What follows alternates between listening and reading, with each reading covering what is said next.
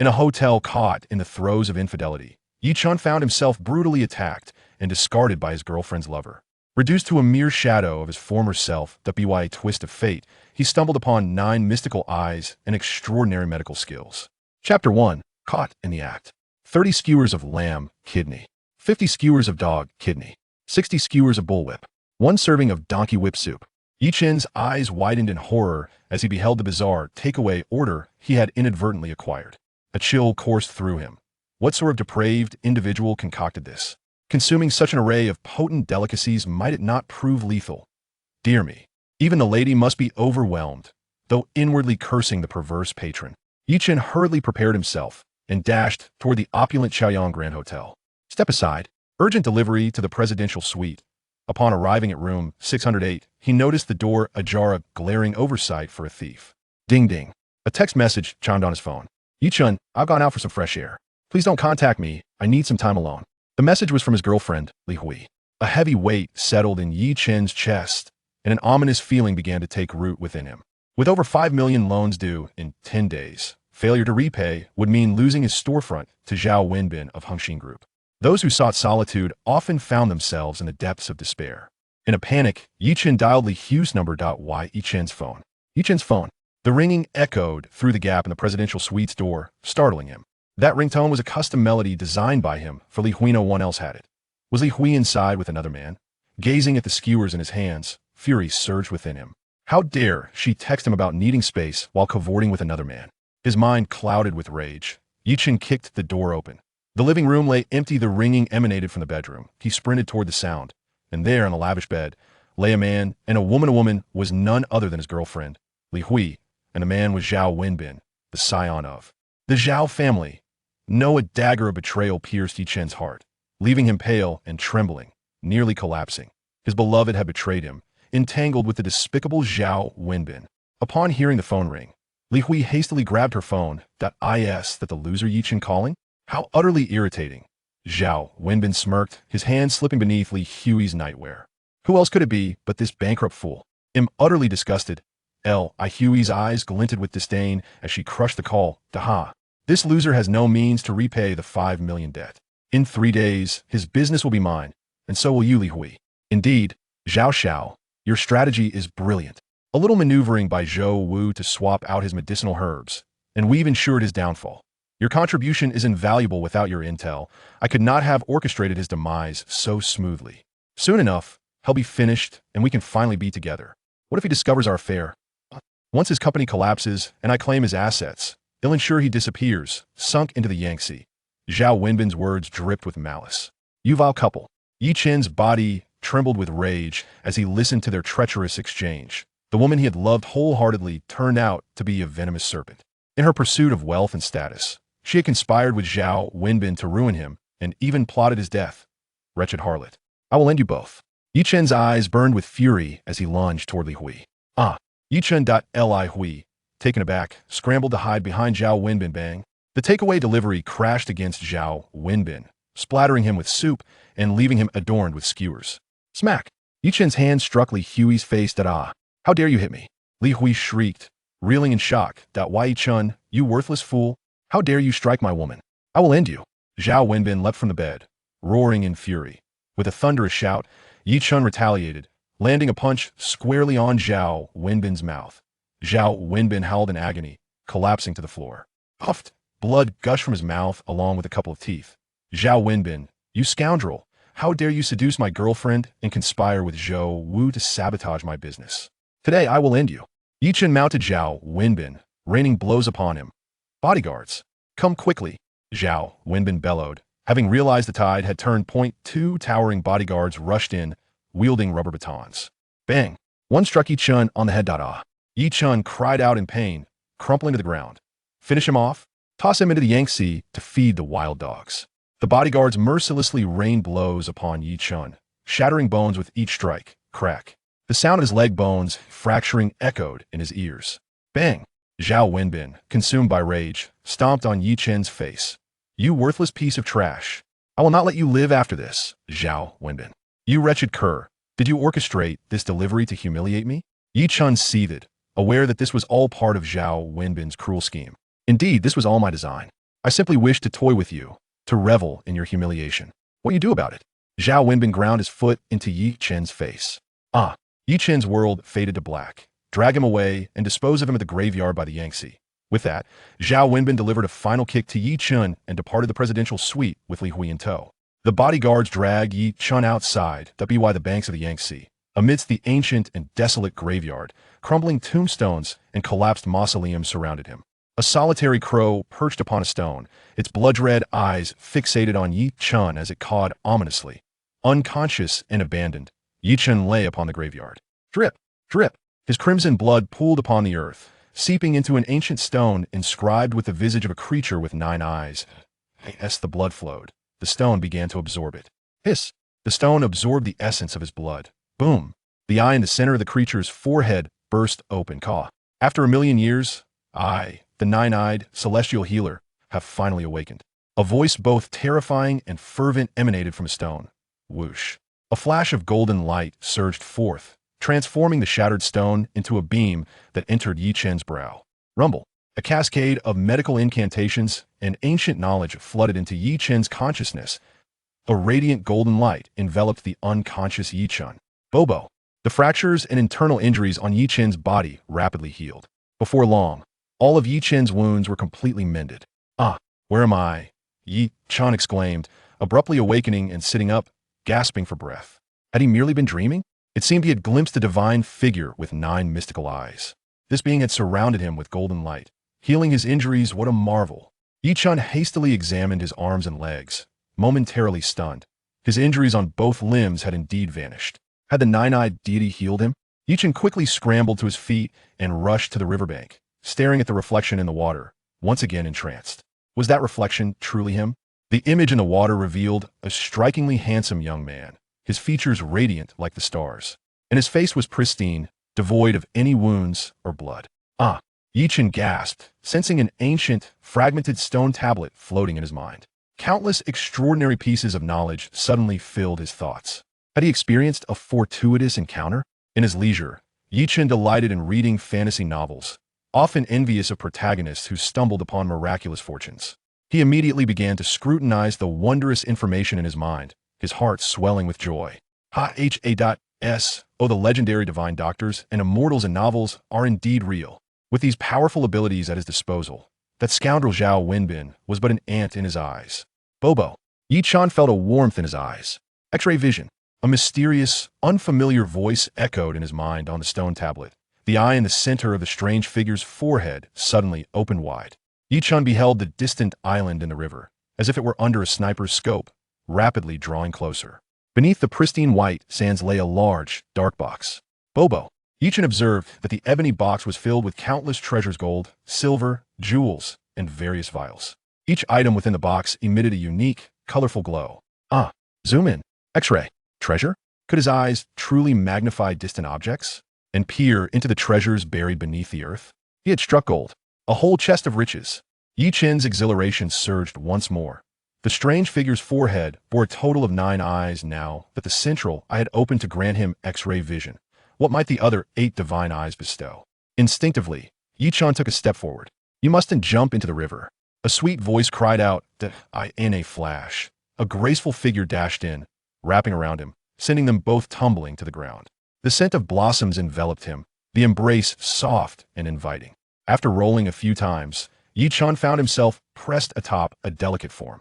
Due to inertia, his head leaned forward, and his lips met those of the other, soft and sweet. So fragrant, so tender. Chapter 2. The Discovery of Treasure. The extraordinarily beautiful woman beneath Yi Chen was named Su Yanran. She observed Yi Chen, who was dancing with agitation by the riverside, his emotions fluctuating wildly. Mistakenly believing that he intended to leap into the river to end his life, Su Yanran rushed forward in a moment of kindness and embraced him. Rolling backward, to her astonishment, the young man she had just saved landed atop her, their lips colliding unexpectedly. A potent wave of masculinity enveloped her, leaving Su Yanran momentarily stunned. Her first kiss was gone. Yi Chen, equally taken aback, was jolted back to reality by Su Yanran's startled exclamation.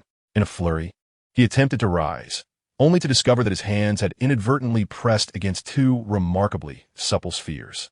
Were you touching? Su Yanran shrieked again, her heart racing. Realizing the awkwardness of the situation, Yi Chun hastily withdrew his hands. However, as he lifted himself, he lost his balance once more and fell back upon Su Yanran. Such elasticity, he thought. You naughty rogue, you did that on purpose. Su Yanran shouted in indignation, her chest rising and falling dramatically. Yi Chun rolled away quickly, standing up. I'm sorry, it was unintentional, he apologized, extending a hand to help her up. What a striking girl she was, with a form that was undeniably alluring. Being a young man, Yi Chun couldn't help but steal a glance at Su Yanran's figure. In an instant, her clothes seemed to vanish, revealing her porcelain skin. Ah! Yi Chun gasped, swiftly averting his gaze. One must not gaze upon such impropriety. This strange ability of his to see through garments was bewildering. Su Yanran shot him a fierce glare, her delicate nose wrinkling in disdain. A grown man contemplating suicide is utterly shameful, she chastised. Yi Chun realized that this lovely girl had misunderstood the situation. Nevertheless, her innate kindness shone through. Despite her misconception, she had bravely intervened to save him, which earned his admiration. With a smile, Yi Chun remarked, Do I not appear to be the epitome of charm and vitality? How could I possibly be contemplating suicide? Su Yanran paused, staring at him incredulously. What? You're not trying to take your life? How can that be? If I hadn't tea-tackled you, you would have stepped right into the river. Understanding that it would take time to clarify the misunderstanding, he introduced himself. I am Yi Chun. I am Su Yanran. She replied, offering her name in return. Please, get up. The ground is too cold. Yi Chun encouraged her as he grasped her hand to help her stand. However, as soon as Su Yanran rose, she cried out in pain, her face paling as she lifted her right foot, hesitant to place it on the ground. What's wrong? Yi Chun invited urgently. I twisted my ankle, she admitted, revealing her swollen, bruised ankle. It appeared that their earlier tumble had injured her foot. There's a bench ahead. Let me assist you there to rest. Yi Chun was aware that the girl had twisted her ankle and was unable to walk. Thank you, he replied. Su Yanran leaned her arm against Yi Chun's shoulder as he supported her, and with a playful hop on one foot, she made her way toward a nearby bench. The fragrant breeze and the softness of her figure left Yi Chun utterly entranced, prompting him to inhale deeply, feeling a wave of comfort wash over him. If only we could walk for a while longer. How wonderful it would be to embark on a long journey lasting 3 years, he mused. Though the bench was now in sight. Please take a seat. Let me examine your ankle. Yi Chun, displaying a gentlemanly demeanor, helped Su Yanran sit down and crouched to lift her foot gently. Her foot was remarkably beautiful, as white as jade, with her toenails painted a vibrant red. The sight quickened Yi Chun's breath, leaving him breathless with awe. No wonder ancient emperors were enamored by the feet of their concubines. They were simply exquisite. What was he thinking? Su Yanran wondered, feeling a sudden rush of anxiety as she noticed Yi Chun lost in thought while holding her foot. Instinctively, she recoiled, which caused a sharp pang of pain to shoot through her, making her gasp. Yi Chun, observing her discomfort, noted that her bones were intact, but that her fascia had been injured from the recent tumble. It's nothing serious, just a fascia strain. I can massage it, and it will heal, he reassured her. As a graduate of medical school and the owner of a pharmaceutical company, Yi Chun possessed substantial medical knowledge, supplemented by a remarkable healing ability he had recently acquired. You can massage? Will it really cure my ankle? Su Yanran asked in astonishment, her voice barely above a whisper. Yes, it certainly will, Yi Chun replied, beginning to gently massage the acupoints on her foot. Su Yanran had never experienced such attention from a man, and a peculiar warmth spread across her cheeks. Suddenly, Yi Chun felt a surge of warmth in his eyes, and a faint golden light emanated from them, piercing into Su Yanran's ankle. This golden light was visible only to Yi Chun. Su Yanran remained oblivious. As the golden light flowed into her ankle, Su Yanran felt a comforting warmth envelop her, and the pain dissipated instantly. The swelling in her ankle began to subside, and the bruised skin regained its normal hue. It's no longer painful, and the swelling is gone. Yi Chun, your massage is astonishing, she exclaimed, her eyes sparkling with delight as she marveled at her now healthy ankle. Could her newfound ability to emit golden light actually possess healing properties? Yi Chun's heart raced with excitement. Try taking a few steps, he suggested with a smile. Su Yanran stood up and walked a couple of steps effortlessly. Thank you.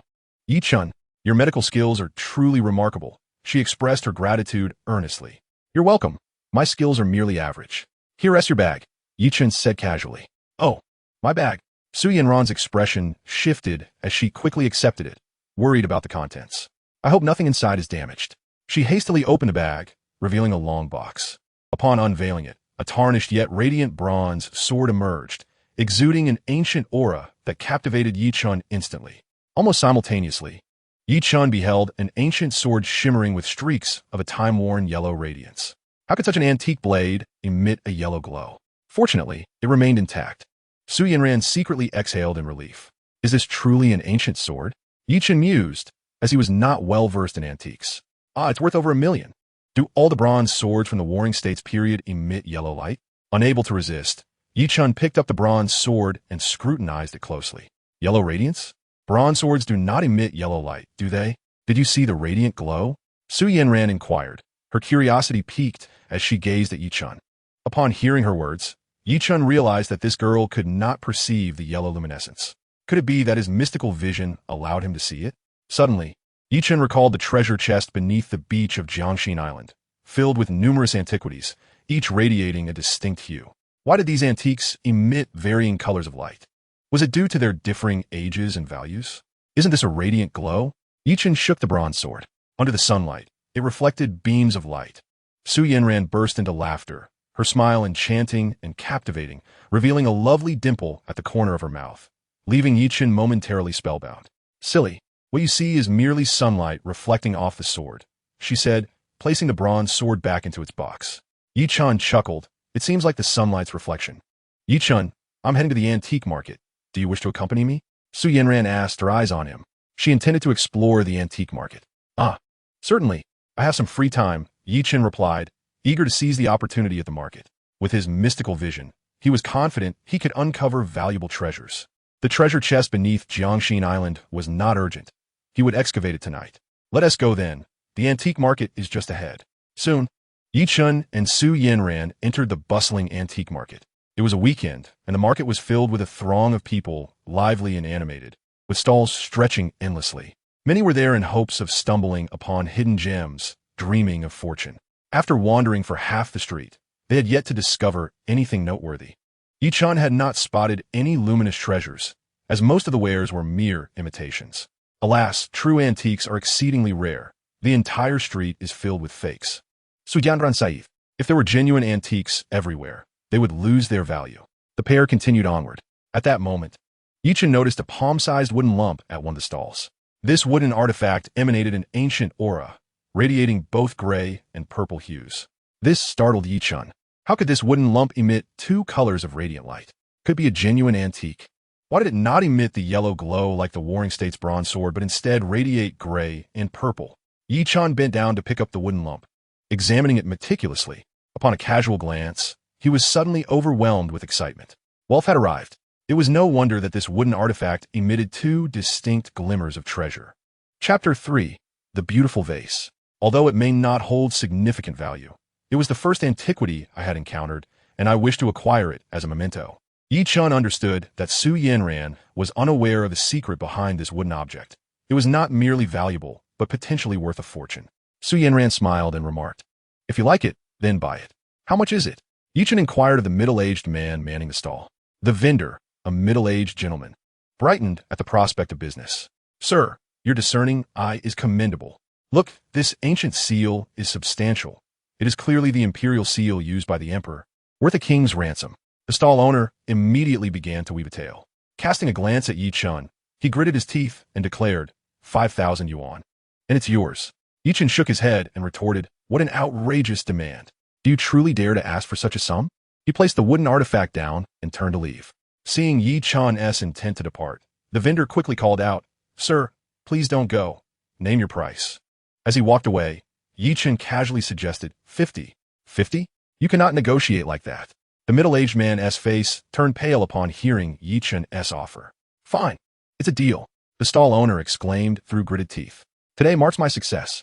He accepted the 70 yuan with a smile, having purchased the wooden seal for merely 20 yuan from another stall. After a long wait, he had finally sold it to this unsuspecting fool, making a profit of 50 yuan. At last, it was not a wasted trip. "You have bought an ancient seal," Su Yanran said with a playful smile. "Shall we continue browsing?" Yi Chun asked. "A little longer," Su Yanran replied, surprisingly unwearied. The two strolled further, and Chen noticed an elderly farmer displaying two bamboo baskets filled with shards of porcelain. Can broken porcelain be sold? He wondered, intrigued. Su Yanran explained, of course. Some porcelain shards can be quite valuable, such as those from the 5 renowned kills of the Song dynasty.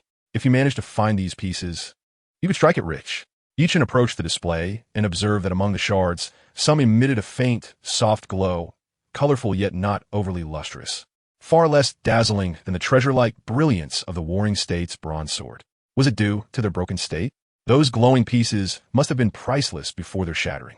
Suddenly, Chen's perceptive vision revealed that among the porcelain shards in the bamboo baskets, there were indeed a dozen or so radiating a delicate purple glow, all sharing an ancient aura.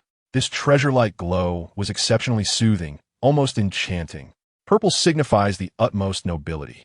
Before their fragmentation, these glowing shards must have constituted a treasure of immense worth.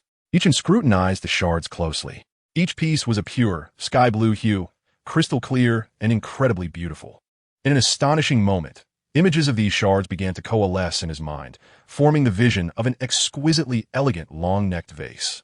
The entire vase was stunningly beautiful, radiating a purple brilliance that was a feast for the eyes, exuding an air of great rarity. This spectacle left Chen utterly exhilarated. He was determined to acquire these 2 baskets of porcelain shards. Turning to the elderly farmer, he inquired, "How much for these 2 bamboo baskets of porcelain?" The old farmer, surprised by the young man's interest, exclaimed, "Do you wish to buy them all?" Chen nodded affirmatively. "I want them all." Su Yanran tugged at Chen's arm, saying, "Chen, why do you wish to purchase so many porcelain pieces? Our Xianya Group's warehouse is filled with a variety of porcelain from different dynasties. If you wish to study them, I can take you to see them. Buying these shards holds little value." A flush crept onto Su Yanran's cheeks, and she fell silent. The old farmer looked at Chen and said, "If you want them all, just give me 1,000 yuan. These shards were unearthed from my own land." "Fine. I'll give you 1,100. Please include the bamboo baskets in the sale." Chen replied softly. The old farmer hesitated for a moment before nodding. "All right." Chen handed over 1,100 yuan and requested the farmer's phone number. The old farmer, pleased, accepted the money and departed. Chen hired a tricycle to transport the 2 baskets of porcelain to his home. He and Su Yanran exchanged WeChat and phone numbers before parting ways. The company had closed for the day, and all staff were on holiday. Chen usually resided on the 3rd floor. He instructed the driver to help carry the porcelain pieces up to his apartment before closing the door behind him. He was determined to reconstruct the exquisite vase.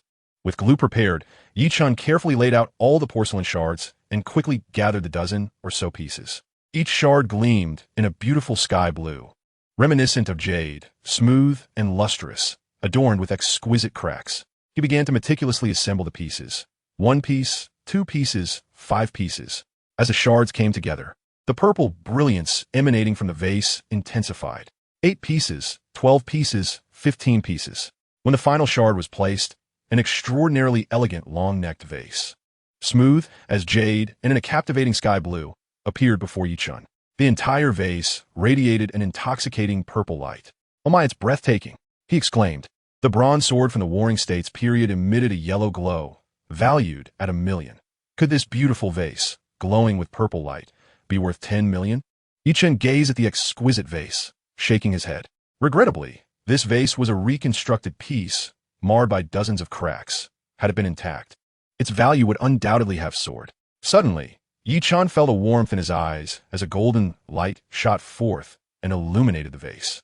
To his astonishment, he witnessed the numerous cracks in the vase swiftly healing under the golden glow, vanishing completely. "Ah!" Chen gasped, utterly astounded. How could this be possible? The golden light of his divine vision could not only mend human wounds, but also repair the cracks in porcelain, as all the cracks in the beautiful vase were restored. The once enchanting purple brilliance transformed into a pure blue radiance. Blue brilliance. Could the antique, radiating a blue treasure light, possess a higher value? Chen, filled with excitement, extended his finger to tap the restored vase. A melodious sound resonated, akin to a celestial melody. This sound filled Chen with unrestrained joy. Such a harmonious and sonorous tone emanating from this porcelain undoubtedly indicated it was of the highest quality. This meant that the vase now resembled its pre-damaged state perfectly. Haha, this X-ray vision is remarkable. What could this vase be called? From which dynasty does this porcelain originate? Yi Chun hastily took several photographs with his phone and sent them via WeChat to Su Yinran. Upon receiving the images, Su Yinran's eyes widened in astonishment, and she instantly stood up. A Song Dynasty Ru Kiln's sky blue, glazed paperhammer vase. Su Yinran exclaimed, her expression shifting dramatically. With extensive experience in antique appraisal, she immediately recognized that this Song Dynasty Ru Kiln vase was undoubtedly genuine. There exists only one such vase from the Song Dynasty, currently housed in the National Palace Museum in Taipei, which is not of perfect quality as its mouth bears a small chip. This minor flaw was mended with a copper hoop during the reign of Emperor Qianlong. How could Yi Chun possess a photograph of a flawless piece? Yi Chun, where did you acquire these photos? Speak up. Su Yinran urgently utilized voice messaging. What do you mean by where did I get the photos? This porcelain vase is right in front of me. I'll initiate a WeChat video call with you. Yi Chun replied, promptly opening the video call. As soon as the WeChat video connection was established, Su Yinran beheld the Song Dynasty Ru Kiln's sky blue glaze paperhammer vase. Rare as the morning star. Precious as a treasured jewel. Ah, where did you obtain this vase? Su Yinran's breath quickened, overwhelmed with excitement. Observing her exhilaration, Yi Chun chuckled. This vase was crafted from those 2 bamboo baskets of porcelain shards. Crafted from shards? How is that possible? It appears flawless to me. Su Yinran could hardly believe Yi Chen's words. Yi Chen smiled. It's merely a testament to my skill in assembly. Yi Chen, quickly check if there is a mark on the bottom of the vase. Su Jianran exclaimed. If there is a mark, this vase could be worth a fortune. Yi Chen picked up the vase and positioned its base towards the camera. Fenghua. The base of the vase bore the inscription Fenghua, the paperhammer vase of Lu Guifei, the favored concubine of Emperor Gaozong Zhao Go of the Southern Song Dynasty. Upon seeing the mark, Su Yinran was nearly overwhelmed with excitement. Lu Guifei, the beloved concubine of Zhao Go, was a woman of remarkable talent, renowned for her calligraphy and painting during the Southern Song era. Originally, Lu Guifei possessed a pair of extremely precious Ru Kiln paperhammer vases. However, one was accidentally broken, and the other has survived, which is the one housed in the National Palace Museum in Taipei. Both vases bore the Fenghua inscription, specifically crafted for Lu Guifei by Zhao Go. Could the vase before Yi Chun be the very one that was shattered? Yi Chun, send me your address. I will come to you immediately. Su Yinran exclaimed. Yi Chun sent her the address. Do not leave. I will arrive shortly. With that, Su Yinran darted towards the elevator. Is this bottle truly worth such a fortune? Yi Chun opened his computer and began to search for information regarding the Ru Kiln from the Song Dynasty. Having a piece of Ru porcelain is worth more than 100,000 gold. He read and chuckled. Isn't that a bit exaggerated? However, when he stumbled upon the sole recorded transaction for a Ru Kiln item, he was taken aback, his expression shifting dramatically. In the 1990s, an auction house in the United States sold a slightly deformed Ru Kiln dish with a diameter of 8 centimeters for an astounding $54 million. My heavens, a defective small plate sold for $54 million 30 years ago. How much could this large bottle fetch at auction? Yi Chun dared not speculate further.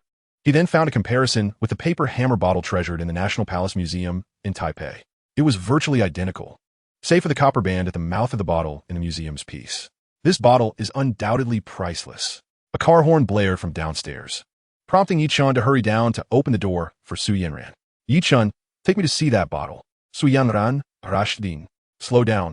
Be careful not to trip. The bottle is on the 3rd floor, Yi Chun cautioned. Su Yinran dashed up the stairs with fervor.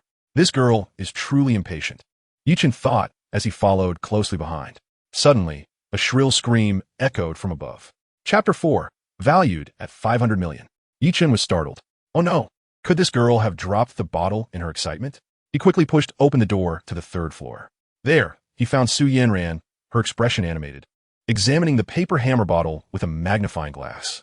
Yi Chun, tell me quickly, where did you acquire this bottle? She inquired, carefully tapping the bottle with a slender stick. A melodious, resonant sound emerged, enchanting to the ears.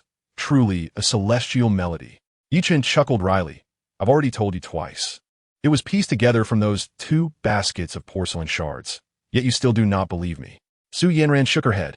I have meticulously inspected this bottle with a magnifying glass, and based on the sound it produces, if it were assembled from shards, the cracks would be evident under magnification, and the tone would not be so smooth.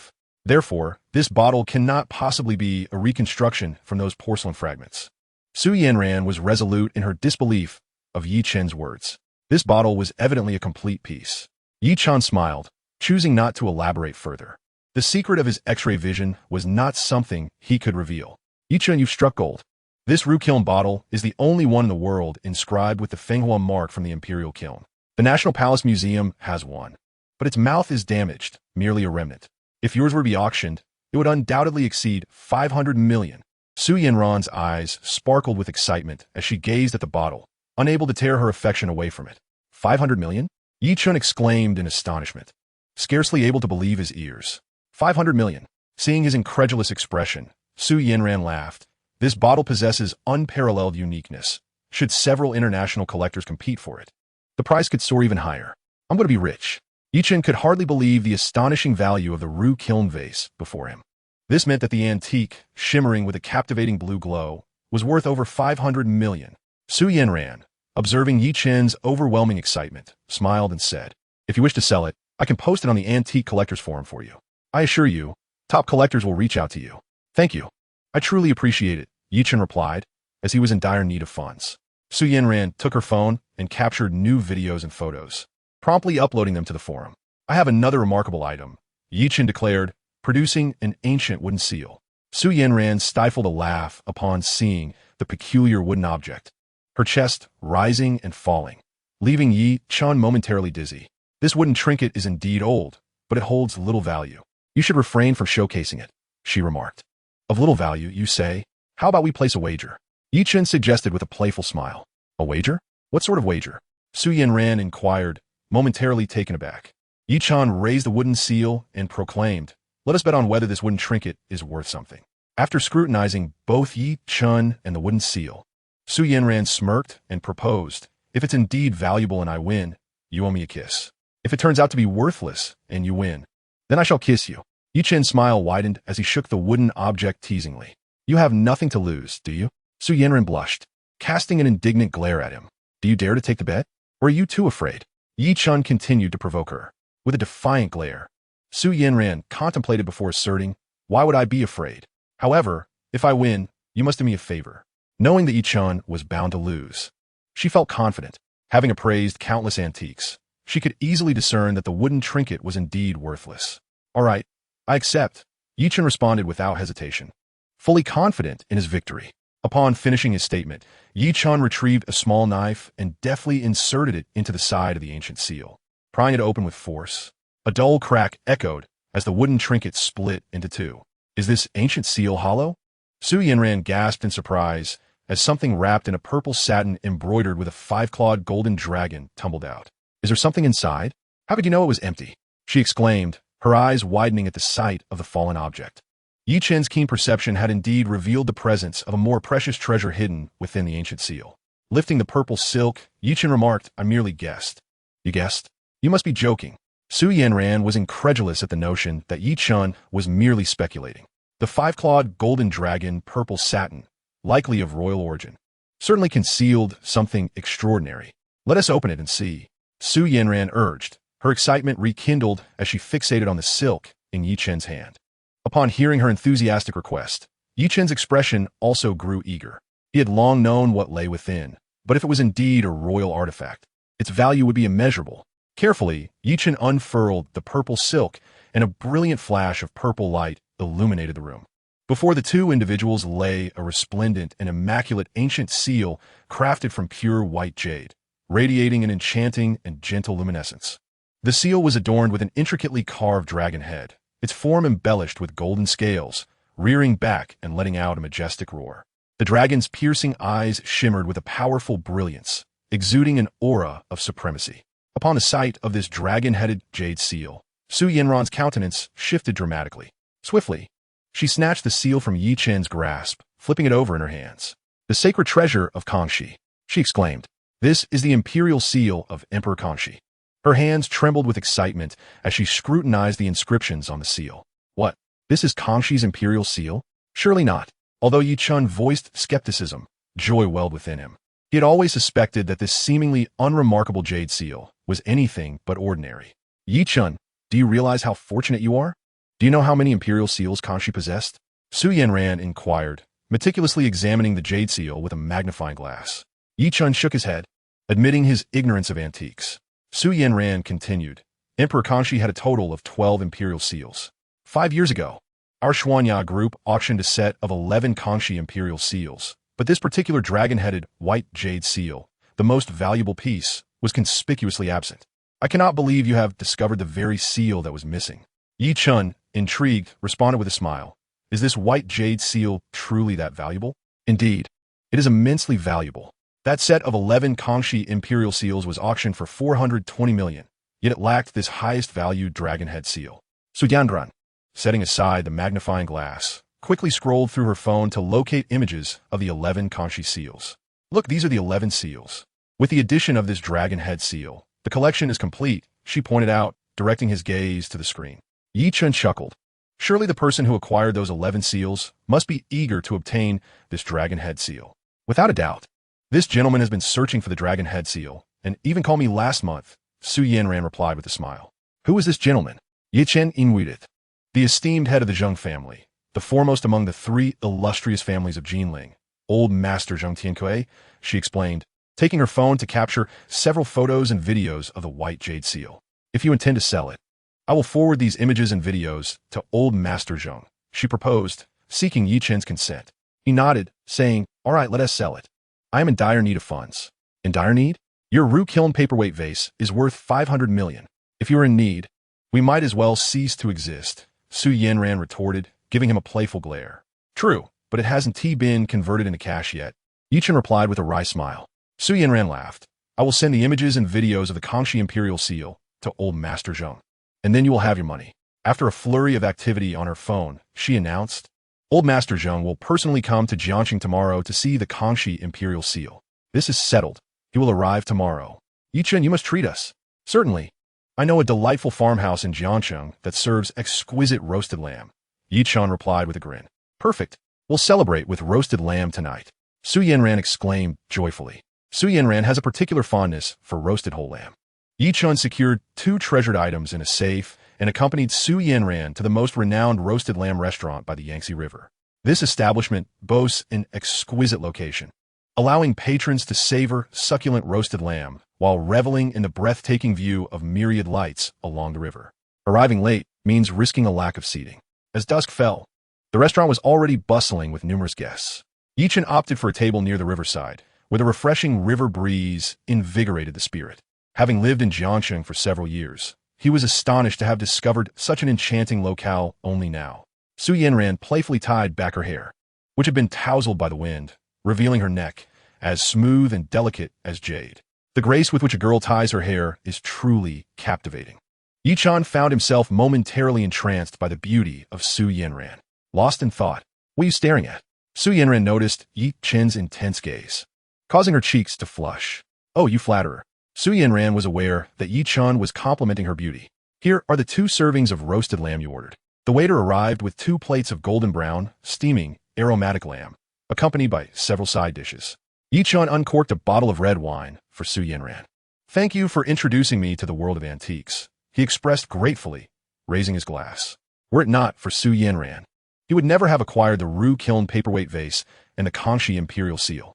Su Yanran lifted her glass to clink with his, saying, we are friends. No need for formality. Your keen eye is what led you to those fine pieces. To this day, Su Yanran remained curious about how Yi Chen had discovered the Ru Kiln vase and the Imperial Seal hidden within the wooden knickknack. Now, enjoy the lamb before it gets cold, Yi Chen urged, using serving chopsticks to offer her a piece. Thank you. Oh, this is delicious. The lamb, golden on the outside and tender within, melted in her mouth. The rich aroma immediately filled her palate, leaving Su Yanran pleasantly surprised. She had never tasted lamb so delectable. If you like it, indulge a little more, Yi Chen encouraged with a smile. All right, I want tea hold back. Before long, Su Yanran had polished off her entire serving of roasted lamb. Hey, where did that lovely girl come from? Come over and share a drink with our big brother.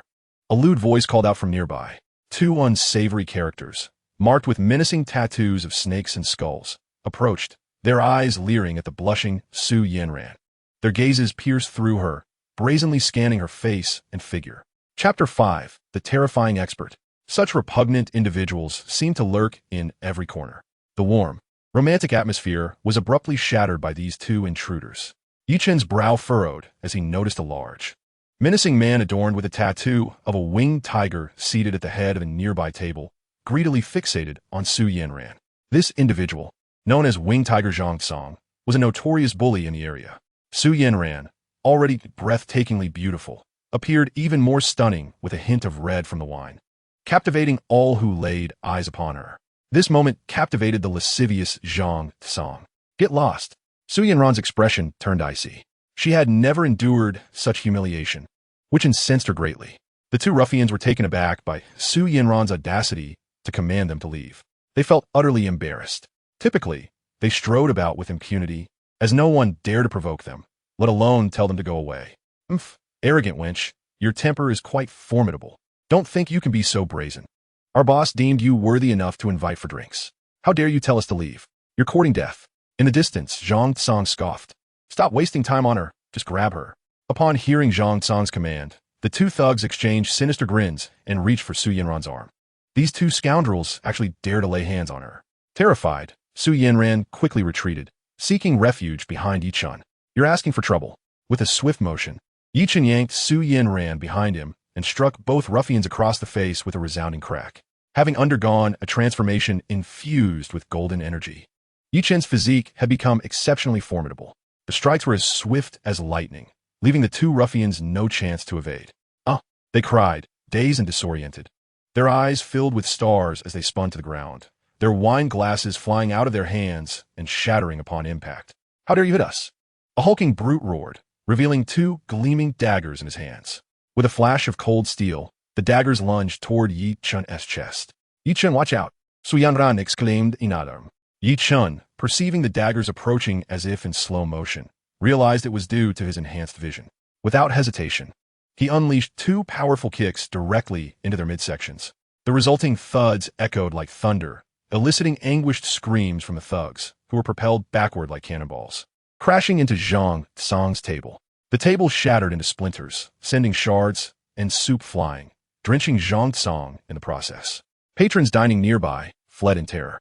Zhang Song's expression turned icy as he pointed at Yi Chun, sneering, break his legs and toss him into the Yangtze River. Understood, boss. A group of 7 or 8 thugs howled as they charged forward. Yi Chun charged as well, and within a breath, he had laid all of them flat on the ground. Su Yanran's eyes sparkled as she witnessed Yi Chun's prowess. Zhang Song was left utterly dumbfounded. This pretty boy had taken down all his subordinates. Yi Chun advanced toward Zhang Song, declaring, "I will end you." Zhang Song howled, reaching into his pocket. He likely had a gun. A sudden realization struck Yi Chun. He accelerated and kicked Zhang Song to the ground, placing his foot on Zhang Song's face. "Go apologize to my friend. You dare strike me? My brother is the Qing Long. If you harm me, he will not spare you. He will surely annihilate your entire family." Zhang Song howled in a frenzied rage, his face contorted in fury. Qing Long. Upon hearing this name, Su Yanran's expression changed dramatically. A predicament has arisen. The formidable Qing Long serves as a general under the notorious Wang Litian of Jiangcheng, a figure whom none dare provoke throughout the city. It appears that trouble has indeed found its way to me by inciting this fearsome Qing Long. One must face the consequences of their actions alone. Yi Chun harbors a deep disdain for those who threaten him through his family. How audacious of you, Qing Long. To wield my loved ones as a means of coercion, I shall ensure you are left incapacitated today. With a decisive step, Yi Chun crushed Zhang Song's arm beneath his foot. A chilling crack reverberated through the air, signaling the break of bone. A pain scream escaped Zhang Song's lips as his arm lay shattered. With a swift kick, Yi Chun sent Zhang Song sprawling out of the grand hall. Zhang Song, writhing in agony, glared at Yi Chun with venomous intent. "Do you dare reveal your name?" "Yi Chun," he retorted with a dismissive scoff. "Very well, Yi Chun. You shall pay for this," Zhang Song muttered as he and his subordinates fled in disgrace. After settling the bill, Yi Chun and Su Yanran exited the restaurant and made their way to the embankment by the river. The man you just assaulted is known as the double-winged tiger, Zhang Song, a notorious ruffian under Qing Long, a general serving Wang Litian of Jiangcheng. This situation could prove quite troublesome. Su Yanran expressed her concern, her eyes fixed on Yi Chun. "Wang Litian? Is he truly formidable?" Yi Chun mused, recalling having heard whispers of this figure. Indeed, he is quite powerful. Wang Litian reigns as the underground king of Jiangcheng's gray forces.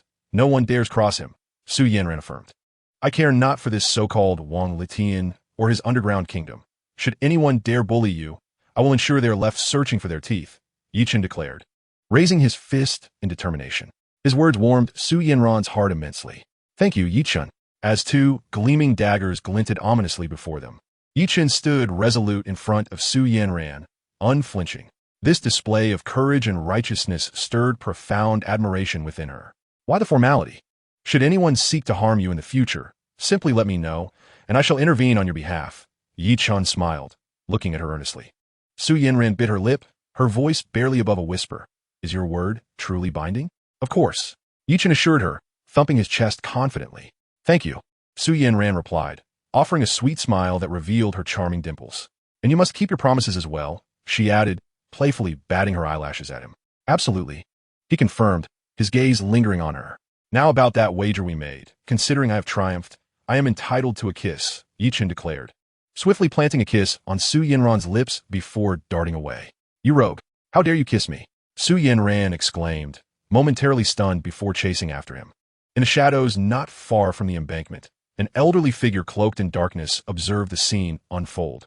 The sight of Yi Chen kissing Su Yanran ignited a fierce glint of murderous intent in the elder's eyes. This audacious fool dared to kiss Su Yanran. Was he courting death?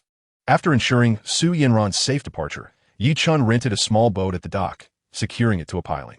In the dead of night, he prepared to venture to the heart of the river, intent on unearthing the mysterious black treasure chest. As Yi Chen secured the small boat, an overwhelming aura of murderous intent and the stench of death enveloped him in an instant. Alarmed, Yi Chen's heart cried out in dread as his body froze. Akin to a compressed spring, the oppressive force of the lethal intent nearly suffocated him, cold sweat saturating his back. This was a formidable expert. Who would dare to take Yi Chen's life? Those who disturb Su Yanran shall perish. A chilling voice, laden with boundless malice, echoed ominously in Yi Chen's ears. Boom! The elder's figure flickered, his palm striking toward Yi Chen's head. The man's hand transformed into a hue reminiscent of ancient jade, glimmering with a faint golden light. This blow carried the insatiable intent to annihilate. It was a lethal strike. Yi Chen felt the specter of death looming before him. The terrifying pressure forced him to spit forth a spray of blood. No, I cannot die. Yi Chen struggled desperately. Who are you? He bellowed, launching a punch toward the elder's colossal hand. Within Yi Chen's consciousness, the steel in his sea of knowledge trembled, a flash of golden light illuminating the moment. His divine eye of perception opened wide, revealing the entirety of the elder's body, including the intricate pathways of his inner energy. The voice resonated in his mind, the divine palm of destruction. Almost simultaneously, Yi Chen's fist erupted with a burst of golden brilliance. Ah, the Master's golden core energy is being unleashed. The elder gasped in shock upon witnessing Yi Chen's fist radiating with golden light, fear flickering in his eyes. Whoosh! Thud! As the elder retreated, Yi Chen felt as if his very essence had been drained, collapsing to the ground, teetering on the brink of unconsciousness. What a formidable elder! Who is this old man? Why does he seek to kill me, Yi Chen? He merely cherish Su Anran. Could this old man be secretly protecting Su Yanran? If it weren't for the steel in my sea of knowledge lending me a hint of golden light to frighten off this old man, I would surely have met my demise today. In truth, Yi Chen was not a master, nor could he unleash the golden core energy. The golden radiance emanating from his fist merely resembled that energy. After a considerable time, Yi Chen managed to rise to his feet, yet he was drenched in cold sweat, resembling one pulled from water. In the span of a single day, he had not only acquired the divine eye of perception, but also miraculous medical skills, met Su Yanran, and obtained a Ru porcelain vase worth 500 million and the Kangxi imperial seal. How extraordinary! With fortune comes peril. That elder clad in black nearly extinguished Yi Chen's life. I am too weak. Yi Chen, must grow stronger. Otherwise, if I encounter that elder again, I shall surely be eliminated. It is imperative to diligently study the extraordinary skills I have obtained. Yi Chen promptly began by mastering the medical arts. The images of medicinal ingredients and the secret formula for the Tai 5 elements divine needle flickered incessantly in his sea of knowledge. Yi Chen found this Tai 5 elements divine needle astonishing. Within an hour, he had completely grasped these remarkable medical techniques. Now, to explore the wonders of the creation divine skill. The method of creation is indeed a formidable practice. Upon reaching its pinnacle, one can traverse the void and ascend to the heavens. What a remarkable treasure! Yi Chen couldn't help but burst into laughter. With this divine skill, what fear could he possibly have of the so-called Azure Dragon Li Batian or that mysterious elder cloaked in black? Without hesitation, Yi Chen began to cultivate according to the method of the creation technique. As he commenced his practice, the steel within his sea of consciousness trembled, emanating a golden light that enveloped him. An hour later, Yi Chen felt a surge of energy in his dantian, having successfully cultivated true qi. This essence swirled within his dantian, and he promptly guided it along the meridians as per the cultivation route. With the swift flow of true qi, he sensed his strength augmenting. He had entered the first realm of the gathering qi stage. Having achieved this level, he could now begin practicing the creation divine palm. However, as he initiated his training, a sharp pain shot through his dantian's meridians. With a cry of anguish, Yi Chen collapsed to the ground. Chapter 6. The treasure chest acquired. His true qi was insufficient, rapidly depleting. This left him dizzy and pale. Clearly, his cultivation base was still too weak. His training had been too brief to practice the creation divine palm effectively. He needed to procure medicinal herbs from the market to concoct minor essence-enhancing pills to bolster his power. Yet, he found himself in a perilous situation, as the Elder in Black could launch a lethal attack at any moment. Suddenly, he recalled the Elder's destruction of gold and jade palm. With his clairvoyant vision, he had witnessed the path of the Elder's internal energy during the attack. Perhaps he could attempt to cultivate the destruction of gold and jade palm himself.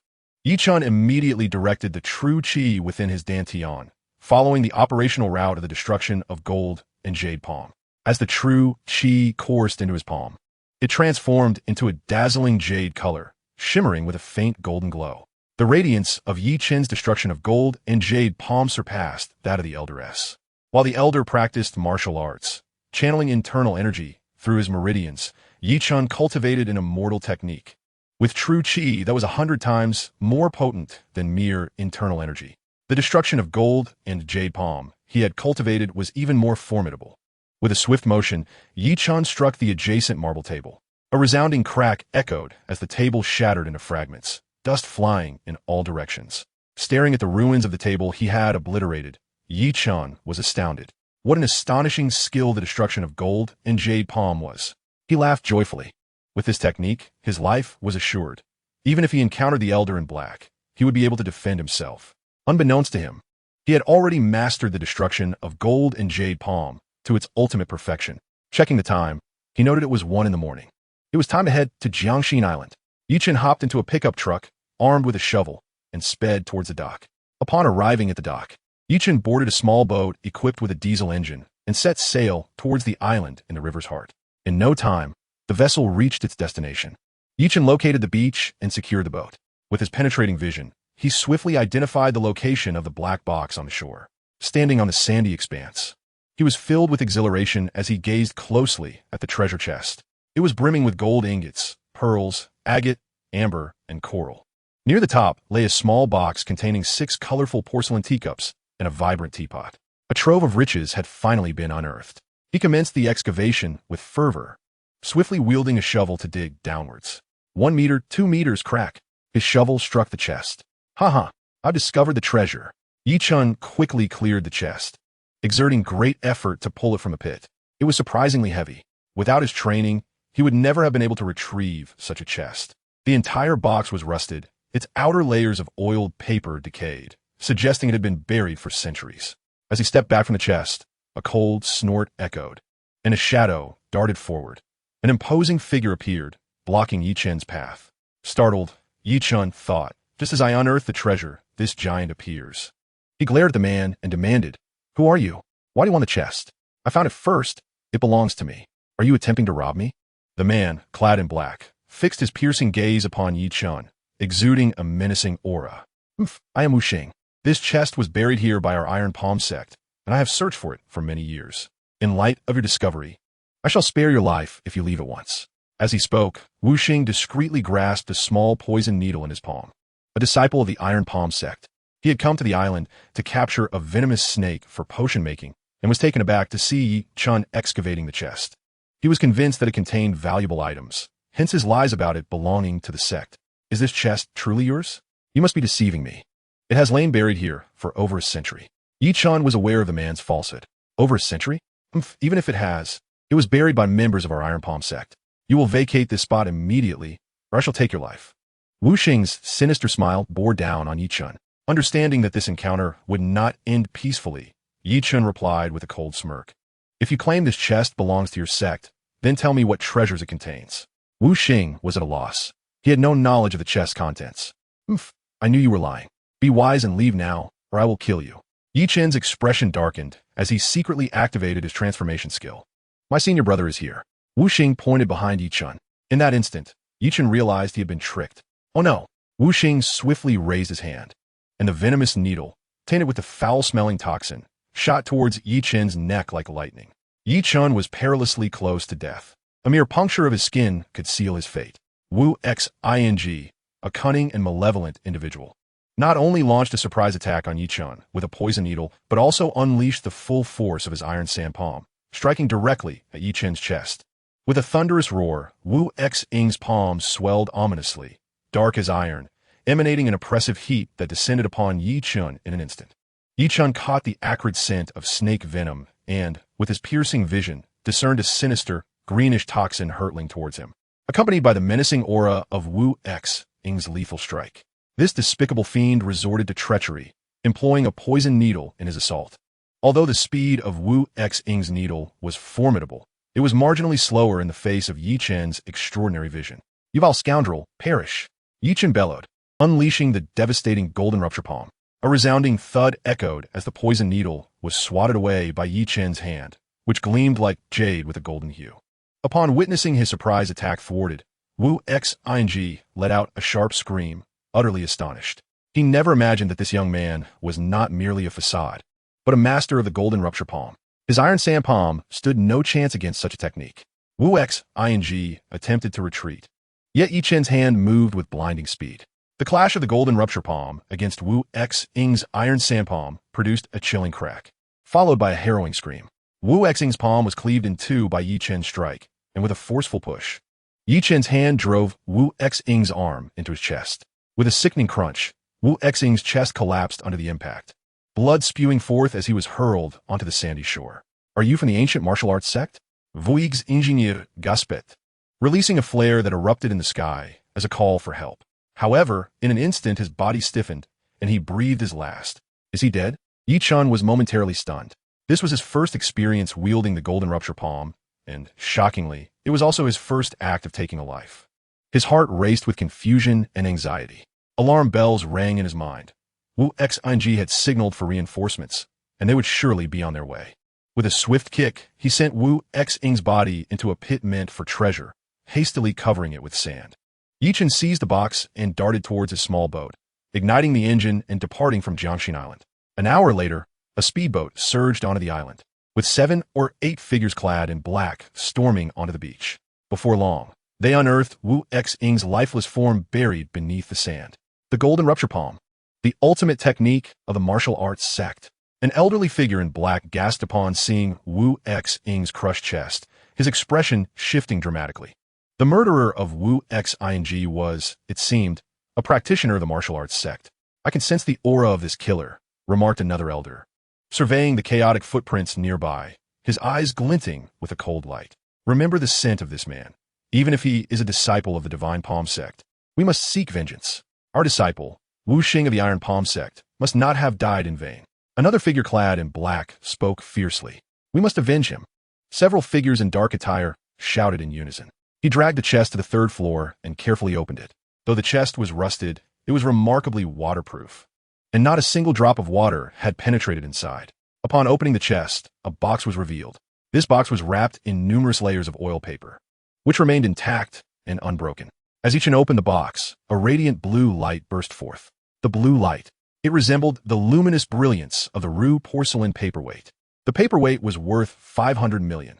Could the contents within hold equal value? Inside lay 6 exquisite blue and white teacups and a teapot, resting quietly in the box. The teacups and teapot were crafted with extraordinary finesse, resembling white jade, translucent and glistening, adorned with lifelike depictions of roosters, hens, and chicks, all remarkably charming. Yi Chen was not entirely aware of the specific value of these teacups and teapot. After taking a few photographs, he set them aside. Beneath the box lay strings of pearl coral gemstones, cat's eyes, and dazzling golden ingots. This sight thrilled Yi Chen immensely. He had never encountered so many gold ingots before. Suddenly, he noticed 3 orbs pulsating with energy.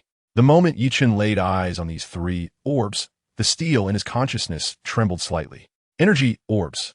Yi Chen was instantly elated, seizing one of the orbs. As he did, the steel in his mind shimmered with golden light, and his finger generated a powerful suction force. The energy from the orb was drawn into his fingertip. The energy surged into Yi Chen's dantian, transforming into formidable true qi that began to circulate through his meridians. With a crack, the energy orb shattered, losing its energy and turning into a grayish-white stone. A rumble echoed as Yi Chen felt his dantian tremble. The power of his creation divine art surged into the second layer of qi gathering. Haha! One energy orb propelled me into the second layer of qi gathering. How wonderful! Without hesitation, Yi Chen grasped the second energy orb. The energy from this orb was also completely absorbed by Yi Chen, allowing him to reach the third layer of qi gathering. He felt an overwhelming surge of power coursing through his body, while the steel in his mind radiated an even more brilliant golden light. The peculiar figure on the steel, beside the all-seeing eye on its forehead, seemed to tremble, as if about to awaken. Chapter 7. The Unpleasant Character. What kind of divine eye is this? How intriguing. The third energy orb. Yi Chen seized the third energy orb and began to absorb it rapidly. With a crack, the third energy orb was drained of its energy, transforming into a grayish stone that cracked open. The fourth layer of qi gathering. Yi Chen's creation divine palm technique became increasingly lucid, and with a flash of golden light from the steel, a new finger technique emerged. The thunderous divine finger of creation. The technique known as the heavenly thunder divine finger possesses only a name without any accompanying cultivation method. It appears that as one's power increases, more techniques will manifest upon the stone tablet. Currently, Yi Chen has attained the fourth layer of the transformation gathering qi realm and is now able to cultivate the transformation divine palm. Immediately, he began his training in the transformation divine palm according to its prescribed method. This divine palm comprises a total of 6 techniques, with the first being named the Transformation Divine Seal. With a resounding thrum, Yi Chen summoned the full extent of his fourth layer qi, initiating the practice of the Transformation Divine Seal. As an hour turned into 2, he became wholly enraptured by the mystical nature of this palm technique. As dawn gradually broke, Yi Chen finally mastered this move. In that moment, he radiated vitality, his spirit invigorated, his body akin to a drawn bow, imbued with immense explosive power. I have succeeded. The Transformation Divine Seal proved to be considerably more formidable than the destruction of gold and breaking of jade palm. Should he encounter a powerful adversary in the future, he would certainly employ the Transformation Divine Seal. Yi Chen hastily examined the chest once more, searching for any energy orbs. But alas, none were to be found. Instead, he discovered an array of resplendent gold ingots, each inscribed with the words 50 Tales from the Ming Gold Bureau. Who could have buried these Ming Dynasty treasures? He estimated that there were around 200 ingots. Yi Chen placed 6 teacups and a teapot into the safe, then decided to take a bath before heading out for breakfast. At 9 in the morning, he received a call from Su Yanran. Yi Chen, old Master Zheng has arrived. Bring the Kangxi Imperial Seal and meet me at the Chiryang Grand Hotel. I'll be waiting for you in the hotel lobby. Understood, Su Yanran. I'll be there shortly. After responding, Yi Chen donned the Kangxi Imperial Seal and drove his pickup truck to the Chaoyang Grand Hotel. Upon parking, an Audi pulled up beside him. Yi Chen, is that you? A man clad in an expensive suit emerged from the Audi, a mocking smile plastered across his face. A heavily made-up young woman also exited the vehicle. Jiang Xing. It's me. Yi Chen recognized his former classmate from high school and university, Jiang Xing. I heard you've gone bankrupt, and you owe Zhao Wenbin over 5 million? Jiang Xing's eyes gleamed with malicious glee. My bankruptcy is none of your concern. I owe you nothing. Yi Chen retorted with a scoff. This wretched individual dared to mock him, revealing his true character. Not only have you gone bankrupt, but Li Hui has also placed a dark green hat upon you. Haha. Yi Chen, look at what you become. Jiang Xing's eyes flashed with a venomous delight. Jiang Xing and Yi Chen's former girlfriend, Li Hui, hailed from the same hometown in Jiangdong. During their high school years, Jiang Xing had pursued the school beauty, Li Hui, but she had favored Yi Chen instead, leaving him unsuccessful. Consequently, Their relationship had been strained throughout university due to Li Hui's presence. Upon learning that Li Hui had discarded Yi Chun for Zhao Wenbin of Hengxin Group, and that Yi Chun had gone bankrupt, owing over 5 million to Zhao, Jiang Xing was elated. The matter of Li Hui's infidelity was a venomous thorn in Yi Chen's heart. Jiang Xing's malicious taunts and schadenfreude ignited a raging fury within him. With a resounding slap, Yi Chun struck Jiang Xing across the face. Jiang Xing let out a piercing scream, spinning around, his head swimming with stars, his cheeks swelling grotesquely. Yi Chun, how dare you strike my husband? The Zheng family will not let this go, cried a heavily made-up woman, glaring fiercely at Yi Chun as she rushed to support Jiang Xing. This woman was Zheng Tong, Jiang Xing's wife. Yi Chun, you worthless scoundrel. How dare you lay a hand on me? I will end you. Jiang Xing bellowed, shoving Zheng Tong aside and lunging at Yi Chun. Without hesitation, Yi Chun delivered a swift kick to Jiang Xing's abdomen. Jiang Xing doubled over like a cooked shrimp, wailing as he collapsed to the ground. Jiang Xing, if you dare provoke me again, I will make you pay dearly, Yi Chun warned, casting a menacing glare at Jiang Xing before striding towards the Chuyang Grand Hotel. As Su Yanran spotted Yi Chun approaching, she hastened to greet him. Yi Chun, why do you look so pale? She asked, her brow furrowed with concern. I just encountered a rabid dog and narrowly escaped its bite, Yi Chun replied, striving to calm his racing heart. Rabid dog? Su Yanran gasped. In the future, steer clear of dogs. Don't worry, if I encounter another rabid dog, I will kick it to death, Yi Chun gritted his teeth. Very well, let us proceed, Su Yanran said, linking her arm with his as they moved toward the VIP entrance. Yi Chun, do you know the market value of your Kanshi Imperial Seal? Su Yanran inquired. Market value? I have no idea. By the way, how much should I offer to old Master Zheng? Yi Chun confessed his ignorance regarding the seal's worth. At least 200 million, Su Yanran replied, holding up 2 fingers. 200 million? Is it truly that valuable? Yi Chun exclaimed in astonishment. He had thought the seal was worth merely 50 million, yet Su Yanran claimed it was worth 200 million. Su Yanran smiled. 5 years ago, Old Zheng purchased 11 Kanshi Imperial Seals for 420 million. That was 5 years ago, and their value has since doubled. Moreover, none of those seals were of the highest quality white jade. The seal you possess is not only of the finest white jade, but also adorned with gold flecks, intricately carved into the head of a dragon that seems to roar upwards. Therefore, your seal is indeed of the highest value. Offering 200 million is not excessive. Upon hearing Su Yanran's analysis, Yi Chun grinned. Very well, I shall ask for 200 million. After their conversation, they entered the VIP elevator. Who is that woman? She is stunning. Jiang Xing and Zheng Tong rushed over, spotting the elegant and regal Su Yanran linked to Yi Chen's arm, both taken aback. Could she be Yi Chen's new love? Zheng Tong scoffed. Surely not. Yi Chun is a good-for-nothing, now bankrupt. How could he possibly attract such a beautiful woman? Jiang Xing said with jealousy, glancing at Zheng Tong. Compared to the heavily made-up Zheng Tong, Su Yanran resembled a phoenix among mere chickens. How could this worthless Yi Chun possibly win the affections of such a breathtaking woman? They decided to follow, intrigued by the pair's entrance through the VIP passage.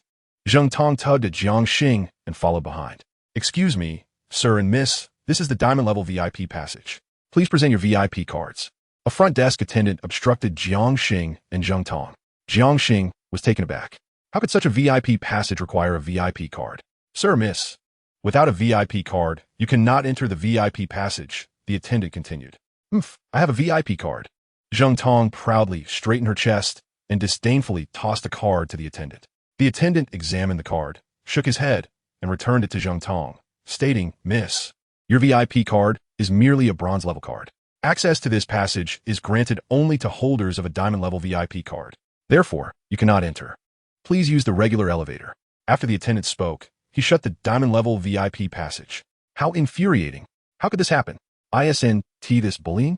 Zheng Tong and Jiang Xing were left dumbfounded, their faces turning pale. Yi Chun and Su Yanran arrived at the VIP suite where the venerable Zheng Tianhui resided, greeted by 4 towering bodyguards stationed at the entrance. Upon seeing these 4 bodyguards, Yi Chun sensed a palpable aura of bloodshed emanating from them. They were undoubtedly seasoned fighters. The moment the bodyguards spotted Yi Chun, they became immediately alert. Greetings, I am Su Yanran. Here is arranged with Elder Zheng. She announced her name. Miss Su, please enter. Our elder has been expecting you, one of the bodyguard announced, opening the door. Su Yanran and Yi Chun stepped into the luxurious suite. In the living room, a tall elder clad in traditional attire conversed with 2 young men, while another elderly gentleman in a long robe sat beside him. The two imposing elders exuded a formidable presence as they stood behind the elder in traditional garb. This elder was Zheng Tianhui, the head of the prominent Zheng family, one of the three illustrious families of Jinling. The two young men were his eldest grandson, Zheng Changjiang, and his fourth grandson, Zheng Changhua. Elder Zheng, Yi Chen and I have arrived. Su Yanran promptly greeted Zheng Tianhui. Ah, Miss Su, Mr. Yi, welcome. Please, take a seat. Zheng Tianhui replied courteously after a slight cough. Thank you, Elder Zheng. Su Yanran and Yi Chen took their seats. Upon seeing Su Yanran, Zheng Chengjiang and Zheng Chenghua's eyes gleamed with intrigue. What a beautiful, intelligent, and noble woman, Zheng Chenghua thought, a glimmer of greed flashing in his gaze. Mr. Yi, did you bring the Kangxi Jade Seal? Please show it to me. Elder Zheng eagerly requested to see the physical artifact. Yi Chen retrieved a box containing the ancient seal and placed it before Elder Zheng, stating, "The Kangxi sacred seal is within this box." Observing the expression on Zheng Tianhui's face, Yi Chen couldn't help but feel a moment of hesitation. Elder Zheng was in for surprise. Zheng Tianhui and the elderly expert in antique appraisal, Gong Changchun, hurriedly opened the box, revealing a beautifully crafted ancient seal made of exquisite, translucent sheep-fat white jade, adorned with the intricate carving of a dragon head. Upon sighting the sacred seal, both Zheng Tianhui and Gong Changchun were overwhelmed with excitement.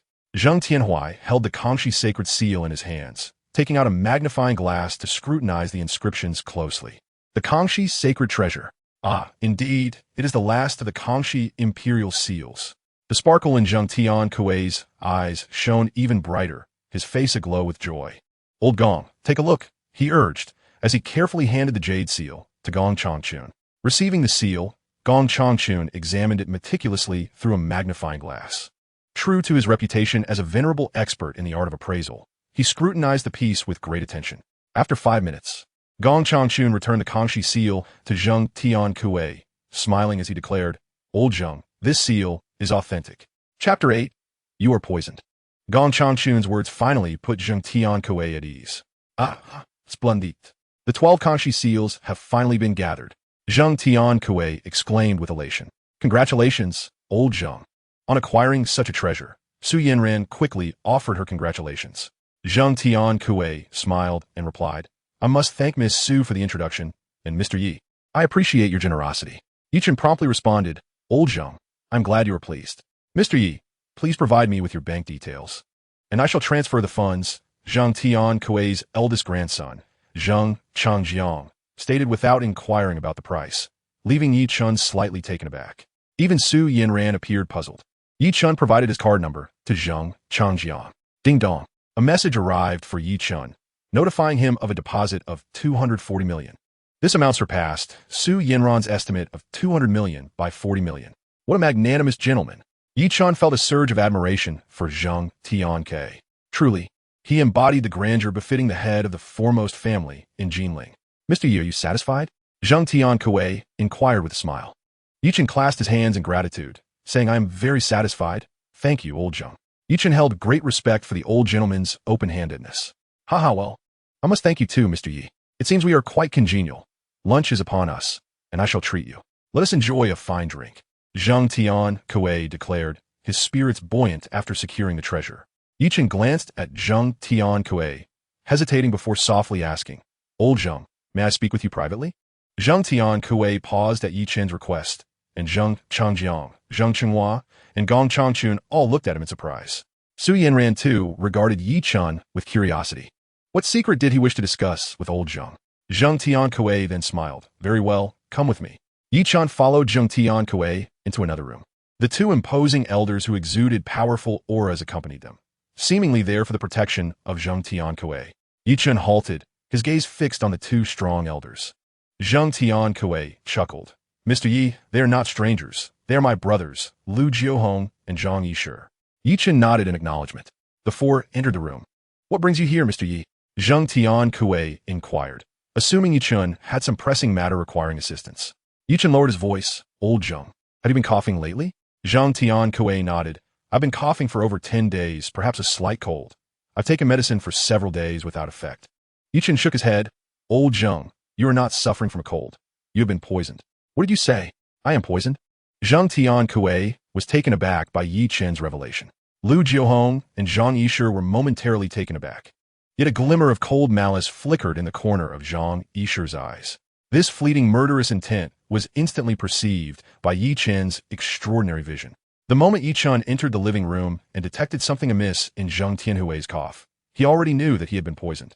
Yi Chen nodded and instructed, "Old Zhang, press on the area just above your heart." Zhang Tianhui complied hastily, only to let out a cry of pain as a sharp agony seized him, causing his complexion to shift dramatically. "What poison have I been afflicted with? Mr. Yi, are you a doctor?" Zhang Tianhui grasped Yi Chen's hand in desperation, acutely aware that anyone capable of discerning his poisoning must possess remarkable medical skills. This cough had already been examined by several renowned physicians, yet they merely prescribed remedies based on a conventional cough diagnosis. Yi Chen affirmed, "Old Zhang, I am indeed a doctor. Can you alleviate this poison?" Zhang Tianhui gazed at Yi Chen with urgency. Knowing that Yi Chen could identify his affliction, he believed that he possessed the means to remedy it. "Extend your hand." Yi Chen instructed Zhang Tianhui, who promptly reached out his right hand.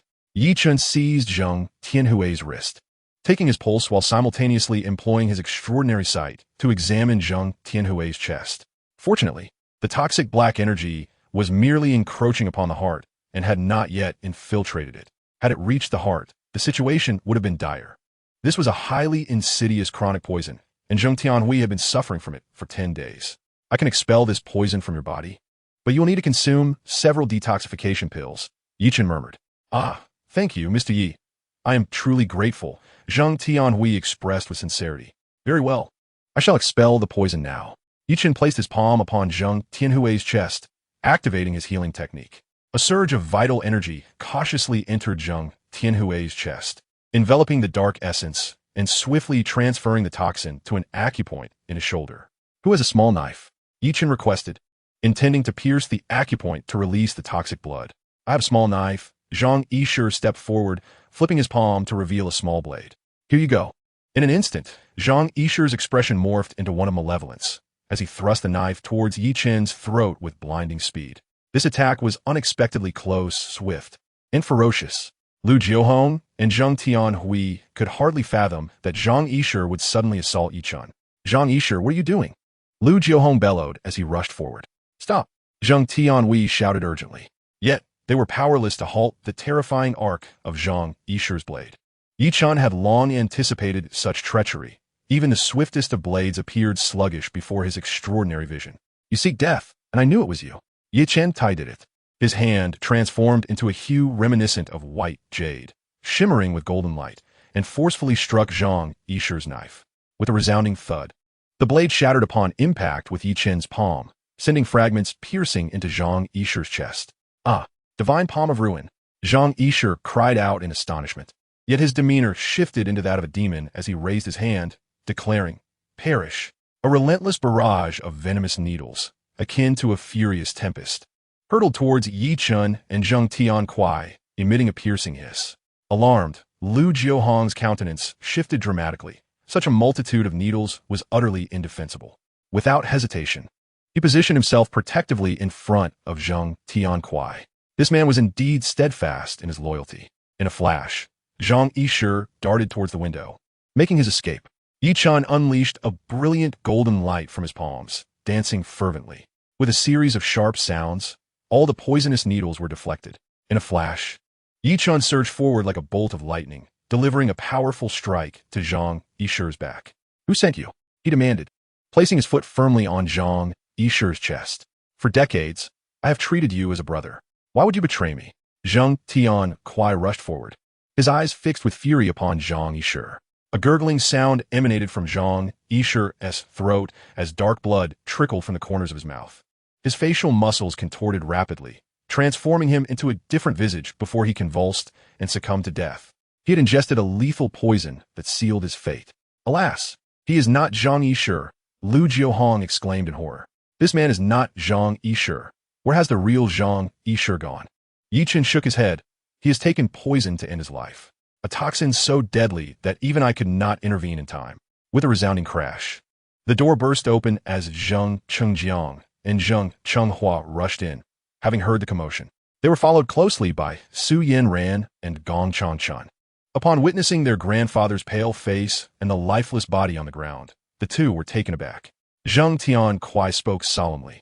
This impostor disguised himself as Zhang Yi poisoned me, and sought to eliminate both Mr. Yi and myself. Had it not been for Mr. Ye's timely rescue, I would surely have perished. Grandfather, how dare he poison you? Zhang Chengjiang gasped in shock. Yi Chen, are you unharmed? Su Yan Ran grasped Yi Chen's arm, her concern evident in her gaze. The earlier tumultuous sounds of battle had startled her. I am fine, Yi Chen reassured her with a gentle pat on her arm. Mr. Yi, I am profoundly grateful for your intervention. I, Zhang Tian Kuai, am at your service for any future endeavors. Zhang Tian Kuai approached Yi Chen with heartfelt gratitude, recognizing that without his timely action, he would have met a dire fate. Yi Chen waved his hand dismissively. Zheng Lao, there is no need for such formalities. Your toxic blood has yet to be released. I shall attend to it now. Lu Jiuhong swiftly handed him a small knife. Yi Chen accepted it and made a precise incision at the acupoint on Zhang Tian Kuai's shoulder. With a hissing sound, dark, toxic blood gushed forth, astonishing those present. Once the blackened blood had drained, the vibrant crimson that followed prompted Yi Chen's eyes to gleam with golden light, which penetrated the wound. The injury began to heal rapidly. The toxins have nearly been purged. Once I procure some medicinal pills for you, you shall recover fully. Unfortunately, Yi Chen currently lacked the necessary materials to concoct an antidote. Zhang Tian Kuai expressed his profound gratitude towards Yi Chen. Yi Chen has indeed saved Zhang Tian Kuai's life this time. A few individuals were engaged in conversation when Jiang Xing and Zheng Tong entered. Upon seeing Yi Chen, Zheng Tong reacted like a cat whose tail had been stepped on, exclaiming sharply, Yi Chen, how dare you, a useless failure. Be here? This is a place for bankrupt individuals like you. Get out. Jiang Xing glared at Yi Chen with malice, declaring loudly, Great-grandfather, this scoundrel is a fraud. He just assaulted your granddaughter and me outside the hotel. How can you sit with him? He is bankrupt and owes a great deal of money. Do not be deceived by him. Indeed, grandfather, this person is nothing but a beggar who feasts off others. Hurry and expel him. Zheng Tong shouted, rushing towards Yi Chen and attempting to scratch his face. Chapter 9. She is for sale. The Zheng family of Jiangsheng had no prior connection to Zhang Tian Kuei of Jinling, aside from sharing the same surname. However, Zheng Tong's grandfather, Zheng Jinxiong, sought to curry favor with the Zheng family in Jinling by presenting them with numerous antiques. Zheng Tian Kuei could hardly refuse these gifts, leading Zheng Jinxiong to successfully ingratiate himself with him. Through the powerful connections of the Zheng family in Jinling, Zheng Jinxiong managed to infiltrate the ranks of Jiangxing's 10 prominent families. In the morning, Zheng Jinxiong had come to visit Zheng Tian Kuei, bearing lavish gifts. To his surprise, upon entering the room, he found Yi Chen present, prompting the couple to launch a venomous attack on him, with Zheng Tong taking immediate action. Upon hearing Zheng Tong's words, Zheng Tian Kuei's expression turned icy, and he let out a cold snort. These two foolish juniors dared to insult and assault his benefactor. This was tantamount to courting death. Were you two even worth? Zheng Chengjiang suddenly rose to his feet and struck Zheng Tong across the face. With a sharp crack, Zheng Tong staggered back, seeing stars and feeling disoriented, spinning on the ground. Why did you hit me, brother Zheng? Zheng Tong was left in a daze. Zheng Chengjiang paid no heed to the foolish Zheng Tong and delivered a swift kick to Jiangxing's abdomen. With a grunt, Jiangxing fell to the ground, seated. Kneel and apologize to Mr. Yi, Zheng Chengjiang commanded. What? You want me to apologize to this useless person? Jiangxing was bewildered by the kick. This individual continued to insult Yi Chen, truly a case of a short-circuited brain. With a resounding slap, Zheng Chengjiang struck Jiangxing's face, coldly stating, You brainless fool. If you do not apologize to Mr. Yi, I will throw you from this building. A fierce murderous intent flickered in Zheng Chengjiang's eyes, instilling fear in both Jiangxing and Zheng Tong, whose faces turned pale. Ah, Mr. Yi, we are sorry. We were wrong. Jiangxing and Zheng Tong hurriedly knelt before Yi Chen, offering their apologies. Yi Chen coldly snorted, Leave at once. I do not wish to see you. Throw them out. Zheng Chengjiang glared at the bodyguards. The two burly men immediately seized Jiangxing and Zheng Tong, exerting their strength to toss them out. With a thud, the two were hurled away, disoriented and rolling a considerable distance. They scrambled to their feet and fled. Upon reaching downstairs, Jiangxing's eyes gleamed with venomous resentment. How could that scoundrel Yi Chen possibly associate with that old man, Zheng Tiankui? Jiang Xing rubbed his bruised face, glaring at Zheng Tong. Zheng Tong spoke with a fierce expression. How would I know? I shall not let that worthless Yi Chen escape. Once that old fool Zheng Tiankui is out of the way, I will find someone to eliminate that good-for-nothing Yi Chen. With that, he set off in search of allies. Jiang Xing limped out of the Chaoyang Grand Hotel. Yi Chen intended to procure medicine and also concoct a minor Peiyuan pill to enhance his abilities. After bidding farewell to Elder Zheng, he exited the hotel alongside Su Yanran. Yi Chen, your medical skills are truly remarkable, Su Yanran remarked in astonishment. You identified Elder Zheng's poisoning, cured him, and even dealt with that imposter Zhang Yishu, saving his life. Who would have thought you were such a master? Yi Chen puffed out his chest and replied with a smile. Are you impressed? I, Yi Chen, am a beloved genius. What do you think? Might you fall for me? Su Yanran shot him a glare. You're utterly ridiculous. Your self-esteem is astonishing. I would never fall for you. Yi Chen chuckled. That is not certain. Spend enough time with me, and you might just find yourself secretly in love. Yeah, right? Su Yanran rolled her eyes. Just then, a message pinged on Yi Chen's phone. Upon reading it, he exclaimed, Elder Zheng has given another 300 million. Su Yanran laughed. You saved his life and eliminated that fraud, Zhang Yishu. Providing him with an antidote and receiving 300 million is hardly excessive. Don't forget, the Zheng family is the foremost among the 3 great families of Jinling, and Elder Zheng's life is priceless. Yi Chen grinned. This feels like a dream. 300 million. By the way, how much did the Kangxi Holy Seal sell for? Su Yanran inquired. Zheng Changjiang transferred me 240 million, which is 40 million more than you anticipated, Yi Chen replied, feeling quite satisfied. Not bad. You've made over 500 million in a day. Congratulations on your fortune. Su Yanran beamed. Yi Chen scratched his head, saying, money is easy to earn. Su Yanran pinched him hard, exclaiming, easy to earn? That is only true for a genius like you. The average person wouldn't make 1 billion in 10 lifetimes. Yi Chen grinned, inhaling sharply. Let me show you something incredible. What is it? Su Yanran asked, glancing at his phone. He found a photo of a colorful teacup and a teapot. Placing the device before her. Where did you get this teacup? The Ming Dynasty Dotsai chicken cup and the Dotsai Ingshun teapot. Su Yanran gasped, her complexion shifting dramatically as she snatched the phone from Yi Chen. Where's this? Take me to see it, she urged, her body trembling with excitement, her chest heaving. Yi Chen discreetly swallowed, stealing a glance at her captivating form. At my company. Hurry, take me to see. Su Yanran grasped Yi Chen's arm and rushed out. They quickly drove to the entrance of Yi Chen's pharmaceutical company. From a distance, they could see a large crowd gathered, violently attempting to break down the door. Yi Chen say anger surgit. Which scoundrel dares to vandalize my door? Such audacity. Su Yanran began recording the scene with her phone. Yi Chen leapt from the delivery truck, shouting stop. Yi Chen's voice resonated like thunder, startling the assailants at the door, their ears ringing from the force. The crowd parted, revealing Zhao Wenbin and Li Hui, trailed by several towering, menacing bodyguards whose faces were etched with brutishness. I am collecting debts. Who dares to meddle? Seeking death? Zhao Wenbin bellowed fiercely. Those who wish to live should swiftly depart. Upon recognizing the despicable Zhao Wenbin and Li Hui, a surge of fury ignited within Yi Chen. Just yesterday, Zhao Wenbin had nearly beaten him to death. Had it not been for that ancient stone tablet, Yi Chen would have perished. Now, this scoundrel dared to come and cause trouble. An opportunity for vengeance had presented itself. Zhao Wenbin, who bestowed upon you the audacity to assault my door. Yi Chen's gaze fixed upon Zhao Wenbin, his intent to kill intensifying. Ah, Yi Chen, you're not dead? Zhao Wenbin recoiled in astonishment, taking a step back. Having already shattered Yi Chen's legs and arms the previous day and discarded him in a graveyard, he wondered if wild dogs had consumed him. This rascal truly possessed an extraordinary fate. How could he appear unscathed now? Had he encountered a deity? Li Hui, filled with trepidation, concealed herself behind Zhao Wenbin. Yi Chen let out a cold snort, fixing his stare on Zhao Wenbin. I am destined to survive. Death eludes me. Humph, Yi Chen, since you're not dead. Repay the 5 million you owe Zhao with interest immediately. Li Hui interjected, emerging upon sensing Yi Chen's lack of aggression, eager to flatter Zhao Wenbin. The woman was utterly repulsive. 5 million in loans, plus 2 million in interest, return at once. If you fail, your storefront and company will belong to me. Zhao Wenbin threatened menacingly, confident that Yi Chen could not repay his debt. Merely 2 million? Present the loan agreement. I shall settle it immediately. Yi Chen. possessing over 500 million, regarded the sum as trifling.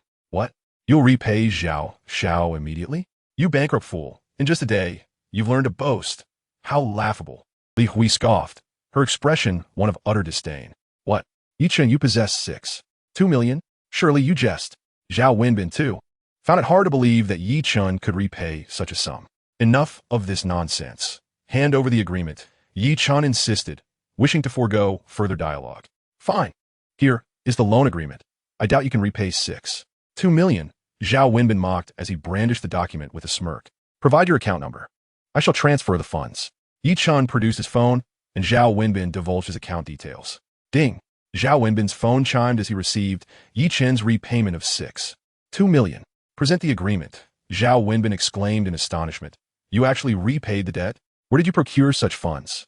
I, Zhao Wenbin, cannot accept your ill-gotten gains.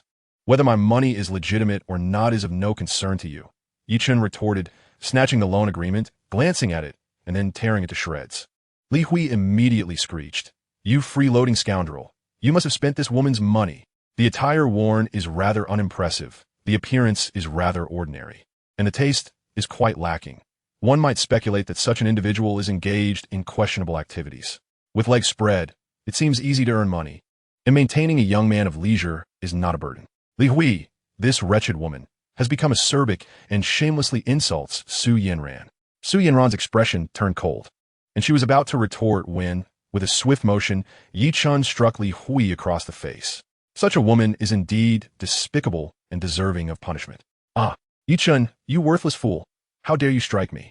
I will retaliate. Li Hui, momentarily stunned by the blow, charged at Yi Chen in a frenzy, intent on attacking him. However, she slipped and fell to the ground with a thud. Ah, Zhao Xiao, this fool dares to strike me, your woman Li Hui. She cried out, throwing a tantrum on the floor. Yi Chen, you are courting death for daring to strike my woman. Kill him. Zhao Wenbin shouted, pointing at Yi Chen. His voice filled with rage. The 4 bodyguards surrounding him suddenly turned cold and encircled Yi Chen. These were the very same individuals who had previously broken Yi Chen's limbs. You ignorant cur! How dare you provoke Zhao Xiao? You're seeking your own demise. With a whoosh, several rubber batons whistled through the air, aimed at Yi Chen's head. Watch out, Yi Chen! Suandone's complexion shifted dramatically. Chapter 10. A vicious beating of Zhao Wenbin. Get lost. Yi Chen roared, unleashing a flurry of kicks that struck the bodyguards' lower bodies. Bang! Bang! The 4 bodyguards screamed in agony as they were sent flying, crashing to the ground and losing consciousness. Yi Chen had incapacitated them, ensuring they could no longer engage in violence. When did you become so formidable? Zhao Wenbin was taken aback upon witnessing his bodyguards being dispatched with such ease, and he quickly retreated. Just yesterday, Yi Chen had barely escaped death at their hands. Wu Yong, finish him off! Zhao Wenbin shouted. A bodyguard clad in black, who had been standing behind Zhao Wenbin, scoffed and stepped forward. You possess remarkable skills. I am Wu Yong, here to learn from you. Wu Yong clasped his fists together and shouted. His palms swelled rapidly, dark as iron. Iron Sandpalm, a member of the Iron Palm sect. This individual, Wu Yong, could he be related to Wu Xing, whom I had dealt with on Jiangxin Island? With a roar, Wu Yong's enlarged dark hand emitted a piercing shriek as he struck towards Yi Chen. Realizing the gravity of the situation, Yi Chen did not dare to be complacent. His palm transformed into a hue resembling white jade, radiating a golden light as it met Wu Yong's iron sandpalm with great force. Boom! A thunderous sound erupted, akin to a muffled thunderclap. Yi Chen remained steadfast, unwavering. A sickening crack echoed, mingled with cries of pain. Wu Yong was sent flying, crashing to the ground. With a roll, he managed to rise, his face pale and drenched in cold sweat.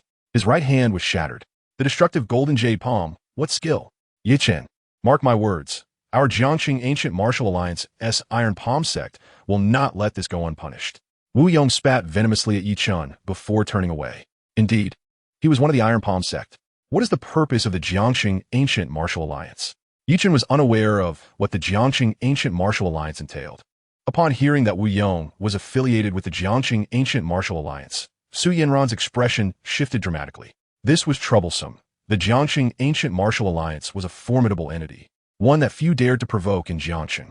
Among the nearby crowd, an elderly man clad in black stared wide-eyed at Yi Chen, astonished. This elder was none other than the one who had previously attacked Yi Chen with a devastating golden destruction and jade breaker technique. How could this be? How could Yi Chen possibly have mastered the golden destruction and jade breaker technique and even perfected it to an extraordinary level? This matter must be reported to the sect leader. With a swift motion, the elderly man vanished from sight. Zhao Wenbin was taken aback when he witnessed Yi Chen sever Wu Yong's hand with a single strike. How could this useless fellow have become so formidable? Soon after, a sinister grin spread across Zhao Wenbin's face. Yi Chen, your demise is imminent. You audacious wretch, how dare you break Wu Yong's hand? The Iron Palm of the Jiangxing Ancient Martial Alliance? Just wait for the wrath of the Iron Palm to be unleashed upon you. Your parents and siblings will surely perish. Zhao Wenbin laughed maniacally. With a resounding slap, Yi Chen struck Zhao Wenbin across the face, causing him to see stars as he collapsed to the ground. With a swift motion, Yi Chen placed his foot upon Zhao Wenbin's face, pushing him into a puddle of filth. Zhao Wenbin screamed, inadvertently swallowing some of the muck. He immediately retched violently. Anyone who dares to threaten my family shall meet their end, Yi Chen declared, placing his foot on Zhao Wenbin's arm. With a sickening crack, Zhao Wenbin let out a shrill cry as his arm was broken beneath Yi Chen's weight. Get lost! Yi Chen kicked Zhao Wenbin, sending him flying several meters before he crashed to the ground. The awakened bodyguards rushed to pull Zhao Wenbin away, while Li Hui, terrified, hurriedly followed, vanishing from sight in an instant. Yi Chen, do you know about the Jiangxing Ancient Martial Alliance? Su Yanran grasped Yi Chen's arm, her face filled with concern. No, I don't. Are they really that powerful? Yi Chen inquired, gazing at her. Indeed, they are formidable. The Jiangxing Ancient Martial Alliance controls numerous sects throughout Jiangxing, and many experts from prominent families are affiliated with them. Moreover, above the Jiangxing Ancient Martial Alliance is the Jiangnan Seven Provinces Ancient Martial Alliance. And beyond that lies the Huaxia Ancient Martial Alliance, Su Yanran explained in a hushed tone. Yi Chen was taken aback by Su Yanran's description. Goodness, this is a national-level alliance. However, he reassured her by patting her arm. What nonsense is this ancient martial alliance? As long as they do not provoke me, all be well. Should they dare to challenge me, I shall make them regret it. Now, let's ascend to the third floor to behold something extraordinary. With that, Yi Chen took Su Yanran's hand and led her up to the third floor.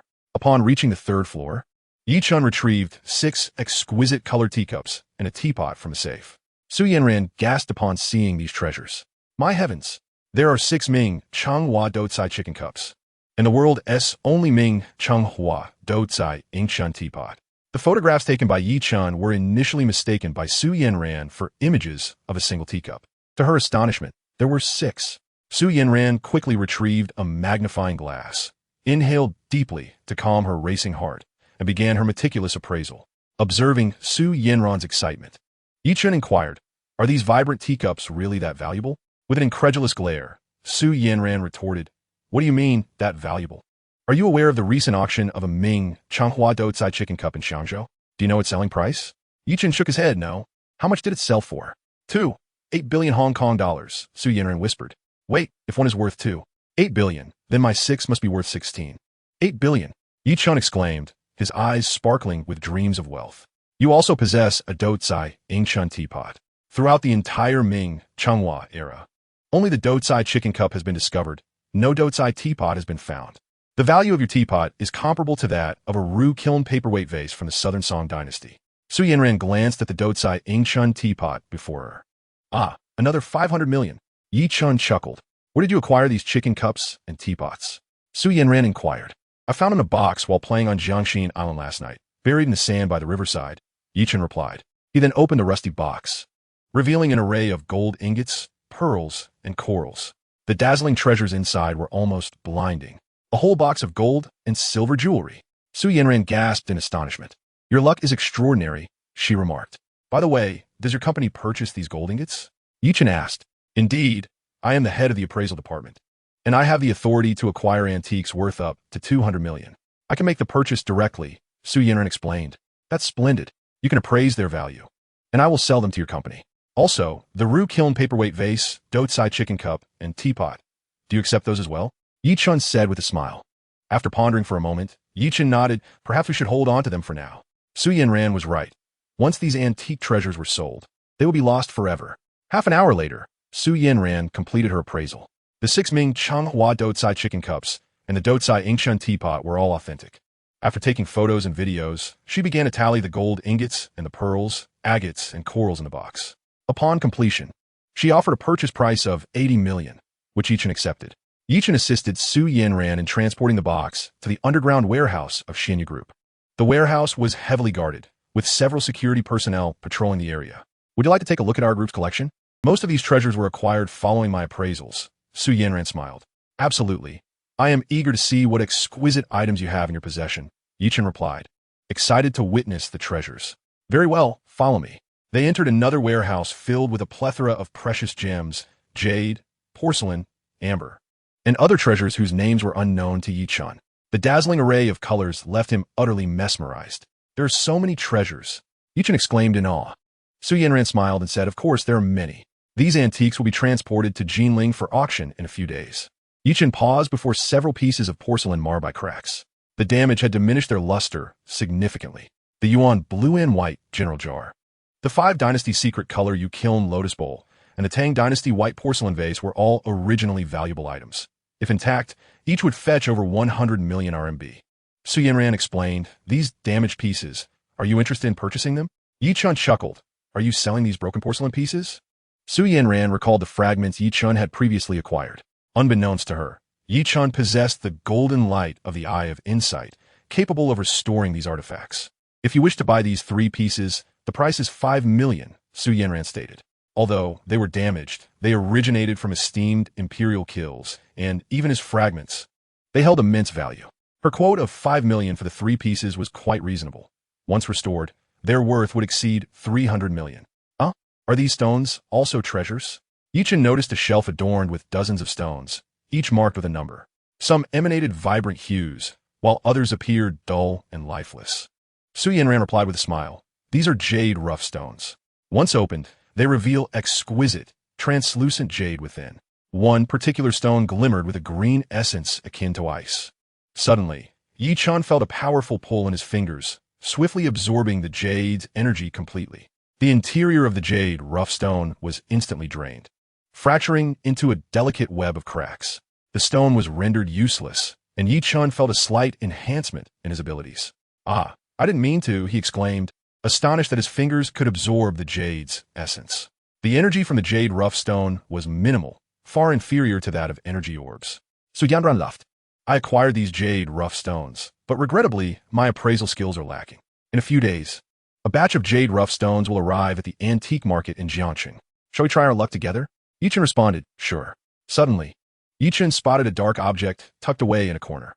The stone tablet in his mind vibrated intensely. What is this? It has caused a tremor in the tablet? Anything capable of stirring such a response is surely not an ordinary item. Yichen approached the dark object, and a chill ran down his spine as he sensed the temperature in the vicinity drop several degrees. What is this? It radiates coldness, he inquired of Su Yanran, who seemed equally curious. As he reached out to lift the object, he found it icy to the touch and exceedingly heavy. He could not manage to move it. This small object must weigh over 1,000 pounds. It was a meteorite, also known as the Eternal Cold Iron, which had been here even before my arrival at Xinya Company, Su Yanran remarked. Eternal Cold Iron? The very material used to forge divine swords in martial arts novels? With the knowledge of crafting in my mind, could I not utilize this meteorite of eternal cold iron to forge a divine sword? Yichen extended his arms and lifted the meteorite with vigor, declaring, I shall purchase this. Su Yanran chuckled. You do have a penchant for acquiring peculiar items. This meteorite is priced at 1 million by our company. Yichen replied with a smile, the price is of no concern. Let us bundle it with those 3 pieces of porcelain. Yichen had indeed made a significant acquisition. His visit was not in vain. Very well. The total comes to 6 million. Your box of gold ingots is worth 80 million. Deducting 6 million, I shall transfer you 74 million. After Su Yanran finished speaking, she transferred the funds to Yichen. A notification pinged on Yichen's phone, confirming the transaction. All right, I will have someone assist in loading the meteorite and porcelain onto your truck. As they conversed, the two exited the underground vault. Thank you, Su Yanran, Yichen said, giving her hand a gentle squeeze. What is there to thank for? We are friends, Su Yanran replied with a warm smile, waving her hand dismissively. Elder Zheng of Jinling awaited Yichen to concoct an antidote for him. in the villa district of Fengming Lake in Jiangcheng. The residence of the Zhao family from Hengxin Group was situated. In the spacious living room of the Zhao family, Zhao Wenbin's grandfather, Zhao Zhengrong, was seething with rage. Speak. Who broke your arm? Who dares to provoke the Zhao family? I shall annihilate his entire lineage.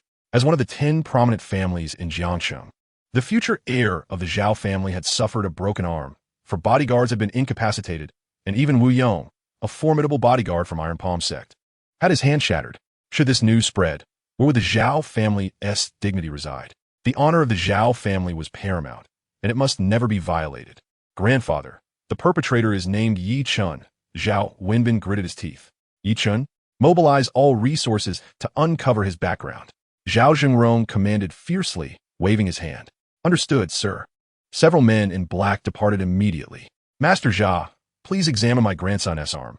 Zhao Zhengrong turned to a middle-aged man seated on a mat, who was in deep meditation. This man wore an unusual outfit, emanating an eerie aura. Between the seams of his clothing, the rustling sound of vividly colored, terrifying poisonous insects could be faintly heard. This individual was named Jia Tu Can, a formidable practitioner of the southern sorcery. Sorcerers were individuals adept in curses, poisons, and summoning spirits. They were exceedingly enigmatic and terrifying. Should one inadvertently offend them, their entire family could be killed without a trace. Jia Tucan was retained by Zhao Zhengrong specifically to protect the Zhao family. Jia Tucan opened his eyes, his shadowy triangular eyes glinting with a chilling light that sent shivers down one's spine. He approached Zhao Wenbin, reciting obscure incantations. And with a flick of his finger across Zhao Wenbin's arm, a flash of gray light appeared, and the broken arm was instantly restored. Ah, it doesn't hurt anymore. I can move it. Zhao Wenbin exclaimed excitedly at the sight of his healed arm. Thank you, Master Jia, for your timely assistance. Upon noticing that his grandson's arm had healed, Zhao Zhengrong promptly expressed his gratitude to Jia Tucan. Jia Tucan merely snorted, resuming his meditation on the mat. Yi Chun, I shall not let you escape. Zhao Wenbin clenched his fists tightly, venomous resentment glimmering in his eyes like that of a viper. In the ancient martial arts alliance hall of Jiangcheng, an elder sat in a grand chair, his expression as grim as the depths of water, his face a shade of iron. This elder was none other than Zhou Xingyou, the chief elder of the Iron Palm sect and the vice leader of the Jiangcheng Ancient Martial Arts Alliance, as well as the master of Wu Yong. Wu Yong, whose hand had been shattered by Yi Chun, knelt before his master, recounting the events that had transpired. Zhou Xingyou, upon hearing this, erupted in rage, his fury palpable. That damn Yi Chun dares to break my disciple's hand. This is a blatant challenge to our Iron Palm sect and the Jiangcheng Ancient Martial Arts Alliance. We shall not let this arrogant wretch go unpunished. As Zhou Xingyou shouted, he scrutinized Wu Yong's hand, which bore a faint golden handprint. The destruction of gold and jade palm. Is Yi Chun from the Divine Palm sect? Zhou Xingyou exclaimed in shock. What? An elder beside him, upon hearing Zhou Xingyou's exclamation, underwent a swift change in complexion and hurried over. This man was Jiang Zhengdao, the black-clad elder who had previously sensed Yi Chen's presence while searching for Wu Xing on Jiangxin Island. Jiang Zhengdao discerned Yi Chen's aura emanating from Wu Yong, and his expression shifted dramatically as he declared, it was this person who killed Wu Xing. I can feel his presence. What? Wu Xing was killed by Yi Chun. Zhou Xingyou's countenance darkened, murderous intent surging within him. Uncle Master, are you certain that my brother was killed by Yi Chun? Wu Yong's expression turned grotesquely fierce. Jiang Zhengdao nodded affirmatively. The murderer is indeed Yi Chun. Wu Yong immediately howled, I will surely kill that bastard Yi Chun. He ordered the disciples of the Iron Palm sect and the Ancient Martial Arts Alliance to search for Yi Chen's whereabouts and to kill him on sight. Vuxinjus murderu aura escalated incontrôlablement. Yes, elder. At that moment, Yi Chen had arrived at the herbal market. The herbal market, antique market, and pet market were all situated along the same street, in close proximity. Yi Chen intended to procure the materials needed for the Xiao Peiyuan Dan and the detoxification pill. With the Xiao Peiyuan Dan, his martial prowess would surge, allowing him to learn the formidable technique of the Creation Thunder Divine Finger. The herbal market was vast, housing numerous pharmaceutical groups' clinics. Each clinic employed highly esteemed traditional Chinese medicine masters. The foremost establishment in the herbal market was the Minghui Pharmaceutical Group, the largest in Jiangcheng. Standing outside Minghui Pharmaceutical Group, Yi Chun employed his divine vision to scrutinize their grand pharmacy, searching for the necessary herbs. Truly, it lived up to its reputation as Jiangxing's premier pharmaceutical group, as all the materials required for the Xiao Peiyuan Dan and the detoxification pill could be found here. However, some wild herbs were of insufficient age, yet they would suffice, for it was better than having none at all. Yichen approached the Minghui pharmacy when suddenly, a dull, thunderous crash echoed from the street. "Oh no, a car crash!" Someone exclaimed in alarm. The street descended into chaos. Yichen turned his gaze and beheld a concrete mixer truck that had grotesquely mangled a small sedan. Inside the vehicle, a woman was trapped alongside a bloodied little girl. The gas tank of the car began to leak ominously. "This is bad. The car is going to explode." Yichen's expression shifted, and he dashed forward with lightning speed. "Help me! Save my child!" Inside the car, the woman detected the pungent scent of gasoline, her heart racing as she gazed at her blood-soaked daughter, crying out frantically for assistance. A few individuals desperately attempted to shatter the windows and wrench open the door, but the door was contorted and utterly unyielding. The glass proved equally impervious to their efforts. "The car is leaking fuel. It's going to blow," someone shouted. Upon hearing this, the men who had been trying to rescue the occupants paled in fear, turning to flee. They had families of their own to consider. Only a disheveled, limping man remained by the door, resolute in his determination as he pounded on the window with a rock. Thud, thud. Yet, being a luxury vehicle, the windows were extraordinarily tough, rendering his efforts futile. Blood oozed from the man's hands as he continued to strike with fervor. "Step aside, let me through." The limping man hurriedly moved aside as Yi Chen bellowed, yanking at the car door. However, it remained obstinately shut. Sparks flickered from the vehicle's electrical system, accompanied by ominous popping sounds. A substantial pool of gasoline had already formed on the ground. "Get back. It's going to explode," Yi Chen shouted, pushing the limping man aside. With a powerful kick, Yi Chen struck the window. Crash! The glass shattered.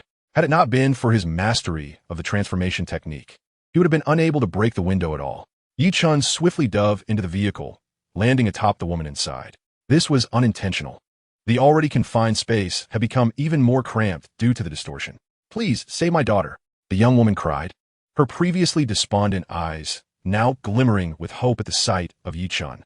With a mighty roar, Yi Chen kicked the door from within. Bang! The door flew open. Yi Chen seized the woman and hurled her toward the limping man, shouting, "Take her away." The limping man caught her and stumbled to safety. "No, I must save my daughter." The young woman struggled desperately, her voice hoarse from crying out. The little girl in the passenger seat, pale and bloodied, was rapidly losing her vitality. Yi Chen noticed that due to the violent impact, the car's front and seats had severely warped, trapping the girl's legs tightly. Suddenly, fierce flames erupted from beneath the vehicle. Chapter 12. "You are a mediocre doctor. Young man, the car is going to explode. Get out." The limping man, cradling the woman, hobbled away while shouting urgently, "Get out. The car is going to blow." Many others around them joined in the frantic calls, their hearts suspended in a state of terror. My daughter, a young woman, suddenly broke free from the limping man and dashed towards the car in a frenzy. With a thunderous shout, Yi Chen exerted tremendous force, lifting the car's seat. At last, the little girl's legs were liberated. With a swift motion, Yi Chen scooped up the child and bolted from the vehicle, running with all his might. The little girl was gravely injured, with numerous fractures and severe internal trauma, her organs marred by cracks. As he ran, Yi Chen quickly channeled the illuminating energy of his X-ray vision into the girl's body. "Oh, my daughter." The woman, upon witnessing Yi Chen rescue her child, was overwhelmed with joy, tears streaming down her face. Yi Chen's X-ray vision revealed that the vehicle was on the verge of exploding. With a swift leap, he tackled the woman, pushing her down beneath him to shield her. A deafening explosion ensued, the car erupting in a cataclysmic blast. A blinding mushroom cloud ascended, debris scattering in all directions. The shockwave shattered numerous glass windows around them, shards flying, some striking Yi Chen's back. Unfazed by the pain, he clutched the little girl and raced towards the Minghui Group's clinic. The child's injuries were dire, her vitality waning. Yi Chen infused her body with the golden light of his X-ray vision twice, yet her life force continued to ebb. Only the Tai 5 Elements Divine Needle could save her. However, Yi Chen had no silver needles on him. Surely, the Minghui Group's pharmacy possessed them. "Oh, my daughter." The young woman scrambled to her feet, pursuing Yi Chen, the limping man trailing behind. Yi Chen arrived at the entrance of the Minghui pharmacy in a flash. "Quick, save her. I need silver needles," he shouted, attempting to enter. "Get out. We don't treat the dead here. It's bad luck. Go to a large hospital." A cold-eyed man in his 30s blocked Yi Chen's path, staring at the blood-soaked child in his arms. This man was Wang Mingli, the manager of the Minghui pharmacy. Recognizing the girl's condition, he knew she was beyond saving. If she perished in the pharmacy, it would spell trouble for Minghui Group's reputation. This girl can still be saved. I need silver needles. Hurry, Chen shouted, pressing forward. Yet, Wang Mingli stubbornly obstructed him, coldly retorting, there are no silver needles here. Stop causing trouble and get out. Wang Mingli refused to let Chen enter and even insulted him. Chen, in desperation, realized that time was running out for the little girl. Move aside, he shouted, forcefully pushing Wang Mingli aside and charging into the pharmacy. I need silver needles. Quickly, Chen cried, his eyes ablaze with urgency. Who are you shouting like that? This girl is already dead. There's no saving her. An elderly man in a blue robe approached, casting a glance at the child in Chen's arms. Sighing and shaking his head. This man was Xiao Jiuzhen, a renowned physician of Jiangnan, hired at a high salary by Minghui Group to oversee the pharmacy. Chen shouted vehemently, I am also a doctor. This little girl is not dead. She can be saved. Quickly, give me the silver needles. Upon hearing Chen assert that the girl could still be saved, the renowned physician Xiao Jiuzhen's demeanor darkened, and he scoffed disdainfully. I, Xiao Jiuzhen, declare this girl deceased. She is indeed dead. How dare you, a mere child, contradict me? You are utterly delusional. Enraged, Xiao Jiuzhen found it intolerable that this young man would dare to challenge his diagnosis. Seeing that this so-called physician obstinately insisted on the girl's death and refused to hand over the silver needles, Chen's frustration surged. He shouted, What kind of fool are you? Hand me the silver needles now. I assure you, I can save this girl. Hurry. Your language is most uncouth, Xiao Jiuzhen retorted, taken aback by the young man's audacity to insult him. Accustomed to being treated with utmost reverence, he could hardly fathom that today a young man had the gall to call him a fraud, which left him seething with fury. Your medical skills are woefully inadequate, quack. This girl can indeed be saved. Who among you possesses silver needles? Quickly, bring them to me. Chen, in a desperate state, could not afford any delays. If time dragged on, the girl would surely perish. If you manage to save her, I, Xiao Jiuzhen, shall bow to you and acknowledge you as my master, he sneered, his expression dripping with scorn. Suddenly, a woman burst in, nearly frantic, tears streaming down her face as she grasped Xiao Jiuzhen's arm, shaking him urgently. Mr. Shi, is this your daughter? Xiao Jiuzhen gasped in astonishment. He recognized the elegant and noble woman before him as Shi Milan, the chairwoman of the esteemed Shi family, ranked third among the 10 prominent families of Jiangxing. She is my daughter. You must save her, Shi Milan implored loudly. If you do not, the Shi family will not spare you. Her eyes bore into Xiao Jiuzhen with fierce intensity. Very well, I shall attempt to treat her, Xiao Jiuzhen conceded, unwilling to offend the Shi family, for incurring Shi Milan's wrath could spell his doom. However, he reasoned that as long as he made an effort, the girl's fate would ultimately be beyond his concern. Resolutely, Xiao Jiuzhen retrieved an exquisite set of ancient silver needles. Just as he was about to commence treatment, Chen seized the needles from him. Step aside, he commanded, forcefully pushing Xiao Jiuzhen aside. Stumbling, Xiao Jiuzhen fell to the ground, trembling with indignation. Chen cradled the little girl and sent a golden light from his divine vision into her body, mending her internal organs. Swift as lightning, the silver needles pierced her acupuncture points. The Tai 5 elements divine needles. The 5 needles vibrated intensely, producing a thunderous hum. Is that the legendary Tai 5 elements divine needles? Xiao Jiuzhen exclaimed, his expression shifting dramatically. The Tai 5 elements divine needles were a mythical ancient technique, the pinnacle skill of the heavenly medical sect, capable of determining life and death with 5 needles. Xiao Jiuzhen had once glimpsed this technique in an ancient medical tome. That was an exquisite technique akin to that of a divine being. Now this young man has actually mastered it. Suddenly, the little girl in Chen's arms coughed violently, spewing forth a mouthful of blood. The pallor of her face began to fade, replaced by a hint of color, as she started to breathe again. At last, his daughter had been revived. Shi Milan reached out, yearning to embrace her child. Do not move. You cannot hold her yet, Chen firmly instructed, preventing Shi Milan from taking her daughter into her arms. Has she truly come back to life? Xiao Jiuzhen exclaimed in astonishment as he witnessed the girl cough and expel a clot of blood. He was utterly shocked, scarcely able to believe his own eyes. This young man had indeed resurrected a girl who was presumed dead. He was a true divine physician. Nearby, manager Wang Mingli was equally stunned, his expression grim with disbelief. Who is this young man? Give me a quiet room. Yi Chen shot a glare at Xiao Jiuzhen. Without hesitation, Xiao Jiuzhen led Yi Chen to a tranquil chamber. Shermolin hurried in as well.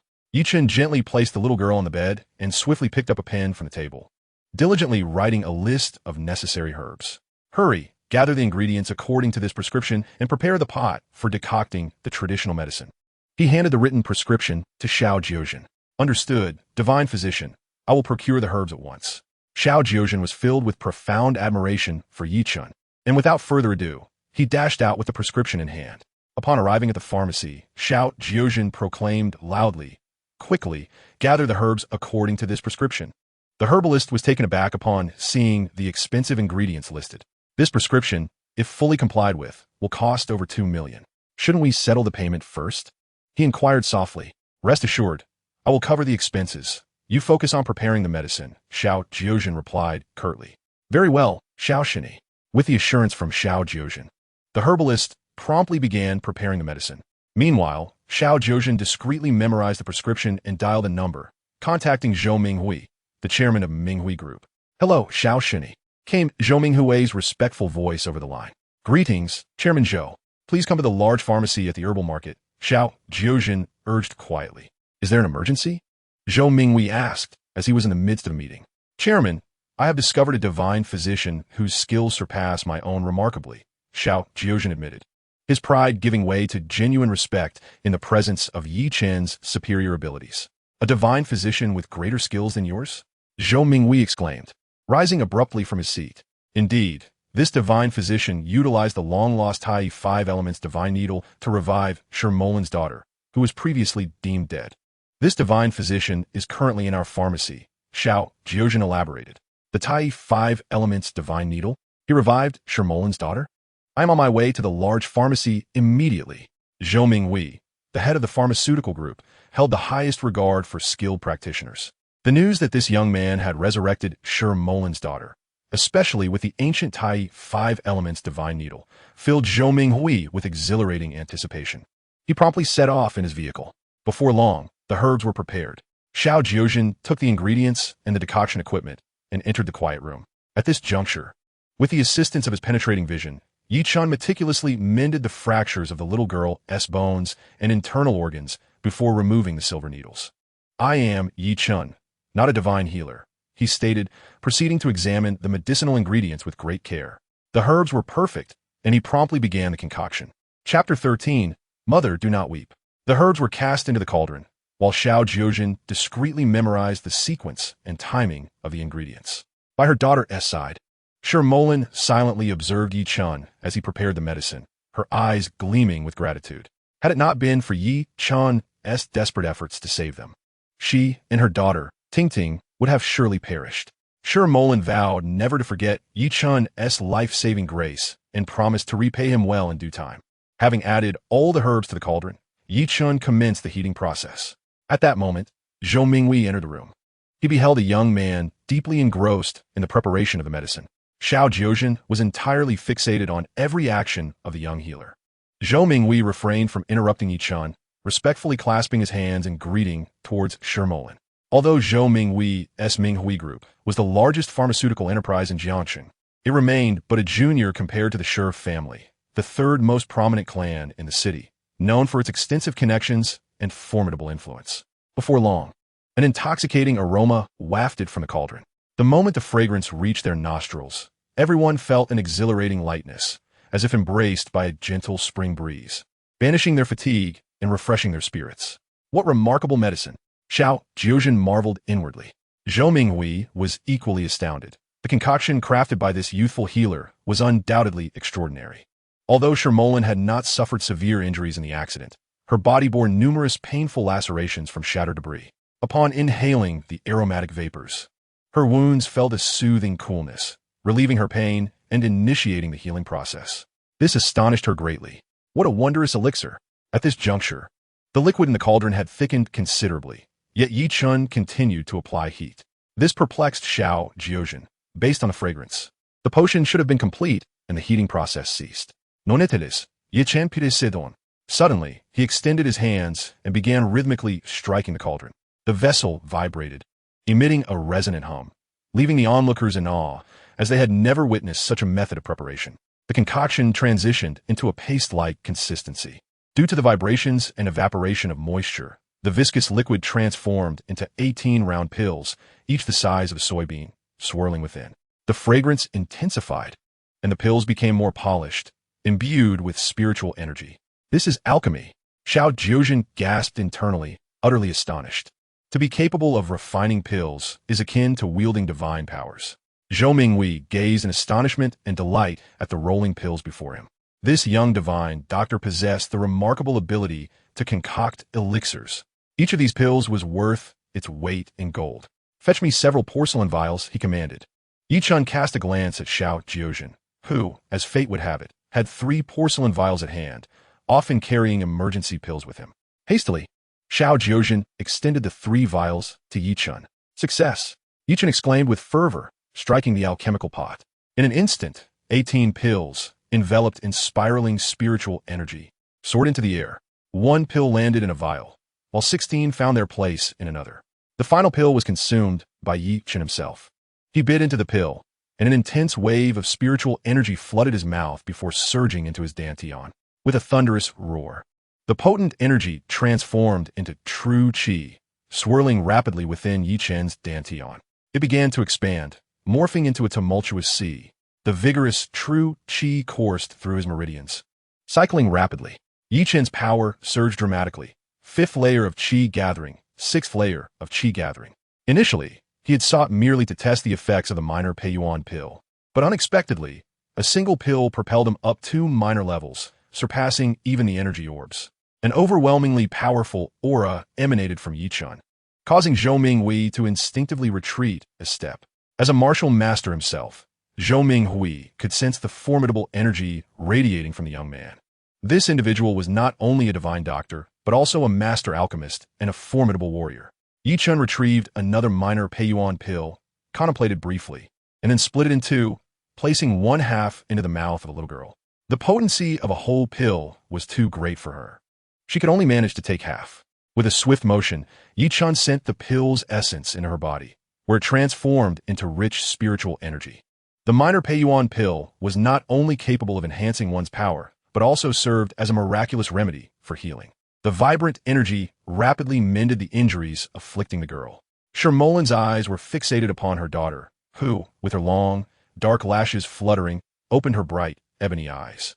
"Mama," the little girl exclaimed, spotting her mother. "Ah, Ting, my daughter, you can finally call me Mama again. You have returned to us." Shermolin cried out, tears streaming down her face as she embraced her daughter tightly, weeping uncontrollably. "Don't cry, Mama. Your face is turning into a little flower cat," Ting said, extending her tiny hand to wipe her mother's tears. "All right, Ting, my dear daughter, Mama will not cry." Shermolin stifled her tears, smiling as she kissed Ting's cheek. Yi Chun remarked with a smile, "Director Sher, your daughter is safe now." Still clutching her daughter, Shermolin suddenly knelt before Yi Chun, exclaiming, "Thank you, Mr. Yi, for saving both me and Ting." This gesture startled Yi Chun momentarily. "Thank you, uncle. Thank you for saving me and Mama," Ting said gratefully, her intelligence shining through as she recognized that it was this very uncle who had rescued them both. "Mr. Sher, please rise. As a physician, it is my duty to save lives," Yi Chun stated, pulling Shermolin to her feet. "Congratulations, Miss Sher, on averting disaster." Zhou Minghui approached. "Thank you, Mr. Zhou." Shermolin expressed her gratitude, acknowledging that they were indeed in Zhou Minghui's grand pharmacy. Suddenly, Xiao Jiuzhen knelt before Yi Chun, exclaiming, "Master, please allow me to pay my respects." This unexpected gesture startled both Zhou Minghui and Shermolin. Unbeknownst to them, Xiao Jiuzhen had previously boasted that if Yi Chun saved Ting, he would bow down and acknowledge him as his master. Xiao Jiuzhen, a stubborn and proud divine physician, was utterly devoted to the art of medicine. The remarkable skills of Yi Chun, particularly his mastery of the Tai 5 elements, divine needle, and alchemy, left Xiao Jiuzhen in awe. He was determined to fulfill his promise and become Yi Chun's disciple. Yi Chun stepped aside, shaking his head and declaring, "Xiao Jiuzhen, your medical prowess does not qualify you to be my disciple." His resolve was unwavering, much to the astonishment of Zhou Minghui and Shermolin. After all, Xiao Jiuzhen was renowned as the most illustrious physician in Jiangnan, yet he was deemed unworthy of being Yi Chen's apprentice. Hud, hud, hud. Xiao Jiuzhen promptly bowed 3 times and respectfully stated, "Master, if you will not take me as your disciple, I am willing to serve as your assistant in the pharmacy." Yi Chen regarded Xiao Jiuzhen thoughtfully before responding, "Very well, you may rise." "Thank you, Master," Xiao Jiuzhen exclaimed with overwhelming excitement as he stood up. Although Yi Chen had declined to accept him as a disciple, Xiao Jiuzhen continued to refer to him as Master. Remaining by Yi Chen's side would grant him the opportunity to learn the Tai 5 elements divine needle technique and alchemy. Zhou Minghui was utterly astonished that the esteemed Jiangnan physician Xiao Jiuzhen would willingly serve as Yi Chen's apprentice. "Here are your silver needles." Yi Chen returned them to Xiao Jiuzhen. "Master, you currently lack suitable silver needles. Please use this set for now," Xiao Jiuzhen insisted. Yi Chen nodded. "Very well. I shall keep them for now. This small Peiyuan Dan is for you." Yi Chen tossed a porcelain vial containing a small Peiyuan Dan to Xiao Jiuzhen. Aware of the extreme value of the herbs required to produce the Peiyuan Dan, worth over 2 million, Yi Chen generously gifted it to Xiao Jiuzhen for his assistance and willingness to serve as his assistant. "Thank you, Master," Xiao Jiuzhen exclaimed with uncontainable joy as he accepted the small Peiyuan Dan, a treasure that could prove life-saving in critical moments. "Master, this is Mr. Zhou, the chairman of Minghui Group." Xiao Jiuzhen introduced Zhou Minghui to Yi Chen. "Hello, divine physician Yi." Zhou Minghui promptly extended his hands to grasp Yi Chen's. "Greetings, Mr. Zhou." Yi Chen replied with a smile. Zhou Minghui, filled with excitement, looked at Yi Chen and said, "Divine physician Yi, your medical skills and alchemy are extraordinary. May I have the honor of inviting you to be a consultant for our Minghui Pharmaceutical Group? An annual salary of 50 million. Zhou Minghui was eager to recruit Yi Chen to practice at the Minghui Pharmacy, but he understood that given Yi Chen's unparalleled abilities, it was unlikely he would accept. Thus, Zhou Minghui sought to invite Yi Chen to serve as a consultant for the entire pharmaceutical group, offering a substantial annual salary of 50 million. With a miraculous healer like Yi Chen at the helm, Minghui Group would undoubtedly gain nationwide acclaim. Yi Chen responded, "Thank you, Chairman Zhou. But what does the role of a consultant entail?" The role of the consultant involves guiding the developmental trajectory of Minghui Pharmaceuticals, with the added benefit of free access to all medicinal resources within the group, encompassing rare herbs. Zhou Minghui implied that Yi Chen need only lend his voice to the endeavor, and regardless of the elixirs he concocted, all precious ingredients would be provided at no cost. This proposition held immense allure for Yi Chen. Zhou Minghui understood that someone of Yi Chen's caliber would never exploit the pharmaceutical group. Take, for instance, the minor Peiyuan pill, whose worth surely exceeds 10 million. The crucial fact is that this humble pill can save lives. Should it rescue a prominent figure, Minghui Group would soar to new heights. Yi Chen nodded, agreeing, "Very well. I shall accept the consultancy role at Minghui Group, but I will not take advantage of your generosity. After each successful refinement, I shall share a pill with you." "Oh, that is splendid. Thank you, divine healer Yi," Zhou Minghui exclaimed, his joy palpable upon hearing Yi Chen's words. Chapter 14. The Beast of the Sure Family. Although the material cost for the minor Peiyuan pill amounts to 2 million, the finished product is worth its weight in gold. The key is that with Yi Chen, the miraculous healer, representing Minghui Group at the Jiangnan Divine Healer Competition, a first-place victory would propel the company to remarkable heights. Yi Chen quickly drafted the formula for an antidote pill and presented it to Zhou Minghui, stating, "Chairman Zhou, this is a formula for an antidote pill. Please prepare the necessary herbs and a set of brewing equipment for me." "Certainly, divine healer Yi," Zhou Minghui replied, accepting the formula. "Chairman, I shall go gather the herbs," Xiao Jiuzhen said, eager to see the antidote pill's formula. "Very well, divine healer Xiao. You may proceed," Zhou Minghui permitted. Suddenly, the door to the quiet room burst open, revealing a tall, imposing middle-aged man with a stern countenance, accompanied by a stylish young woman. "Sister Tingting, are you all right?" the beautiful young girl exclaimed, grasping Shermolin's hand. "Auntie!" Tingting immediately leapt into the young woman's embrace, crying uncontrollably. This fashionable young lady, Shi Xiaoqiong, is Shermolin's younger sister. "Do not cry, Tingting. Do not cry," Shi Xiaoqiong comforted, holding her tightly with an expression of deep affection. "Molin, are you unharmed?" the middle-aged man inquired with concern, his gaze fixed on Shermolin. This man is Shermolin's father, Shi Dingtian. Upon receiving news of the accident involving his daughter and Tingting, he hurriedly rushed over. Shermolin's eyes reddened as she whispered, "If it weren't for Mr. Yi and another brave soul risking their lives to save us, neither Tingting nor I would be here to see you." Shi Dingtian's expression hardened, a cold snort escaping him as he declared, I will uncover those who orchestrated this behind the scenes. Shi Molin's expression darkened as she clenched her teeth, replying, there is no need for investigation. Shi Xiaoqiong, holding Tingting, exclaimed loudly, it must be Shi Dingjie and his son. Xiaoqiong, do not speak recklessly, Shi Dingtian admonished. Shi Dingtian's expression turned cold as he cast a stern glance at his daughter, Shi Xiaoqiong. The internal strife within the Shi family must remain confidential. Father, this is Mr. Yi, our savior, who rescued both me and Tingting. Shi Mulan hastily introduced Yi Chen, recounting how he miraculously healed Tingting. This revelation left Shi Dingtian astonished.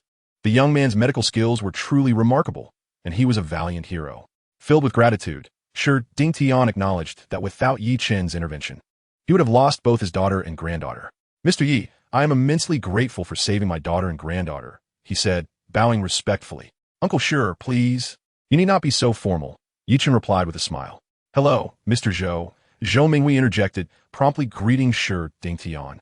Thank you, Mr. Zhou, Shi Dingtian responded, recognizing Zhou Minghui's contribution, as it was indeed his pharmacy where Tingting had received her treatment. After a brief exchange of pleasantries, Shi Dingtian expressed his gratitude once more, presenting Yi Chen with a card containing 50 million, saying, this is for you, with the code 666666. Yi Chen, however, waved his hand dismissively, stating, Uncle Shi, I'm a doctor. Saving lives is my duty. I cannot accept this. Shi Dingtian was taken aback by Yi Chen's refusal. Shi Xiaoqiong, intrigued, looked at Yi Chen and playfully tapped his shoulder, exclaiming, such a noble spirit, this card holds 50 million. She was genuinely curious about Yi Chen's disinterest in monetary reward. Yi Chen chuckled, explaining, I charge for consultations, but I do not accept payment for saving lives on the road. Shi Xiaoqiong gave him a thumbs up, calling him a charming fool. Shi Dingtian shot a disapproving glance at his youngest daughter, then, taking out a set of keys, declared, since Mr. Yi refuses payment, I have just acquired a new car and a well-furnished villa at Fengming Lake, number 8, which I shall give to you. He handed the keys to Yi Chen, who, sensing the importance of accepting this gesture, graciously accepted them, saying, thank you, Uncle Shi. With laughter and camaraderie, the group exited the pharmacy. Shi Dingtian's gift turned out to be a brand-new, high-end Maybach, worth over 20 million. Goodbye, Brother Yi. Tingting waved her small hand cheerfully. Shi Mulan playfully scolded her. Call him Uncle Yi. Goodbye, Uncle Yi. Tingting corrected herself. Yi Chen shook her chubby little hand, smiling goodbye Tingting. Shi Mulan, looking at Yi Chen, handed him her business card, saying, here is my number. I shall treat you to a meal another day. Yi Chen nodded, replying, certainly, Ms. Shi. I do not have a card, but here is my number. He took her hand and inscribed his phone number in her palm. Shi Xiaoqiong watched in astonishment, marveling at Yi Chen's audacity. Shi Mulan's face flushed as she softly replied, goodbye. With that, Shi Dingtian and Shi Mulan departed from Minghui Pharmacy. Inside the car, Shi Xiaoqiong smiled at her sister, mimicking her tone, this is my phone. I'll treat you to dinner another day. Sister, have you developed feelings for Yi Chen? Shi Mulan's heart skipped a beat, and she playfully tapped Shi Xiaoqiong, saying, you little rascal, what nonsense are you spouting? Yi Chen is a lifesaver for both me and Tingting. It's only proper to invite him to dinner as a gesture of gratitude. Shi Xiaoqiong giggled. That guy Yi Chen is teasing you. How dare he write his phone number in your palm? Sister, how does that make you feel? Is your heart racing? Are you lost in thought? Child, you're becoming increasingly absurd. Shi Mulin shot a stern glance at Shi Xiaoqiong. Hee, Annie, does Mom fancy Uncle Yi? Shouldn't Uncle Yi become my dad? Tingting stared wide-eyed at Shi Xiaoqiong. Shi Xiaoqiong replied with a grin. Indeed, Tingting, haven't you always wanted a dad? Your Uncle Yi could be that father figure. Mom, can we let Uncle Yi be my dad? If I had a father. Then Zhang Xiaohu from kindergarten wouldn't call me a wild child, Tingting said, shaking Shi Mulin's hand with hopeful anticipation. As Shi Mulin gazed into her daughter's yearning eyes, her heart grew increasingly troubled. In Jiangcheng, at the Fengming Lake, Shi Kunlun, the patriarch of the Shi family, sat in a grand chair, his complexion ashen. He had just learned of the car accident involving his granddaughter, Shi Mulin and Tingting. If not for the courageous intervention of two individuals, his granddaughter and her child would have perished. Summon Shi Dingjie, Shi Kunlun commanded coldly. Yes, sir, came the reply. Shortly thereafter, a middle-aged man entered. In his 50s, he was tall, with a hawk-like nose and sharp eyebrows, exuding a sinister demeanor. This was Shi Kunlun's eldest son, Shi Dingjie, the elder brother of Shi Dingtian. Father, I have arrived, Shi Dingjie said quietly. With a resounding slap, Shi Kunlun struck Shi Dingjie across the face, causing him to stumble, his facial muscles twitching violently. Was it you? Shi Kunlun's piercing gaze bore into his eldest son. Shi Dingjie gritted his teeth and shook his head. Father, how could it be me? Mullen is my own niece. Shi Kunlun scoffed. My eyes are not deceived. Manage your 3 sons well. If anything happens to Mullen again, I will expel you from the Shi family. Remember, if you have the capability, deal with the Feng and Miao families. The Shi family will not tolerate internal strife. The Feng family is the foremost among the 3 great families in Jiangcheng, followed by the Miao family, with the Shi family in 3rd place. I understand, father. I will keep a close watch on your 3 grandsons, Shi Dingjie replied quietly.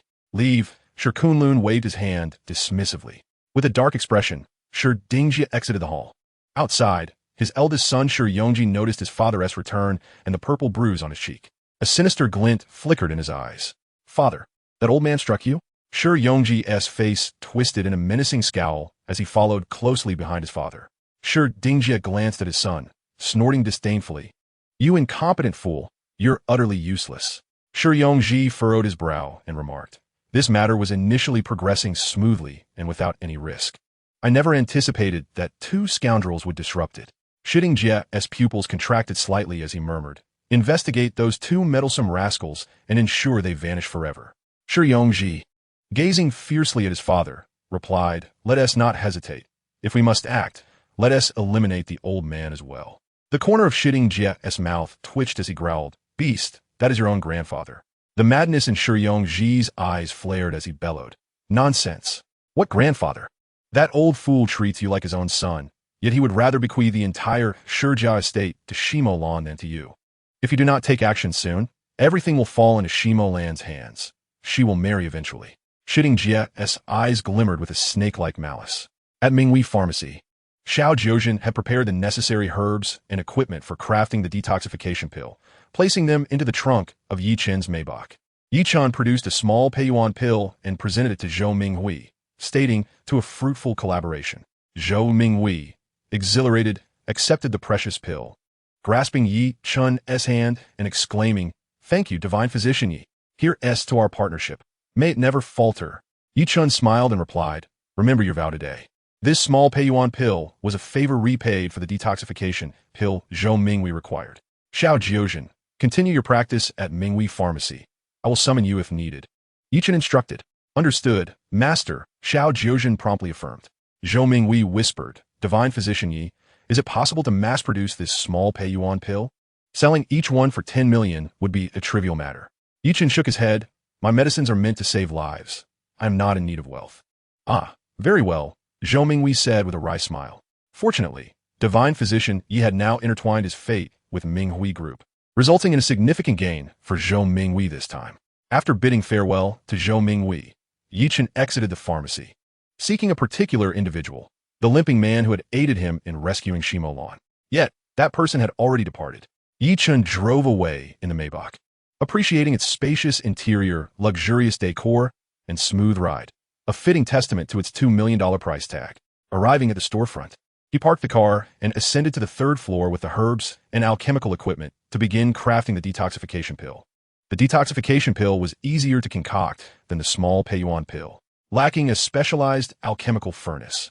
Yi Chen utilized the herbal decoction equipment combined with his innate abilities to refine the detoxification pill. After an hour, he successfully produced 10 detoxification pills, storing them in porcelain vials. He then began to examine the Divine Transformation Palm and Divine Transformation Thunder Finger within his sea of consciousness. After consuming a small Peiyuan pill at Minghui Pharmacy, his cultivation had ascended to the 6th level of Qi gathering. He wondered if the second move of the Divine Transformation Palm had manifested and whether the technique of the Divine Transformation Thunder Finger had emerged. Yi Chen meticulously scrutinized his sea of consciousness. The Divine Transformation Palm remained as it was, showcasing the same Divine Transformation seal. The technique of the Creation Thunder God Finger has finally manifested. Yi Chen exclaimed in astonishment, overwhelmed with excitement. He scrutinized the technique closely, only to discover that it was incomplete, revealing merely half of its form. It appeared that his cultivation level was still somewhat inadequate. Without hesitation, Yi Chun produced a small Pei Yuan Dan and consumed one. A rumble echoed as the essence of the small Pei Yuan Dan transformed into a powerful true energy. Surging into Yi Chun's dantian, his dantian morphed into a tumultuous sea, unleashing towering waves that began to expand. Streams of true energy surged forth like the mighty tides of the Qiantang River, racing through Yi Chun's meridians in a rapid circulation. Brilliant golden light erupted from Yi Chun's body as he ascended to the 7th and then the 8th layer of Qi gathering. In an instant, the entirety of the creation Thunder God Finger technique unfolded within his consciousness. With great joy, Yi Chun proclaimed, "At last, the creation Thunder God Finger is complete." He began his training immediately. Following the cultivation method within his consciousness, Yi Chun commenced his practice of the creation Thunder God Finger. The creation divine art surged to its zenith, and formidable true energy transformed into a bolt of lightning, racing towards his index finger. With a crackle, a faint arc of lightning emerged from his fingertip. The sound of thunder resonated as a fierce heat radiated from his finger. Almost simultaneously, Yi Chun felt his true energy deplete, accompanied by dizziness and pallor. Before the technique could fully evolve, Yi Chun's true energy had waned. Weak in the knees, he collapsed onto the ground, the lightning arc dissipating in an instant. His energy remained insufficient. Gritting his teeth, Yi Chun retrieved another small Pei Yuan Dan and swallowed it without delay. Streams of essence once more transformed into surging true energy. With a rumble, Yi Chun's dantian filled anew, the waves rolling and swelling into a sea capable of producing monumental tsunamis. His true energy surged. He reached the 9th layer of Qi gathering, realizing that this small Pei Yuan Dan had elevated his cultivation by a minor realm. The powerful true energy surged forth like a tempest of thunder and fire towards his index finger. With a deafening explosion, the arc of dazzling lightning reappeared. Creation Thunder God Finger. Yi Chun bellowed. The thunderous roar erupted from his finger as it forcefully struck the cast iron dumbbell he typically trained with. A muffled thud reverberated. Sparks flying. The cast iron dumbbell shattered into fragments. Yi Chun gazed at the remnants of the dumbbell he had obliterated with a single finger, filled with elation. The creation Thunder God Finger had been mastered. Now, at the 9th layer of Qi gathering, he was on the cusp of advancing to the Golden Sea realm. An hour later, Yi Chun felt his power stabilize. Suddenly, a cold snort echoed from outside the window. With a crash, the glass shattered, and a brick came hurtling inside. Yi Chun caught a glimpse of a shadow darting away into the distance. "Who dares to vandalize my window?" He fumed. With a swift motion, Yi Chun pursued the shadow that darted towards the outskirts as darkness enveloped the night. The silhouette seemed vaguely familiar, yet he could not immediately recall its identity. In an instant, Yi Chun accelerated, closing the distance to the shadow. Before long, he found himself amidst a grove of trees, where the figure abruptly halted and turned around. It was Wu Yong. Under the moonlight, Yi Chun discerned that this was indeed the individual who had shattered his window, and it was none other than Wu Yong, the man whose arm he had broken. "Haha, Yi Chun, you broke my arm and killed my brother Wu Xing on Jiangxin Island. Today, you shall meet your demise." Wu Yong's expression twisted into a grotesque mask of fury. "What?" Yi Chun was taken aback. The Wu Xing from Jiangxin Island was Wu Yong's brother? Had they discovered Wu Xing's corpse? "What are you saying? I do not comprehend your words." Yi Chun, of course, could not confess to the incident involving Wu Xing. Wu Yong's voice dripped with malice. "Regardless of whether you admit it or not, there is no escape for you today." In a flash, several ominous figures emerged, each exuding a formidable aura, encircling Yi Chun. This was a trap. Yi Chun sensed an intense danger, particularly from the two elders positioned before and behind him, whose murderous intent and overwhelming pressure suffused the air with a palpable aura of death. They were undoubtedly two formidable experts. Yi Chun immediately heightened his vigilance, channeling his innate powers to their utmost. He fixed his gaze on the elder clad in black. "Who are you?" With a disdainful snort, the elder's murderous aura and presence surged violently. "I am Zhou Xingyo, the Grand Elder of Iron Palm Sect and the Deputy Leader of Jiangxing Ancient Martial Alliance." Yi Chun recognized the Iron Palm Sect from Su Yanran's accounts of the Jiangxing Ancient Martial Alliance. The presence of this Zhou Xingyo felt exceedingly perilous, and the black-clad elder behind him radiated similar strength. Surrounded by these individuals, Yi Chun knew he must devise a strategy to eliminate the two elders flanking him before he could hope to escape. Failure to do so would spell disaster. Resolutely, Yi Chen declared, Zhou Xingyou, Jiangqing Ancient Martial Alliance, Iron Palm Sect. Your organization sounds rather prestigious. Are you truly so devoid of martial ethics and the tenets of the martial world that you would engage in a collective assault against a single individual? Should this news circulate, it would tarnish your reputation, wouldn't it?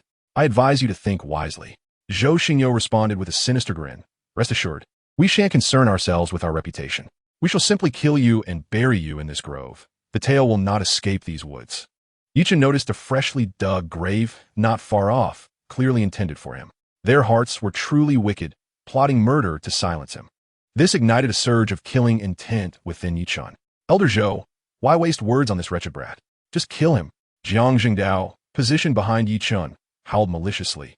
Hearing the words of these two elders, Yi Chen realized that there would be no peaceful resolution today. It had escalated to a fight to the death. He resolved to strike first. Anyone who sought to take his life would find themselves met with his wrath. With a thunderous roar, Yi Chen surged forward like a bolt of lightning, launching his attack without hesitation. His right palm transformed into a hue reminiscent of white jade, shimmering with a golden glint, as it descended violently upon Zhou Xingyou. So it's the destructive golden palm. Alas, you are far too young and your power insufficient. You are no match for me. You are doomed today, Zhou Xingyou scoffed, his palms swelling dramatically, dark as iron, emitting a piercing shriek, imbued with an overwhelming murderous intent as it struck towards Yi Chen. A resounding thud echoed as the two hands, one white and one black, collided with tremendous force, unleashing an explosive sound akin to thunder. A terrifying shockwave surged outward, hissing ominously in all directions. Amidst the violent explosion, Yi Chen grunted, his body propelled backward. Turns out you're nothing but a fool, defeated in a single move. Zhou Xingyou sneered, reveling in his triumph as he watched Yi Chen being sent flying. Yet, Yi Chen's retreating figure abruptly accelerated, crashing toward Jiang Zhengdao behind him like a flash of lightning. Heavendi transformación cel. Yi Chen bellowed, striking towards Jiang Zhengdao with fervor.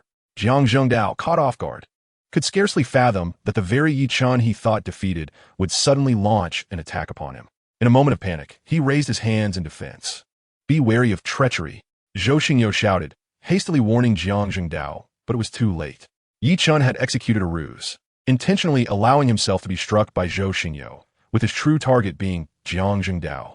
If he could eliminate Jiang Zhengdao, dealing with Zhou Xingyou would become trivial. Yi Chen unleashed the heavenly transformation seal, even more formidable than the destructive golden palm. A deafening crash resonated, resembling the sound of thunder. Yi Chen's heavenly transformation seal struck Jiang Zhengdao's palms with unyielding force. Taken by surprise, Jiang Zhengdao could not fully activate his iron sandpalm in time and was struck by Yi Chen's assault. Regardless of Jiang Zhengdao's prowess, he was mere fodder before Yi Chen's divine palm. A gruesome crack echoed, accompanied by the chilling sound of bones shattering. Jiang Zhengdao cried out in agony, his palms severed by Yi Chen's heavenly transformation seal. To eradicate the roots of the problem, Yi Chen continued his relentless assault, his palm descending like a bolt of lightning upon Jiang Zhengdao's head. A sound akin to a watermelon bursting resonated. Jiang Zhengdao screamed in despair, collapsing to the ground, his legs outstretched, lifeless.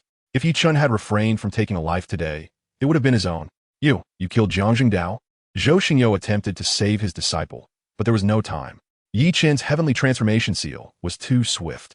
All onlookers stood in stunned silence, utterly unable to believe their eyes. Yi Chen had indeed slain Jiang Zhengdao, and in a single strike, no less. Enraged by the death of his comrade, Zhou Xingyou let out a furious roar and charged at Yi Chen. With a thunderous crash, Zhou Xingyou's palms glimmered with a dark radiance, exuding an aura of annihilation as they violently struck towards Yi Chen. Chapter 16, Divine Thunderfinger. You seek death, Yi Chen shouted, unleashing the heavenly transformation seal once more. His colossal palm, akin to a divine seal wreathed in celestial light, descended with great force upon Zhou Xingyou's iron sandpalm. A deafening thunderclap resonated as the two hands collided. Amidst the terrifying explosion, Yi Chen remained utterly unmoved, while Zhou Xingyou staggered back, his palms throbbing with pain, blood surging within him, causing him to retreat 3 steps. A bitter taste filled Zhou Xingyou's throat as he spewed forth a jet of blood. How could this be possible? Yi Chen, the seemingly unremarkable youth, had feigned weakness just moments after slaying Jiang Jingdao, now striking Zhou Xingyo with such force that he bled. Wu Yong, frightened, hastily retreated into the shadows, ready to flee at a moment's notice. Zhou Xingyo, filled with both shock and rage, was utterly incensed. After decades of honing his iron sand palm, he had never met a match, yet this unheralded brat had forced him back and wounded him, an affront he found unbearable. You seek death, Zhou Xingyo bellowed in fury, suddenly brandishing a dagger, exuding an ancient aura. The moment the dagger was drawn, a chilling light emanated from it, causing the temperature in the vicinity to plummet. With a swift hiss, the sharp blade lunged towards Yi Chen's throat with blinding speed and ruthless intent. The angle was treacherous, leaving Yi Chen with no time to evade. A sinister smile crept across Zhou Xingyo's face, for many skilled fighters had perished beneath his fish intestine dagger. Yi Chen, too, was doomed. No matter how formidable he might be, he could not escape the assault of the fish intestine dagger. In an instant, the dagger was upon Yi Chen's throat. At that critical juncture, Yi Chen extended a finger. Heavenly thunder, divine finger. With a sharp tap, his fingertip struck the back of the dagger. A flash of lightning erupted. The terrifying electric arc surged into the fish intestine dagger. Zhou Xingyo screamed in agony, feeling as though he had been struck by lightning. Half of his body rendered numb and convulsing. The dagger clattered to the ground. With a mighty roar, Yi Chen thrust his finger towards Zhou Xingyo's brow. The latter, paralyzed and convulsing from the electric shock, was utterly defenseless. No! Zhou Xingyo screamed, a mixture of shock and fury filling his eyes, now brimming with despair. A sickening crunch echoed as Yi Chen's finger penetrated Zhou Xingyo's skull. The latter's body stiffened, his eyes widening in shock, before he collapsed to the ground, meeting his demise. Yi Chen retrieved the fish intestine dagger and discovered its sheath on Zhou Xingyo's person. With a forceful kick, he sent Zhou Xingyo into the deep pit that had been excavated. The remaining figures in black, terrified, turned to flee, while Wu Yong had long since vanished without a trace. In this confrontation, both Jiang Jingdao and Zhou Xingyo perished. With another kick, Yi Chen dispatched Jiang Jingdao's body into the pit as well. With a resounding thud, Yi Chen struck the mound of earth, burying the two men. This battle had ignited a surge of confidence within Yi Chen. The so-called Iron Palm sect and Jiangqing Ancient Martial Alliance were utterly ineffectual. Remaining here felt increasingly perilous. Having slain Jiang Jingdao and Zhou Xingyo, the Iron Palm sect would not simply let it go. Thus, he resolved to explore the villa gifted by Shi Ding Tian. Yi Chen quickly gathered his valuables, including the safe, loading them onto the cargo van, as the Maybach could not accommodate the safe. Driving the Maybach into the rear courtyard, Yi Chen headed straight for the Foaming Lake Villa District. In Jiangcheng, at the rear mountains of the Ancient Martial Alliance, an elder stood before a massive rock, exuding an extraordinarily powerful aura. As the dense mist from Bobo Mountain approached within 5 meters of the elder, it was forcefully repelled by the murderous intent emanating from him.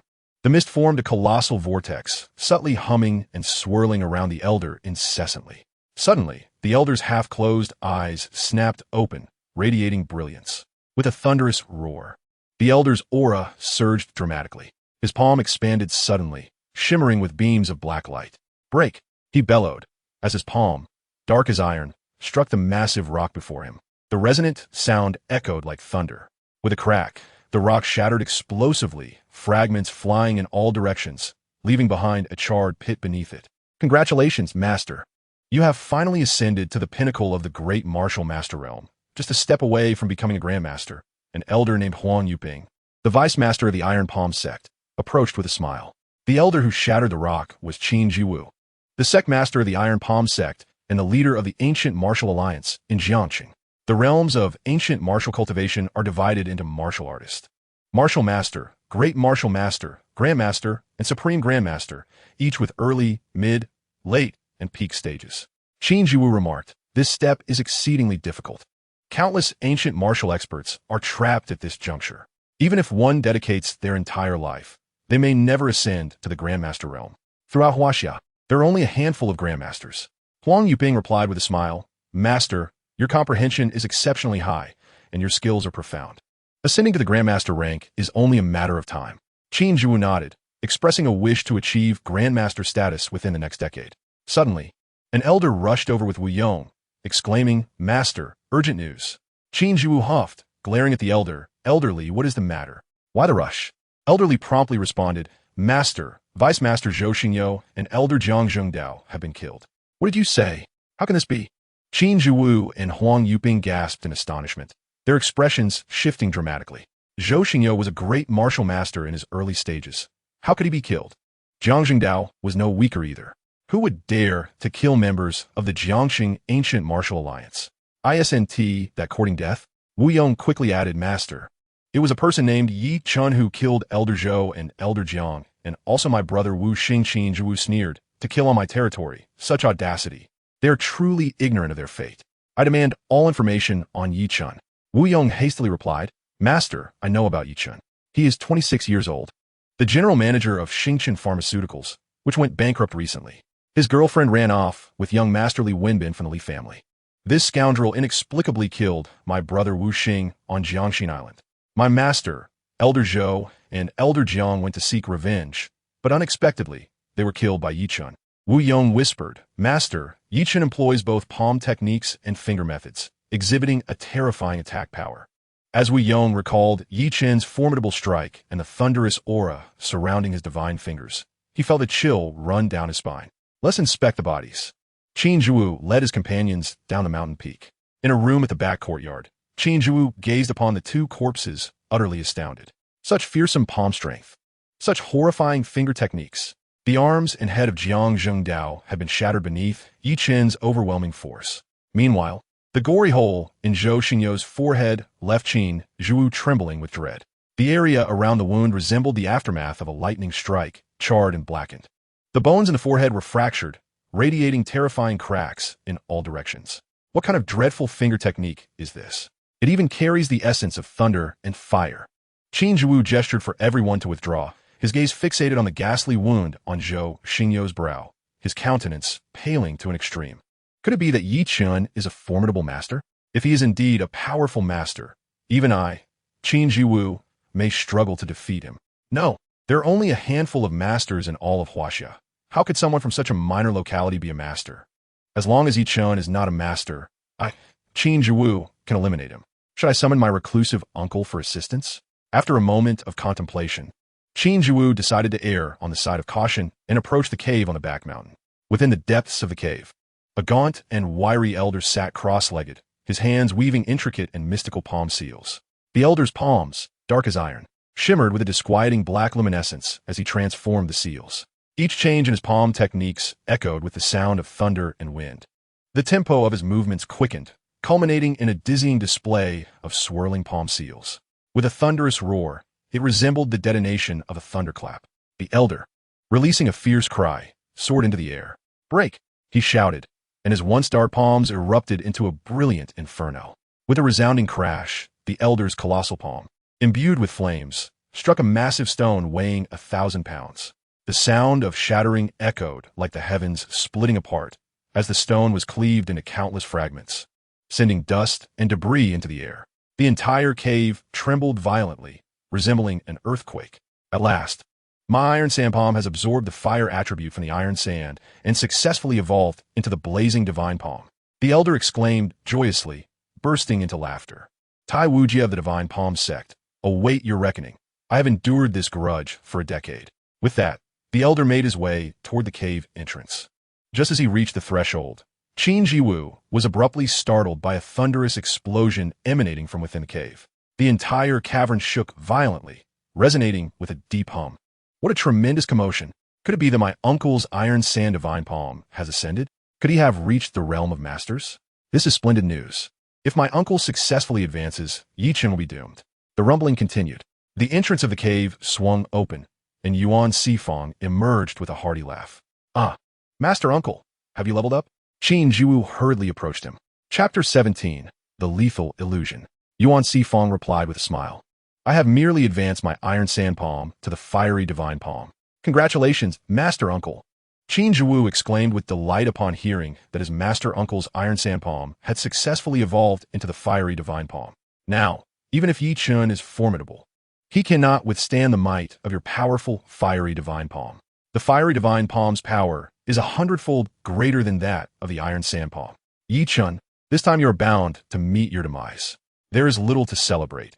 It is regrettable that I have not reached the master realm, Yuan Sifang said, shaking his head in resignation, his expression one of unfulfilled ambition.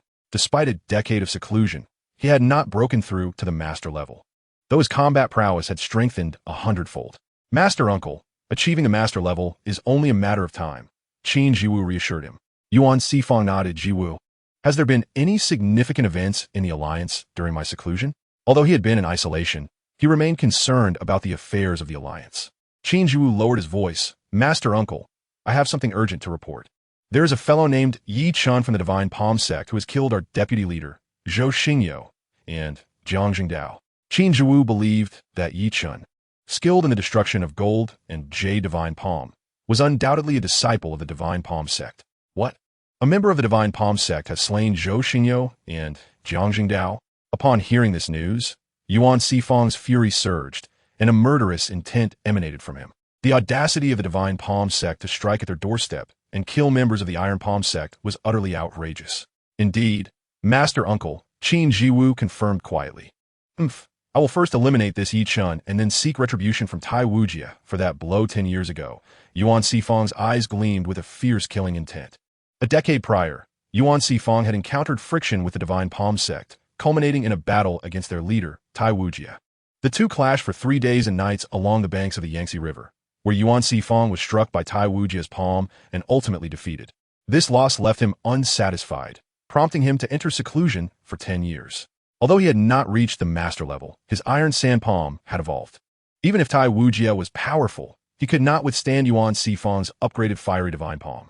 Very well, Master Uncle, with you personally taking action, that Yi Chen is surely doomed. I will immediately investigate his whereabouts, Qin Jiwu said as he hurried off to make arrangements. Meanwhile, Yi Chen drove his pickup truck into the affluent residential area of Jiangcheng, the Fengming Lake Villa district. This area boasted excellent feng shui and stunning scenery, nestled against Longting Mountain with Fengming Lake in front. A significant portion of Jiangcheng's wealthy elite resided here. The district featured numerous independent villas spanning hundreds of square meters, as well as lavish estates covering over 100 acres. Several of the 10 prominent families of Jiangnan had residences within this area. The villa gifted to Yi Chen by Shi Ding Tian was number 8, located in the eastern part of the district. Thus, Yi Chen approached through the eastern gate. However, his vehicle was halted by 2 security guards stationed at the entrance. Halt! What are you doing driving a shabby pickup truck into our territory? This is a luxurious villa district where the wealthy reside. If your dilapidated vehicle were to collide with one of their prestigious cars, you would be unable to compensate for the damages even if you sold yourself. Leave at once. A scornful security guard, with a sharp face and a sneer, kicked at Yi Chen's delivery vehicle and barked orders dismissively. This fellow clearly looked down on others. Yi Chen chose not to stoop to the guard's level. He replied with a huff, I'm the owner here. Please open the gate. I wish to enter. What? The guard stared at Yi Chen, bursting into laughter. Another guard, filled with disdain, pointed at Yi Chen and mocked, You, with your shabby attire worth less than 100 yuan, driving this old delivery truck. Claim to be an owner here? If you're the owner, then I must be the general manager. You must be dreaming. Yi Chen felt the sting of their ridicule, but refrained from violence, suppressing his anger as he spoke calmly. I truly am the owner here. Is that so? Then tell me, which villa do you reside in? The guard produced an elegant notebook containing the details of every villa owner. I reside in villa number 8. Yi Chen declared loudly. The 2 guards erupted into laughter, almost losing their breath. You must be out of your mind. Do you even know who owns villa number 8? It belongs to the Shi family, one of the top 10 families in Jiangcheng. You, a pauper, claiming that villa as yours? Are you asking for a beating? The guard brandished an electric baton, its arcs of electricity crackling ominously. Get lost and stop wasting my time. Yi Chen could no longer contain his fury and flung open the car door, storming out. Some people are simply asking for a beating. If you do not confront them, they will continue to bully you. At that moment, several luxurious imported cars approached. Upon seeing the license plates, the guards' expressions shifted dramatically, instantly transforming into subservient sycophants. The Zhao family's convoy. Open the gate, salute. The head of security, Shan Fei, rushed out of the duty room, standing at attention and saluting. The 2 guards hastily opened the electric folding gates. Inside one of the cars, Zhao Wenbin spotted Yi Chen standing next to the delivery vehicle. Yi Chen? How did this scoundrel end up here? Zhao Wenbin's face contorted with murderous intent, and he gestured for the driver to stop. This bastard had broken my arm. If it weren't for the secret methods of Master Jia, I would be unable to heal for a month. Now this scoundrel has delivered himself right to my doorstep. I cannot let him escape today. Furiously, Zhao Wenbin flung open the car door and stormed out. The two figures seated behind him, Master Jia and the South Sea illusionist Wugulin, sensed the overwhelming killing intent emanating from Zhao Wenbin. Who has offended this young Master Zhao? They wondered, watching as he approached a young man. Upon recognizing Yi Chun, both Jia and Wugulin's pupils constricted, their expressions shifting dramatically. A master from Huaxia, Zhao muttered in a hushed tone. Jacques Tu Can and Wu Gu Luan sensed a formidable aura emanating from Yi Chun. Upon noticing the young master's descent, the bodyguards promptly followed suit. This area, where Yi Chun resided, was an exclusive villa district inhabited by the elite of Jiang City, certainly not a place for a bankrupt individual like him. If anything were to go missing here, it would undoubtedly be attributed to his thievery. Zhao Wenbin regarded Yi Chun with disdain, a mocking smile plastered across his face. Yi Chun was taken aback to encounter the loathsome Zhao Wenbin in this setting. The words of that contemptible scoundrel truly provoked a desire to retaliate. To his astonishment, Yi Chun noticed that Zhao Wenbin's arm had completely healed, which startled him, having endured a fracture at Yi Chun's hands. It was a certainty that his arm would take over a month to recover. Had Zhao Wenbin encountered some extraordinary healer? Yi Chun became wary. It appeared that the Zhao family was indeed formidable. Zhao Wenbin, your vile tongue can never utter pearls of wisdom. What connection do I have with you here? Your arm is healed remarkably fast. Do you yearn to have it broken again, to relish the agony of such a fate? Yi Chun harbored a fervent wish to end the life of this insufferable wretch. The moment Zhao Wenbin heard Yi Chun's words, his expression darkened, igniting a fierce hatred within him. Yi Chun, since you seek your demise, I shall oblige, Zhao Wenbin bellowed, his eyes aflame with rage. Break this scoundrel's limbs. Yes, young master. 7 or 8 bodyguards, roaring fiercely, charged at Yi Chun. Truly seeking death, Yi Chun scoffed coldly, his expression turning frigid as he delivered a swift kick to the abdomen of the foremost bodyguard. The man soared through the air, crashing to the ground with a thud. In the blink of an eye, all the bodyguards lay defeated, groaning in agony. Yi Chun advanced toward Zhao Wenbin, whose complexion shifted in fear as he turned to flee. Master Jia, Master Wu, save me. Zhao Wenbin cried out desperately as he ran. In a flash, Jacques Tu Can and Wu Gu Luan intercepted Yi Chun's path. Stop, Wu Gu Luan uttered with a cold grunt. Yi Chun halted, his gaze falling upon the 2 men clad in bizarre attire, exuding an eerie aura. Instantly, he became vigilant. His penetrating gaze revealed Jacques Tu Can enveloped in a swirling miasma, concealing a myriad of vividly colored venomous insects and cursed creatures beneath his garments. Each insect and cursed creature exuded a terrifying murderous intent. A South Sea sorcerer, Yi Chun exclaimed, instinctively taking a step back. The Zhao family had indeed employed such malevolent practitioners. These sorcerers could command venomous creatures for surprise attacks, administer poisons, and employ a particularly insidious form of cursed poison. This lethal curse infiltrated the human body, devouring organs and brain matter, killing silently and insidiously. The other individual astounded Yi Chun even more. Though he stood still, his form was indistinct, wavering between reality and illusion, as if he existed in another dimension. What kind of skill is this? So bizarre? Who are you? With a cold snort, Uglin stepped forward. A thunderous sound echoed, as if the heavens were collapsing, and Yi Chun felt the world spinning around him, engulfed in illusions.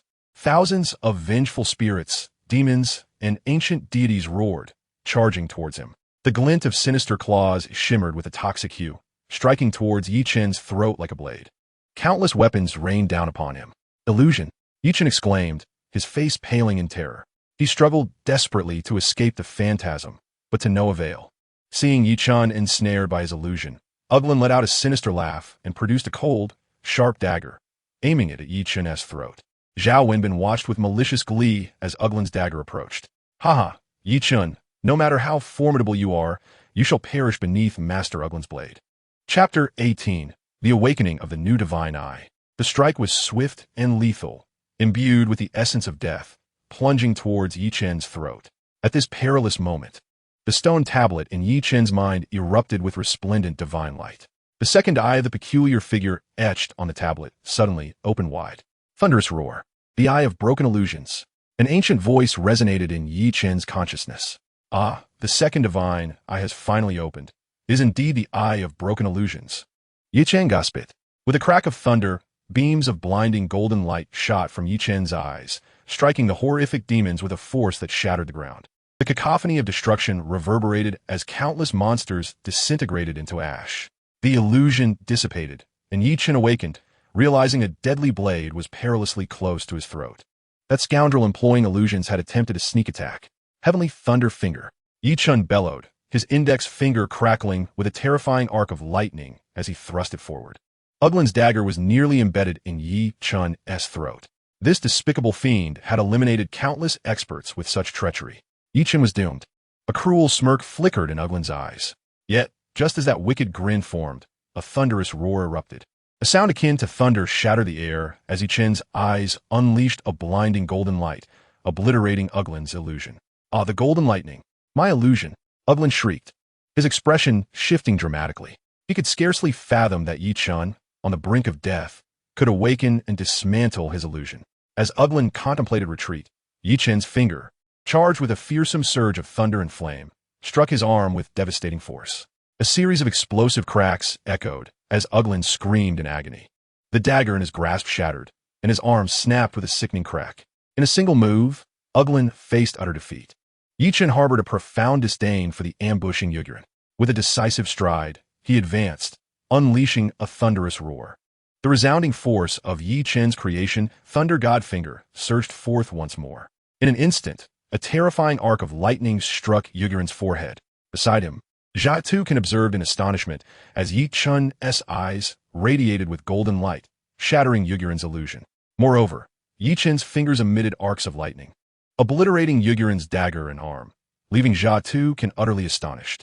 What formidable prowess Yi Chen possesses! What extraordinary technique is this? Such terror and strength? With a resounding crash, Yi Chen unleashed his second strike of the creation Thunder God Finger. Jia Tukan shouted, swiftly extending his hand to pull Yugurin aside. In a flash, Jia Tukan flicked his finger, and several vividly colored serpents, exhaling venomous fangs, darted towards Yi Chen's face. Upon witnessing the southern sorcerer rescue the malevolent illusionist, Yi Chen's countenance darkened. With a crash, Yi Chen's Thunder God Finger collided with the serpents. All the serpents were reduced to mere fragments, dissipating into wisps of black smoke. Who are you? Yi Chen sneered, fixing his gaze on Jia Tukan. In a stilted Mandarin, Jia Tukan responded, I am Jia Tukan, a southern sorcerer. Yi Chen, you deserve death for shattering Yugurin's illusion and breaking my arm. I shall ensure your demise. Yugurin roared, his face contorted, as his eyes erupted with dark light. Not far off, several cars approached. Reinforcements are arriving, Jia Tukan cautioned, restraining Yugurin from launching an attack on Yi Chen. There will be a time for inquiries. Casting a glance at Yi Chen, Jia Tukan ushered Yugurin into a car. Zhao Wenbin was taken aback. Having never anticipated that Yi Chen would defeat Yugurin with a single strike, even breaking one of his arms. Now, with Jia Tukan and Yugurin in the car, he too hastily entered a vehicle. The Zhao family convoy rushed into the villa district. Yi Chen observed the Zhao family cars, furrowing his brow. Could it be that Zhao Wenbin resides here? Mr. Yi, you have arrived. A car window rolled down, revealing Shi Mulan smiling at Yi Chen. Ah, Director Shi, do you also live here? Yi Chen approached. Shi Mulan stepped out of the car, saying, Your villa is number 8. I reside in number 9. Right next to you. She gestured in the direction of the villas. Oh, you live next door? Yi Chen exclaimed in surprise, never having expected that Shi Mulan would be his neighbor. With a radiant smile, Shi Mulan replied, Indeed, we are neighbors now. Oh, why aren't you going in? Yi Chen glanced at the 3 security guards, who were still in shock. He huffed. Those 2 guards looked down on me, claiming I lacked the qualifications to enter. The 3 guards were utterly dumbfounded, unable to fathom Yi Chen's extraordinary capabilities. Witnessing him single-handedly defeat Zhao Wenbin and several bodyguards, as well as vanquish the 2 southerners, left them questioning their own perceptions. Was this real? It felt as though they were watching a movie. This seemingly ordinary individual possessed such remarkable prowess. Upon observing Shi Mulan, it became apparent that this young man indeed resided in Villa number 8 and was her neighbor. The 2 security guards, along with the team leader Shun Fei, felt a cold sweat trickle down their backs. This was troublesome. If they offended Shi Mulan, their livelihoods would be at stake. This luxurious villa area was developed by the Shi family, and with just a single glance from Shi Mulan, they could find themselves dismissed. Now, witnessing Yi Chen's disdainful remarks about their lowly perception, it was evident that he was already incensed. You two blind fools dare to obstruct Mr. Yi. Hurry and apologize, or I will have you dismissed, Shun Fei bellowed, delivering a sharp kick to the two guards. Their faces turned pale, trembling as they scampered before Yi Chun, resembling obedient hounds. We apologize, Mr. Yi. We truly had no knowledge of your residence here. We have offended you and admit our lowly judgment. Please forgive us for our transgressions. Yi Chun cast a disdainful glance at these loathsome individuals, choosing silence. He intended to make this place his home and wished to never encounter these petty characters again. Shermolin coldly interjected, Shun Fei, have them pack their belongings and leave. Yes, Director Sure, Shun Fei replied, his expression hardening. Pack your things and get out immediately. Captain Wei. The two guards were left in a state of shock. Shermolin turned to Yi Chun. Mr. Yi, please follow me in your car. Yi Chun smiled, certainly, Director Sure. He drove his pickup truck into the Foaming Lake Villa area and soon arrived at his residence, Villa Number 8. Villa Number 8, in an excellent location, boasted 3 stories. Not counting the underground garage, the entire villa was perched atop a hill, merely 50 meters from the shimmering Foaming Lake. Surrounded by vibrant flowers and lush trees, the environment was tranquil and the air refreshingly pure. To Yi Chen's surprise, he sensed a hint of spiritual energy in the vicinity. He instantly fell in love with this place. Seeing Yi Chen's astonishment, Shermolin smiled. What do you think? Do you like it? It's wonderful, thank you. Yi Chen replied, genuinely delighted. Shermolin, pleased by his reaction, drove away from the scene. The villa featured an underground garage where Yi Chun parked his vehicle and then moved the safe and valuable items to the spacious and bright living room on the first floor, which measured over 100 square meters. The second floor contained 10 rooms, and Yi Chun chose a large bedroom that offered views of the rising sun and Foaming Lake. He placed the safe and valuables here. In the yard, he noticed a swimming pool with clear, pristine water. How delightful! He could take his girlfriend swimming in the future. Yi Chun spent half an hour exploring the entire villa. The subtle spiritual energy seemed to emanate from the direction of Foaming Lake. Could there be something valuable beneath the lake? If there were no treasures, such energy would not exist. He contemplated using his vision to uncover any hidden gems at the lake's bottom. Suddenly, his phone rang, and upon checking the caller ID, he recognized it was Xiao Jiuzhen. What could Xiao Jiuzhen want at this late hour? Yi Chun answered the call. Master, come quickly, I need help. The voice of Xiao Jiuzhen had changed, sending a chill through Yi Chen's heart. Xiao Jiuzhen must be in trouble. Dr. Yi, this is Zhou Mingwei. Please hurry to Yuhei Garden Villa to save someone. I'm waiting for you at the entrance. Zhou Minghui's anxious voice echoed in Yi Chen's phone. Xiao Jiuzhen was indeed with Zhou Mingwei. Understood. I will be there immediately. The urgency to save a life was paramount. Xiao Jiuzhen must be dealing with a critically ill patient. Yi Chun dashed down the villa, hopped into his delivery truck, and sped towards Yuhei Garden Villa. 20 minutes later, he arrived at the foot of the villa, only to find an off-road vehicle blocking his path, preventing him from overtaking. Anxious to save a life, Yi Chun attempted to pass several times, but each effort was thwarted. Beep beep. He pressed the horn in frustration. Suddenly, the off-road vehicle swerved in front of his truck and came to a halt. Yi Chun slammed on the brakes, narrowly avoiding a collision. Anger surged within him. Was this fool courting death? The door of the off-road vehicle swung open, and a man with an arm in a white sling, accompanied by a few thugs adorned with tattoos of venomous snakes, brandished a club and approached menacingly. You think you could just barrel through in that piece of junk? I'll smash your pathetic vehicle, the man with the sling shouted. Upon seeing this individual, Yi Chun let out a cold snort, exited his vehicle, and confronted him. Zhang Song, have you not learned your lesson? Do you wish for the other arm to be broken as well? This was none other than Zhang Song, one of the subordinates of the so-called Green Dragon. Previously, during a feast by the Yangtze River with Su Yanran, this ruffian had made a drunken pass at her and had received a fractured arm for his trouble. Yi Chu, it's you. Zhang Song instinctively recoiled, fear evident in his eyes. Indeed, it is I. What's the matter? Is your skin itching again? Yi Chun retorted, his voice dripping with disdain. Zhang Song glared at him, a flicker of malice flashing in his eyes as he shouted, Brothers, this is the one who broke my arm. Let's take him down. All right, boss. The little thugs brandished their clubs and charged at Yi Chun. You seek death. Yi Chun advanced boldly. With a series of resounding cracks, he dispatched the thugs with swift, decisive kicks, leaving them wailing on the ground. Zhang Song's face turned pale with terror as he hurriedly dragged his fallen comrades towards the off-road vehicle, fleeing the scene. What a bunch of useless fools, Yi Chun muttered, restarting his delivery truck and continuing towards Yuhei Garden Villa. Before long, he spotted Zhang Song's vehicle again. Boss, Yi Chun is chasing us. One of the little thugs paled at the sight of Yi Chen's truck, his legs trembling.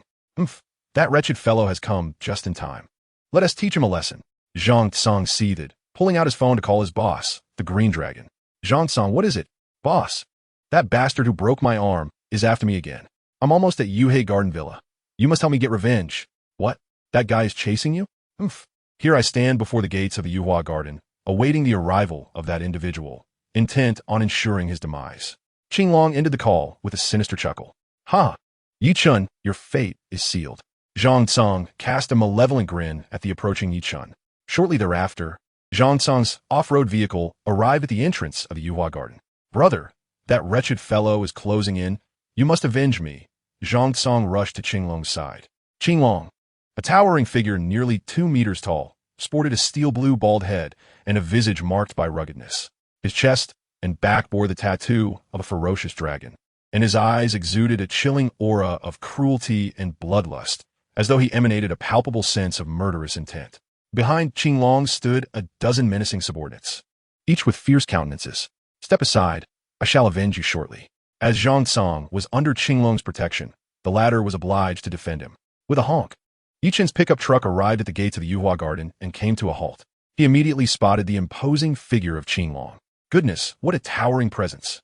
This giant exuded an aura of a skilled fighter, steeped in the scent of bloodshed. He must have taken lives before. As Yi Chen exited the pickup, he surveyed the Yuhua Garden, but did not see Zhou Mingwei. Humph, so you're Yi Chen? Qinglong growled, his eyes flashing with a fierce glint. Yi Chen responded. I am Yi Chen. This is the Yuhua Garden, correct? Humph, indeed, this is the Yuhua Garden. You broke my brother Zhang Tsang's arm and assaulted him earlier. Now you dare to come here? Today, I shall shatter your limbs to avenge my brother. With these words, Qinglong's aura and murderous intent surged dramatically. Yi Chen regarded Qinglong with a cold smile. Although you are formidable and have taken lives, you are no match for me. I have no time for idle chatter. I must enter the Yuhua Garden to rescue someone. Stand aside. Disregarding Qinglong, Yi Chen attempted to push past him toward the garden. Brother, kill him and avenge me. Zhang Tsang shouted fervently. Qinglong's expression darkened as he stepped forward. Rescue someone? You, a mere child, think you can save anyone? The Yuhua Garden is not so easily entered. Receive my strike before you leave. With a thunderous roar, Qinglong unleashed a colossal punch that resonated like a hammer, aimed squarely at Yi Chen's chest. The blow was swift and brutal, devoid of any embellishment, akin to a cannonball that struck Yi Chen in an instant. Yi Chen felt the immense force behind the punch, its power palpable, the gust it generated causing his face to sting painfully. What a formidable strike! Yi Chen bellowed, his palm transforming into a lustrous white as he delivered a powerful counterstrike against Qinglong's massive fist. The impact resonated with a thunderous boom, akin to a muffled thunderclap, leaving all present with ringing ears. Yi Chen staggered momentarily, while Qinglong let out a grunt, stumbling back 5 or 6 steps before regaining his balance. He felt as though his fist had struck a solid steel plate. The pain surged through his hand, turning it red, while his entire arm trembled and tingled. You are no match for me. Step aside or you'll regret it. Yi Chen glared fiercely at Qinglong. It had been years since Qinglong had tasted defeat, yet today, a young man in his 20s had managed to push him back several steps with a single blow, igniting his rage. You seek death, Qinglong bellowed, his body swelling dramatically as a piercing dragon roar escaped his lips. His palm transformed into a deep azure hue, muscles contorting, nails elongating into fearsome claws, dragon claw of the azure dragon. With a resounding cry, Qinglong unleashed his sharp claws, aiming for Yi Chen's throat. Qinglong was desperate. Even if you go all out with your tricks, it won't matter. I will still knock your teeth out, Yi Chen retorted, stepping forward. Stop. Just as Yi Chen was about to employ his divine technique, a commanding shout rang out.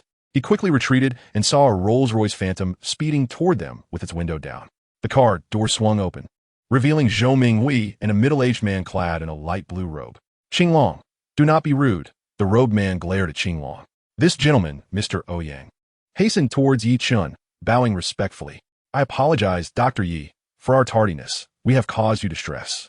Yi Chen regarded the middle-aged man with a smile. And you are? Zhou Mingwei swiftly interjected. Dr. Yi, this is Mr. Ouyang Ji, the steward of Yuhei Garden. Good day, Mr. Ouyang, Yi Chen greeted. Qinglong, I instructed you to welcome Dr. Yi at the entrance. How did you end up in a scuffle with him? Apologize at once.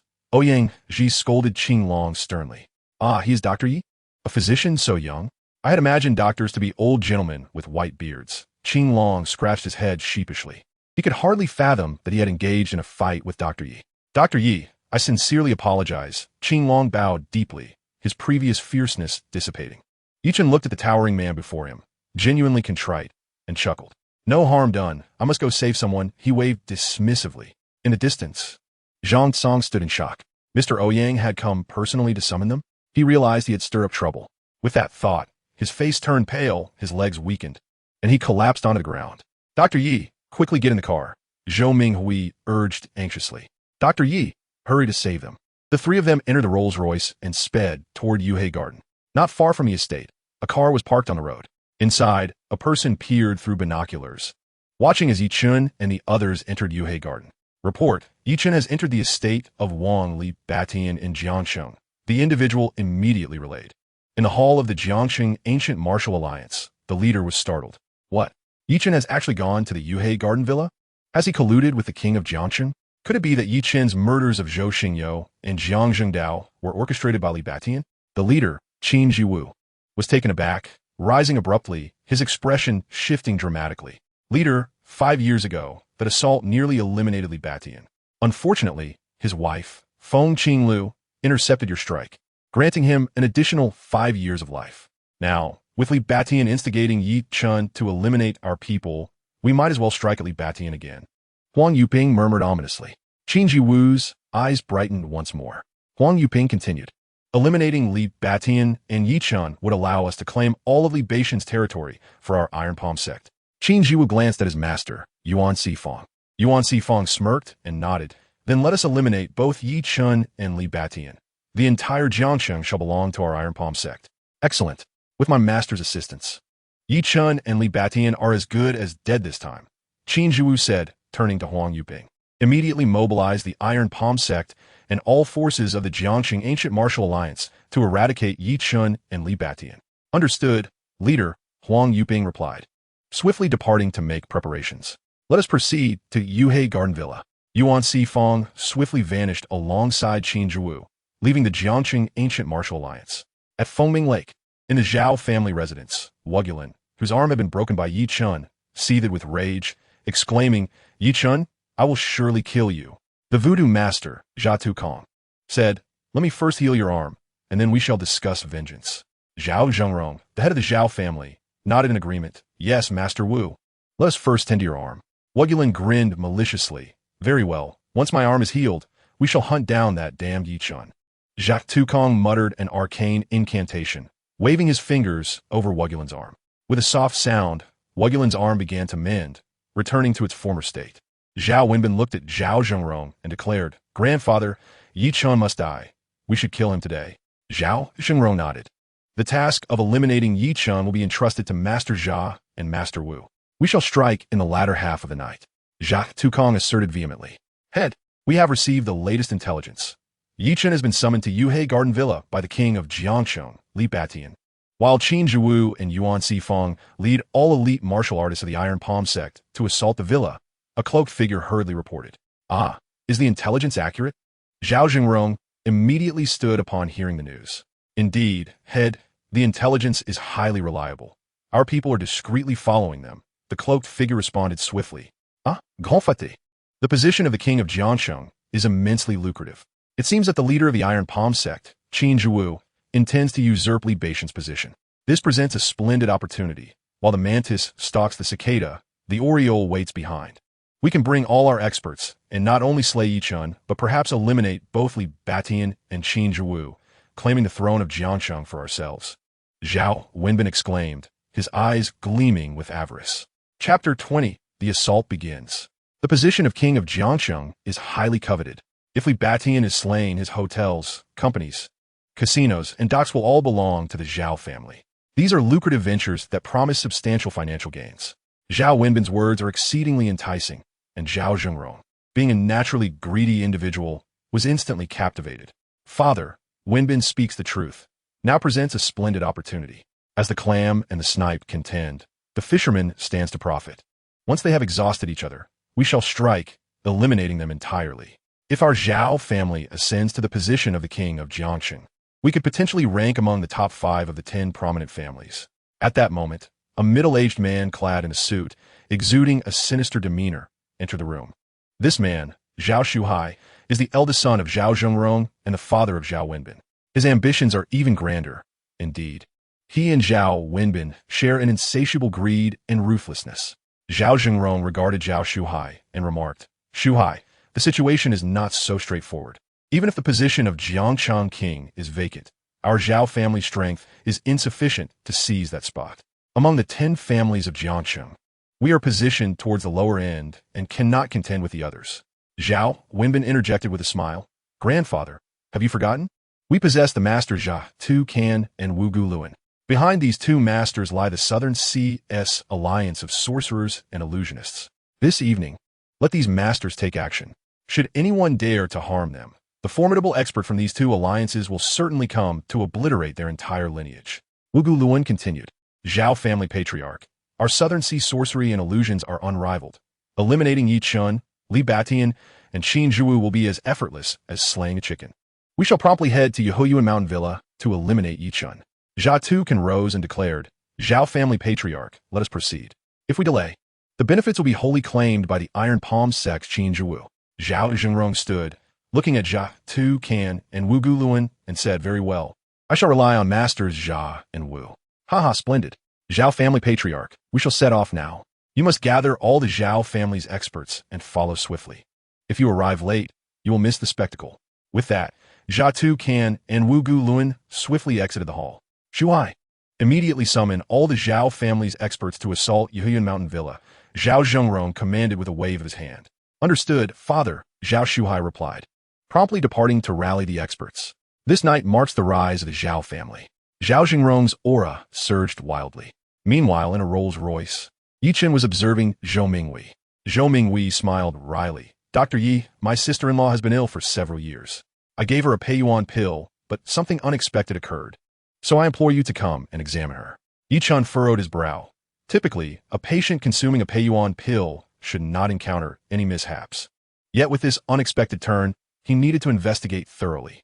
Just then, the car halted before a building. "Dr. Yi, please follow me," Ouyang Ji said, leading the way as he hurried toward the room. Inside, an elderly man in a blue robe and Xiao Jiuzhen stood by the bed, fixated on a gaunt, breathless female patient, her face ashen.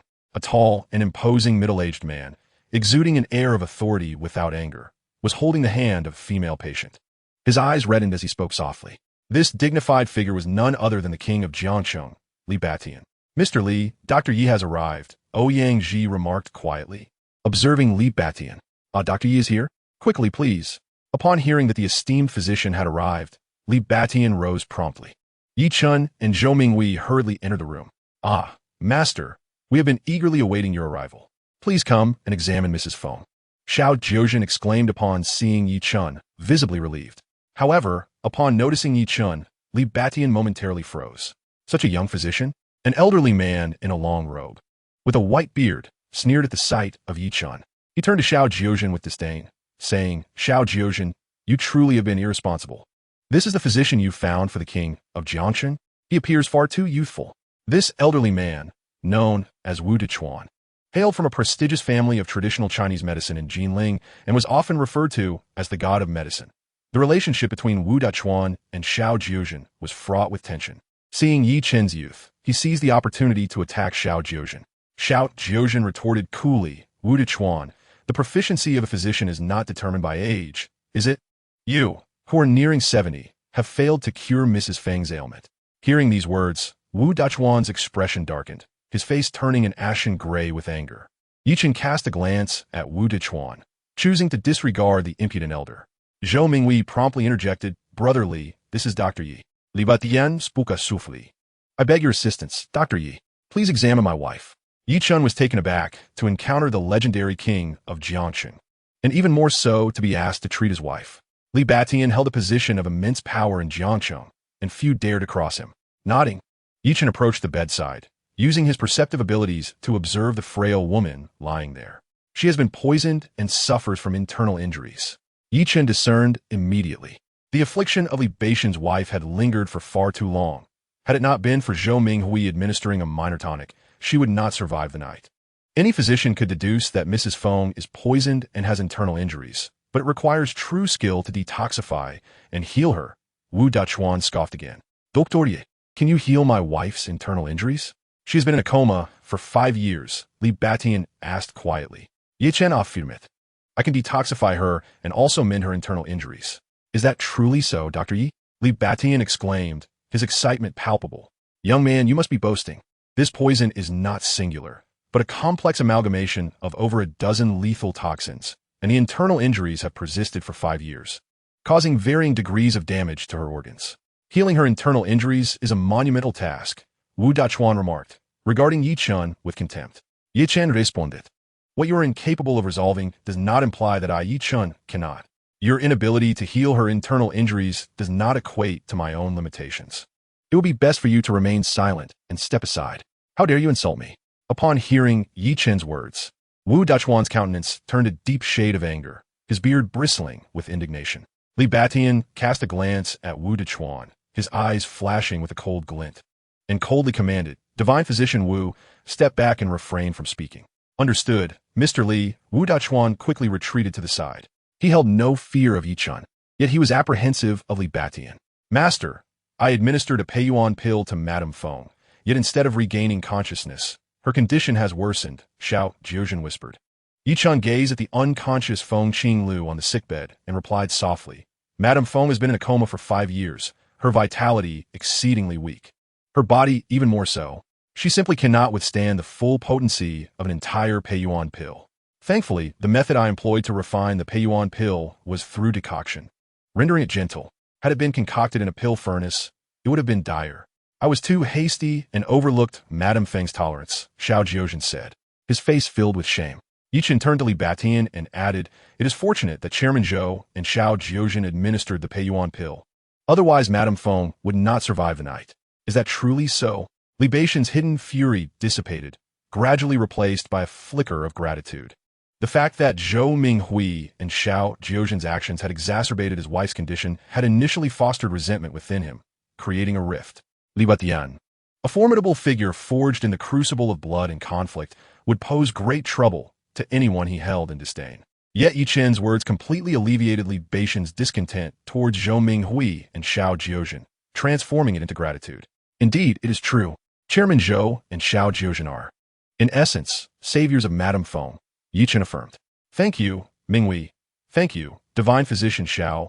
Li Batian promptly expressed his thanks to the two. Zhou Minghui and Xiao Jiuzhen, witnessing Li Batian's gratitude, felt immense appreciation towards Yi Chen. Brother, my sole intention was to save my sister-in-law, Zhou Minghui quickly stated. I know. I bear no resentment towards you, Li Batian replied with a smile. Mr. Li, time is of the essence. I must proceed to detoxify Madame Feng. With that, Yi Chen opened Feng Qingliu's mouth and inserted a detoxification pill. He flicked her throat, and the pill slid down. Yi Chen then retrieved the set of silver needles gifted by Xiao Jiuzhen and swiftly disinfected them.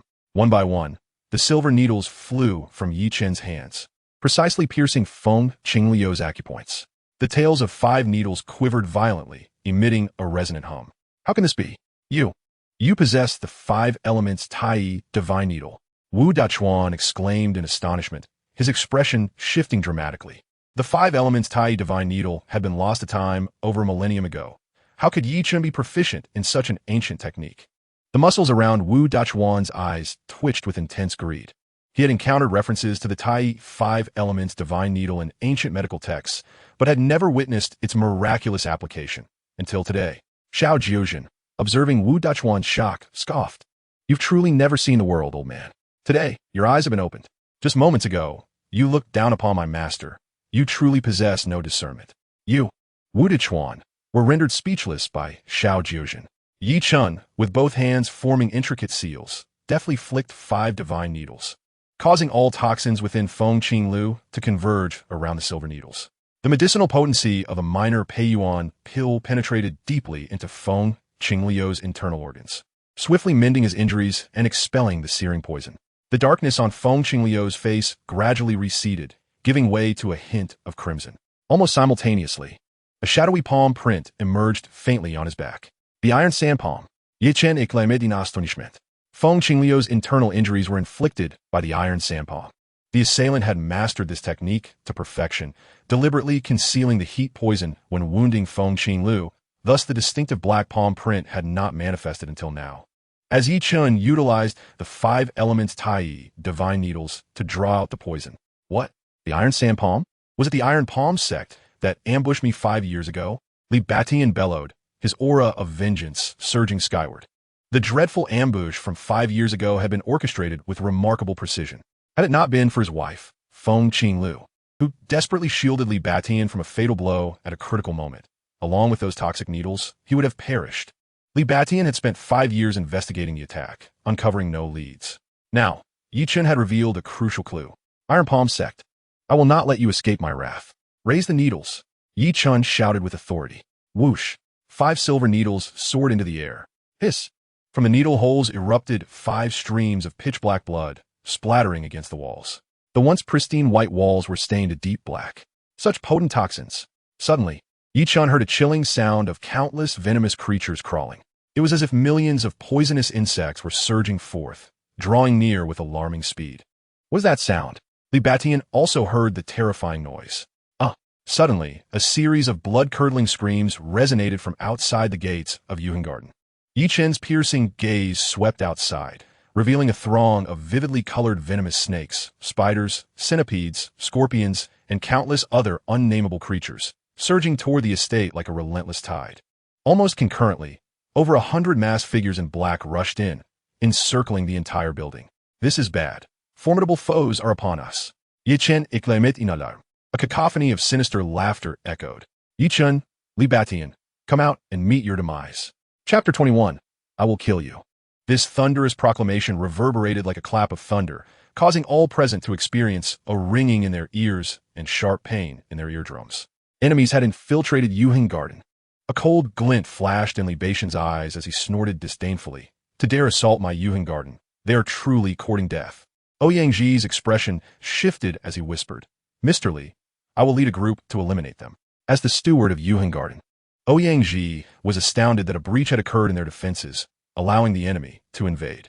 Where has the Azure Dragon, responsible for guarding the entrance, gone? Is the white tiger at the back door still asleep? Li Batian nodded and said, Very well, go take a look. Ouyangji nodded and dashed out. The sounds of fierce fighting and anguished screams echoed from outside. Wu Dechuan also heard the commotion, and his expression changed. It seemed Li Batian was in trouble. It would be best for him not to get involved.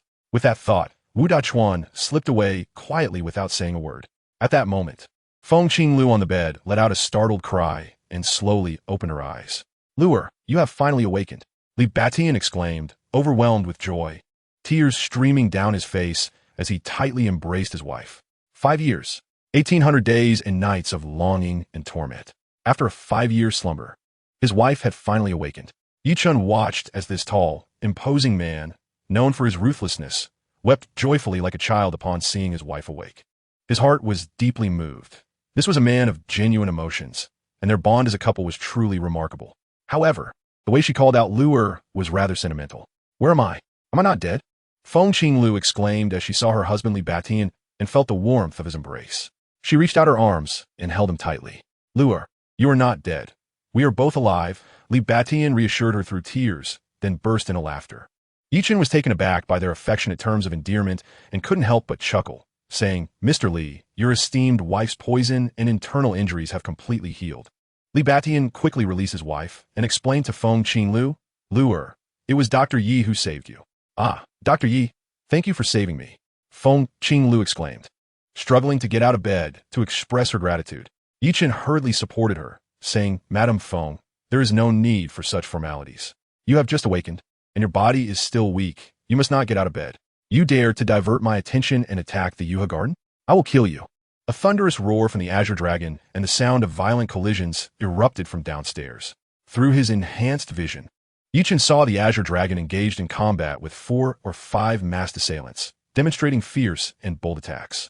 2 formidable figures clad in black swiftly charged into the hall on the first floor.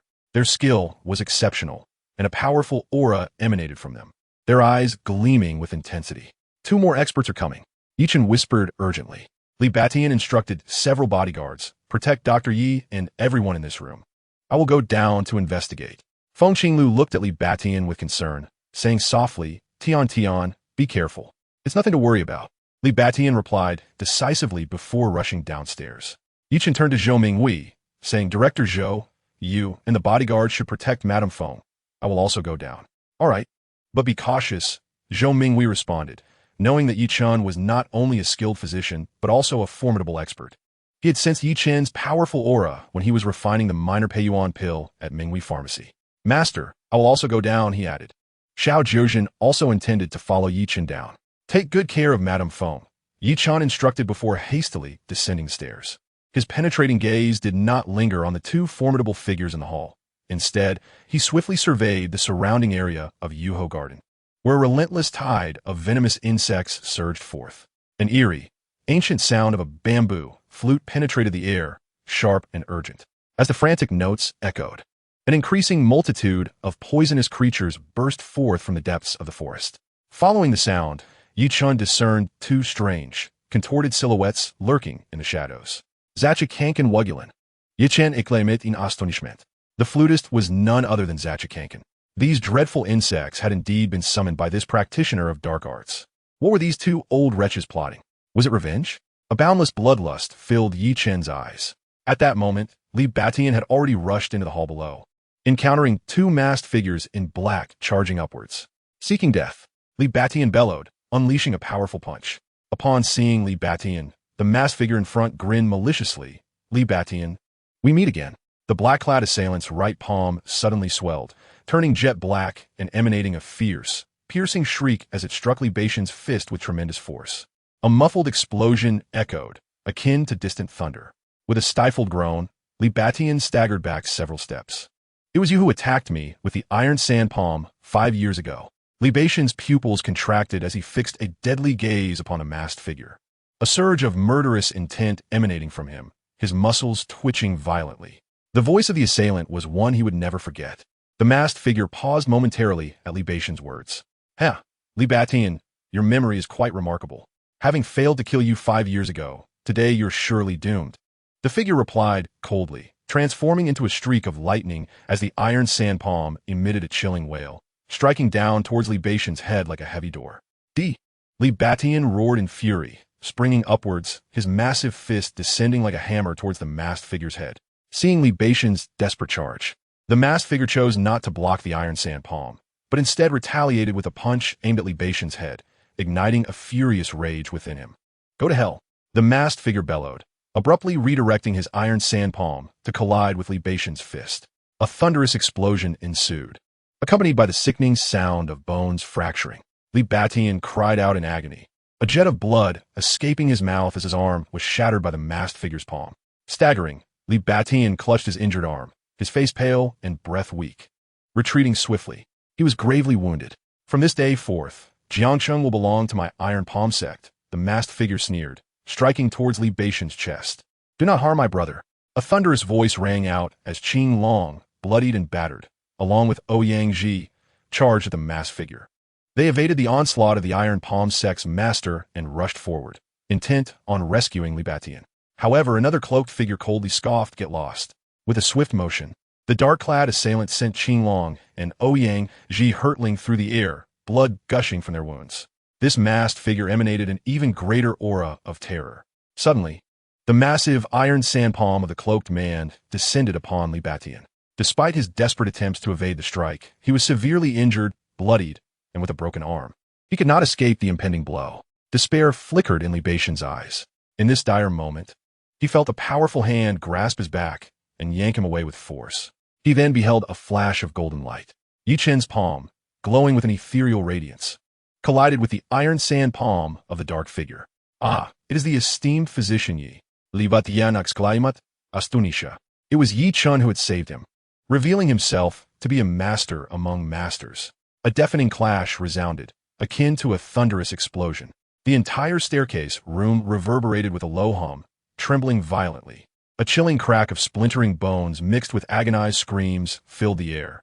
The cloaked figure emitted a heart-wrenching wail as Yi Chen's divine palm strike shattered his hand, broke his arm, and caved his chest. Even the black cloth covering his face fell away, with a sickening splatter of blood. The dark figure was hurled like a rag doll against the wall, then collapsed to the ground right before Qinglong. Ah, it is Qin Jiwu, the leader of the Iron Palm sect. Li Batian cried out in shock. His nemesis was, in fact, this scoundrel. In a furious roar, Qinglong brandished a sharp dagger. With a swift thrust, he plunged the blade into Qin Jiwu's throat, the steel piercing through and emerging from the back of his neck. Blood gushed forth uncontrollably. Qin Jiwu screamed in agony, his legs kicking out as he succumbed to death. Yuan Sifang was unable to save him in time. Yi Chen, it is you. Yuan Sifang's eyes fixated on Yi Chen, his pupils constricting in disbelief. He could hardly fathom that Yi Chen had killed Qin Jiwu with a single strike. Qin Jiwu's prowess was that of a pinnacle martial artist. What formidable technique had Yi Chen employed, imbued with such a fearsome golden light? This was no ordinary technique. Yi Chen regarded the cloaked man with a cold sneer. I am Yi Chen. Reveal your face. I have no interest in dueling with cowardly miscreants. With a disdainful sound, Yuan Sifang removed the black cloth. You are Yuan Sifang, Li Batian exclaimed, his expression shifting dramatically. Was Qin Jiwu's master still alive? Yuan Sifang cast a glance at Li Batian, a mocking smile upon his lips. Indeed, I am Yuan Sifang. You have slain Qin Jiwu, and I shall ensure that each of you meets your end. A resounding boom echoed as Yuan Sifang's aura surged dramatically, his palm flickering ominously with a searing flame. Ah, the flame divine palm. Has your iron sand technique evolved? Li Batian gasped in shock. Li Batian, you possess quite a wealth of knowledge. Today, both you and Yi Chen shall meet your demise, Yuan Sifang declared, his eyes glimmering with an unending, cold, murderous intent, resembling a malevolent demon as he advanced with a single stride. Chapter 22. Transformation into a skeleton. Yi Shini, be wary. Yuan Sifang wields the fiery palm. A technique 100 times more formidable than the iron sand palm. Li Batian urgently cautioned Yi Chen. In a hushed tone, Yi Chen instructed, you guard the staircase and prevent the iron palm sect from ascending. Take this. As he spoke, he swept his hand across Li Batian's fractured arm. A golden light flashing from his penetrating gaze, penetrating Li Batian's arm. Simultaneously, a small Peiyuan pill was placed into Li Batian's mouth. The fragrant elixir dissolved instantly, transforming into a warm current that surged into Li Batian's dantian. Boom! Li Batian immediately felt his body transform into a great furnace, radiating warmth. His dantian expanded rapidly, his internal energy soaring, propelling him directly into the mid-stage of a grand martial artist. His injuries healed instantaneously, and the previously broken arm was restored to its original state. Li Batian swung his arm, now operating with complete freedom, leaving him utterly astonished, his eyes wide open. How is this possible? Is Yi Shini a deity? Could that pill be a celestial elixir? The healing effects are astounding, truly miraculous. Yi Chen fixed his gaze on the advancing Yuan Sifang and smirked. Yuan Sifang, I have no desire to take a life. Even if your fiery palm is extraordinary, it cannot match my prowess. Depart with your followers. Be silent, you wretched fool. My fiery palm is a divine technique. Killing you is as easy as crushing an ant. Prepare tout dit, Yuan Sifang bellowed, his hands swiftly forming various mystic seals. With a thunderous roar, Yuan Sifang's palms erupted in a dazzling flame. D, he shouted, his inflating hands radiating scorching heat as they unleashed a deafening boom aimed at Yi Chen. The intense heat wave nearly suffocated Yi Chen's breath. Yi Shini, be cautious. Li Batian cried out. Instinctively, Li Batian and Ouyang Ji retreated. Yi Chen's transformative powers surged to their zenith as he let out a long howl. Since you seek death, I shall grant your wish. Heavenly Thunder Finger. Stepping forward, he extended his finger, and a dozen piercing blue arcs of lightning flickered into existence. Crackle. Yi Chen's fingers danced with electric arcs, a fierce declaration escaping his lips. Die. With a single pointed finger, the arcs of lightning surged forth. Yuan Sifang, taken aback by the sight of the lightning arcs, gasped in astonishment. What kind of finger technique is this? Li Batian and Ouyang Ji stood agape, disbelief etched on their faces. How could lightning arcs manifest from a mere finger? Li Batian's eyes gleamed with fervor. A deity indeed. A series of explosive sounds erupted as Yi Chen's electrifying fingers struck fiercely against Yuan Sifang's flame-enshrouded palms. The ground trembled, and the noise was deafening. Puffed. A peculiar sound akin to a balloon bursting resonated through the air. Yi Chen's thunder god finger pierced into Yuan Sifang's palm. With a resounding explosion, Yuan Sifang's hand shattered, blood splattering everywhere. A harrowing scream escaped his lips as he instinctively clutched his severed wrist, his face drained of color, before turning to flee, vanishing into the darkness in an instant. With a single strike, he had severely injured the Iron Palm sect's elder, Yuan Sifang. The sight of Yuan Sifang's flight sent the members of the Iron Palm sect and the ancient martial alliance into a panic, causing them to flee as well, disappearing without a trace. Yi Chun stumbled slightly, but quickly regained his balance. Ah, Yuan Sifang has been defeated and has fled. Are you all right, Dr. Yi? Li Batian rushed to support Yi Chun. I am fine, Yi Chun replied, shaking his head. Although he had shattered Yuan Sifang's fiery, godly palm with his Thunder God finger and dealt a significant blow, this man was a monster with decades of cultivation under his belt. Yi Chun's own training had been brief, and he suffered a backlash, sustaining internal injuries. He hastily swallowed a small Pei Yuan pill. Dr. Yi, it's such a pity that the old fellow got away, Qinglong exclaimed as he rushed over. Ouyang Ji chuckled, Mr. Li, it's good that Dr. Yi is unharmed. Even if that old man has escaped, his fiery, godly palm has been pierced by Dr. Yi. He has effectively become a cripple, and his life is as good as over.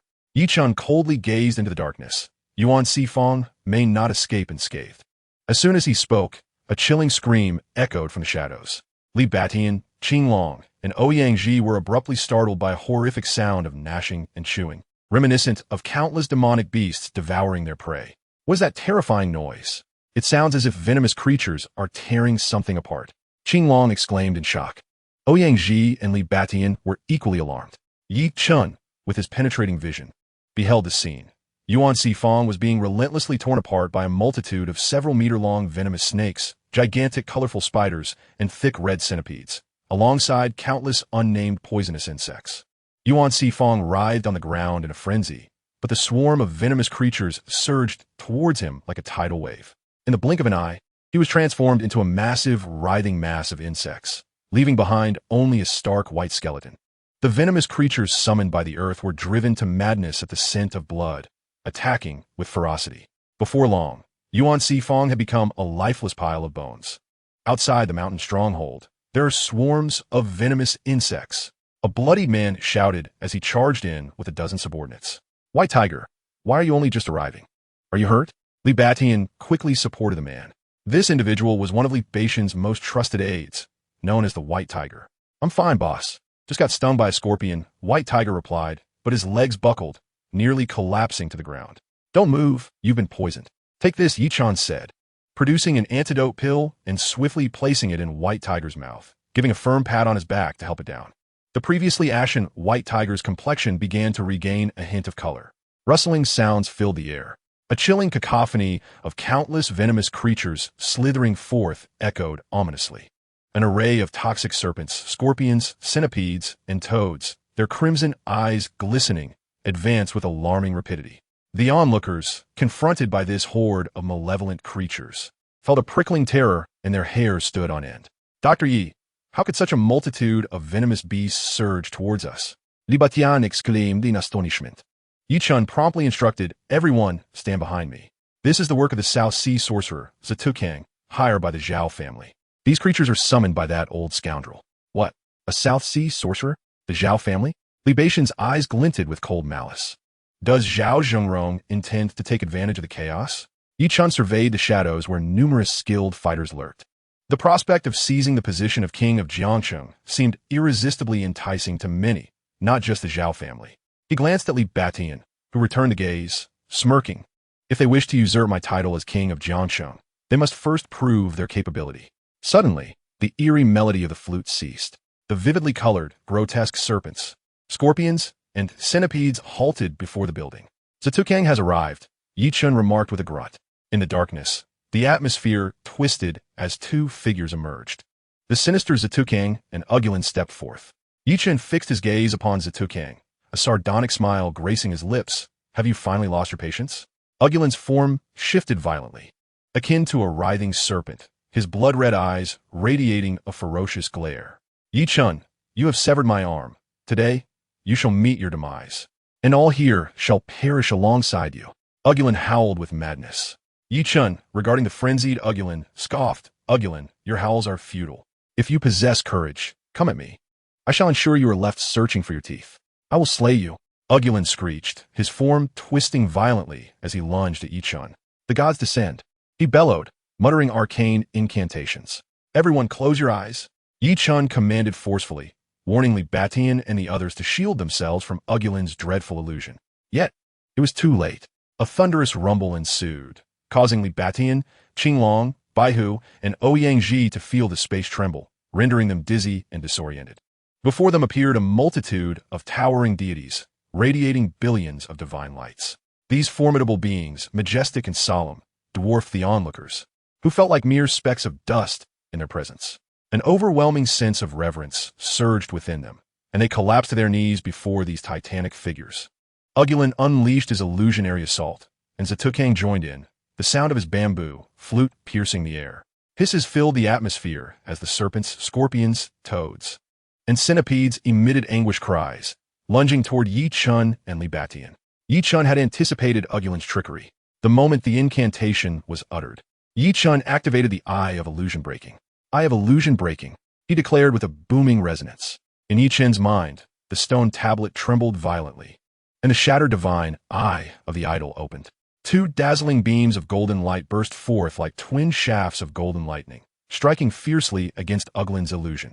Almost simultaneously, Yi-Chun's creation Thunder God Finger, adorned with brilliant arcs of lightning, delivered a powerful blow. A cacophony of thunderous sounds erupted, akin to the collapse of multiple thunderbolts.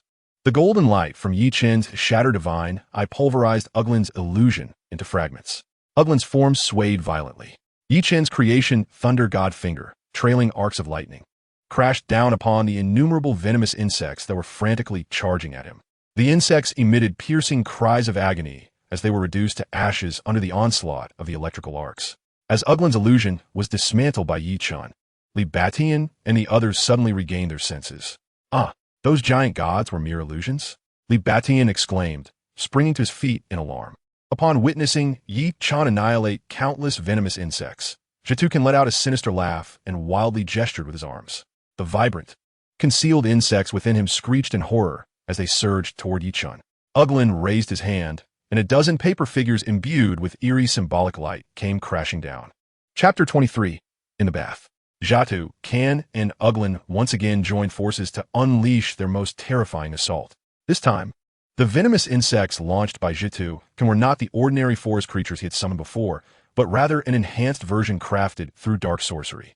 These insects possessed a dreadful toxicity, capable of sealing the throat upon contact, each one ferocious in nature, their bodies armored with dense scales as resilient as iron, impervious to blades and bullets.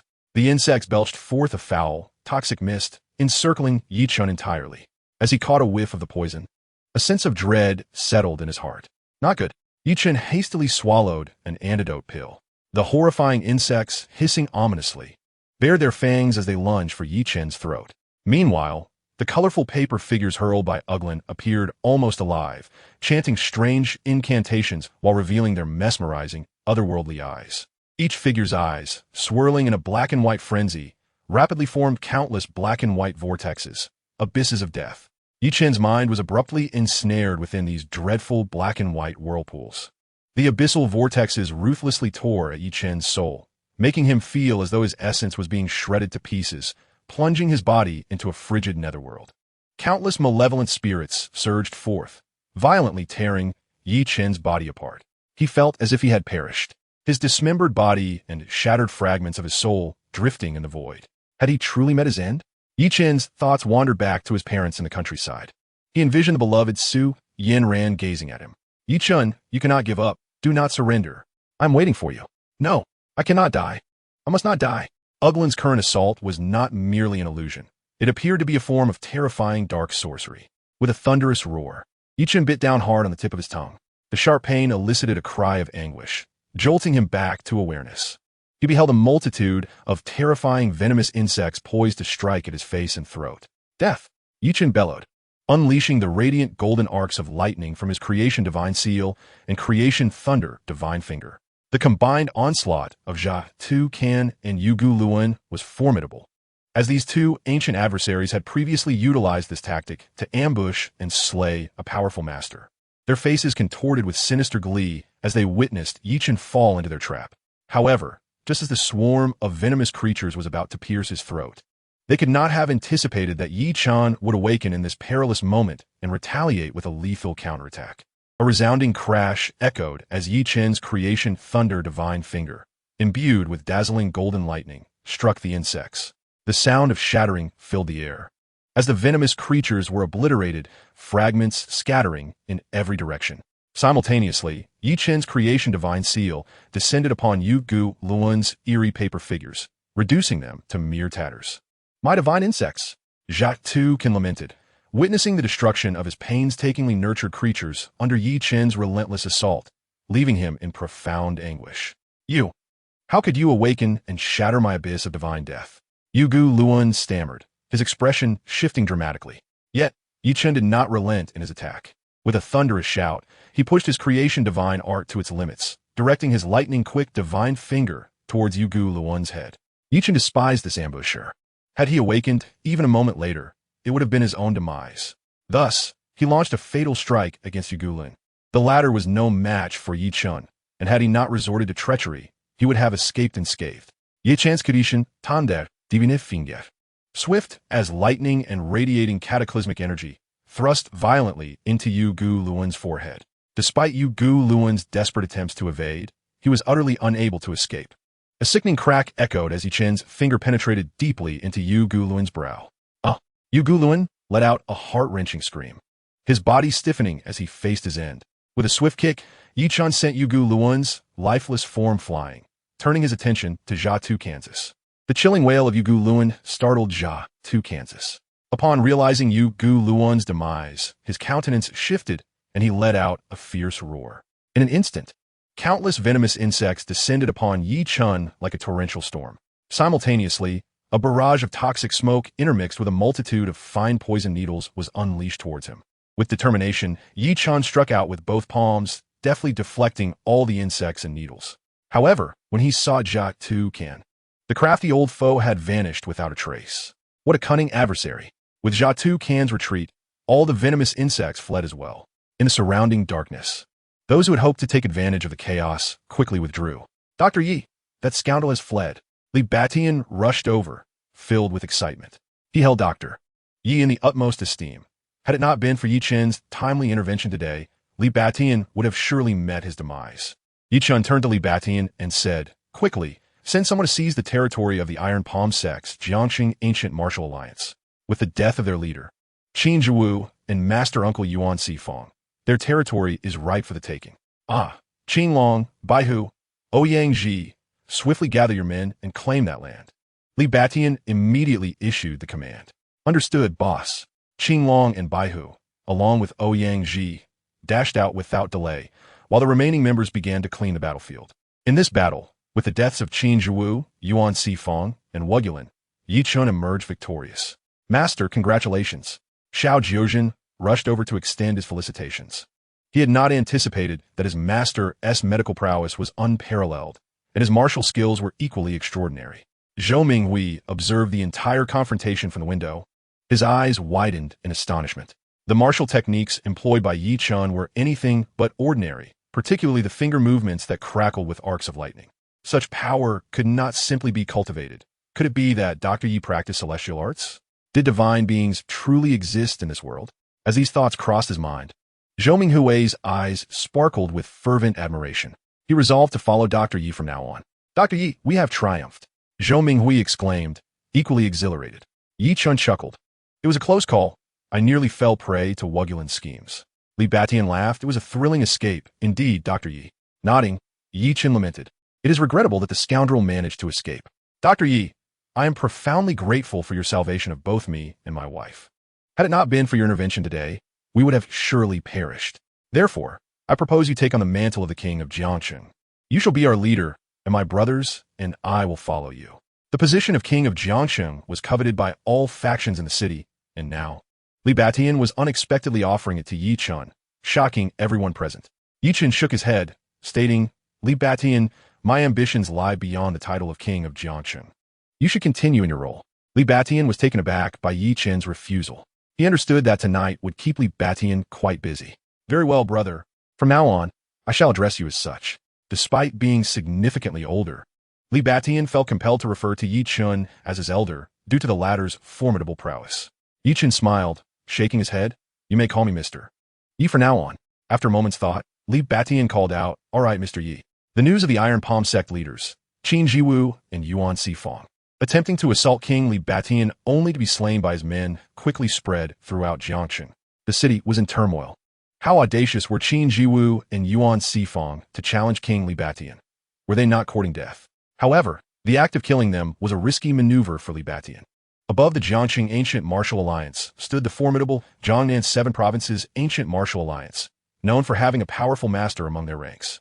The master, an invincible existence. Does Li Batian not fear retaliation from this master? Numerous forces in Jiangxing have begun to frantically seize everything belonging to the Jiangxing Ancient Martial Alliance. Yi Chen sits in the living room of his villa, his eyes gently closed. He begins to review the entire process of his battle against Jia Tu Qin Wugulin earlier that day. He had been somewhat careless during the fight and nearly fell victim to Wugulin's attack. Ultimately, it boils down to his insufficient power. Having killed Qin Jiwu and Yuan Sifang, he must guard against retaliation from the ancient martial alliance of the seven provinces in Jiangnan. Moreover, the illusionist Wugulin undoubtedly commands an even more formidable force behind him. He must enhance his own abilities and swiftly advance to the Golden Sea realm.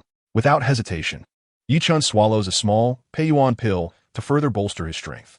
By the latter half of the night, his cultivation reaches the 10th layer of the gathering Qi realm, and he begins to strive for the Golden Sea realm. However, despite consuming 3 small Peiyuan pills in succession, his progress remains stagnant. It appears that he needs to refine a large Peiyuan pill. Only a large Peiyuan pill can elevate his power to the Golden Sea realm. Yet, the medicinal materials required for it are exceedingly rare. Even with wealth, acquiring them is not guaranteed. Among them, the ginseng and spiritual mushrooms must be at least 500 years old. In his rural hometown, deep within the 10,000-strong mountains, there once thrived a ginseng over 1,000 years old. First, he should restore these 3 pieces of porcelain. Restore, Yi Chen uttered with a low voice. In a beam of light from his perspective, eye flashed. 3 streams of golden light penetrated the porcelain, swiftly mending the cracks. As the fissures healed, the 3 pieces began to radiate a captivating blue glow. 5 minutes later, the porcelain was restored to perfection, with all cracks vanished. Clink, clink, clink. Yi Chun tapped the 3 pieces, producing melodious resonances that were utterly delightful. Haha, it's done. This is indeed a lucrative venture. He thought to himself that he should find time to visit Jingdezhen and discover the location of the official kiln that specializes in crafting porcelain for the royal family. Beneath that kiln, there must lie a wealth of porcelain shards. Continuing his cultivation, Yi Chun ascended to the top floor of the villa, and by instinct, glanced towards Villa number 9. Shermolin resides in that villa. Huh, there's still light. It's so late, and Shermolin hasn't tea rested yet? What would you be doing? Yi Chen focused his perspective eye in that direction, zooming in. Shermolin is taking a bath. Yi Chen gasped, his heart racing. Chapter 24. Quickly, close your eyes. It is improper to gaze. Why is Shermolin's daughter, Tingting, not visible?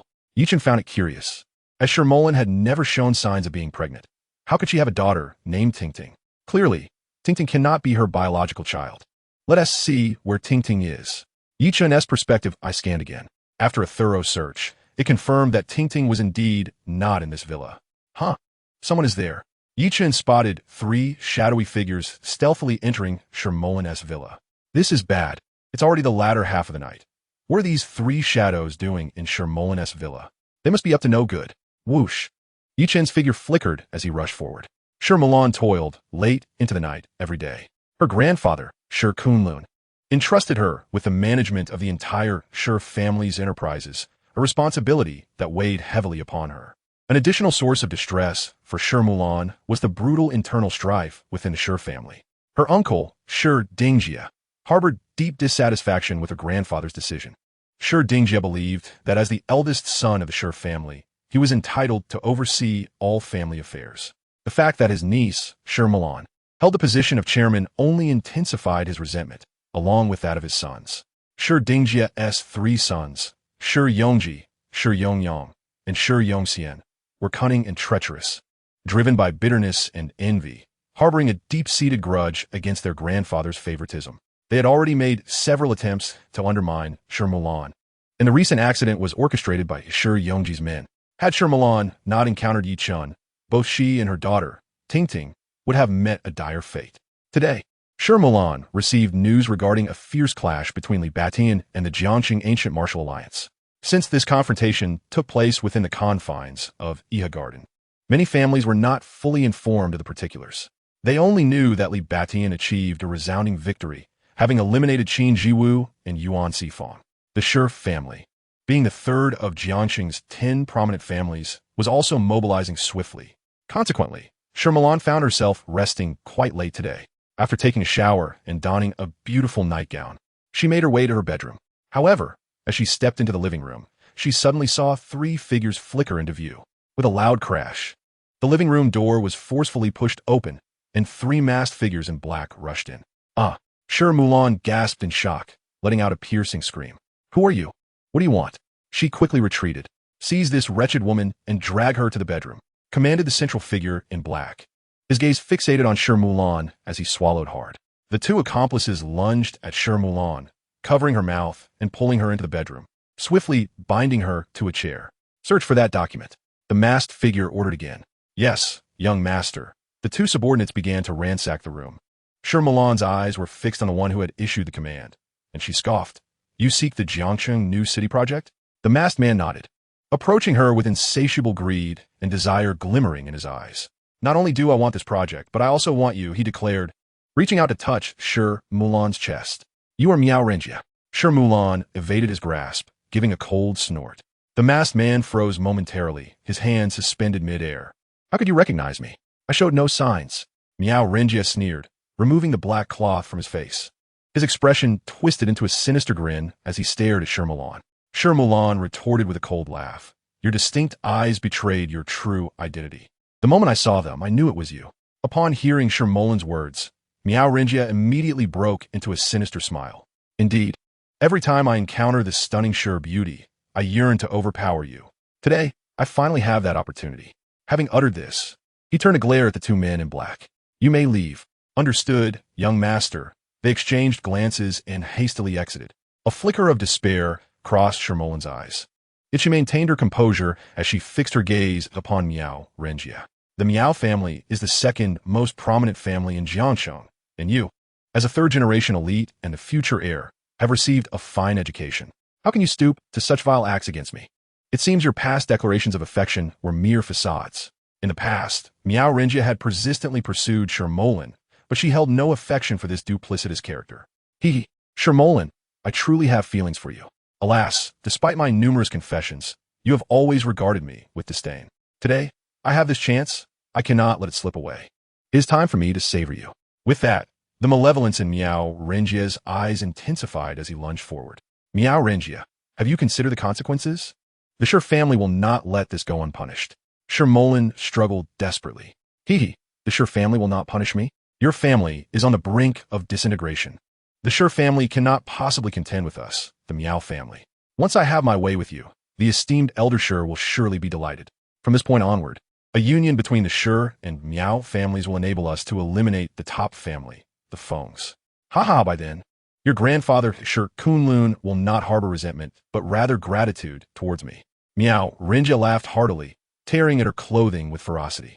With a rip, Shermulan's nightgown was torn open, revealing her fair skin. His eyes gleamed with malevolence as he aggressively embraced her. The chair toppled over. "Miao Renjia, you beast, release me." Shermulan struggled fiercely, tears streaming down her face.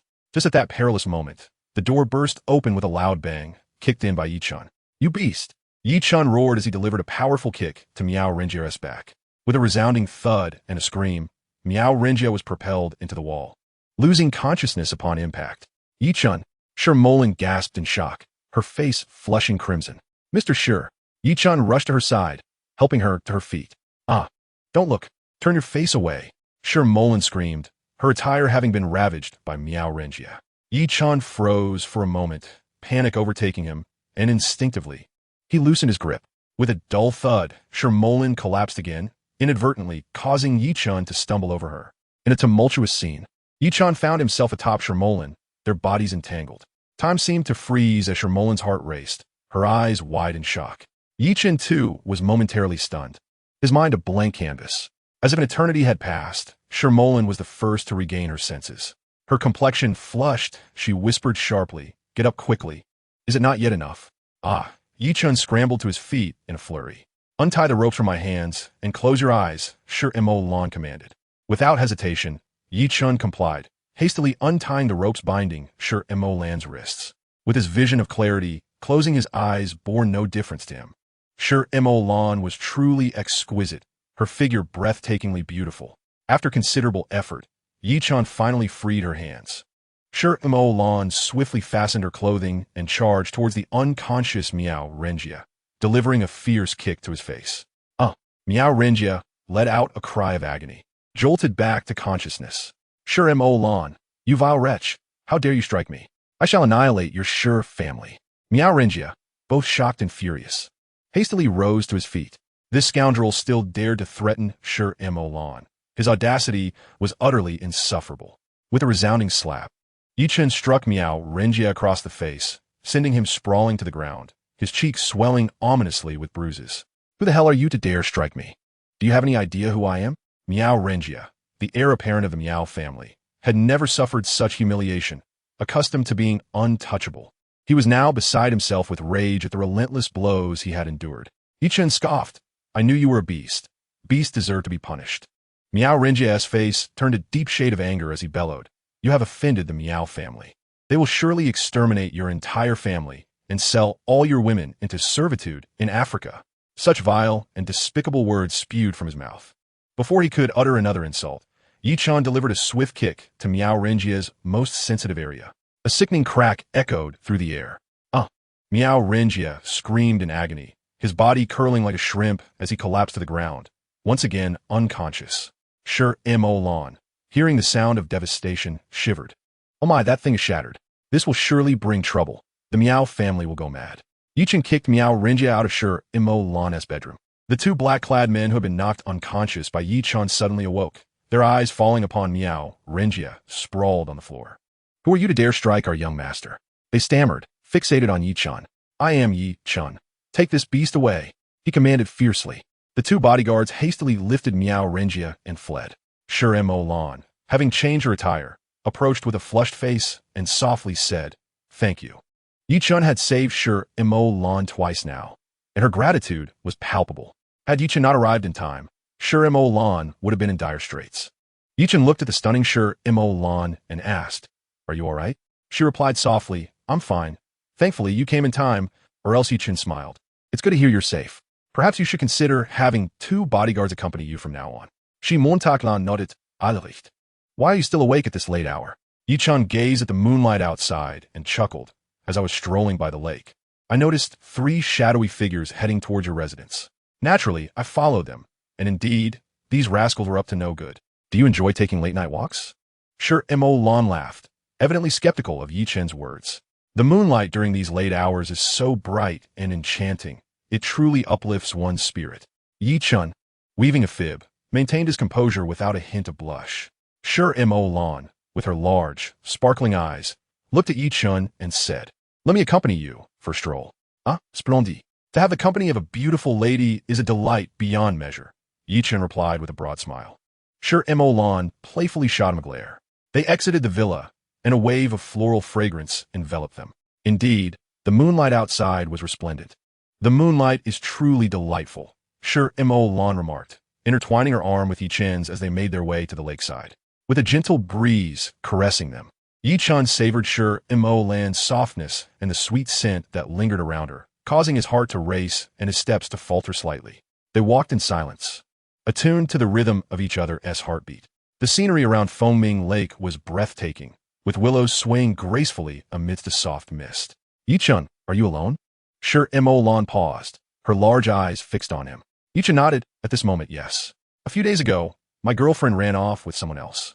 "Oh, I'm so sorry. I had no idea." Shi Mo Lan quickly apologized. Yi Chun forced a smile. "It's all right. If she chose to leave, she was never truly mine. What is gained is a blessing, and what is lost is fate." The matter of his girlfriend lingered in Yi Chun's heart like a thorn. Shi Mo Lan sensed his underlying anger, helplessness, and sorrow. Her heart ached, and instinctively, she tightened her embrace around his arm. Yi Chun felt her warmth and smiled. "What is this? Are you wishing to be my girlfriend?" Lan was momentarily taken aback before shaking her head. I have a daughter, Ting Ting. Yi Chun gently wrapped his arm around her shoulder. You aren't Ting Ting's biological mother, are you? He had long perceived that Ting Ting was not her own child. Lan was astonished and looked at Yi Chun in surprise, whispering, How did you uncover this secret? Yi Chun patted her hand reassuringly. I am a doctor. I mean no harm. His implication was clear. As a doctor, he could discern the truth. Lan quietly replied, Yi Chun, please do not disclose this secret. Even my parents are unaware. They believe Ting Ting is my daughter. I do not wish for her to suffer any harm. Yi Chun clasped her hand and nodded. Rest assured, I will keep it to myself. Everyone harbors their secrets, and Yi Chun chose not to pry further. As they conversed, they found themselves exiting Fengming Lake and stepping onto the bustling streets. Jiangcheng was a city that never slept, and even now couples strolled hand in hand. Big brother, would you like to buy a rose? It would be a lovely gift for your beautiful girlfriend. A girl of around 15 or 16 approached them, cradling a bouquet of exquisite roses. Her bright, dark eyes gazed at Yi Chun. The girl was extraordinarily beautiful, resembling a celestial being untouched by the mundane world. Her entire being radiating an ethereal quality that distanced her from earthly concerns. Where did this little fairy come from? She mused, causing Lan's cheeks to flush. Very well. I shall take all these roses, Yi Chun replied with a smile. Ah, big brother, you want them all? How wonderful. Thank you, big brother. The exquisite girl was filled with joy and quickly bowed to Yi Chun. Today, she would finally sell all the roses in her possession. Yi Chun accepted the roses and, with a smile, offered them to Lan, saying flowers for a beautiful lady. Blushing, Lan accepted the roses and quietly murmured, Thank you. How much is it, little sister? Ah, big brother, it's 60 yuan, the girl replied. Very well. Here is the money, Yi Chun said as he handed her 60 yuan. As the stunning girl reached for the money, she unexpectedly grasped at emptiness. Ah, your eyes, Lan exclaimed. Yi Chun was also taken aback. The beautiful girl, it seemed, was blind. Her expression darkened as she lowered her long, dark lashes and softly said, I'm sorry, big brother and sister, for frightening you. Lan quickly took the girl's hand and gently asked, It's all right, little sister. What is your name? Sister. My name is Ling, the little girl replied softly. Yi Chun, can you heal Ling's eyes? Lan looked at Yi Chun. Let me see, Yi Chun said as he focused on Ling's eyes with his penetrating gaze. The meridians were obstructed. Yi Chun discovered that Ling's eyes were physically sound, yet her energy pathways were blocked. Such an obstruction was mere trifles for him to resolve. Suddenly, a vibration echoed within his consciousness as the ancient voice from the stone tablet resonated. A congenital spiritual body. A congenital spiritual body? Yi Chun was astonished. A congenital spiritual body cultivates martial arts or spiritual practices at a pace several times faster than ordinary individuals. Ling was indeed a remarkable prodigy. Abruptly, Yi Chun sensed a drastic drop in temperature as dense fog enveloped the surroundings, rendering visibility to mere meters. Dark clouds gathered in the sky, swiftly obscuring the moon. The once bright night was instantly shrouded in darkness. Ah, Ling, frightened, plunged into Lan's embrace. A sense of impending danger surged within Yi Chun's heart. His piercing vision revealed a sinister old man, exuding a chilling aura, emerging from the fog like a specter, grinning malevolently as he lunged towards Ling. Who was this old wretch? Why was he conjuring such dense fog, targeting Ling? Not good, follow me. Yi Chun shouted, channeling his divine abilities to the utmost as he grasped Lan and Ling, dashing towards the direction of Fengming Lake. Yi Chun moved with incredible speed, swiftly breaking free from the fog's grip. Ah! The dark-clad old man gasped in shock, a look of bewilderment on his face. He had been tracking this congenital spiritual girl for several days, poised to strike today, only to have her snatched away by this damn man. This person was indeed a formidable opponent. Stop! The enigmatic elder let out a thunderous roar, transforming into a streak of black light that pursued relentlessly. Upon seeing the dark-clad figure closing in with the swiftness of lightning, Yi Chun realized that Lan and Ling were lagging behind. With a swift bend, he scooped up both Lan and Ling, accelerating abruptly. Lan gasped in fright, her arms instinctively wrapping tightly around Yi Chun's neck, while Ling clung to his arm. The trio soared through the streets as if riding the clouds. This time, Yi Chun did not enter the Fengming Lake Villa area, but instead dashed into an alley. had he rushed directly into the villa compound. The peculiar elder and his accomplices would have discovered the whereabouts of Yi Chun and Shi Milan, leading to dire consequences. Yi Chun vaulted over several walls and navigated through a series of turns, successfully shaking off the dark-clad elder before leaping over the wall into the foaming lake compound. Arriving at Villa Number 8, Shi Milan, take Shi Ling upstairs. I will deal with that black-clad elder, Yi Chun instructed, opening the villa door and handing the room key to Shi Milan. He understood that if he did not eliminate this elder, he might very well come after Shi Ling again. Be careful, Yi Chun, Shi Milan urged, gripping his arm. Do not worry. That black-clad elder is certainly no match for me. Yi Chun reassured her before swiftly leaping back over the wall. Sister Shi, who is chasing us? Shi Ling asked anxiously, clutching Shi Milan's hand. Do not be afraid, Shi Ling. It is merely a dark-clad elder, Shi Milan comforted, patting Shi Ling's head as they entered the villa. The black-clad elder, known as Lung Yiming, had never anticipated Yi Chun's formidable abilities. After pursuing for a while, he found himself unable to keep up, which filled him with both surprise and fury. The innate spiritual body girl was specifically sought after by Fan Jinshuan, the leader of the Yuming sect's Jiangsheng branch. If a master were to cultivate alongside an innate spiritual body, their progress would accelerate tenfold. After 2 days of tracking this girl, he was poised to act today, but was thwarted by that young master's timely intervention, an intolerable affront. With a renewed determination, Lung Yiming hastened his search. However, as he turned around, he found Yi Chun standing before him, a mocking smile gracing his lips. Who are you? Lung Yiming yelped, startled as if a cat had its tail stepped on. Why are you attempting to capture my friend? Yi Chun retorted coldly, his gaze fixed intently on Lung Yiming. With a ferocious roar, Lung Yiming growled, You ignorant wretch dare to disrupt our Yuming sect's plans and rescue our target? You are courting death. What is the Yuming sect? How dare you abduct people in secret? You are nothing but a rogue. Yi Chun scoffed, charging at Lung Yiming without further ado. He had no intention of engaging in unnecessary dialogue. He would apprehend him first for interrogation. As Lung Yiming saw Yi Chun rushing towards him, he bellowed, Die. With a sweeping motion of his hand, a chilling wave of dark energy surged forth, hissing ominously as it struck towards Yi Chun. As the chilling aura swept through, the temperature in the entire space plummeted dramatically. The once clear sky was instantly shrouded in ominous winds, echoing with the wails of the damned. The atmosphere resembled that of a netherworld. Yi Chun shivered, taken aback by the icy blast. What manner of creature was this old man? Could he possibly be a demon arisen from the depths of hell? Divine Thunderfinger, Yi Chun shouted, elevating his transformative powers to their utmost limit. With a thunderous roar, his finger erupted with dazzling arcs of lightning, resembling a bolt that struck fiercely against the chilling aura unleashed by Lung Yiming. The lightning arcs released by Yi Chun were precisely the nemesis of this ghostly cold. A deafening sound echoed as Lung Yiming's icy essence was shattered into fragments by Yi Chun's lightning. Is that the thunder goddess finger? Lung Yiming gasped, his complexion paling. He staggered backward, regaining his footing after several steps, a trickle of blood seeping from the corner of his mouth. He could scarcely fathom that his chilling aura had met its match. With his gaze fixed intently on Yi Chun, Lung Yiming turned and fled. Yi Chun was taken aback. He had not anticipated that after unleashing a powerful attack, this adversary would choose to retreat. Stop! Yi Chun could not allow Lung Yiming to escape. For doing so would endanger Shi Ling.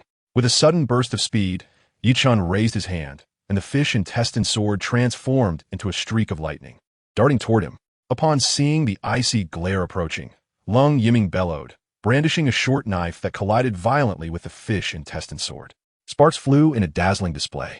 Unbeknownst to Lung Yiming, Yi Chun's sword was a peerless blade that could slice through iron like mud, while the knife he wielded was mere mortal steel, which was effortlessly severed by the fish intestine sword. The sword plunged deep into Lung Yiming's neck. Despite the resilience of Lung Yiming's neck, it could not withstand the razor's edge of the fish intestine sword. A piercing scream escaped his lips as he collapsed to the ground, blood gushing forth uncontrollably. Desperately, he clutched at the wound, trying to staunch the flow of blood, but his efforts were in vain. His throat emitted a horrifying gurgle, his eyes bulging like those of a dead fish, and with a rigid body, he succumbed to death. Yi Chun approached the lifeless form of Lung Yiming, a bitter smile gracing his lips. He had intended to interrogate the old man regarding the Netherworld sect, yet he had not expected him to be so easily defeated. Yi Chun withdrew the fish intestine sword and, with a kick, sent Lung Yiming's body into a nearby abandoned well. With the old man gone, Shiling was now safe.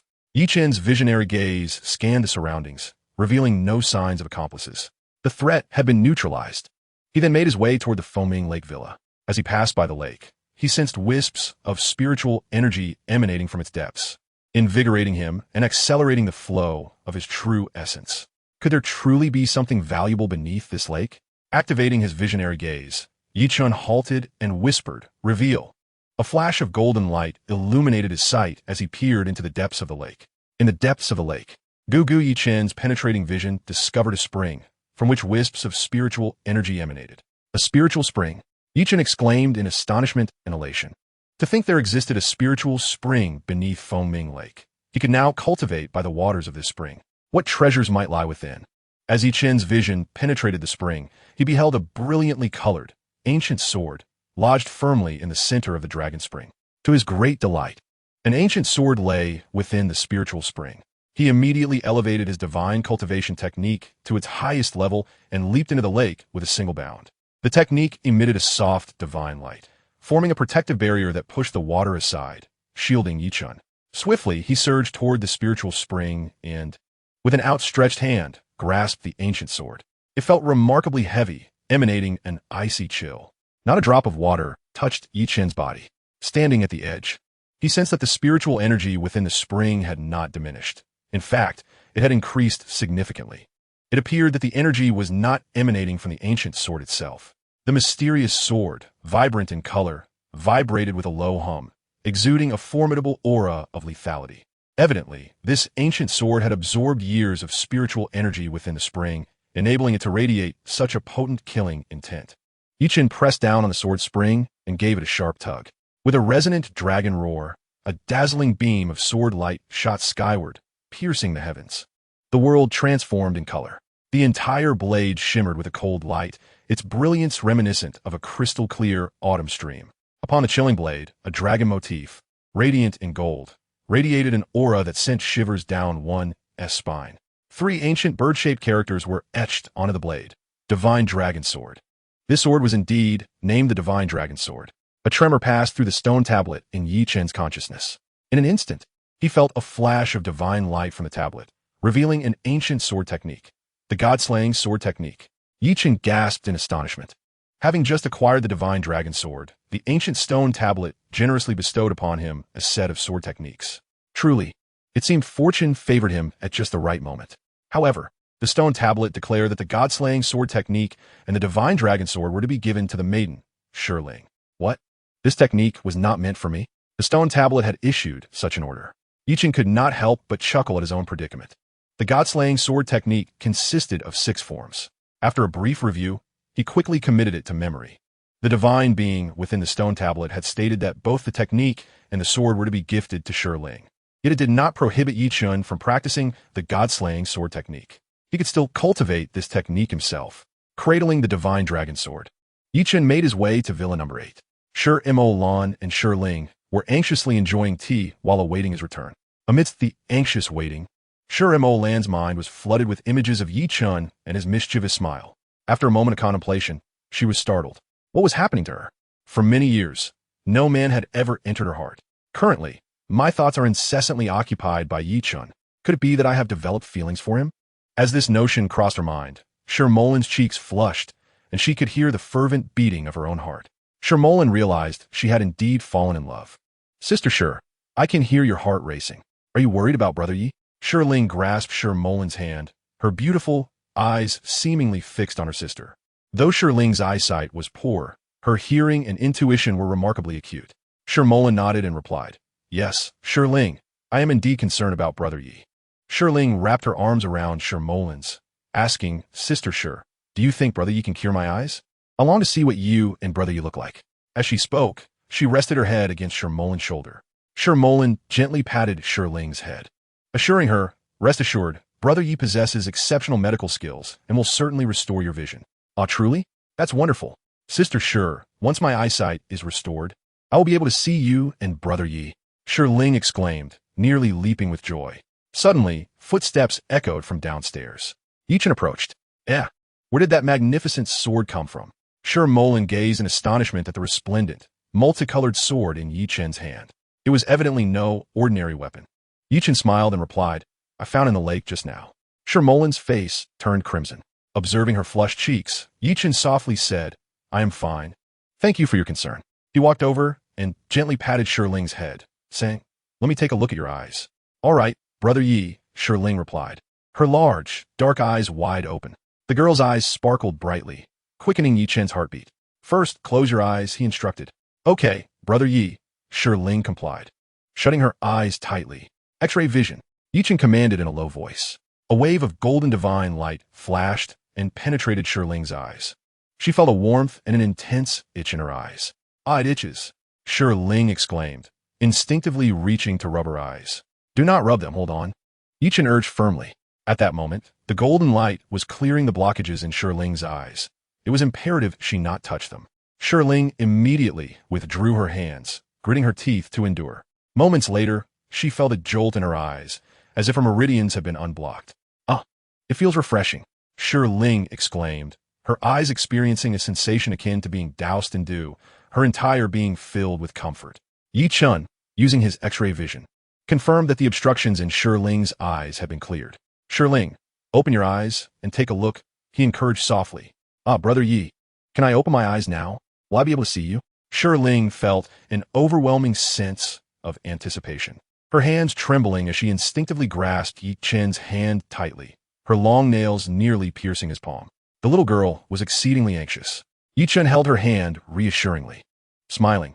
Do not be nervous. Open your eyes slowly. Okay, Brother Yi, Shi Ling replied, gradually opening her eyes. The first thing she beheld was a brilliant ray of light. Ah, how bright. Is this what light looks like? Shi Ling gasped in astonishment. This girl had been unable to see anything since birth, and until now, she had never experienced the sight of light. As her eyes widened, amidst the dazzling light, she beheld a handsome face. The large eyes upon this visage gazed at her with concern. Ah, is it you, Brother Yi? Exclaimed Shi Ling. It is I, Shi Ling, you can see me? Yi Chen replied with a smile. Ah, I can finally see you, Brother Yi.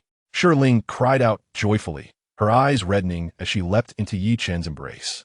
Woo, I can finally see you, woo-woo, she sobbed, tears streaming down her face, overwhelmed with joy. Shi Mulan gently patted Shi Ling's back, saying, Shi Ling, do not cry. Your eyesight is restored. We should celebrate. Ah, Sister Shi, you are so beautiful. Upon seeing Shi Mulan, Shi Ling immediately dashed into her arms. Yi Chen chocolate, Xiling. Why are you still selling roses at this late hour? Shi Ling's expression darkened as she replied softly, Brother Yi, my mother is hospitalized. I need to earn money for her treatment. What? Your mother is ill? Where is she? Yi Chen inquired urgently. She is at the People's Hospital. I have run out of money, and the hospital has stopped her medication for 2 days. Shi Ling's eyes brimmed with tears once more. What? They halted her medication for 2 days? Is it truly acceptable to deny treatment due to financial constraints? Shi Mulan took out her phone and asked Shi Ling, which department is your mother in? What is her name? Which bed number? My mother's name is Xie Yulan, and she is in the respiratory department, bed 26. Shi Mulan stepped onto the balcony and dialed a number. Once the call connected, she stated, transfer Xie Yulan from bed 26 in the respiratory department to a VIP room immediately and administer her medication. Yes, Miss Shi, we will take care of it right away, came the respectful voice on the other end. Shi Ling, I have arranged for your mother to be moved to a private room, and the medication will be administered. Shi Mulan assured her. Really? Thank you, Sister Shi. Shi Ling exclaimed, rushing to hug Shi Mulan in immense gratitude. Shi Ling, tomorrow we will go to bring your mother home.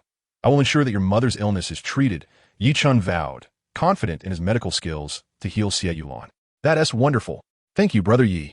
Shi Ling ran back to him, clinging to his arm in excitement. Yi Chen looked at Shi Mulan and Shi Ling with a smile. It's almost dawn. Shouldn't you both rest? Yes, we will go to my villa to rest. Shi Mulan replied. Very well. I will escort you, Yi Chen said as he grasped the divine dragon sword. And the three of them made their way to Shi Mulan's villa. Chapter 27. The Siphoning Poisonous Goo. Villa number 9, belonging to Shi Mulan, was not far from Yi Chen's villa number 8. Before long, they arrived at villa number 9 and entered the living room together. Shi Ling, would you like to learn martial arts? Yi Chen asked her. The ancient figure with 9 divine eyes within the stone tablet of Yi Chen's consciousness had instructed him to pass on the god-slaying sword technique to Shi Ling, and he felt compelled to comply. Ah, learn martial arts? Brother Yi, if I'm master martial arts, can I then fight off those bad people? Why not be bullied by them? Could I also help the poor who are being oppressed? Shirling's beautiful eyes sparkled with determination as she clenched her fists. This little girl possessed a chivalrous spirit, her first thought being to assist those who were suffering. Had Shirling often been bullied? I have not heard Shirling mention her father. It appears that the selection made by the old man within the stone tablet was indeed astute. This child, Shirling, is truly remarkable.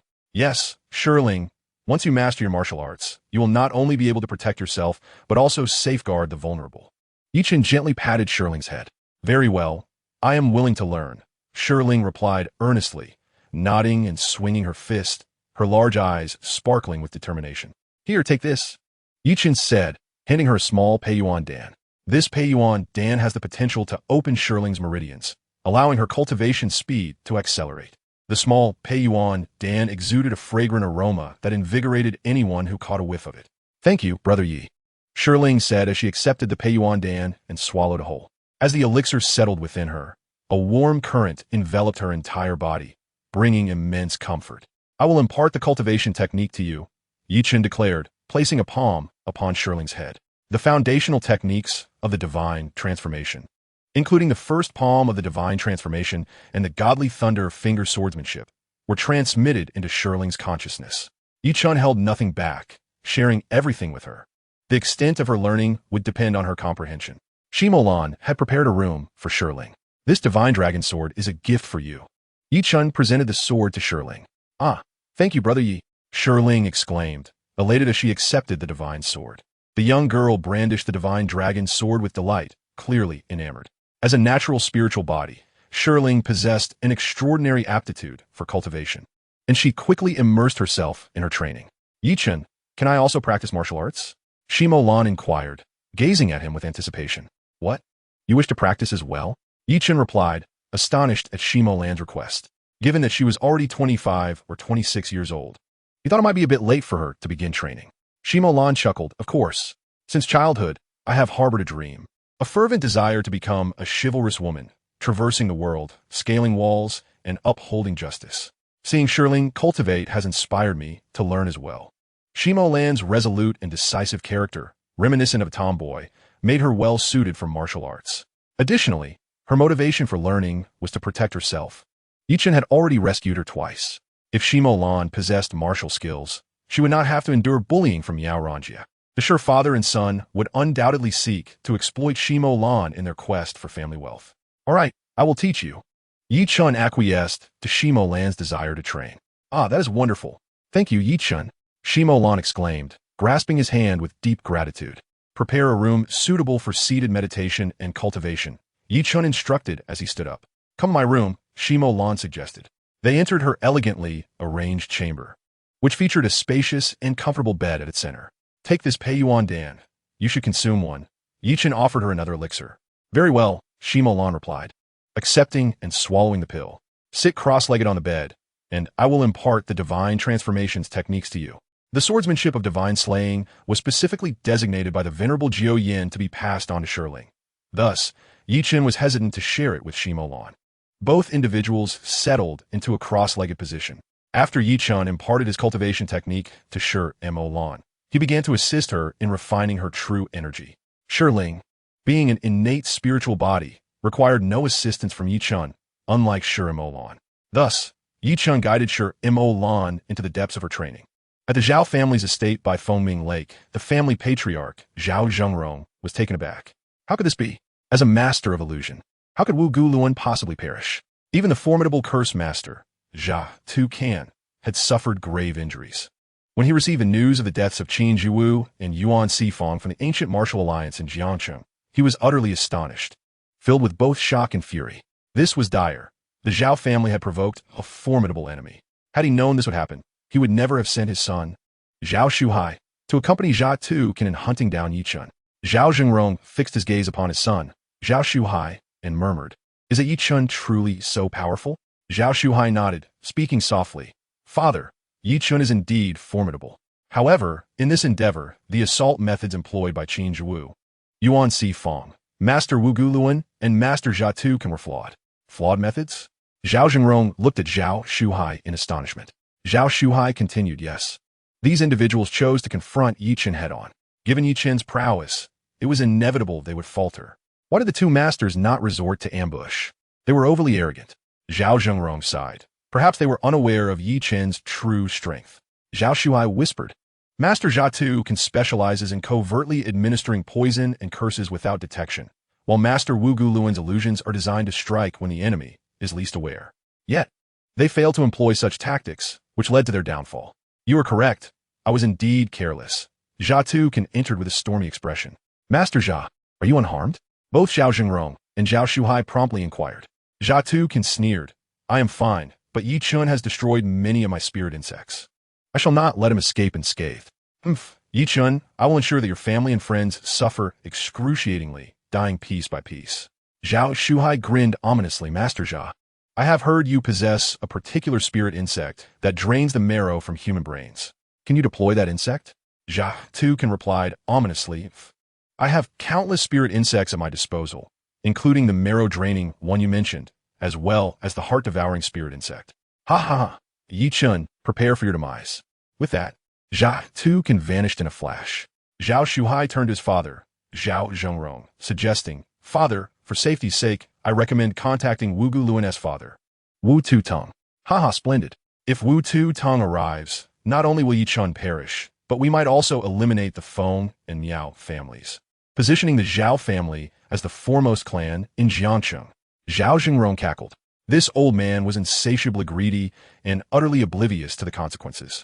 To think he aspired to eliminate the top two families in Jiangcheng was sheer folly. Very well, let it be done, Zhao Shuhai echoed, his laughter dark and foreboding. In Jiangcheng, at the misty peaks of the southwest, the Yuming sect's branch was nestled within a mysterious cave on Xianwu Peak. In the lofty cavern, a blood-stained, enigmatic altar rests at the heart of the grotto. The altar, aglow with mystical symbols, is adorned with countless white skulls. At its center sits a man enveloped in an ominous aura, donned with a mask of the underworld. Flanking him stand a dozen masked figures clad in dark attire. This masked figure, the lord of the branch of the Netherworld sect, is Fan Jinshuan. Du Yuan Kuei, his face ashen with fear, hastily bows and declares, Lord, I shall investigate immediately. Should my cultivation be delayed? Fan Jinshuan retorts, a sudden surge of murderous intent emanating from him.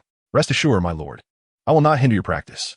I shall descend the mountain at once, Du Yuan Kuei replies, wiping the cold sweat from his brow as he hurriedly exits the cave and rushes down the mountainside. Unbeknownst to them, Leng Yiming has already been dispatched by Yi Chen. Fan Jinshuan casts a glance at another cloaked figure, coldly inquiring, Gu Qingxian, how fares your task of capturing the spirit children? With only 10 days left until the altar's activation, should you fail to procure enough, I shall hold you accountable. Gu Qingxian trembles in fear, promptly bowing, my lord. We are still short by 2 spirit children.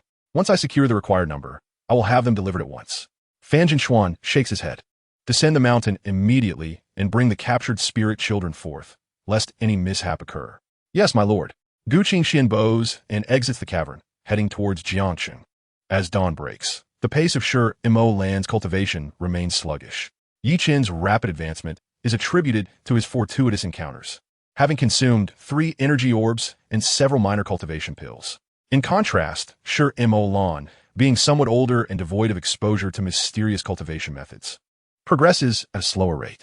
Fortunately, with Yi Chen's guidance, by the time daylight arrives, Sher Mo Lan's divine transformation technique finally reaches the first layer of qi gathering, awakening her sense of energy. Ah, Yi Chen, I can feel the true energy manifesting in my dantian, Sher Mo Lan exclaims, brimming with delight, nearly rising from her seat. Yi Chen softly encourages her. Indeed, your progress is remarkable. Continue to strive forward. I will assist you in guiding the true energy through your meridians. Calm your mind and avoid distractions. Unterstot, she Montaglan response, promptly centering herself. As the true energy circulates through her meridians, Sher Mo Lan begins to feel a transformation within her physique. A sense of invigoration envelopes her, and she perceives an extraordinary lightness coursing through her body, as if she possesses boundless strength. Is cultivation truly capable of such miraculous effects? Suddenly, 2 thunderous crashes reverberate from Shi Ling's room, causing the entire villa to tremble. Both Yi Chen and Shi Mo Lan are startled. This is not good. Shi Ling's cultivation has gone awry. Yi Chen's expression shifts as he transforms into a streak of lightning, racing towards Shiling's chamber. Chapter 28. The clothes are blown to shreds. Should Shiling's cultivation deviate, it would spell trouble. Could she possibly fall into madness? Yi Chen's heart races as he reaches the door of Shiling's room, his eyes widening in shock. The door appears as if struck by lightning, askew and on the verge of collapse. It is charred black, with a gaping hole in its center. The large hole astonishingly resembled a finger. This revelation caused Yi Chen's complexion to shift dramatically, leaving him utterly flabbergasted. How could this be possible? Had the little girl truly mastered the heavenly thunder divine finger in such a brief span? With a forceful kick, Yi Chen burst through the door and rushed inside. Upon entering the room of Shiling, he let out a startled cry. The entire space was in disarray, littered with debris. In the center stood Shiling, resembling a breathtaking statue carved from white jade, frozen in disbelief. Her attire had been reduced to mere strips of fabric. It appeared that in her inaugural attempt at wielding the heavenly thunder divine finger, she had failed to control the lightning, resulting in her garments being obliterated. This girl was incredibly beautiful, akin to a celestial being descended to the mortal realm. Yi Chen's face flushed crimson, and he promptly turned to flee. "Ah, Brother Yi, I succeeded." Shiling's ecstatic exclamation roused her from her stupor, and she leapt with joy. Mo Lan rushed over, inquiring, "Yi Chen, what happened to Shiling?" She was perplexed by the sight of Yi Chen. His face flushed as he emerged from the room. "What on earth is going on?" "Yi Chen, Yi spit it." Shiling lost control of the heavenly thunder divine finger and her true energy. Her clothes were completely destroyed.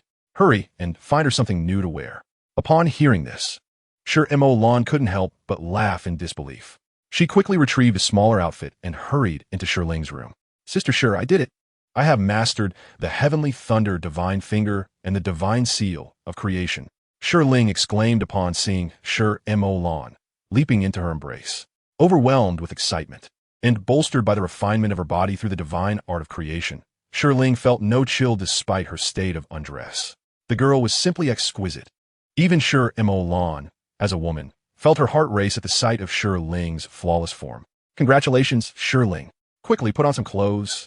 She montaklan gently uagit. This reminder jolted Shiling into realizing her attire was in tatters.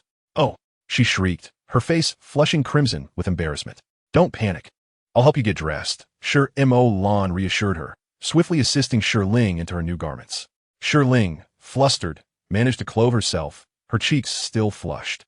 "Gulme, I'll take you to bathe," Mo Lan said, guiding Shiling into the bathroom. Shiling washed herself while Mo Lan gathered several outfits from her own wardrobe, reminiscent of what she wore at the age of 15 or 16. These garments were still quite new and beautiful. As the water cascaded over her, Shiling felt her cheeks burn with warmth, her heart racing. "Oh no! Did Brother Yi see me just now?" The thought sent her heart racing anew, filled with unease. Would Brother Yi look down upon me? It was not intentional. I simply failed to control the heavenly thunder divine finger during my first attempt. Meanwhile, Yi Chen sat on the sofa in the living room, equally astonished. The innate spiritual body was indeed a prodigy among prodigies. Shiling had remarkably mastered the heavenly thunder divine finger in just a few hours. Her divine art of creation had already reached the 6th layer of qi gathering. Undoubtedly, she had also grasped the divine seal of creation. In no time, this girl would surpass me, Yi Chen, and emerge as a formidable expert. After a while, Mo Lan and Shiling approached. The girl was dressed in a gown as white as snow, exuding an unparalleled beauty. Shiling, a bit bashful, stood behind Mo Lan, blushing as she stole glances at Yi Chen. Yi Chen stood up with poise and smiled. "Shiling, congratulations on reaching the 6th level of qi gathering in your divine transformation skill. You must have successfully mastered the divine thunder finger as well, right?" Shiling, observing Yi Chen's composed demeanor, finally breathed a sigh of relief. "Thankfully, Brother Yi did not mock me. Brother Yi, I did manage to learn it. I never expected the thunder finger to be so powerful that it even damaged Sister Ye's house." "I'm so sorry, Sister Yi," Shiling said. Her face flushed with embarrassment as she looked at Mo Lan. Mo Lan chuckled. "It's all right. I'll have someone repair it." "Shiling, you chat with Yi Chen while I prepare breakfast." Shiling quickly responded, "Sister Shir, I can cook. You two talk." After saying this, the little girl dashed into the kitchen. Yi Chen called out, "Make sure to prepare more for your mother." "I know, Brother Yi," came Shirling's voice from the kitchen. Mo Lan looked at Yi Chen with a wry smile. "Yi Chen, do you think I'm rather foolish?" "Why say that? You are quite clever." Yi Chen replied. Shimo Lan sighed. Shirling has practiced for only a few hours and has reached the 6th level of Qi gathering, while I am still at the 1st level. Yi Chen reassured her. Achieving the 1st level of Qi gathering within a few hours is already quite impressive. Do you know how long it took me to reach the 1st level? Shimo Lan inquired eagerly. How long? An entire night, Yi Chen said, scratching his head in embarrassment. Ah, you are even less adept than I am. Shimo Lan laughed, her spirits lifting slightly. Indeed, I am rather slow, Yi Chen admitted with a hint of a smile. Why is Shirling progressing so rapidly? Shimo Lan asked. Her curiosity piqued as she gazed at Yi Chen. We cannot compare ourselves to Shirling. She possesses a constitution known as the innate spiritual body. Innate spiritual body? What does that entail? Shimo Lan was unfamiliar with the term. The innate spiritual body is a rare talent born from martial cultivation, allowing them to progress at 10 times the speed of ordinary practitioners, with exceptional comprehension abilities. No matter the level of martial technique, they grasp it with ease, Yi Chen elaborated. Ah, that is simply incomparable.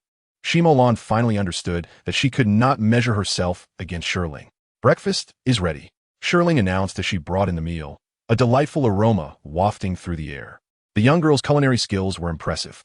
The eggs were perfectly golden, the ham fragrant, and the noodles cooked to perfection, garnished with vibrant green spinach leaves, whetting one's appetite instantly. I'm quite hungry. Yi Chen's stomach rumbled audibly. Shimo Lan smiled. Everyone, let us eat quickly. After breakfast, we'll head to the hospital. The 3 of them finished their meal and proceeded directly to the People's Hospital. In the grand estate of the Miao family, the second most prominent family in Jiang City, the Miao family lord, Miao Wujiang, was fuming, his face a dark shade of anger. A dozen black-clad bodyguards knelt tremblingly on the ground, their faces ashen with fear. The beloved grandson of the Miao family, the future heir, had been brutally beaten by the Shijia clan, leaving him half dead and suffering grievous injuries. Was this not a direct affront to the Miao family? Anyone who dared to offend the Miao would find themselves erased from this earth, their lineage obliterated, and would regret their actions for eternity. Every family that opposed the Miao had been silently eliminated by Miao Wujian, leaving no trace behind. The Shijia clan was no exception. As the door to the quiet chamber swung open, an elderly man clad in a long robe emerged, accompanied by an eccentric old woman adorned in vibrant colors. Leaning on a jet-black cane, Mr. Jia, how is my grandson? Miao Wujian hastily inquired, rising to his feet. Mr. Jia clasped his fists together, responding, his life has been spared, but he has been rendered incapacitated. Miao Wujian's face turned a sickly green as he erupted in fury. You two are worthless. You couldn't even protect the young master. His countenance darkened, exuding an aura of lethal menace. Please spare us, master. The 2 kneeling bodyguards turned pale at Miao Wujian's words, desperately bowing their heads in supplication. Ignoring their pleas, Miao Wujian flicked his fingers, and with a swift motion, 2 streaks of ominous fire struck the bodyguards. Their anguished cries filled the air as they were instantly engulfed in flames, transforming into mere ashes within moments. A gentle breeze swept through the hall, erasing any trace of their existence, as if they had never graced this world. The vividly dressed old woman, with serpent-like eyes glinting with malice, declared, anyone who dares to harm those of the Miao family shall meet with death. She emphatically struck her cane against the ground, and from her wild hair, a menacing, triangular snake head emerged, its scarlet tongue hissing ominously. Miao Wujian turned to the old woman. Sister, I entrust you with the task of capturing Yi Chen. I wish to flay him alive.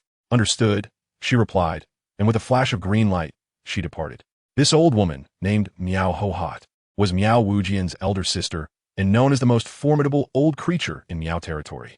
Miao Wujian seethed. Anyone who dares to touch my family shall face utter annihilation. Meanwhile, Yi Chen, Shirling, Mo Lan, and several bodyguards arrived at the respiratory ward of the hospital. Dean Ishan awaited them at the entrance, accompanied by a group of experts. Aunt, you have arrived, Ishan greeted promptly. He was a younger member of the Shi family from Jiangxing and currently served as the dean of the People's Hospital. After receiving a call from Mo Lan the previous night, he had arranged for Shirling's mother, Xie Yulan, to be placed in a VIP room and had already administered treatment. Although Ishan was unaware of the connection between Xie Yulan and the Shi family, the fact that his aunt had called him personally in the middle of the night indicated that this patient was not ordinary. Ishan, how is the patient? She montak lan in kviat. Rest assured, Annie, the patient's condition is stable, and I have assigned an expert to oversee every aspect of her care. Sure, Ishan said in a soothing tone. Very well. Let us proceed to the ward, Sure Mulan replied, making her way to the elevator, with Sure Ishan promptly leading the way. In a short time, they arrived at the VIP ward. Sure Ling hurried in, carrying the breakfast she had prepared for her mother. Inside, two nurses were delicately feeding Xie Yulan her morning meal, while a specialist in his 50s stood by the bedside, furrowing his brow as he examined Xie Yulan's medical report. Xie Yulan appeared pallid, breathless, her eyes devoid of spirit, and her body exceedingly frail, unable to consume anything. Ah, Sure Ling, you've arrived.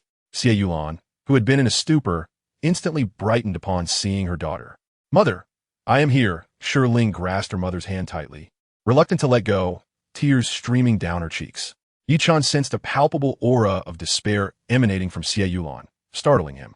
Chapter 29. Step aside. This is dire. Xie Yulan's condition is critical, and immediate intervention is essential. Yichun swiftly produced a Peiyuan pill and dashed into the ward. Sure Ishan and Sure Mulan hesitated momentarily, deterred by the crowd within. Sure Ling, step aside. I need to administer medication to your mother. Yichun gently pushed Sure Ling aside and brought the Peiyuan pill to Xie Yulan's lips. Who are you? The attending physician, Dr. Xia Honyan, exclaimed, his face darkening as he blocked Yi Chen's path. The patient is currently receiving treatment and is showing signs of improvement. Do not introduce any unapproved substances. If anything goes awry, it will not be taken lightly.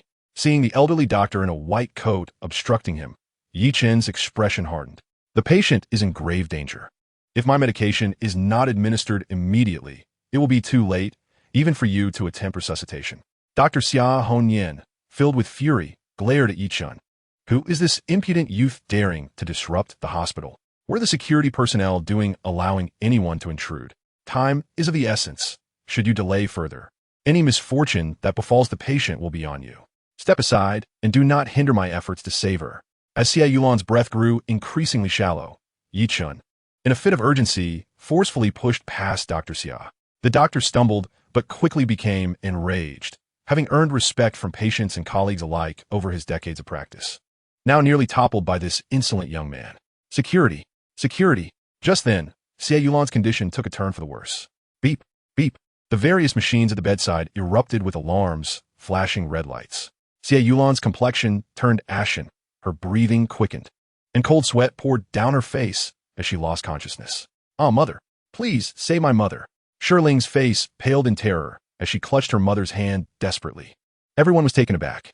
Xia Honyan was equally startled. When he first assumed responsibility for this patient, despite the severity of her condition, she had begun to stabilize after treatment. How could she suddenly be in critical condition?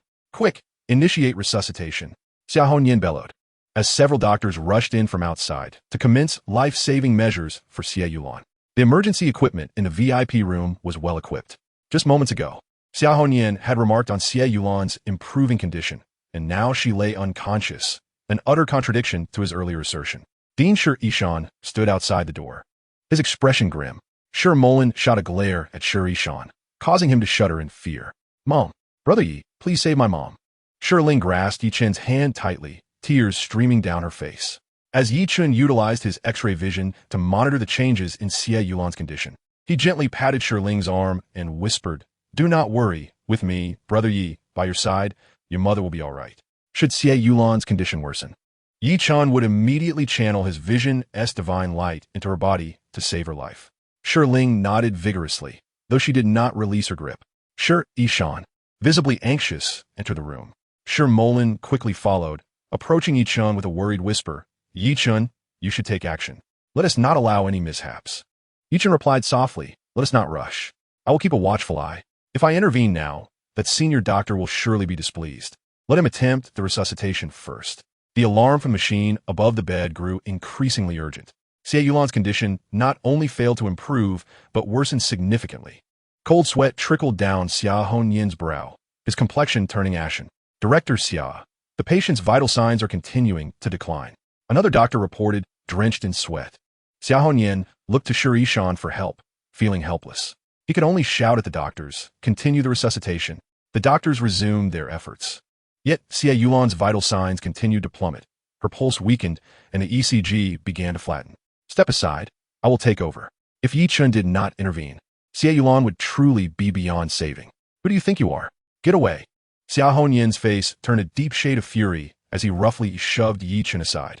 Having just faced reprimand from Shan, Xia Honyin was seething with anger that had nowhere to go.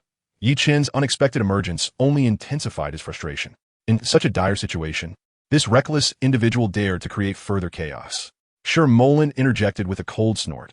Allow Dr. Yi to save the patient. What? This young man is a divine healer? Ishan looked at Yi Chen, astonished. This divine healer seems rather youthful.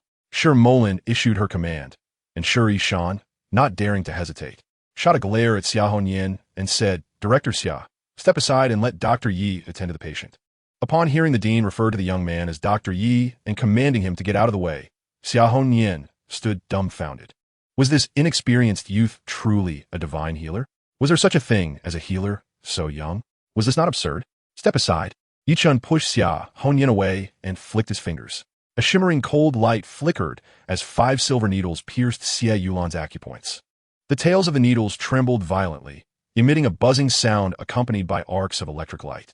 The moment these 5 silver needles entered Xie Yulan's body, the various alarms from the instruments at the head of the bed abruptly ceased. Her vital signs began to stabilize.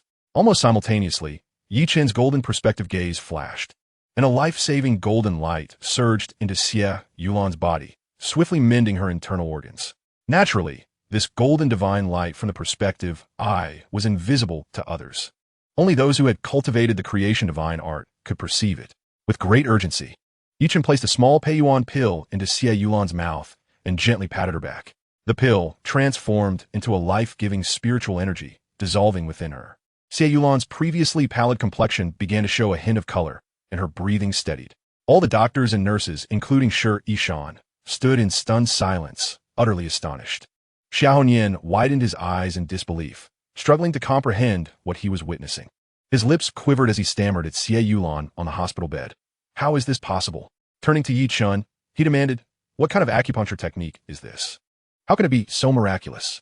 Xiaoyan had witnessed master acupuncturists before, yet he had never seen anyone launch 5 silver needles with a mere flick of the wrist, each one hitting its target with astonishing precision, and the needles themselves vibrating autonomously, their tails flashing with mysterious electric sparks. It was as if a divine being wielded a celestial needle. This is the 5 elements Tai divine needle, Yi Chen declared as he retracted the 5 needles. Xie Yulan's eyes fluttered open, and she saw her daughter, Ling. I'm hungry, she murmured. Mom, I have some porridge. Let me feed you, Ling exclaimed, overjoyed to witness her mother revived by Yi Chen, now awake and expressing hunger. The mere ability to eat signified vitality. With strength restored, the illness would soon be vanquished. Yulan extended her hand to help Xie Yulan sit up. Mom, you must eat. Ling scooped a spoonful of porridge and brought it to her mother's lips. Ling, your eyesight has returned? Xie Yulan gazed at her daughter's eyes in astonishment, her excitement rendering her tremulous. Yes, Mom, my vision has been restored. Brother Yi healed me, and now he has healed you too. I can take care of you from now on, Ling beamed. How wonderful. My daughter can see again. Dr. Yi, are you a celestial being sent to rescue us? Xie Yulan exclaimed joyfully, tears streaming down her face as she yearned to thank Yi Chen in person. Auntie Xie, there's no need for such formality. It brings me great joy to heal your ailments. It is also fate, Yi Chen replied, quickly assisting Xie Yulan. Shan approached Yi Chen with deep admiration, stating, Dr. Yi, where do you practice? Yi Chen responded, I'm currently unemployed, a freelancer. That's splendid. Doctor Yi, would you be willing to consult at our hospital? If so, I will immediately report to my superiors to establish a dedicated department for you, appointing you as the attending physician. Shan understood that if a divine doctor like Yi Chen could attend to patients at the People's Hospital, it would be immensely profitable. Yi Chen shook his head and replied, Thank you. Director Sure, I appreciate your kind intentions, but I am a person who cherishes freedom and dislikes constraints. Should you encounter any perplexing ailments or require assistance in saving lives in the future, I would be glad to help. Yi Chen had no desire to practice at the hospital. I'm truly grateful, Divine Dr. Yi. Although Shan could not persuade Yi Chen to join the hospital, Yi Chen's willingness to assist in saving lives was commendable. In the event of critical patients in the future, they could summon him for aid. Director Sure, the patient is no longer in danger and can be discharged. Please assist in processing the discharge paperwork, Yi Chen said, looking at Shan. Shan turned his gaze toward Shermolin, who nodded in agreement. Please go ahead and handle the formalities. All right, Andy. Shan instructed the nurse to prepare the discharge documentation for Xie Yulan. Xia Honyan approached Yi Chun, feeling somewhat embarrassed. Divine Dr. Yi, I apologize. My earlier demeanor was unseemly. I did not realize you were a divine doctor, and I sincerely apologize. Xia Honyan was not a bad person, merely a bit irascible. He held great respect and admiration for skilled physicians. Yi Chen waved his hand with a smile. No need for formality, Dr. Xia. I too am eager to save lives. We are both here for the patients. Seeing that Yi Chun bore him no ill will filled Xia Honyan with admiration for his magnanimity. Divine Dr. Yi, could you share your phone number with me? I would like to consult you should I encounter any challenging cases in the future. Xia Honyan genuinely wished to learn from Yi Chun. Of course. Yi Chen provided his phone number to Xia Honyan. Thank you, Divine Dr. Yi. Xia Honyan bowed deeply in gratitude. After drinking a bowl of porridge and consuming an egg, Xie Yulan felt revitalized. Divine Dr. Yi, I truly do not know how to express my gratitude. May I bow to you? Ling, let us bow to Divine Dr. Yi, Xie Yulan said, preparing to kneel. Yi Chen quickly reached out to stop her, saying, Please, Auntie, there is no need for such formality. At that moment, the nurse completed the discharge paperwork. Molin assisted Ling in packing their belongings, preparing for their departure. Suddenly, Ling's eyes turned red, and she began to sob. Yi Chen hurriedly pulled her aside and softly asked, Ling, what is troubling you? Chapter 30. What a wretched person. Brother Yi, my uncle has taken our house, and my mother and I have nowhere to go, Ling cried. Yi Chen quickly wiped her tears and softly reassured her. I thought it was something serious. Do not cry, dear girl. You and your mother can stay with me. It would be a perfect opportunity for me to guide your training. Really? My mother and I can truly live with you? Ling exclaimed, her joy evident. Indeed, it is absolutely true, Yi Chun said, patting Ling on the head. Thank you, Brother Yi. Ling's tears transformed into a smile. Living with Brother Yi was splendid. She could train alongside him, care for her mother, and not fear being bullied anymore. Mother, shall we stay at Brother Ye's house first? Ling quietly sought her mother's opinion. Dr. Yi, how can I impose upon you like this? Xie Yulan felt quite embarrassed, yet she truly had nowhere else to turn. Yi Chen hurriedly resuscitated her auntie. Please do not stand on ceremony. Ling is like a sister to me. As her mother, you are my elder. Thank you so much, Dr. Yi. Xie Yulan expressed her gratitude earnestly. Yi Chen smiled and replied, Aunt Xie, please refrain from calling me Dr. Yi. It feels too formal. Just call me Yi Chen. Very well, Dr. Yi, I mean Yi Chen. I am at a loss for words on how to express my gratitude, Xie Yulan said, her eyes reddening with emotion. Lan and Yi Chen quickly assisted Ling with her belongings. As they exited the hospital building, Yi Chen noticed an ancient Sihiyuan across from the hospital gate, its facade shimmering with an ethereal blue light, intermingled with ominous black mist that soared into the sky. The blue light suggested that there were hidden treasures beneath this estate. What could the sinister black mist signify? Yi Chen employed his X-ray vision to investigate further. Before him lay a dilapidated and forsaken residence, long abandoned. The courtyard was overrun with weeds, exuding an eerie atmosphere, the chilling winds whispering tales of despair. This was indeed a haunted house. The radiant blue light emanated from beneath a rockery in the center of the courtyard, undoubtedly concealing treasures below. Yi Chen turned to Shimo Lan and inquired, Shimo, whose ancient courtyard is that across the street? Why has it fallen into disrepair? Shimo Lan glanced at the Sihiyuan, her expression shifting. You do not mean to purchase that courtyard, do you? She asked. The treasures beneath that rockery must be worth a fortune. Acquiring it would certainly yield great profit. Yi Chen nodded in agreement. Shimo Lan shook her head, cautioning, I advise you against making that purchase. Why is that? Yi Chen asked, puzzled. This courtyard is known as the most perilous in Jiangsheng. 6 owners have perished there. No one dares to buy it anymore. I strongly advise you to abandon this notion. Simo Lan Wun. 6 owners have died? Yi Chen was aware of the house's haunted reputation, but had not anticipated such a high number of fatalities. Are you frightened? Shimo Lan chuckled. Yi Chen shook his head and replied, What is there to fear? Even if I were to buy it, I need not live there. Please contact whoever is responsible for this property. I intend to acquire it. Seeing Yi Chen's determination and recalling his exceptional skills, Shimo Lan realized that even if he were to purchase the estate, he would likely be unharmed. All right, I will notify you once I have made the arrangements, she said before answering a phone call and heading to the corporate office. Yi Chen, your villa is truly magnificent. a 3-story building, Xie Yulan exclaimed, astonished by the grandeur of Yi Chen's residence. Yi Chen smiled and remarked, Aunt Xie, it is a 3-story villa. I originally lived alone, which felt quite lonely. Now that you are here, it is much better. Shirling chimed in, from now on, I will cook for Brother Yi. That sounds wonderful. Your cooking must be delightful. Yi Chen replied, having settled Xie Yulan and Shirling comfortably before purchasing some daily necessities for them. He then took the detoxification pills and drove to the Chaoyang Grand Hotel, where the esteemed elder Zheng Tianhui awaited his arrival. Upon arriving at the Grand Hotel, Yi Chen parked his car and entered the lobby. Himepe, Yi Chen, how dare you return? Is this a place for someone like you? Leave at once. A disdainful voice echoed through the air. Yi Chen turned to see Jiang Xing glaring at him with palpable animosity. Behind Jiang Xing, Zheng Tong accompanied an elderly man with white hair and several bodyguards who were approaching. Yi Chen felt a strong aversion towards Jiang Xing. This insolent fellow had not learned his lesson after being beaten, and now he was openly provoking him again. With a cold smirk, Yi Chen remarked, What is this? Jiang Xing, is your arrogance resurfacing? Are you itching for another beating? Zheng Tong shot a venomous glare at Yi Chen and addressed the elderly man beside her, exclaiming, Grandfather, this scoundrel assaulted me and insulted our Zheng family, causing us to lose face before Elder Zheng. The elderly man was none other than Zheng Jinxiong, the head of the Zheng family in Jiangsheng and Zheng Tong's grandfather. This revelation incited a strong disdain for Yi Chen within Zheng Jinxiong. The Zheng family was one of the prominent families in Jiangsheng, not to be trifled with.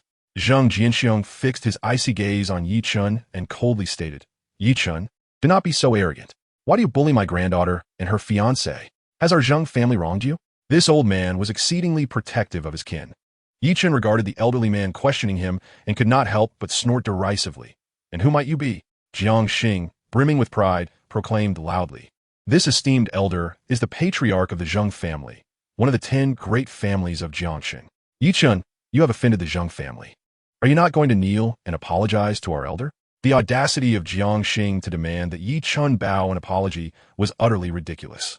With Jiang Xing's introduction, Zheng Jinxiong puffed out his chest, assuming an air of superiority. Observing Zheng Jinxiong's demeanor, Yi Chen could not suppress his laughter. What 10 great families of Jiangsheng? Is that self-appointed? I have neither heard of nor recognize you. Zheng Jinxiong, upon hearing Yi Chen's words, felt his blood boil in indignation. Yi Chen, you ignorant fool, how dare you insult our Zheng family? You are courting death. Jiang Xing bellowed, his expression darkening. Yi Chen retorted with a sneer. What nonsense is this Zheng family to me? I have no time for your idle chatter. Step aside. He intended to deliver a detoxifying pill to Zheng Tianhui and then head to the herbal market to procure more medicinal ingredients. His stock of Peiyuan pills was running low, and he needed to refine more while also checking if he could gather the materials necessary for the greater Peiyuan pill. If fortune favored him, he might concoct some remedies from ancient prescriptions as well. Yi Chen brushed past Jiang Xing and moved toward the VIP passage. Young man, is this how you show respect? This was clearly a deliberate affront to the Zheng family. The 2 elderly men behind Zheng Jinxiong exchanged glances, their expressions turning icy as they stepped forward to block Yi Chen's path. Kneel and apologize to Elder Zheng at once. One of the elders commanded sternly, his voice resonating with authority. The formidable pressure emanating from the 2 men bore down on Yi Chen, their formidable prowess indicating they had attained the level of Grand Martial Masters. The thunderous command reverberated through the entire lobby, causing many patrons to wince in pain as though their eardrums had been torn asunder. The 2 elderly men brazenly exerted their influence, coercing Yi Chen to bow and apologize. Yi Chen glared at the elder and said, We bear no grudges. Why must you force my hand? He continued, with your meager skills, you are utterly no match for me. The truth of his words ignited the elder's fury. Young man, if I do not teach you a lesson today, you shall remain blissfully ignorant of the vastness of the heavens and the earth. With a thunderous roar akin to a tiger's growl, the elder's bones cracked as his imposing presence surged. Extending his hand like a tiger's claw, he lunged towards Yi Chen's arm with blinding speed. The horrifying claws shimmered ominously, emitting a chilling hiss. This elder, named Qiao Dajiang, was a skilled practitioner of the Tiger Claw sect. Observing Qiao's aggressive move, Zheng Jinxiong's eyes gleamed with satisfaction. Qiao Dajiang, having ascended to the realm of a grandmaster, was certain that his strike would shatter Yi Chen's arm. This was the fate that awaited those who dared to insult the Zheng family. We, the Zheng family, are not to be trifled with. Yi Chun snorted disdainfully. I have no desire to engage you, yet you insist on provoking me? Truly delusional.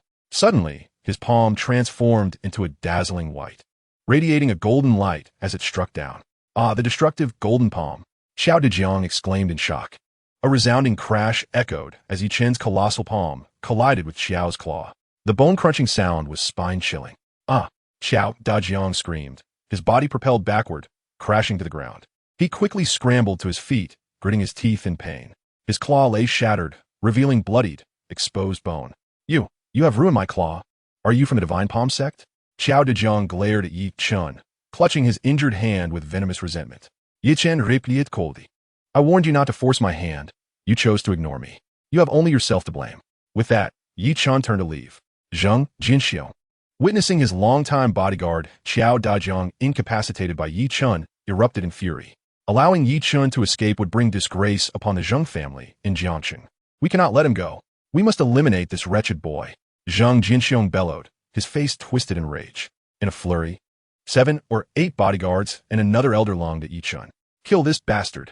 Jiang Xing shouted frantically. Finish him, Zheng Tong added, leaping up like a shrew. Seeing the horde of bodyguards charging towards him, Yi Chun scoffed. How shameless.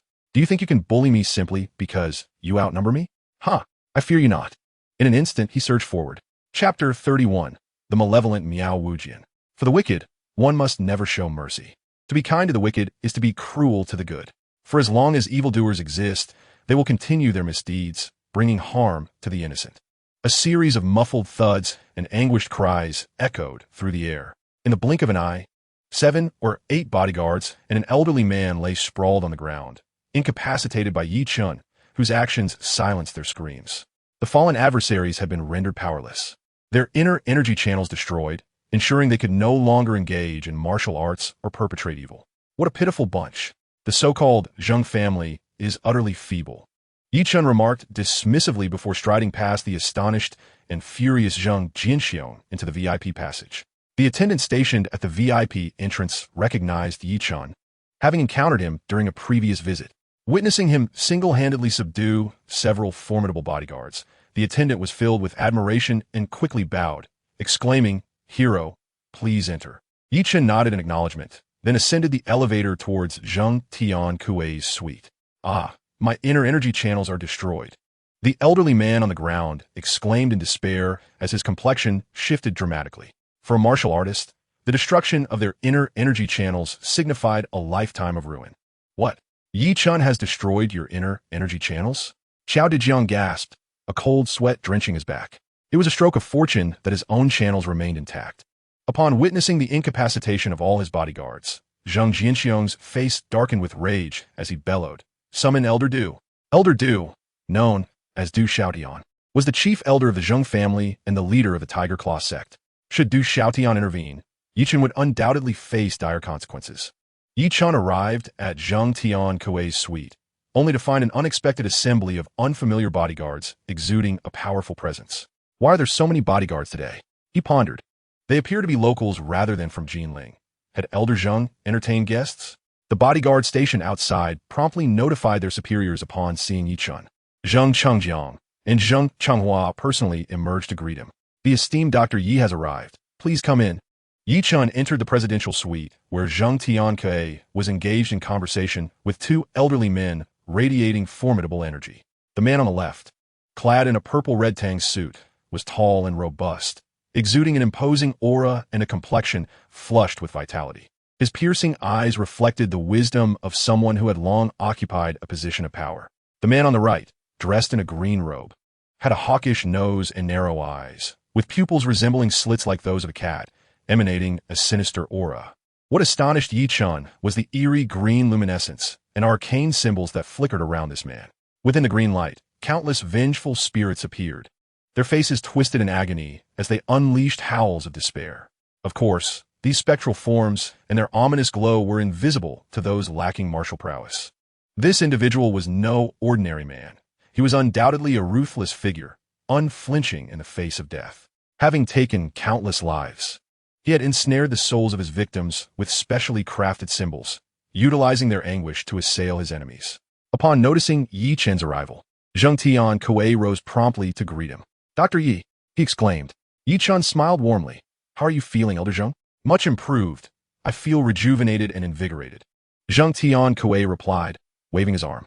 Here are 2 detoxification pills. Consume one, and you will be fully restored, Yi Chun said, handing a small vial to Zheng Tian Kuei.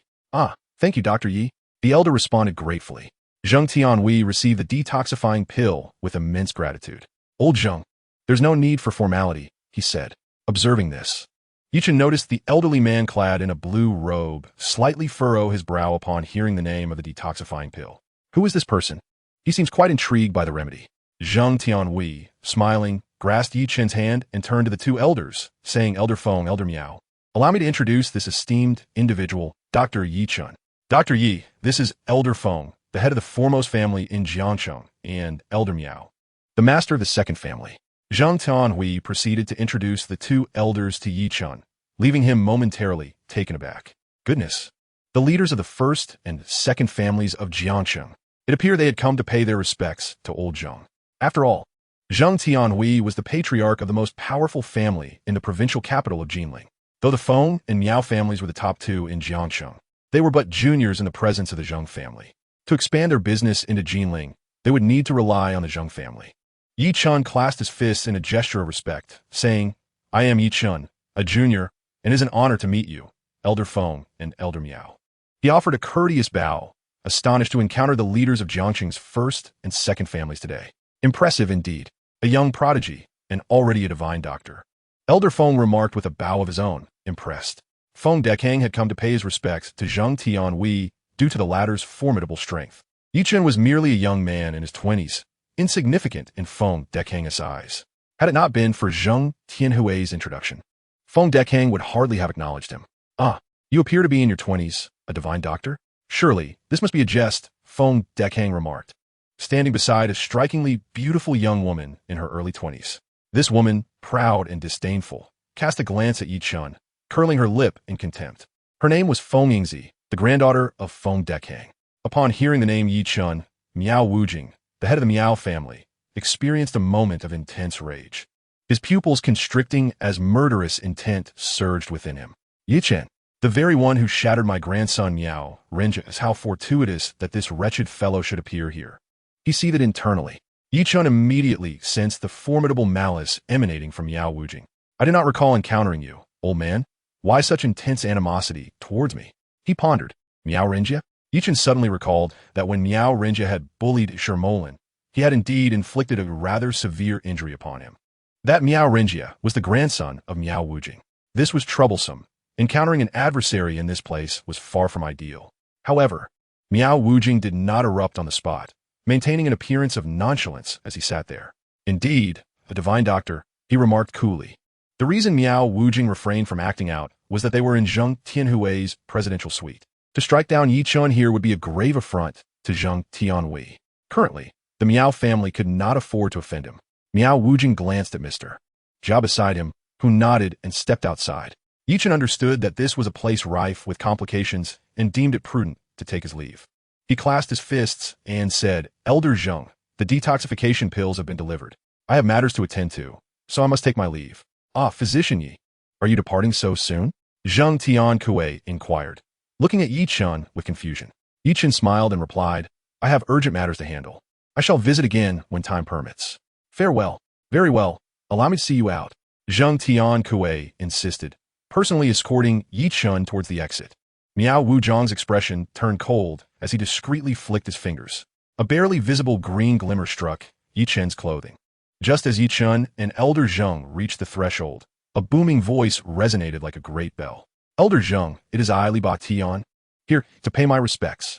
In a flash, 7 or 8 bodyguards surrounded Li Ba Tian as he approached.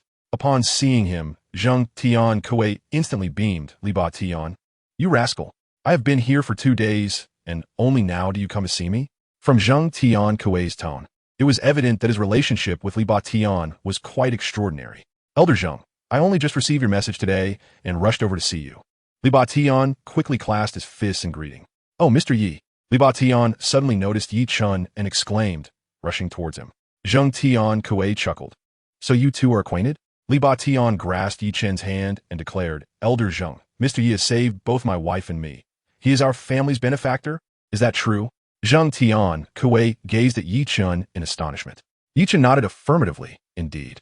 Li Batian looked at Yi Chun and asked, "What say you, mister? Yeah? Are you leaving now? Why not share a drink with us?" Zhang Tian, Kuei, chimed in, "Yes, physician Yi, do stay for a drink." It was quite surprising that at his advanced age, Zhang Tian, Kuei, still had a penchant for drinking. "I truly have matters to attend to, Mr. Li, Elder Zhang. I must take my leave," Yi Chun stated, aware that Li Batian had come to discuss important matters with Zhang Tian Kuei, and he chose not to intrude. "What a pity, Mr. Yi. I shall treat you to drinks another day," Li Batian lamented. "Indeed, there will be ample opportunities in the future," Yi Chun replied as he stepped outside. "Ah, Yi Chun, you scoundrel, how dare you be here?" A thunderous voice erupted as Zheng Jianxiong stormed in, his eyes ablaze with fury upon spotting Yi Chun. Following Zheng Jianxiong were Jiang Xing and Zheng Tong. Just days prior, Jiang Xing had complained to Zheng Jianxiong, omitting the fact that Yi Chun had saved Zheng Tian Kuei's life in his quest to have Yi Chun eliminated. Had Zheng Jianxiong known of Yi Chun's connection to Zheng Tian Kuei, he would surely have refrained from seeking vengeance. Unbeknownst to him, Zheng Jianxiong approached, hurling insults at Yi Chun. Seeing Zheng Jianxiong berate his savior upon arrival caused Zheng Tian Kuei's expression to darken, and he let out a cold snort. Zheng Jianxiong, however, failed to grasp the significance of Zheng Tian Kuei's disdainful sound. "Ah, Edizing. This scoundrel Yi Chun has assaulted my granddaughter Zheng Tong and her husband Jiang Xing, and has insulted our Zheng family. Earlier, he injured all my bodyguards downstairs. This scoundrel deserves nothing less than death. You must avenge me and eliminate him," Zheng Jianxiong implored, seizing Zheng Tian Kuei's hand as if he were a long-lost relative. Zheng Tianhui cast a fierce glare at Zheng Jianxiong, shaking off his grasp, and coldly remarked, "Zheng Jianxiong, have you lost your sight or has your mind become muddled? Dr. Yi is my savior, and you dare to insult him? Hurry and apologize to Dr. Yi." "What?" Zheng Jianxiong exclaimed in astonishment, barely able to believe his ears. His back suddenly drenched in cold sweat. How could Yi Chen possibly be your savior? At that moment, both Jiang Xing and Zheng Tong realized the gravity of their situation and quickly stepped back, fear evident in their eyes. With a resounding slap, Li Batian struck Zheng Jianxiong across the face. Zheng Jianxiong cried out in pain, stumbling and nearly falling, his cheek instantly bruised. "Zheng Jianxiong, Mr. Yi is also my savior. Li Batian, you dare to insult Mr. Yi and threaten his life? I shall end yours first." After saying this, Li Batian delivered a powerful kick to Zheng Jianxiong's abdomen. Li Batian, the king of Jiangcheng, had the power to make the entire city tremble with a mere stomp. No one dared to disrespect him, let alone offend him, unless they wished for their demise. Now, Zheng Jianxiong had the audacity to insult his savior, Yi Chun, right in front of him, which ignited a murderous intent within Li Batian. To Li Batian, Zheng Jianxiong, who ranked at the bottom of Jiangcheng's 10 prominent families, was nothing more than an insignificant insect. Zheng Jianxiong doubled over from the kick, collapsing to the ground and spitting out a stream of blood. How has Yi Chun become the savior of the king of Jiangcheng? Li Batian? Li Batian ignored Zheng Jianxiong's lamentations, advancing with determination and placing his foot firmly on Zheng Jianxiong's face, declaring with menace, "Zheng Jianxiong, heed my words, mister. Yi is my savior. If you dare to offend him again, I shall take your life. Your Zheng family means nothing to me." The terror in Zheng Jianxiong's heart was palpable, his courage shattered. He realized that Li Batian could extinguish his life as easily as one would crush an ant. "King of Jiangcheng, I beg your pardon. I was unaware that Dr. Yi was your savior. I will never dare to offend him again. Please spare my life." Zheng Jianxiong quickly capitulated, knowing that any further defiance could lead to his demise. He limped over to Yi Chun, bowing respectfully. "I apologize, Dr. Yi. It was Jiang Xing who slandered you in my presence, and I was entirely ignorant of your relationship with the king of Jiangcheng. Please forgive my transgressions. I am here to offer my apologies."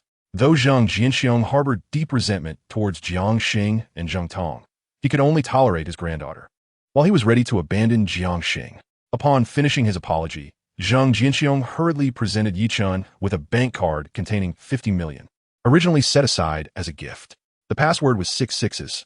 Yi Chun cast a disdainful glance at the cowardly old dog, Zheng Jianxiong, and with a swift motion, slapped his bank card away, uttering a low command, "Get lost."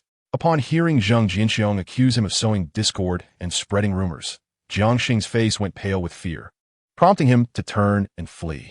Yet, a bodyguard of Li Batian swiftly apprehended him, breaking his limbs and discarding him into the river. Li Batian let out a cold snort. Spare me, spare me, Jiang Xing pleaded, his legs trembling in terror. With a resounding thud, the bodyguard struck Jiang Xing on the back of the head, rendering him unconscious as he collapsed to the ground. Two bodyguards dragged Jiang Xing away. This wretched creature would surely not survive. Zheng Tong's face turned ashen, and she fell to the ground in shock. Zheng Tian Kuei coldly declared, from this day forth, the Zheng family of Jiang City shall sever all ties with the Zheng family of Jinling. Leave. Zheng Tian Kuei had irrevocably cut off Zheng Jianxiong's familial connections. No, old Zheng. Zheng Jianxiong could hardly fathom that Zheng Tian Kuei would abandon the Jiang City Zheng family for Yi Chen. The sheer terror nearly caused him to faint. The Zheng family, already small, had only risen to prominence among the top 10 families due to his connection with the Zheng family of Jinling. Now, with Zheng Tian Kuei's abandonment, the news would undoubtedly spread, and within days, Zheng Jianxiong, a mere tail end of the 10th family, would be devoured by other families. Drag him away, Zheng Tian Kuei commanded. The two bodyguards immediately seized the crying and pleading Zheng Jianxiong. Thank you, old Zheng. Thank you, king of Jiang City. Yi Chen felt a sense of vindication.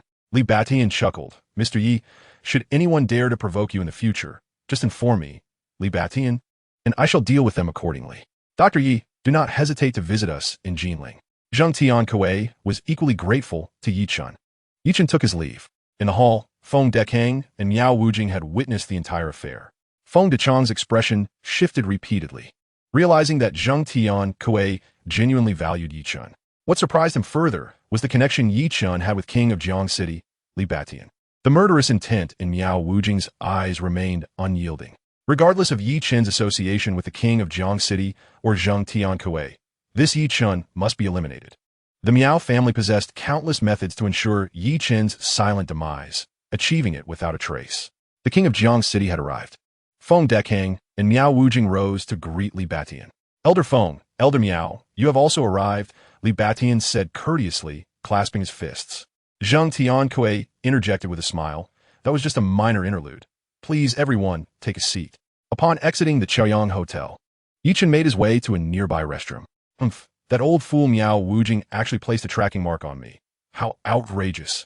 Yi Chen's fingers pinched together, and with a whoosh, a wretched green flame sprang forth from his clothing. Possessing the divine sight of a miraculous healer, Yi Chen was not deceived by Miao Wujing's ruse.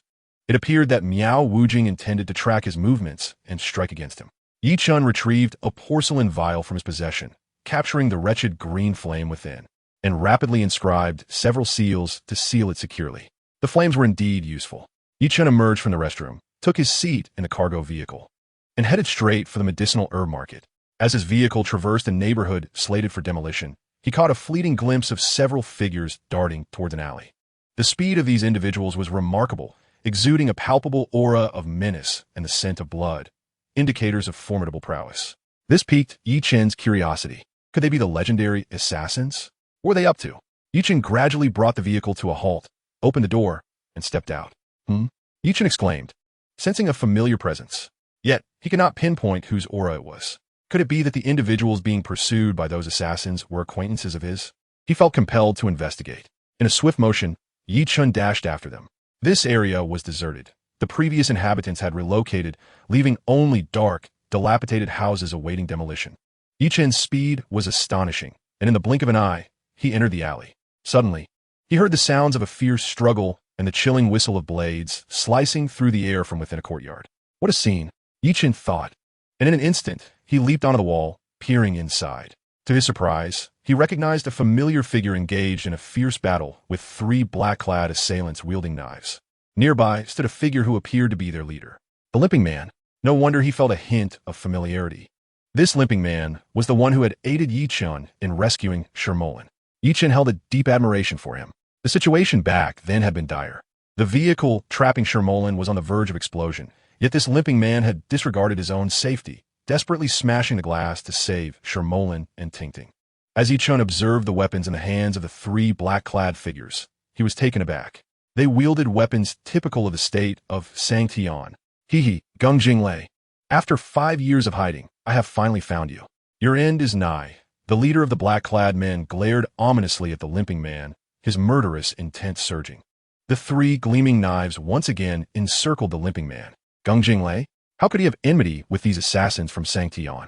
Standing firm, Gung Jinglei's aura surged like a volcano erupting. You four buffoons think you can kill me? What a delusion. Gung Jinglei bellowed, his voice booming like thunder. In a flash, his fist erupted with formidable might, producing a piercing, buzzing sound as it struck the blade of the foremost black-clad man. The sound of metal fracturing echoed sharply. Sparks flew as the assassin's weapon and arm were shattered in one blow. The severed blade and arm collided with the assassin's chest. What incredible power from Gung Jinglei.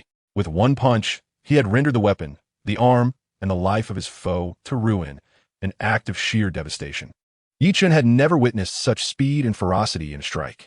Gung Jinglei was in the mid-stage of a grand martial master. Yet his combat prowess was even more formidable. His punches could directly claim lives.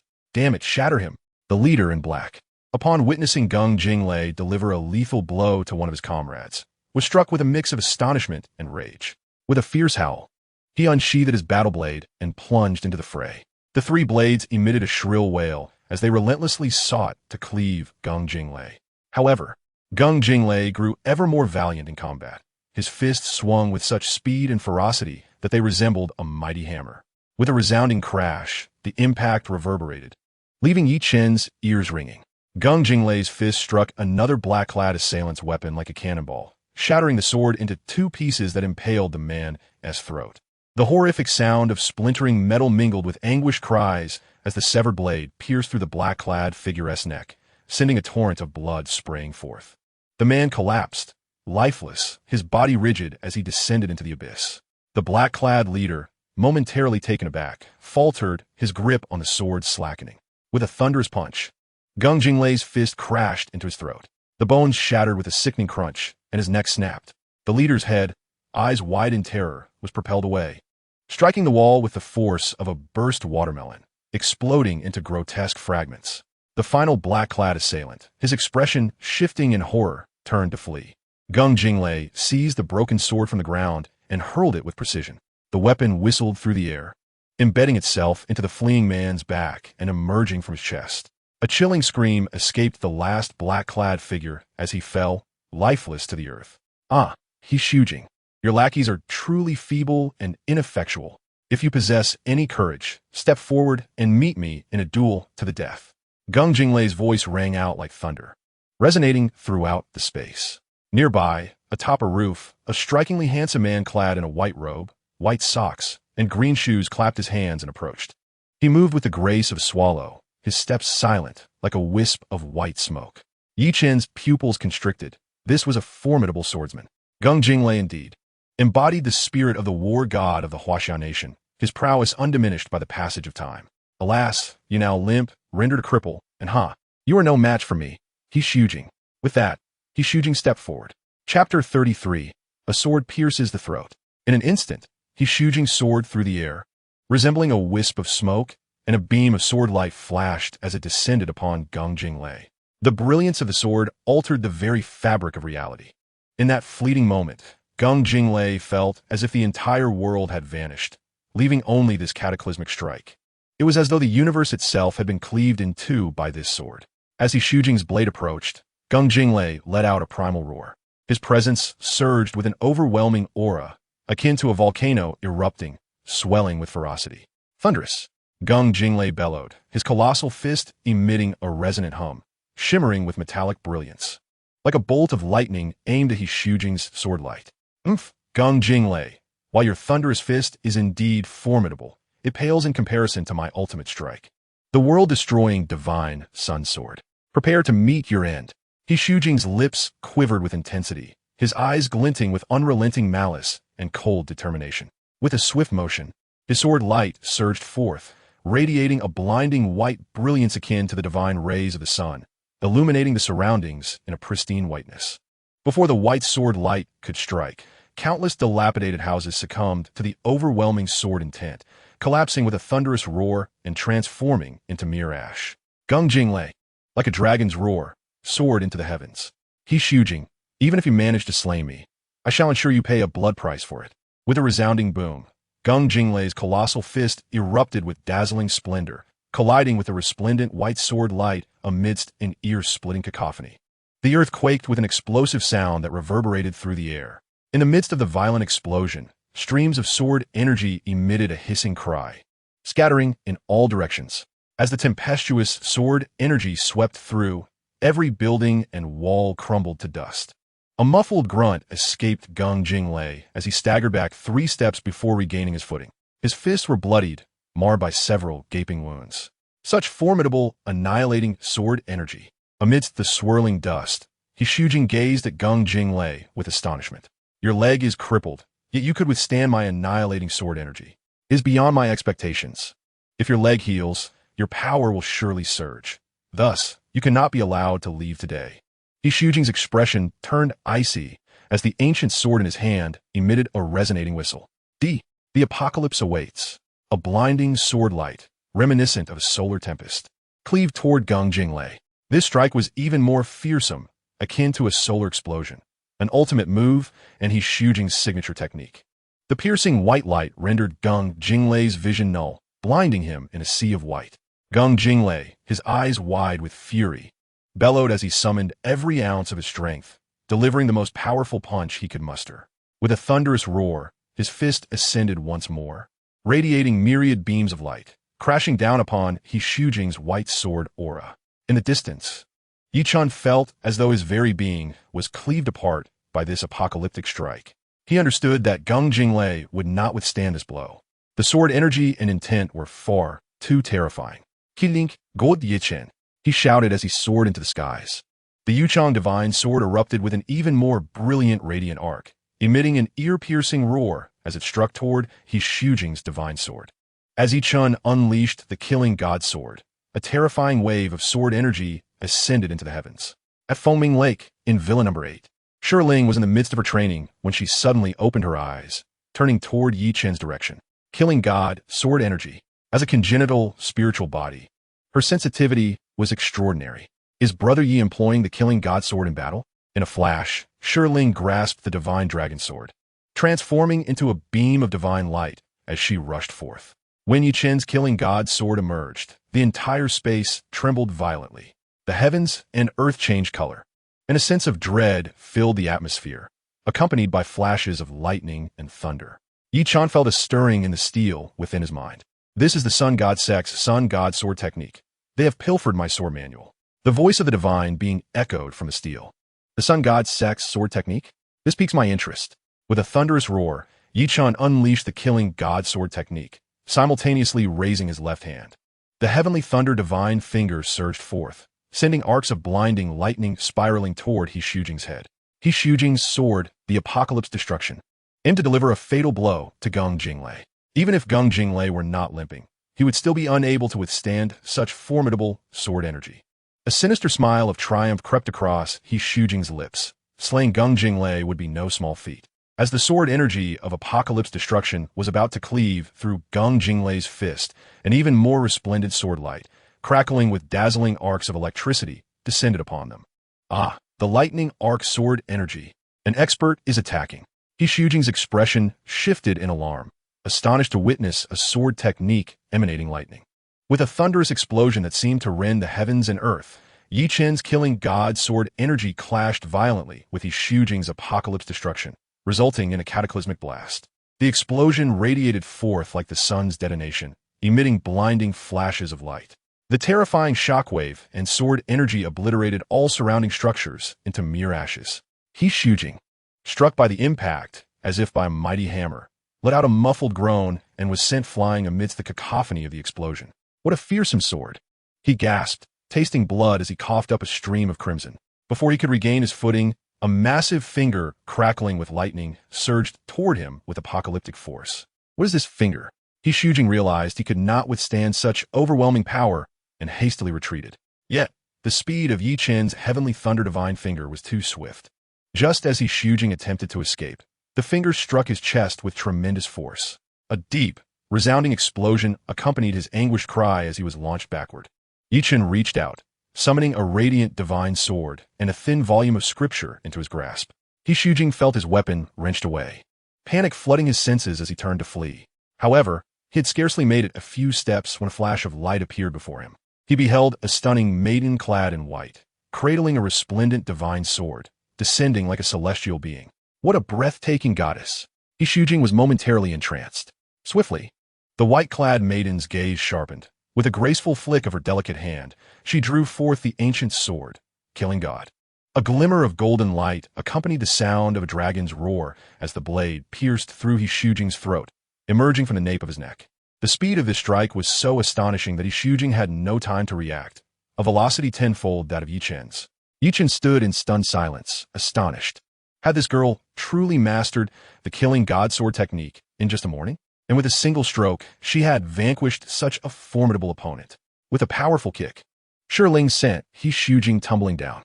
"Brother Yi, here is the sword sheath," she exclaimed, tossing a scabbard to Yi Chen. A divine light flashed, and the spirit of stone vanished from the spot. Yi Chen accepted the sword sheath and sheathed the sun god sword within it. "Is it your divine physician?"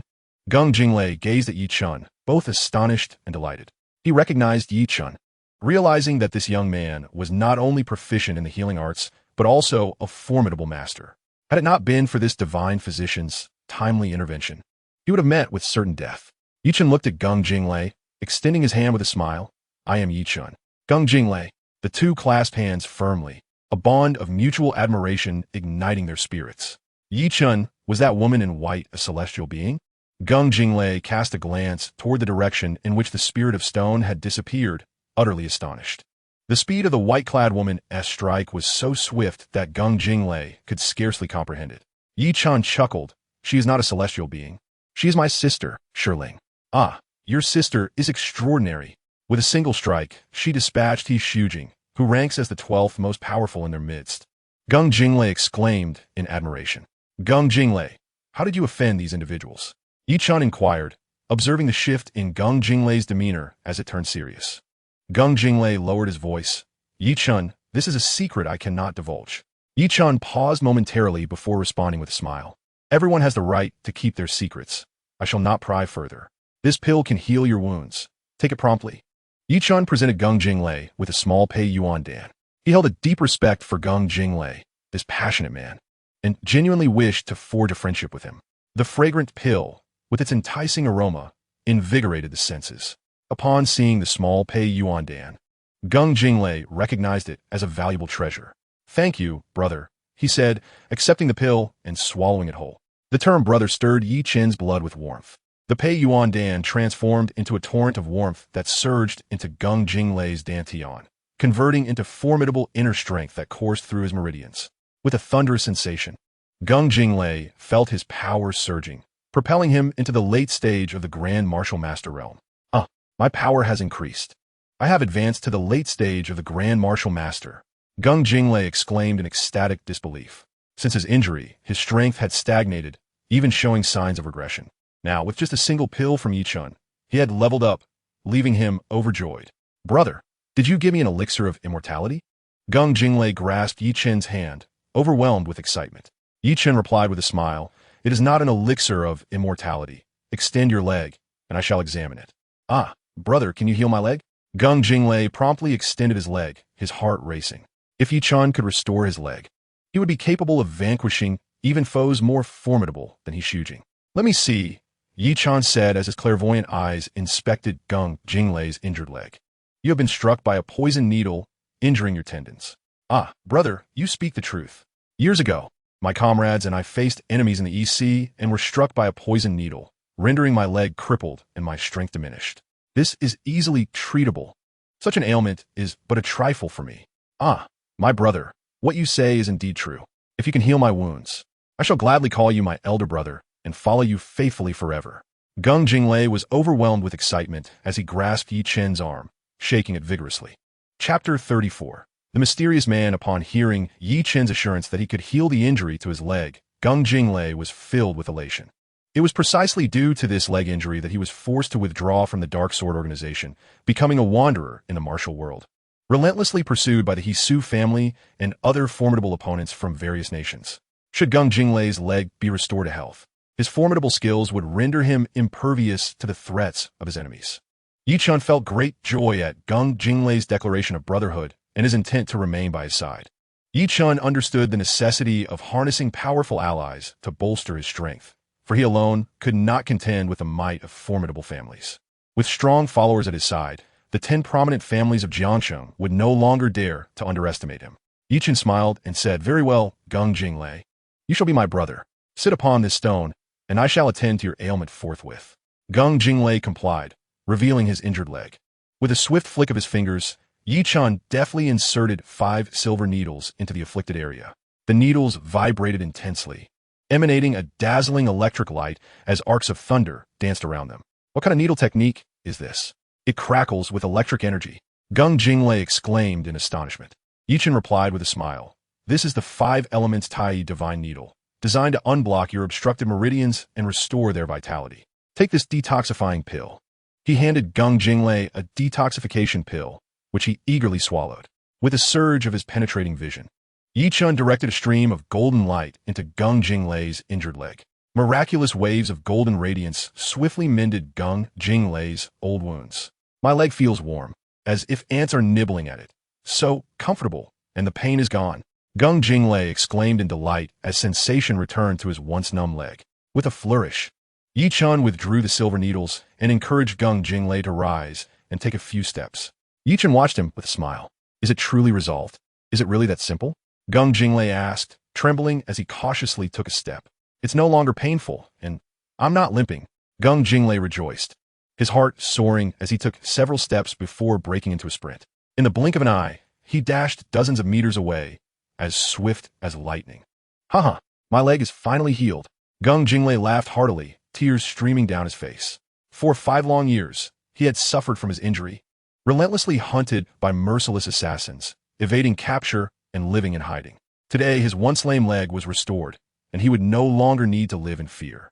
"Oh, brother, please allow me to pay my respects," Geng Jinglei exclaimed, kneeling before Yi Chun in profound gratitude. "Rise, Jinglei.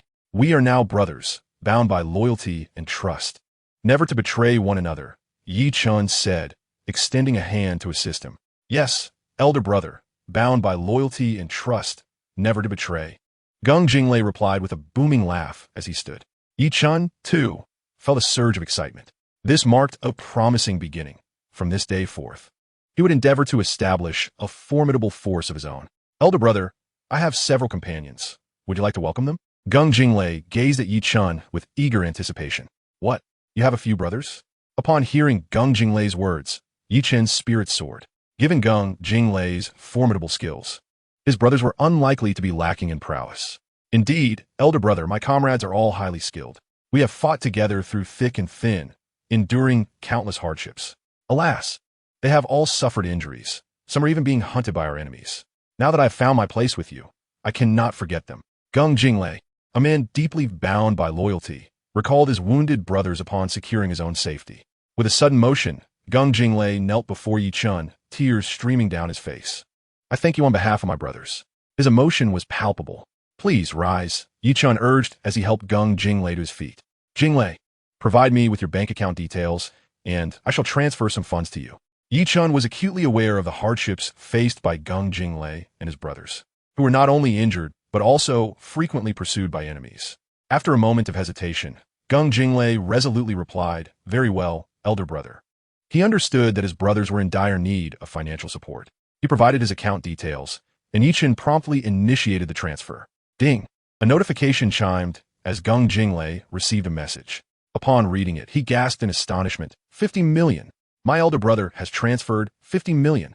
Yi Chun chuckled.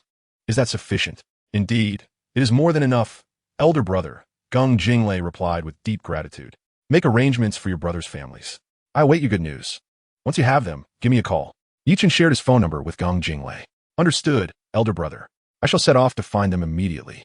With that, Geng Jinglei hurriedly departed. Yi Chun then dealt with the corpses of several black-clad men and retrieved the stolen manual. The manual was soft to the touch, its material unknown. It had exuded an aura of ancient mystery. It was quite thin, containing merely 3 pages. The first page detailed the overview of the Sun God sect and its cultivation methods. This manual was not a martial arts manual, but rather a genuine cultivation guide. He Su Jing, the individual in question, was indeed a genius, having developed two powerful sword techniques using martial arts methods. Unfortunately, his sword techniques relied on internal energy. While they appeared formidable, their true potential remained untapped.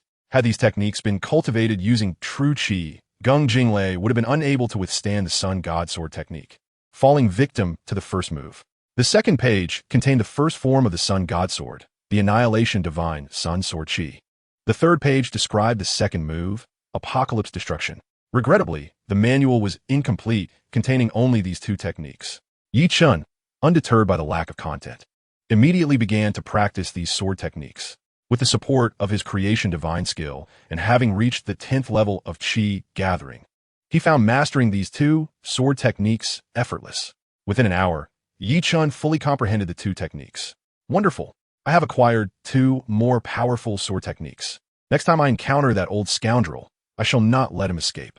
Yi Chen sheathed the Sun God Sword and proceeded to the herbal market. Shortly thereafter, he arrived at the Minghui Pharmacy. Outside the pharmacy, a luxurious bulletproof vehicle was parked, and two unfamiliar bodyguards stood at the entrance. These bodyguards stood as rigidly as javelins, their eyes radiating a vigilant gleam as they monitored their surroundings.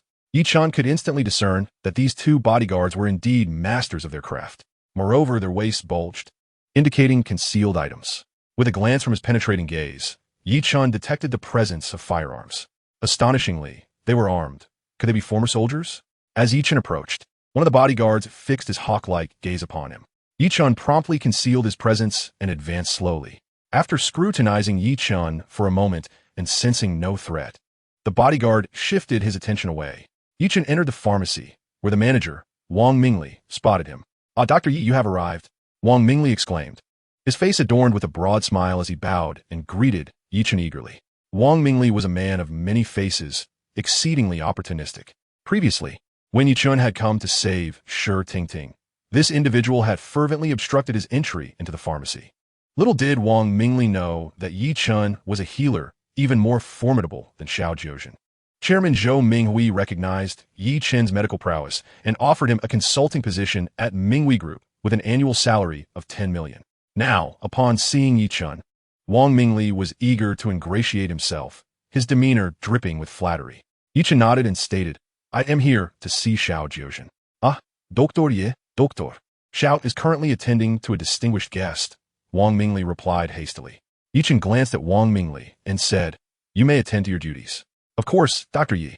Wang Mingli had intended to curry favor with Yi Chen, but now, having been dismissed, he reluctantly departed. What is so remarkable? It is merely a trivial mastery of medicine. Once I have perfected my skills, I shall disregard you, you scoundrel. Yi Chen entered Xiao Jiuzhen's consultation room and found him taking the pulse of a middle-aged man. Upon seeing this man, Yi Chen's heart skipped a beat. A potent aura of bloodlust emanated from him, a testament to his past deeds.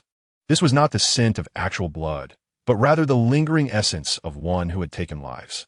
This man was undoubtedly a soldier and had likely claimed many lives.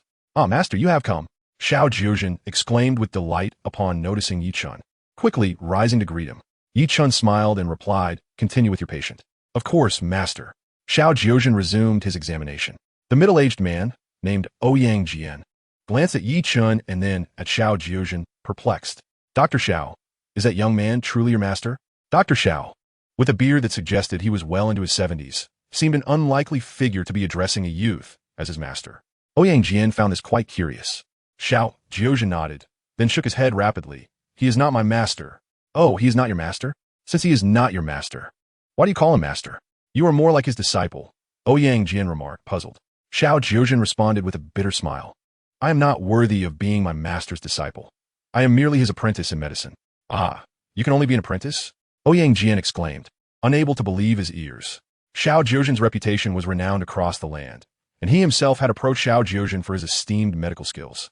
Could it be that this young man's abilities surpassed those of Xiao Jiuzhen? Xiao Jiuzhen nodded, affirming, "Indeed, I am merely my master's apprentice, and his medical expertise far exceeds mine." Ouyang Jian, finding Xiao Jiuzhen's words quite enigmatic, turned to Yi Chen and asked, "Esteemed healer, might you examine me?" Yi Chen glanced at Ouyang Jian and replied, "Let Xiao Jiuzhen assess you first. If he cannot discern your condition, then I shall take a look." Ouyang Jian nodded in agreement. Xiao Jiuzhen observed Ouyang Jian and stated, "You bear the scars of accumulated injuries over time, having been wounded more than once. Eventually, all these old injuries converge, creating a critical point that manifests simultaneously. The atrophy of your meridians has led to your pervasive pain, sleepless nights, and frequent coughing of blood. More alarmingly, as your body's tendons contract, your height will gradually diminish." "Ah, Dr. Xiao, you are entirely correct. Please, treat me at once," Ouyang Jian replied, astonished by the accuracy of Xiao Jiuzhen's diagnosis, his eyes brimming with hope. Xiao Jiuzhen shook his head and said, "Your condition has already reached an advanced stage. With my skills, I cannot provide a cure." "What did you say?" Ouyang Jian was taken aback by Xiao Jiuzhen's words. Chapter 35, A Body Full of Scars. To hear that the esteemed Xiao Jiuzhen could not treat his affliction left Ouyang Jian in utter disbelief. Was he left to await his demise? His complexion darkened considerably. Behind him, a man in his 30s also changed expression, anger flaring on his face. Xiao Jiuzhen glanced at Yi Chun and said, "While I cannot treat you, my master has the means to help." Hearing that there was still hope, Ouyang Jian felt a quiet sense of relief. The man behind him, Ouyang Zhanjia, turned his gaze towards Yi Chun. Yi Chun rose and said, "Please follow me." He recognized that Xiao Jiuzhen truly lacked the capacity to heal Ouyang Jian's wounds. With his penetrating vision, Yi Chun had already discerned the multitude of horrifying scars covering Ouyang Jian's body. Common herbal remedies would be utterly inadequate to address the resurgence of Ouyang Jian's old injuries. Were it not for encountering Yi Chun, Ouyang Jian's remaining lifespan will be less than a year. Ouyang Jian and his son, Ouyang Zhanjia, followed Yi Chun into the quiet chamber, with Xiao Jiuzhen hastily trailing behind. Upon entering, Xiao Jiuzhen closed the door. Yi Chun looked at Ouyang Jian and introduced himself. "I am Yi Chun. I am Ouyang Jian. And this is my son, Ouyang Zhanjia." Ouyang Jian replied, providing his name. "Remove your shirt. I shall examine you," Yi Chun instructed, looking intently at Ouyang Jian. Ouyang Jian hesitated briefly before beginning to unfasten his buttons. Ouyang Zhanjia hurriedly assisted his father, Ouyang Jian, in shedding his outer garment. Upon witnessing the multitude of wounds and gunshot scars adorning Ouyang Jian's body, Yi Chun and Xiao Jiuzhen could not suppress a gasp of horror, their hair standing on end. The old and new injuries crisscrossed each other, resembling a grotesque centipede, a truly terrifying sight. Among these wounds, several were located perilously close to the heart. Had they been any deeper, Ouyang Jian would have succumbed. Yi Chun looked at Ouyang Jian and inquired, "You are a soldier? Were these injuries sustained in service to your country?" Ouyang Jian nodded affirmatively. Instantly, a glimmer of respect shone in Yi Chun's eyes. What tranquility exists in the world? It is these noble individuals who bear the burden. "I can heal your wounds," Yi Chun announced as he began to disinfect the silver needles. "Oh, esteemed physician Yi, can you truly mend my father's injuries?" Ouyang Zhanjia exclaimed, overwhelmed with excitement. Yi Chun nodded, assuring him, "These injuries are but minor in my eyes." "Minor injuries?" Ouyang Jian and Ouyang Zhanjia's facial muscles twitched in disbelief. Ouyang Jian had sought the expertise of many renowned physicians, all of whom had been powerless to help. How could Yi Chun dismiss them as mere trifles? Yi Chun inscribed a prescription and handed it to Xiao Jiuzhen, instructing, "Prepare these medicines and bring them to me." Xiao Jiuzhen accepted the prescription and replied, "Understood, master. I will first gather the ingredients from this prescription." "Ah, the great Peiyuan pill." Xiao Jiuzhen gasped upon examining the prescription. Not only did it include the minor Peiyuan detoxification pill, but it also contained a formula for the illustrious great Peiyuan pill. If the minor Peiyuan pill is so extraordinary, what a great Peiyuan pill! Yet, the ingredients required for the great Peiyuan pill, such as the 500-year-old Ganoderma and ginseng, were scarce, with only those around a century-old available at the pharmacy. Coordination with other pharmacies will be necessary. The newly prescribed ointment was for promoting tissue regeneration and stopping bleeding. There were several other prescriptions, the purposes of which remained unclear, though they appeared easier to prepare. Meanwhile, Yi Chun had already commenced acupuncture on Ouyang Jian. With swiftness, 5 Tai divine needles pierced various acupoints, reigniting the vitality of Ouyang Jian's meridians. Each silver needle resonated with a low hum, emitting flashes of electric light and swirling arcs of thunder. What sort of technique is this? Ouyang Jian and Ouyang Zhanjia marveled at the sight of the silver needles. Yi Chun formed a hand seal and shouted, "Channel the spiritual energy." Suddenly, a thunderous clap resonated above the pharmacy, startling those nearby. A massive vortex of spiritual energy formed in the sky, spinning at a high velocity. The invisible spiritual energy spiraled downwards at great speed, plunging into Ouyang Jian's body to repair and nourish his meridians and bones.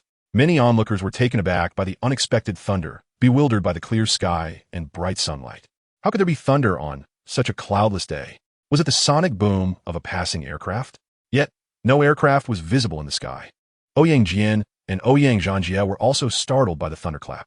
However, as the sound of thunder echoed, the silver needles on Ouyang Jian's body vibrated with increasing intensity, and the arcs of electricity became more dazzling. Suddenly, Ouyang Jian felt waves of warmth surging into his body. As this warmth flooded in, he experienced a comforting sensation, akin to the arrival of spring. Unbeknownst to Ouyang Jian, this warmth was the ethereal energy collected by Yi Chen from the skies. Ouyang Jian bore numerous old injuries, which required the natural essence of the 5 elements for healing. Master, I have gathered the herbs for wound healing and hemostasis, Xiao Jiuzhen announced as he entered. Upon confirming that the herbs were all accounted for, Yi Chen instructed Xiao Jiuzhen to prepare them into a paste. Here, swallow this, Yi Chen said, handing a small cultivation pill to Ouyang Jian. All right, Ouyang Jian complied and consumed the small pill. An intense warmth enveloped him as the pill transformed into a flowing energy that coursed through his body. Ah, this feels so comfortable and warm, Ouyang Jian exclaimed, feeling his meridians and bones relax, and the pain throughout his body began to subside. Yi Chen swiftly executed a series of mysterious hand seals, allowing the ethereal energy from the heavens to subtly infuse itself into the medicinal paste prepared by Xiao Jiuzhen, merging with its potency. This ethereal energy was invisible to outsiders. Without it, the medicinal salve would fail to achieve its intended effects. After a while, Yi Chen removed the 5 elements Tai divine needle and directed the golden light of his penetrating vision into Ouyang Jian's body, rapidly mending all internal injuries. Before long, the heavy numbness and excruciating pain dissipated, and he felt invigorated, as if he had shed hundreds of pounds of shackles. All done, Yi Chen smiled at Ouyang Jian. Is it really that quick? Ouyang Zhanjie gazed in astonishment at his father, then at Yi Chen. Xiao Jiuzhen shot a glare at Ouyang Zhanjie and said, "What do you mean by so quick? That is a testament to my master's extraordinary medical skills. Do you think just anyone can wield the Tai 5 elements divine needle? Furthermore, that small cultivation pill is worth over 10 million. What? A single pill costs 10 million? Ouyang Zhanjie gasped in disbelief at Xiao Jiuzhen's words. Surprised, are you? If my master hadn't fortuitously arrived, you wouldn't be able to acquire a pill of such celestial quality, even for 100 million. Your father's luck brought him to my master. Otherwise, his fate would have been uncertain," Xiao Jiuzhen continued. Yi Chen gestured for Xiao Jiuzhen to refrain from further commentary and addressed Ouyang Jian. "Mr. Ouyang, please stand up and test your strength." Ouyang Jian rose, feeling his aura sharpen and his prowess significantly enhanced. He swung his arms and laughed heartily. "Excellent. I am fully healed and ready to return to the battlefield." His voice resounded like a bell, resonating through Xiao Jiuzhen's ears. "Thank you, divine physician Yi." Ouyang Jian grasped Yi Chen's hand, expressing profound gratitude. Yi Chen smiled and said, "You're welcome. However, those scars on your body, particularly the ones around your heart and lungs, must be completely eliminated. If not addressed, external evils and coldness may infiltrate through these old scars, harming your lungs and heart. Over time, your meridians and bones could also suffer damage." How can these old scars be removed?" Ouyang Jian inquired, gazing at Yi Chen. Yi Chen gestured towards the ointment that Xiao Jiuzhen had just prepared. "This ointment is designed to treat the scars on your body. Once applied, all the scars will vanish." "Scars can truly disappear? Is that real?" Ouyang Jian expressed his astonishment. Yi Chen nodded affirmatively. "Indeed, they can vanish." Ouyang Zhanjie observed Yi Chen, his heart stirred. If the scars on his father's body could genuinely be removed, the economic value of this ointment would be immense. It represented a remarkable business opportunity. Unlike his father, who entered the military, Ouyang Zhanjie pursued a path in commerce, establishing a nationwide business conglomerate of which he served as chairman. "Master, the ointment is ready," Xiao Jiuzhen announced, bringing forth the prepared ointment. "Bring me a medicinal spoon," Yi Chen requested, receiving the ointment and allowing it to cool. "Here, the spoon." Xiao Jiuzhen handed it over to Yi Chen. "Perfect, the temperature is just right." "Mr.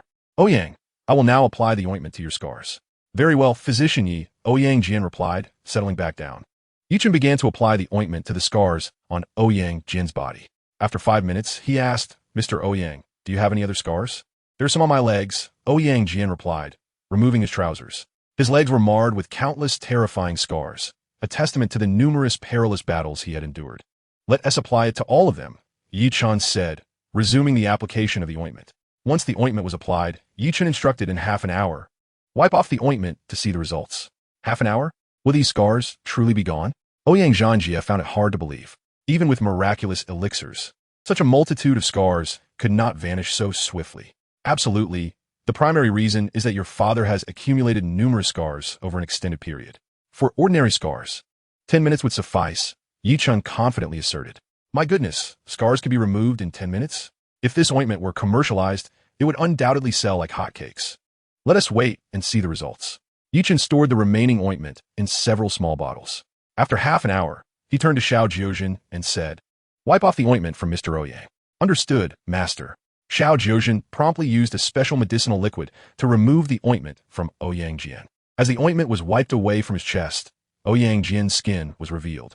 The once hideous scars had vanished without a trace, leaving his skin smooth and unmarred. Ah, the scars have truly disappeared. Ouyang Zhanjie exclaimed in astonishment and joy as he beheld his father's flawless skin. This ointment is truly miraculous. The speed at which the scars vanished was astonishing, akin to a miraculous elixir. Master, your ointment is truly remarkable. The scars have disappeared, exclaimed Xiao Jiuzhen, overwhelmed with excitement. Yi Chen smiled and replied, Xiao Jiuzhen, continue the cleansing. Yes, master. In no time, the ointment applied to Ouyang Jian had been entirely removed. Gazing at his own smooth and delicate skin, Ouyang Jian was utterly astonished. Dr. Yi, your medical skills are exceptional, and this ointment is nothing short of extraordinary. Thank you for healing my wounds. Ouyang Jian gave a thumbs up to Yi Chen. Mr. Ouyang, it is your kind of valiant soldiers who risk their lives for our nation that allow us to live in peace and prosperity. We owe our gratitude to you. Yi Chen admired Ouyang Jian even more. Ouyang Jian turned to his son and said, Transfer 50 million to Dr. Yi. All right, father. Ouyang Zhanjie took out his phone. Dr. Yi, please tell me your bank account number so I can transfer the consultation fee. Yi Chen quickly shook his head, saying, I cannot accept a single penny. You risk your lives for the nation. My contribution of medical skills is merely a duty, a small effort for our country. Ouyang Jian, observing Yi Chen's resolute demeanor, understood that he would not accept the money. A doctor who treats patients without the pursuit of wealth is a true healer. Ouyang Jian held his fists together in respect and said, Then I thank you, Dr. Yi. Here is my phone number. Should you need anything, do not hesitate to call. After writing down his number, he handed it to Yi Chen. Yi Chen glanced at the number and then put it away. Thank you, Mr. Ouyang. This number was from Yinjing, as Ouyang Jian hailed from there. After bidding farewell, Ouyang Jian and his entourage departed in an armored luxury vehicle. Once they had left, Xiao Jiuzhen looked at Yi Chen with a heart full of sympathy. Master, you didn't accept a single cent. That essay loss of 50 million. Xiao Jiuzhen's heart ached at the thought. Yi Chen shot a stern glance at him and replied, The blood he shed was for the nation and its people. If I were to accept Ouyang Jian's money, would I still be worthy of belonging to this country? One should not be blinded by wealth. Xiao Jiuzhen blushed and murmured, Master, I was just saying, please do not be angry. Have all the prescriptions been prepared? Yes, master, Xiao Jiuzhen replied, assisting Yi Chen in loading all the herbs into the car. After departing from the herbal market, Yi Chen drove straight to the cultural market. Miao Wujiang, the head of the second most powerful family in Jiangxing, is adept in dark arts. After Yi Chen had kicked Miao Wujiang's grandson, Miao Renjie, in a sensitive area, it was certain that Miao Wujiang would not let him go. Moreover, the various alliances behind the earth-moving Qinwugulin would soon come knocking. Chapter 37. The Damaged Alchemical Furnace. The immediate priority for Yi Chen was to inscribe talismans specifically designed to counteract dark arts. For this, specialized wolf hair brushes and vermilion talisman paper were required. These items could be procured at the cultural market. The cultural market, antique market, and herbal market were all adjacent to one another, not far apart. Yi Chen parked the car and entered the cultural market.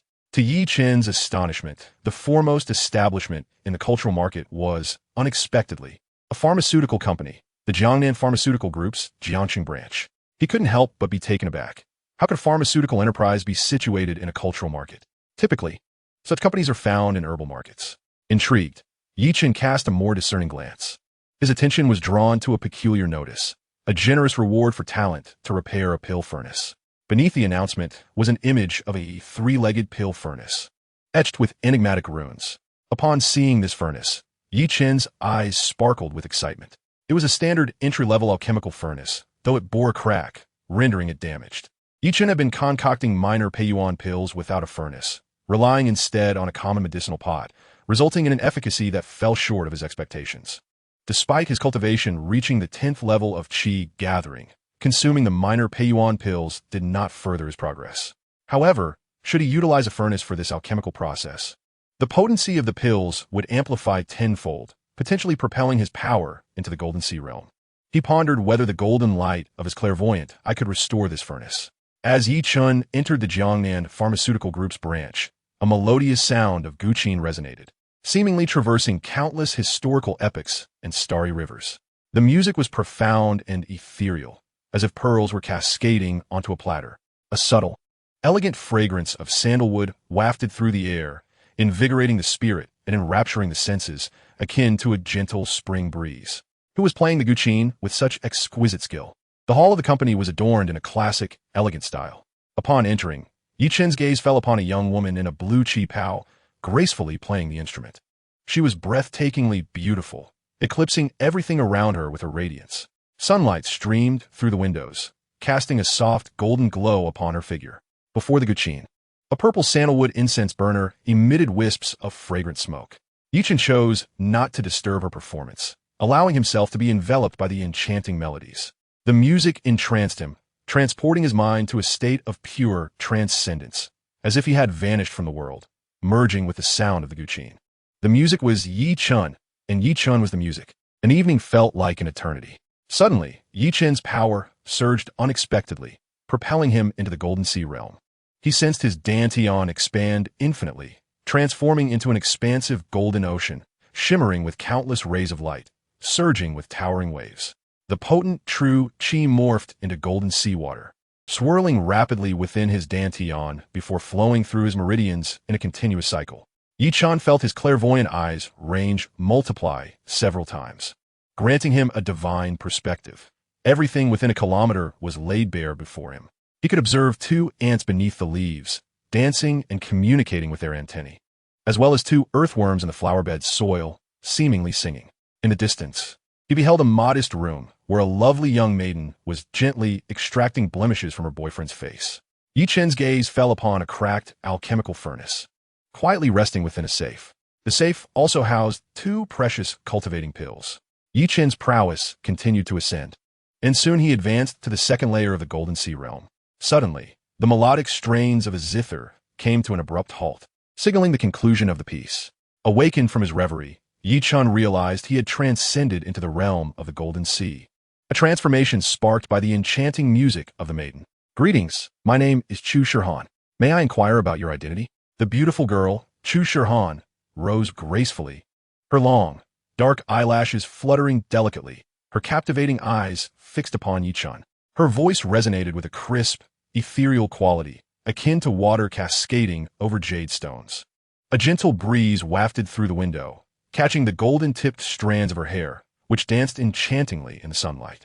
From Chu Shirhan, Yi Chen sensed a hint of a cultivator's aura. Like Yi Chen, she too was a practitioner of the arts. "I'm Yi Chen. May I have a look at your alchemical furnace?" He spoke softly, directing his gaze toward her. "Ah, you wish to see the furnace? Are you a practitioner? Or perhaps an alchemist? Can you restore it?"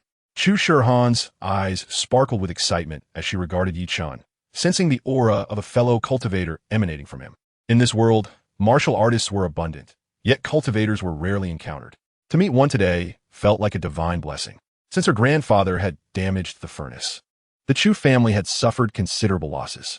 The notice for its restoration had hung for nearly a year, attracting many charlatans, yet none had succeeded in mending the furnace.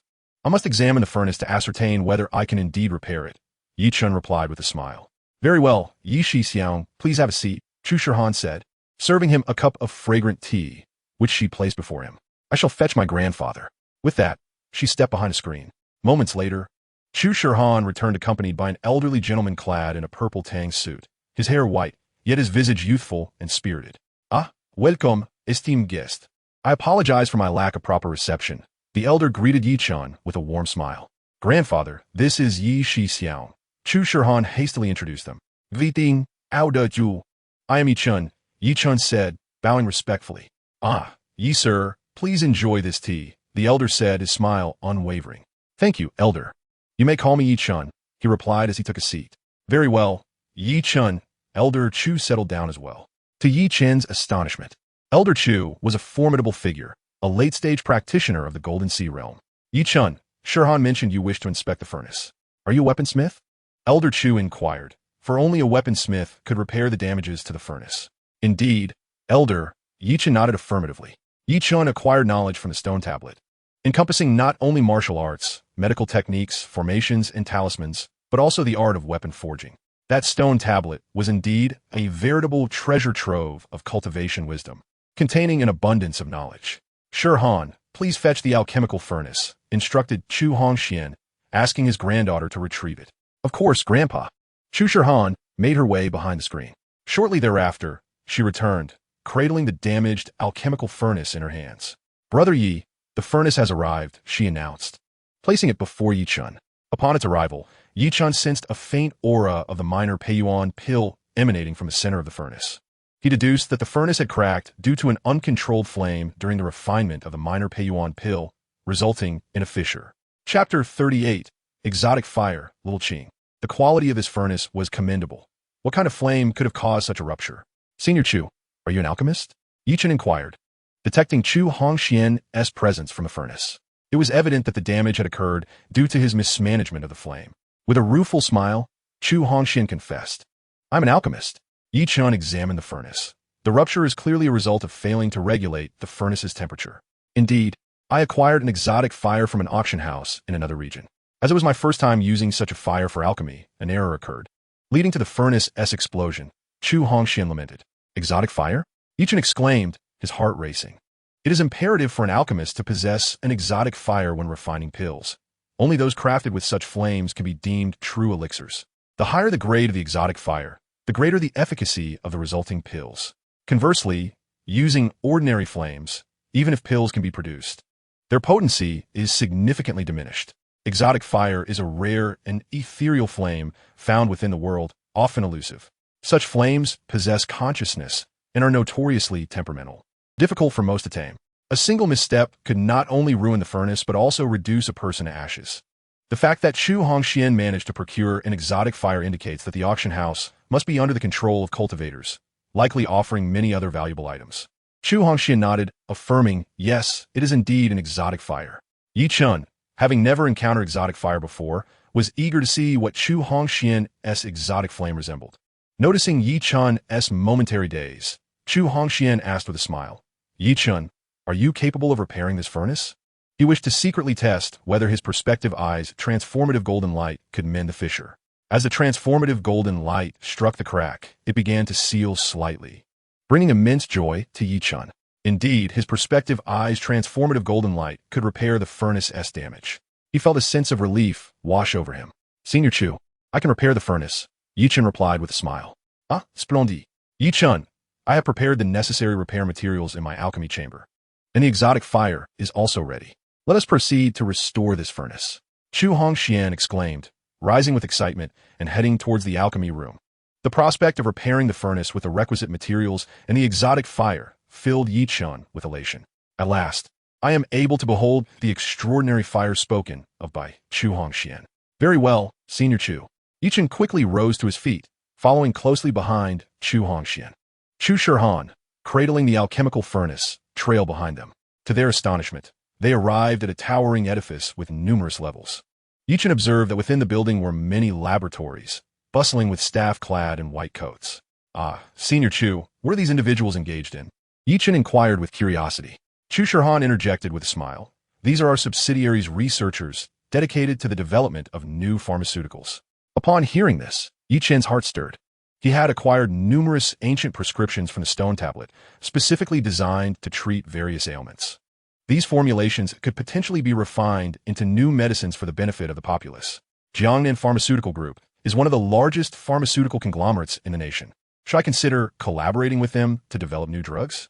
With this thought in mind, Yi Chun turned to Chu Shirhan and asked, do you have many pharmaceutical factories? Indeed. Senior Yi, we have 3 pharmaceutical factories in Jiangcheng, she replied. Yi Chun smiled, 3 factories is quite a number. Do they all produce traditional Chinese medicine? Yes, Senior Yi. We do not engage in the production of Western medicine. We specialize exclusively in traditional Chinese medicine. Chu Shihan gestured towards the laboratories. These individuals are all working on new formulations of traditional Chinese medicine. They soon arrived at the alchemy chamber. Chu Hongxian pressed a switch on the wall, and with a rumble, a hidden door opened beside them. Please come in, he beckoned, stepping inside. The 3 entered the alchemy chamber, where a rich aroma of herbs enveloped them. On the shelves within the chamber were meticulously arranged various precious Chinese medicinal materials, including several specimens of Ganoderma and ginseng, each over a century old. Yi Chun's gaze fell upon a table, where a tray held several small pieces of mysterious metal, each the size of a bean, radiating an enchanting glow. Beside the tray was a purple gold gourd, enveloped in swirling symbols. Chu Shihan placed the alchemical furnace next to the tray. Chu Hongxian explained, Yi Chun, the tray contains several metallic components akin to those used in the furnace. The extraordinary fire resides within the purple gold gourd, but exercise caution when using it. We shall wait outside. Once you've repaired the furnace, simply call out, and we will hear you from another room. This chamber is equipped with a sound transmission system. Chu Hongxian understood that when a craftsman repairs an alchemical furnace, they would undoubtedly employ secret techniques that must remain concealed from others. Understood, Senior Chu, Yi Chun replied promptly. As Chu Hongxian exited, Chu Shihan glanced at Yi Chun and whispered, that extraordinary fire is named Little Qing. It has a volatile temperament and an exceedingly high temperature. So do be careful. The girl exhaled softly, and a fragrant aroma wafted towards Yi Chen's face, causing his heart to flutter. After her words, she too stepped outside. Yi Chun studied the mysterious metals on the tray, delving into his knowledge of crafting within his consciousness, recognizing the esteemed reputation of these materials. The metal shimmering with silver radiance was known as secret silver, while the brilliant golden piece was called profound gold. Additionally, there was a small piece of ancient cold iron, no larger than a peanut. The aura of this cold iron is strikingly similar to that of the massive piece of cold iron I procured from Su Yanran's company.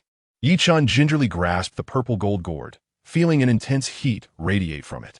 Drawing upon his knowledge of artifact refinement, he swiftly performed hand seals and recited incantations to shield himself from the unusual flames. Creation divine art, Yi Chun shouted, and golden rays of creation radiated from his palm. As he removed the lid of the purple gold gourd, a pea-sized azure flame erupted forth. With a thunderous roar, the entire alchemy chamber trembled. The temperature inside surged dramatically, akin to a blazing furnace, the oppressive heat nearly suffocating Yi Chun. Such terrifying warmth. With a swift motion, Yi Chun extended his hand, a flash of golden brilliance illuminating the space as he seized the little azure flame. Another thunderous sound erupted as the flame expanded explosively, accompanied by a furious roar. This peculiar fire transformed into a dazzling azure blaze, racing toward Yi Chen's head. The crackling sound of his singed hair filled the air. Return, Yi Chen bellowed, retracting his hand and grasping firmly. Chapter 39, Repairing the Dan Furnace.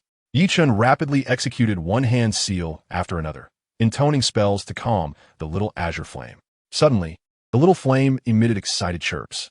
Yi Chen observed in astonishment as the flame rapidly altered its shape, sprouting a small mouth. The mouth opened wide and inhaled deeply. To his disbelief, half of the golden light from his palm was drawn away by the little azure flame. "Ah, you little thief!" Yi Chen exclaimed. The golden radiance emanating from his palm, as well as the light from his divine eye, were manifestations of the creation divine art, known as creation golden light. The fact that this peculiar flame could absorb the creation golden light was astounding.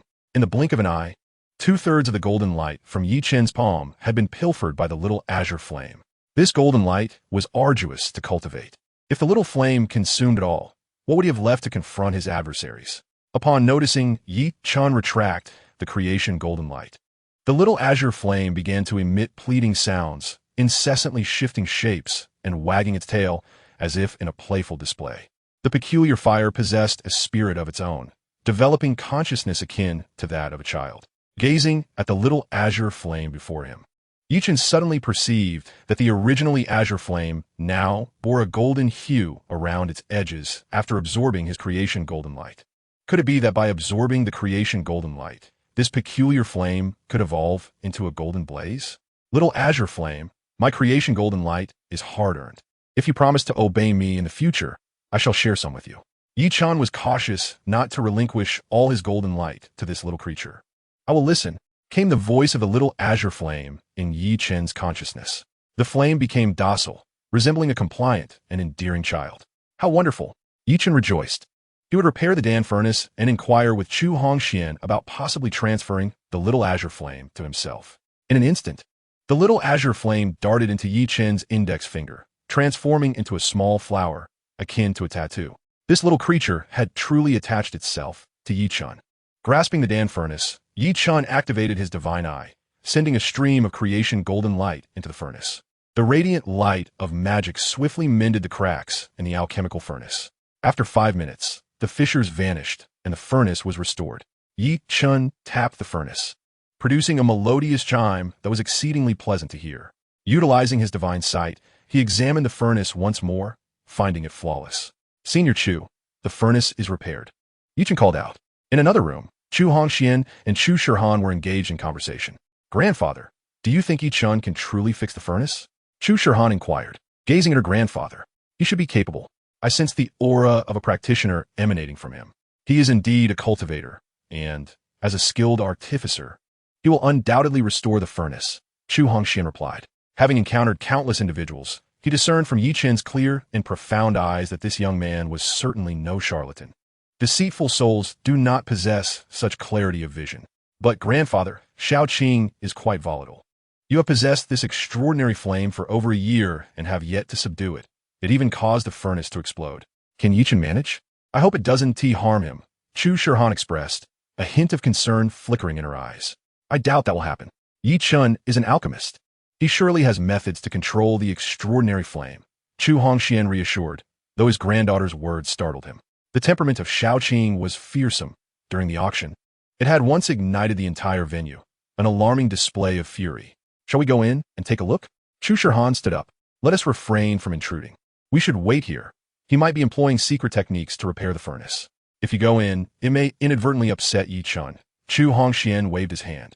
As they conversed, they heard Yi Chen's voice proclaiming that the furnace was repaired. Both Chu Hongxian and Chu Shihan were taken aback. How is this possible? It has only been a few minutes, and he has already restored the furnace? Grandfather, let us go see. Chu Shihan exclaimed, dashing out. Slow down, you child. Chu Hongxian hurriedly followed. The pair quickly opened the door to find Yi Chen meticulously inspecting the furnace. Ah, brother Yi, you've done it. So swiftly.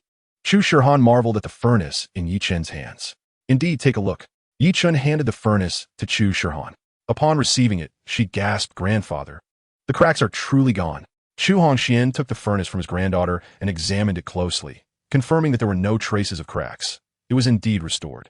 Ah, brother Yi, why didn't you use any of the repair materials? Chu Shihan noticed several items on the tray and was astonished. Yes. How did you mend it without the materials? Chu Hongxian gazed at Yi Chen in shock. With a smile, Yi Chen replied, Senior Chu, I employed a special secret technique to repair the furnace. Brother Yi, how did you manage to control the extraordinary flame? Shao Qing? Wait, where's Shao Qing? Chu Shihan noticed the lid of the purple gold gourd was open, and Shao Qing was absent. Yi Chen pointed, the little fellow is right here. Upon witnessing the azure blossom perched upon Yi Chen's finger, Chu Hongxian was taken aback, his eyes widening in astonishment. You have tamed the enigmatic fire spirit. Shao Qing? This extraordinary flame has chosen to accompany you? He recalled that Shao Qing was notoriously temperamental and exceedingly difficult to subdue. Since acquiring this fiery entity, he had witnessed numerous conflagrations, even to the extent of his alchemical furnace being obliterated by its fury. How could Yi Chen possibly manage to tame such a formidable fire? Was this fate's design? Yi Chen chuckled. This little creature and I share a unique bond. It now prefers to linger upon my fingertip. With a flick of his finger, Shao Qing leapt from Yi Chen's hand, circled him playfully, and with a swift motion, returned to his finger, transforming back into the delicate azure flower. Chu Shihan observed in awe, utterly speechless. Indeed, the bond is remarkable. Chu Hongxian recognized that he could no longer exert control over this fire spirit. With Yi Chen having restored the alchemical furnace and tamed the extraordinary flame, he decided to extend a gesture of goodwill. Yi Chen, since you share a connection with Shao Qing, I shall bestow this fire spirit upon you. Ah, thank you, Senior Chu. Yi Chen expressed his gratitude hastily. The rarity of such a fire spirit was not lost on him. Now, with the extraordinary flame at his disposal, He could utilize the furnace to concoct the Grand Pei Yuan pill. Chu Hongxian smiled. No need for formalities. By the way, Yi Chun, do you possess the skill to refine elixirs? Yi Chun nodded slightly. I suppose I have some experience. What do you mean by some experience? Brother Yi, what elixirs have you crafted? Did you employ the furnace and the extraordinary flame? Chu Shirhan inquired, her laughter revealing her exquisite, pearly teeth. I have refined a minor Pei Yuan pill using a common pot and ordinary flame. Yi Chun replied. What did you say? You produced the minor Pei Yuan pill with mere ordinary flame and a simple pot? How is that even conceivable? Chu Hongxian exclaimed, his disbelief evident as he shook his head. Hee, Brother Yi certainly has a knack for jesting. Chu Shirhan giggled, shaking her head in disbelief. Yi Chun, with a smile, produced a small vial and poured forth a single minor Pei Yuan pill, declaring, this is the minor Pei Yuan pill I have crafted. As soon as the pill was revealed, a fragrant aroma filled the room. Ah, you have created an 8-pattern high-grade minor Pei Yuan pill. Chu Hongsun Gapet, his gaze fixated on the pill in Yi Chen's hand, his eyes widening in shock. The pill exuded a rich aura, its scent intoxicating, and the 8 mysterious patterns shimmered upon its surface. You refined an 8-pattern high-grade minor Pei Yuan pill using ordinary flame and a simple pot? This is utterly astounding. Chu Shirhan was equally astonished. Yi Chen smiled indeed. I have no reason to deceive you. Is crafting an 8-pattern high-grade minor Pei Yuan pill particularly challenging? Upon hearing Yi Chen's words, Chu Hongxuan's lips twitched in disbelief. I, Chu Hongxian, have spent a lifetime refining elixirs, utilizing both the furnace and extraordinary flame, and have only managed to produce a single-patterned minor Pei Yuan pill with an exceedingly low success rate. Yet this Yi Chun has achieved an 8-pattern high-grade elixir with just a pot and ordinary flame. The disparity is unimaginable. Chu Shirhan turned to Yi Chun. Brother Yi, could you possibly refine a batch of minor Pei Yuan pills? My grandfather has the necessary materials on hand. After a moment of contemplation, Yi Chun nodded and said, all right, I would appreciate it if you could bring forth the medicinal materials, esteemed elder. Having never before utilized an alchemical furnace or exotic flames, Yi Chun was eager to experiment. Curious to discover the caliber of elixirs he could concoct using these tools. Upon hearing Yi Chun's agreement to refine the minor Pei Yuan pill, Chu Hongxian was instantly overwhelmed with excitement, convinced that Yi Chun possessed the ability to create an even more superior version of the minor Pei Yuan pill. Without delay, Chu Hongxian personally procured 3 sets of medicinal materials and presented them to Yi Chun. Upon examining the materials brought by Chu Hongxian, Yi Chun noted that they were quite similar to those required for the minor Pei Yuan pill, with only a few differences. Nonetheless, the medicinal properties were equivalent and interchangeable. Yi Chun placed the alchemical furnace atop a specially designed, heat-resistant platform, summoning the exotic flame, Little Qing, with a thunderous roar. The Little Qing flame surged into a fist-sized inferno, rushing beneath the furnace to commence preheating it. The initial temperature was not to be excessively high. It required a gradual and uniform heating. Why has the outer flame of Little Qing turned golden? Chu Shirhan exclaimed, perplexed. Originally, the exotic flame was a pure azure, devoid of any golden sheen. Yi Chun remained silent, wholly focused on discerning the properties of the medicinal materials. Even among the same species, the different growth environments could yield varying attributes. After a few minutes, Yi Chun meticulously reassembled the 3 sets of materials, discarding those that were subpar. Ah, Senior Brother Yi, are the materials you discarded truly unfit? These were all premium materials prepared by my grandfather, Chu Shirhan said, gazing at Yi Chun with curiosity. Yi Chun nodded affirmatively, stating, indeed, they are unqualified. Chu Hongxian, equally intrigued, whispered, why is that? Yi Chun retrieved one of his selected materials while simultaneously producing a discarded one of the same species. Extending them to Chu Hongxian, esteemed elder, please assess the differences between these 2 specimens. Chu Hongxian examined the 2 seemingly identical materials with great scrutiny. After a moment, he chuckled wryly. The material you retained possesses an abundance of medicinal essence, radiating positivity, while the discarded one is comparatively weak and harbors a chilling, negative energy. Yi Chun lifted the chosen material, explaining, this specimen thrived on the southern slope, basking in sunlight, thus exuding vitality, precisely what we require. In contrast, the discarded material grew by the river on the northern slope, lacking sufficient positivity and containing detrimental cold energy. Should we incorporate a negative material during the refining process, the entire batch would be rendered useless. I understand now. Chu Shirhan exclaimed, her eyes lighting up with realization. Chu Hongxian nodded, acknowledging, you make a valid point. No wonder my past attempts at alchemy yielded such low success rates. The same species of materials can indeed possess differing yin and yang attributes based on their growth locations. Yichen observed that the furnace had completed its preheating. He softly declared, I shall commence the alchemical process. Please refrain from disturbing me. With that, Yi Chun took one of the medicinal materials and cast it into the furnace. The materials softened within the furnace, swiftly releasing its active constituents. Yi Chen's movements were fluid and graceful, akin to flowing water, as he sequentially introduced the materials into the furnace with precision and timing. Yi Chen's piercing eyes were intently focused on the changes of each herb within the alchemical furnace, occasionally adjusting its temperature. Before long, all the herbs had been cast into the furnace. One by one, they melted, extracting their effective components and discarding the residues. With a decisive clap of his hands, Yi Chun commanded the furnace. A thunderous roar erupted as all the dregs soared into the air, landing on the ground like fine ash. The liquid within the furnace grew increasingly pure, resembling a colossal dewdrop, swirling rapidly. Soon, more impurities were separated out. With another clap, Yi Chun refined the mixture once again. A few more impurities shot out, dissipating into wisps of smoke. Yi Chun, with his keen sight, discerned a trace of impurity still lurking in the crystalline liquid. For the third purification, he bellowed, striking the furnace with both palms.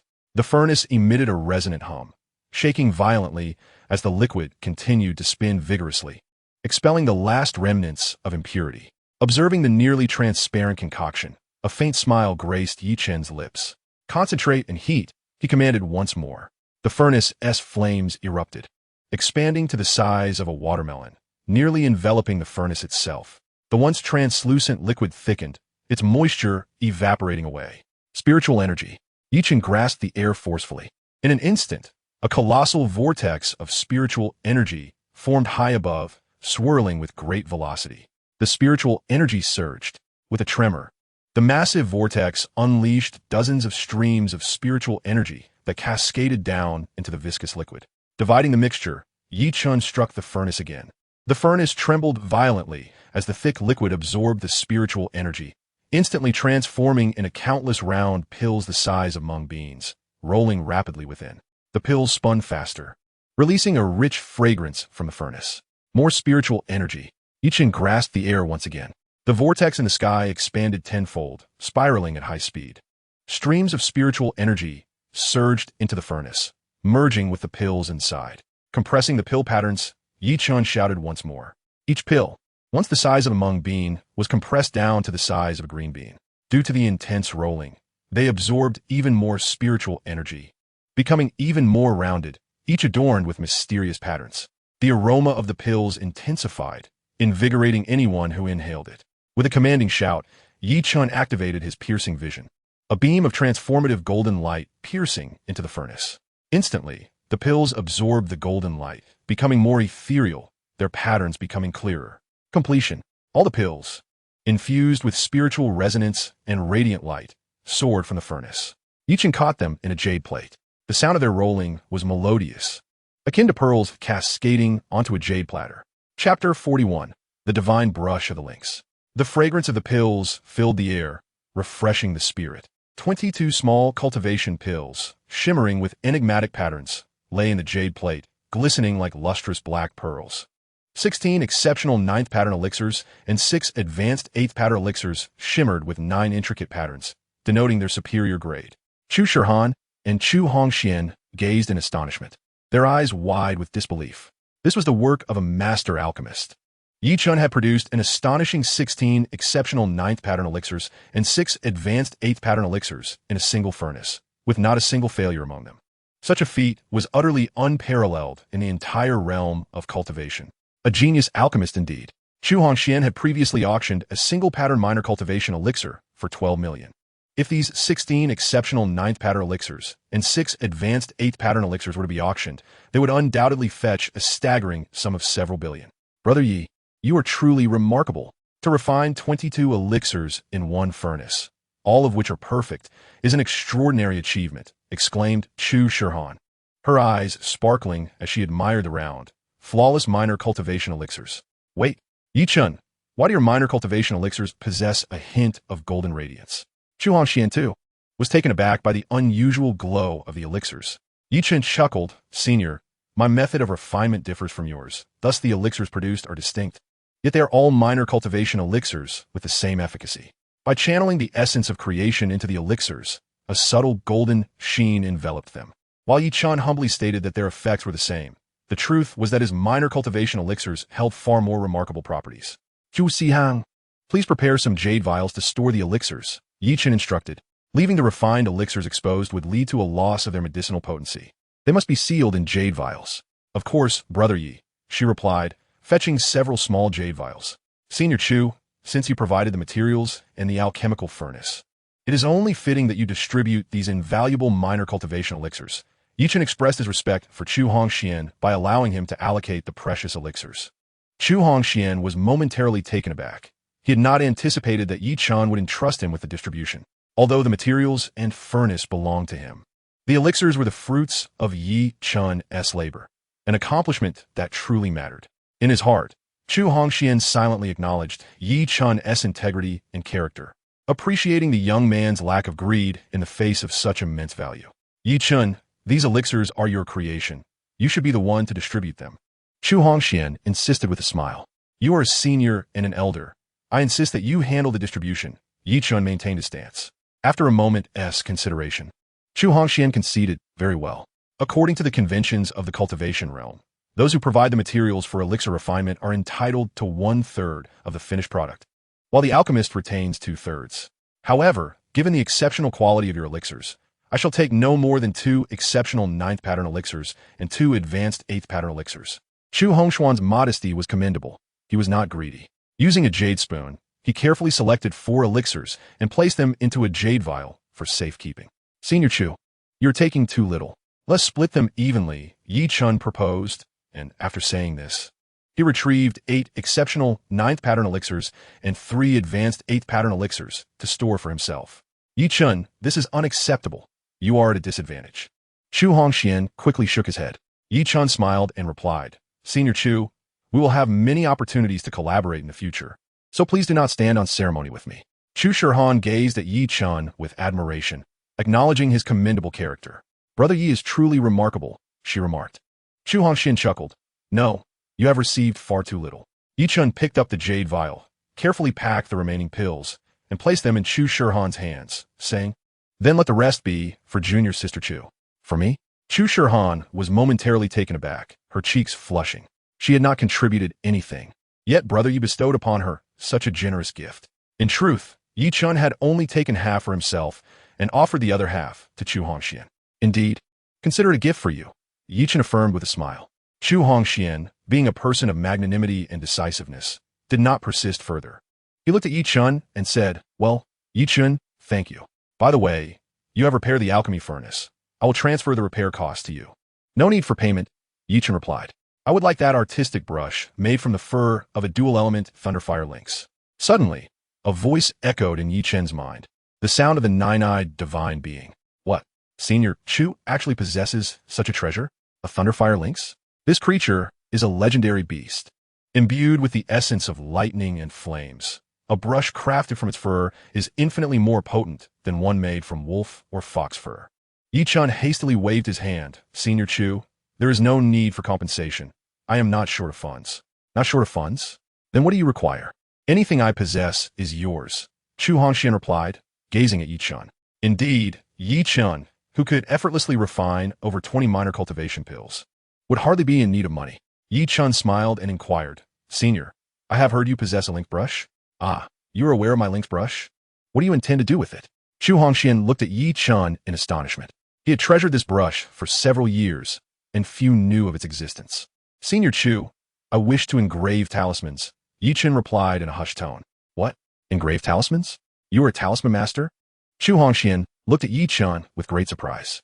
Yi Chen nodded. "Yes, Senior Chu, I have incurred the ire of some formidable foes, and I need to prepare talismans to confront them." "Formidable foes?" Chu Shihan gasped in shock. "Indeed, they are quite powerful adversaries." Chu Shihan quickly added, "Brother Yi, my grandfather is already a formidable figure in the late stage of the Golden Sea realm. I will have him assist you against your enemies. Yi Chen, should you encounter any formidable foes in the future, do not hesitate to inform me. I will come immediately to aid you, Chu Hongxian declared, patting his chest. Thank you, Senior Chu. Yi Chun expressed his gratitude promptly. Shirhan, go fetch the lynx brush and present it to Yi Chun. Chu Hongxian instructed his granddaughter without delay. All right, grandfather. Chu Shirhan replied as she headed towards the secret chamber. Chu Hongxian turned to Yi Chun and asked, Who are your enemies? Senior, I have several factions against me.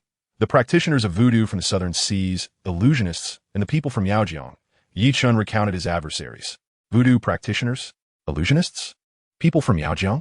Chu Hongxian never anticipated that Yi Chun would have so many adversaries, especially those who are cunning and adept in the art of poison and sorcery.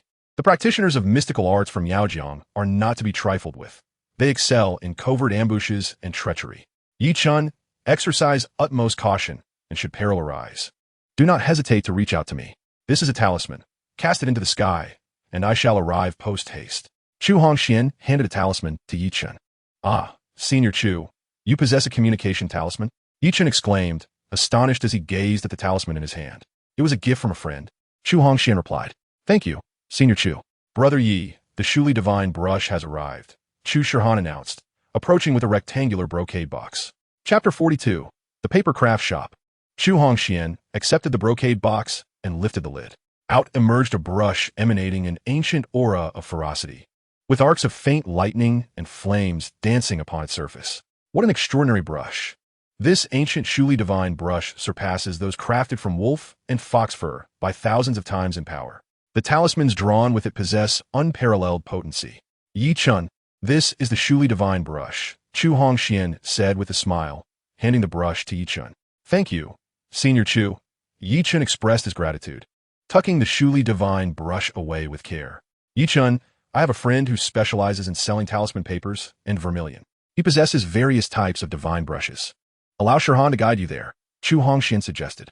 Certainly, Senior Chu. By the way, may I borrow your alchemy furnace? I wish to refine more minor nourishing pills and other elixirs, Yi Chun inquired. Of course, take the furnace with you, Chu Hongxian said without hesitation. Despite the furnace's immense value, Yi Chun was deeply moved by his generosity. Without further ado, Yi Chun exited the building with the furnace in tow. He retrieved his delivery vehicle, and Chu Shirhan, draped in a white shawl, approached carrying some snacks beloved by the elderly and 2 bottles of Maodai. This girl was breathtakingly beautiful. Shirhan, let us get in the car, Yi Chun beckoned. Chu Shirhan showed no hesitation as she climbed into the vehicle, settling beside Yi Chun. A delicate fragrance wafted through the air, intoxicatingly pleasant. Shirhan, where's the shop that sells talisman papers and vermilion? Yi Chun took a deep breath, striving to calm himself. In the suburbs, at number 12 Peace Road, Chu Shirhan indicated the direction. Yi Chun drove straight toward the suburbs. 20 minutes later, he spotted a papercraft shop nestled within a narrow alley. The exterior was adorned with garlands, joss paper, and various paper-crafted vehicles and animals. A papercraft shop? Yi Chun exclaimed in surprise. Chu Shirhan nodded. Indeed, this is the papercraft shop. My grandfather Gongsun's talisman papers and vermilion are the finest in the entire Jiang city. You shall see for yourself. Very well. The two disembarked and entered the papercraft shop. Grandfather Gongsun, I have come. Come see the delightful treasures I brought for you. Chu Shirhan called out as she stepped inside the shop. An elderly hunchback, adorned in a patchwork of garments with unkempt hair, was engrossed in the meticulous creation of a pair of golden children, their likenesses strikingly lifelike. Upon catching sight of this venerable figure, Yi Chun instinctively recoiled, his pupils contracting in alarm. This man was undoubtedly a master. Through his keen perception, Yi Chun discerned the swirling symbols that enveloped the elder, emanating an aura of formidable power. Upon hearing the call of Chu Shirhan, the old man lifted his head, revealing a face weathered by the passage of countless years. Yet his eyes sparkled with a cold brilliance, deep and profound. Ah, Shirhan, you've come, and with Maotai? The elder's eyes gleamed with delight at the sight of the Maotai, which he eagerly grasped. Ha, my granddaughter truly knows how to be filial. He laughed heartily. Of course, I have always kept you in my thoughts, replied Chu Shirhan, embracing his arm. Grandfather, you are well, I trust? His eyes immediately softened with a benevolent smile.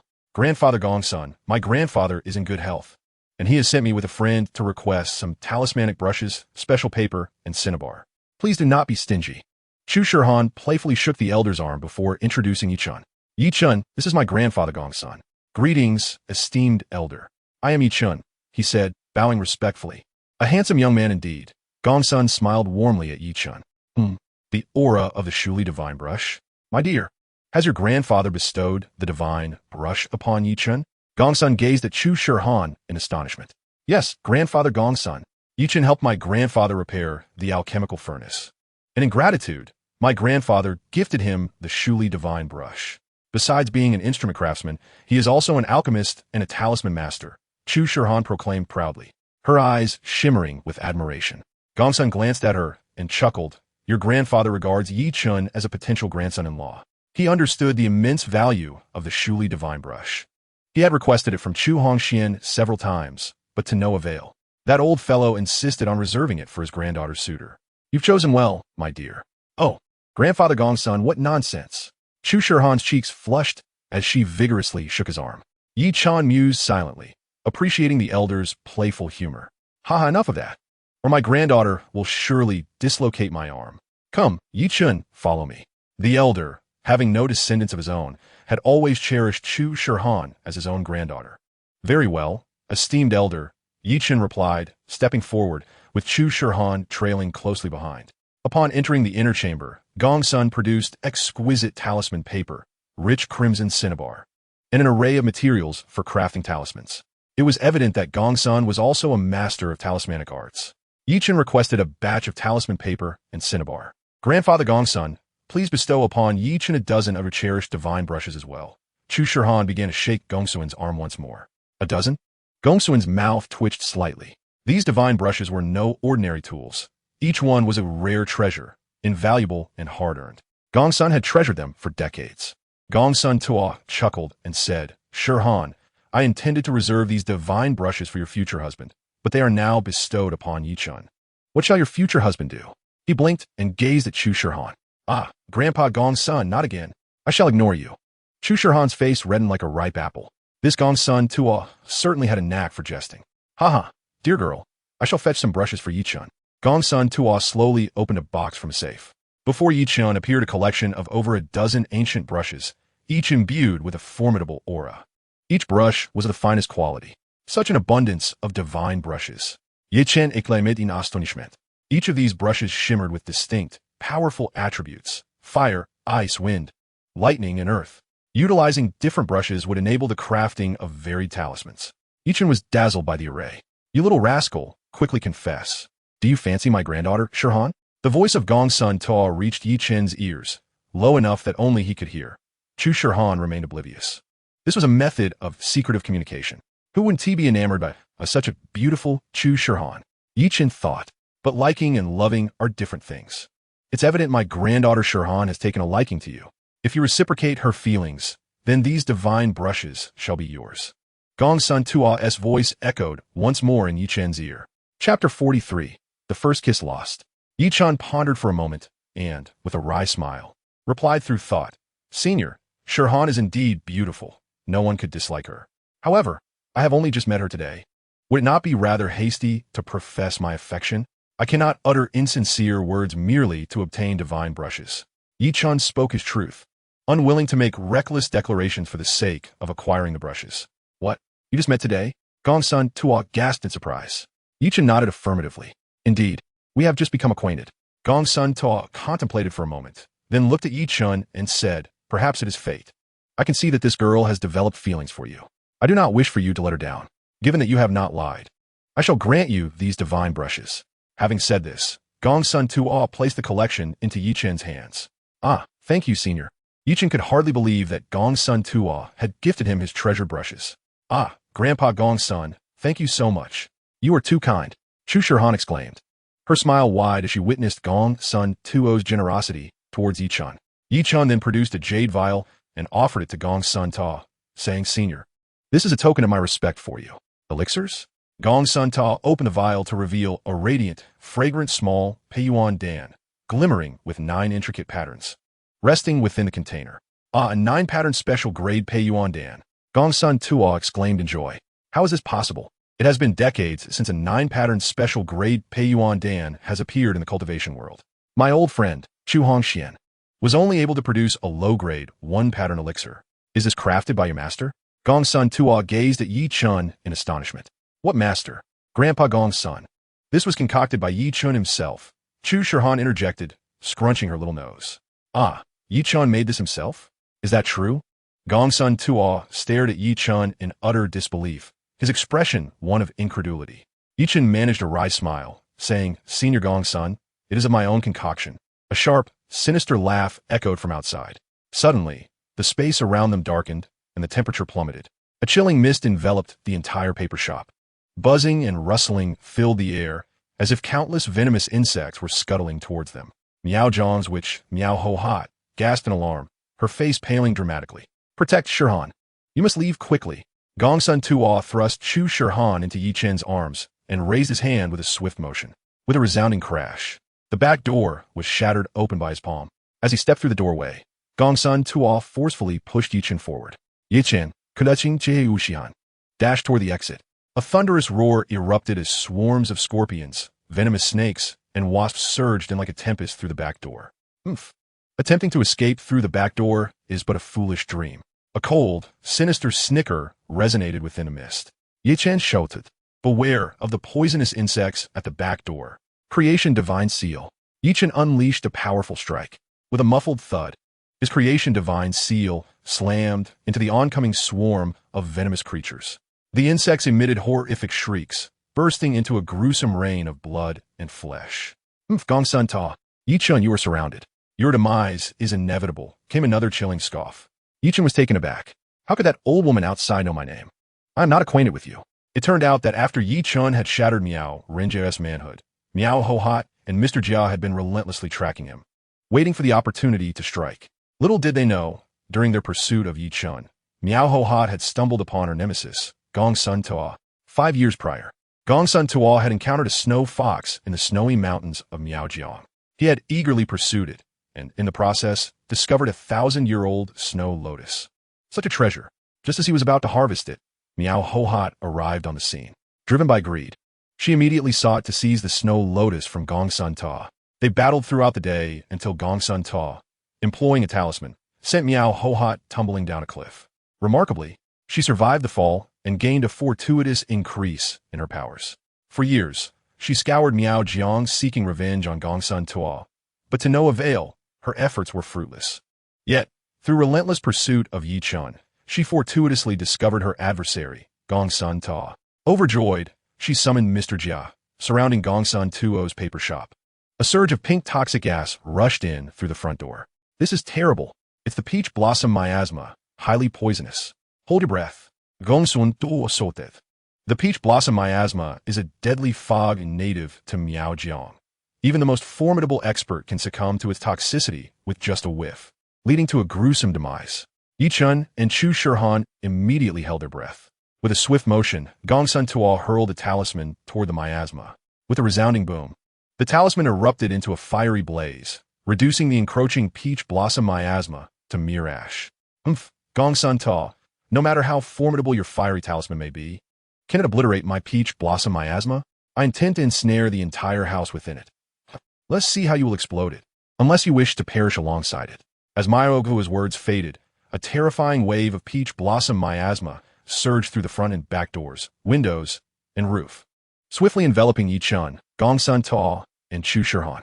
Yi Chen and Gongsun Tuo, with their profound abilities, could hold their breath a bit longer. Chu Shirhan, however, possessed only the 5th level of Qi gathering, rendering her breath-holding capacity quite limited. She would soon be unable to endure. Oh no, we must break free. We cannot wait here to die. Gongsun Tuo bellowed, suddenly producing a mystical brush radiating with talismanic light from his bosom, swiftly making a stroke. Spirit, heed my call. The brush tip gleamed as it struck the foreheads of the paper-crafted golden boy and jade girl sedan bearers, animating them in an instant. Attack! The golden boy and jade girl sedan bearers burst forth, their bodies aglow, issuing a thunderous roar as they charged toward the front door. The weapons in the hands of these paper figures unleashed a myriad of divine light, cleaving through the peach blossom miasma. Yi Chen felt a chill run down his spine. These paper constructs could truly come alive. Follow closely and charge out. Gongsun Tuo commanded, surging forward behind the animated figures. Let us go. Yi Chen grasped Chu Shirhan's hand, transforming into a streak of lightning in pursuit of Gongsun Ta. Yet, Chu Shirhan's face had turned a ghastly shade of blue. Her low cultivation level, leaving her starved for oxygen. Desperate and unable to hold her breath any longer, she instinctively opened her mouth to gasp for air.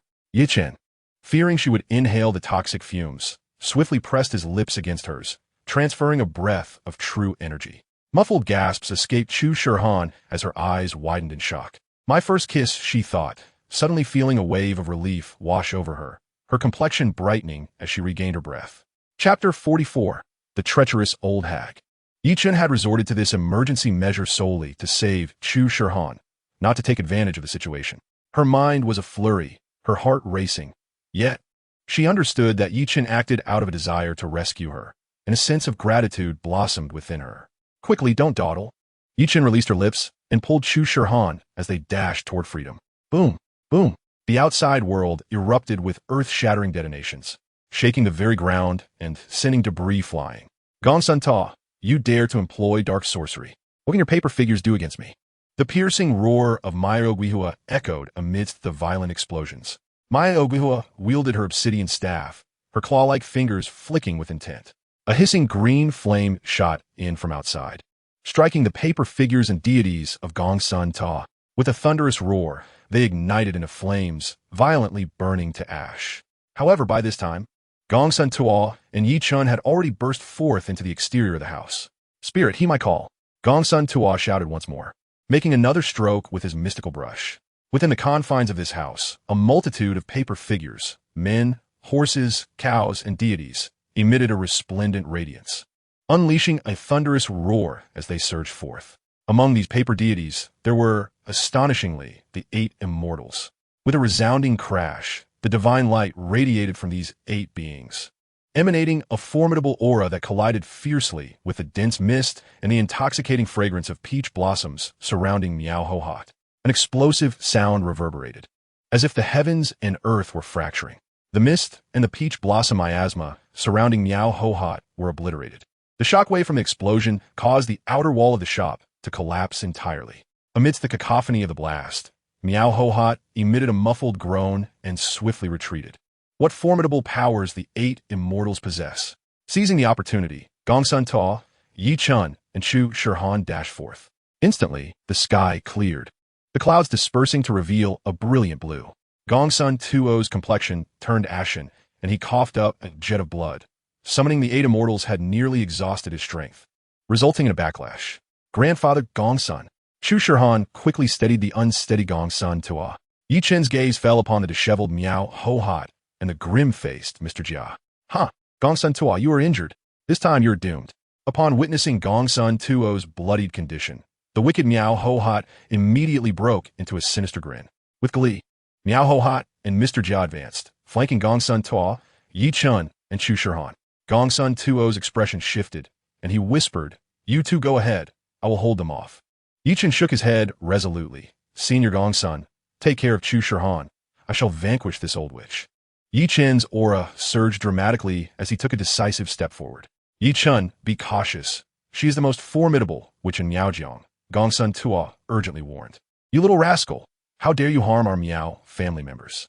Today, you shall meet your end." Miao Hohat's face contorted with rage as she spotted Yi Chen charging toward her, an intense murderous intent radiating from her. Miao family? What connection do you have to Miao Wujing? Yi Chen recalled having once confronted Miao Wujing's grandson, Miao Renjia. Could this old witch Miao Hohat be akin to Miao Wujing? Miao Hohat snorted disdainfully. "I am the elder sister of Miao Wujing." Oomph. Indeed, they are all cut from the same cloth. Devoid of virtue. The Miao family must be eradicated. This venomous old witch shall not escape today. I will slay you. Miao Hohat roared, incensed by Yi Chen's disparaging remarks. With a shriek, she brandished her dark staff, which emitted a chilling wail as it swung toward Yi Chen. As she made her move, Mr. Jia, like a phantom, silently lunged at Gongsun Tua. Gongsun Tua pushed Chu Shirhan aside and charged at Mr. Jia. Seeing Miao Hohat's ominous staff hurtling toward him, Yi Chen dashed forward without hesitation. Heavendi transformación sel. Yi Chen struck down upon Miao Hohat's staff with a powerful palm. Upon witnessing Yi Chen's assault, a glimmer of triumphant malice flickered in Miao Hohat's eyes. "You little brat, you truly seek your own demise. How dare you strike my divine staff? You are finished." With a thunderous bang, It sounded as if a lightning bolt had struck the air. Yi Chen's palm collided with Miao Ho-Hot's staff. The dark, buzzing staff quivered violently, bending sharply to form a semicircle, its tip and base nearly converging on Yi Chen. Suddenly, a menacing red serpent's head emerged from the top of the staff. The bloodthirsty red chain snake struck like a spring, lunging towards Yi Chen's throat. Almost simultaneously, a glint of cold light flickered from the staff's base as 3 azure poison needles shot towards Yi Chen's heart. The treachery of this attack was insidious beyond measure, with both ends of the staff launching their strikes concurrently, leaving no room for defense. "Be careful," Chu Shirhan screamed, her complexion shifting dramatically as she rushed forward. Yet, she was utterly incapable of saving Yi Chen. Gong Sun Ta, engaged in a fierce battle with Mr. Jia, also sensed Yi Chen's peril, but he was ensnared and unable to assist. A sigh escaped Gong Sun Ta's lips. Yi Chen was doomed. In this critical moment, Yi Chen's fingers flicked with astonishing precision. 2 blinding arcs of lightning erupted forth, splitting into 2 paths. One arc struck the venomous red chain snake, obliterating it in a burst of flesh and blood, transforming it into a cloud of black smoke. The other arc cleaved through the 3 poison needles, shattering them into fragments. "My divine pet," Miao Ho-Hot shrieked, her face contorted in disbelief. How could this be? Yi Chen had annihilated her cherished serpent, which had claimed the lives of countless masters over decades. The loss was soul-crushing for Miao Ho-Hot, seeing Yi Chen dismantle the old witch's snake and needles. Chu Shirhan breathed a sigh of relief. The lightning arc, Gongsun Do exclaimed, astonished. Yi Chen was indeed a formidable expert, capable of unleashing such powerful arcs of lightning from his fingers. "I will kill you," Miao Ho-Hot, like a frenzied old crone, roared as she charged at Yi Chen. The dark staff in her grasp emitted waves of black light, striking fiercely towards him. Almost concurrently, 7 or 8 emerald snakes slithered out from her disheveled hair, hissing menacingly as they lunged at Yi Chen. Yi Chen came a thunderous shout as a short sword materialized in his hand. The sword of the god of killers was unleashed.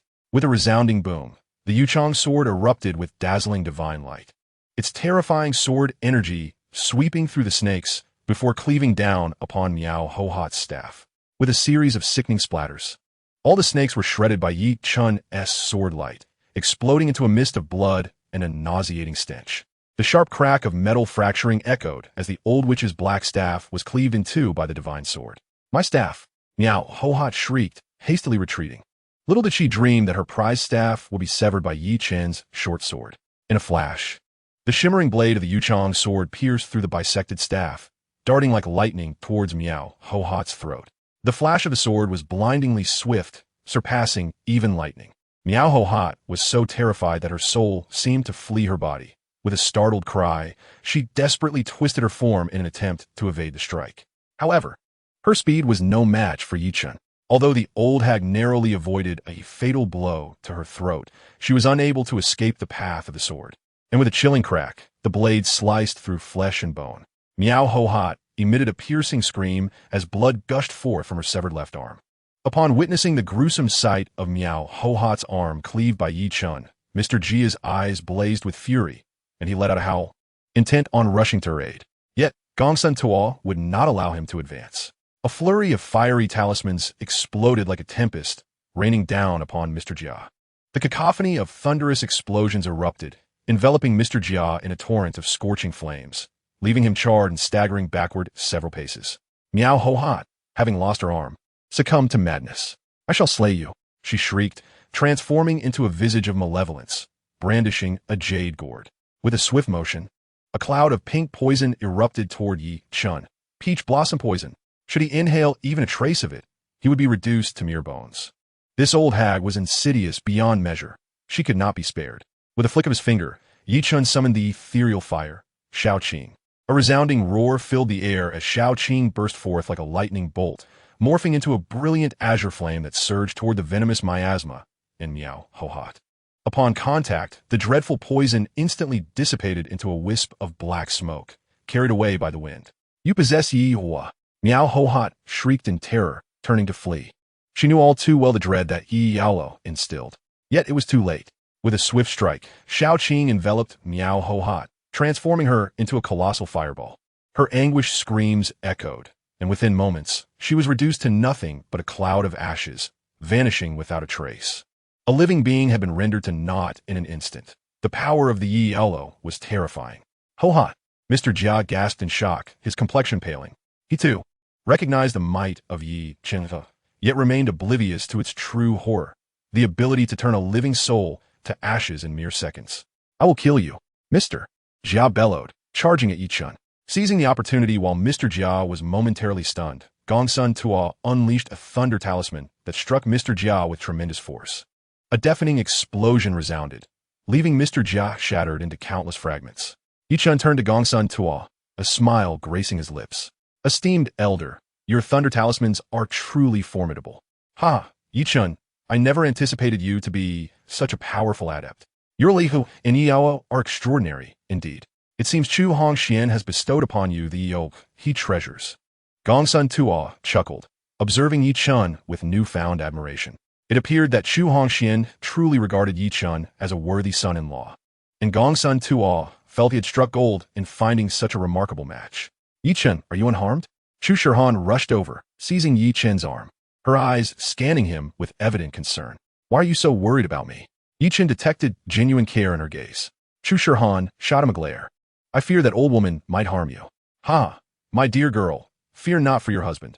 He is a formidable expert, even more skilled than I. Gongsun Tuo loved heartily. Having vanquished their mutual foe, Miao Ho Hot, Gongsun Tuo was in high spirits. Grandpa Gongsun, Chu Shihan exclaimed, running over to shake Gongsun Tuo's arm. That summoning technique of yours, the one that commands those paper figures and horses, could you teach it to me? She was eager to learn, having witnessed the power of his summoning art. Had it not been for those paper spirits shattering Miao Ho Hot's toxic mist, they might have faced dire consequences today. Gongsun Tuo shook his head. That technique is steeped in dark energy. It is not suitable for a girl to learn. Upon hearing this, Chu Shihan immediately pouted. Forget it then. If Grandpa Gongsun doesn't want to teach me, I'll take my leave. She feigned departure. Ah, my dear girl, do not go. While you cannot learn it, your husband may, Gongsun Tuo implored. Having no children of his own, he regarded Chu Shihan as his beloved granddaughter. If she were to sulk and ignore him, it would indeed be troublesome. Really? You are too kind, Grandpa Gongsun. Chu Shihan exclaimed, seizing his arm and shaking it vigorously. Stop shaking. If you continue, my arm may come undone. Gongsun Tuo cried out in jest. At that moment, Yi Chen picked up a jade gourd from the ground. Did Miao Ho Hot drop this? He wondered, examining it with his piercing gaze. Peach blossom poison. This jade gourd contained a noxious mist, and Yi Chen decided to keep it. Senior, your residence has collapsed.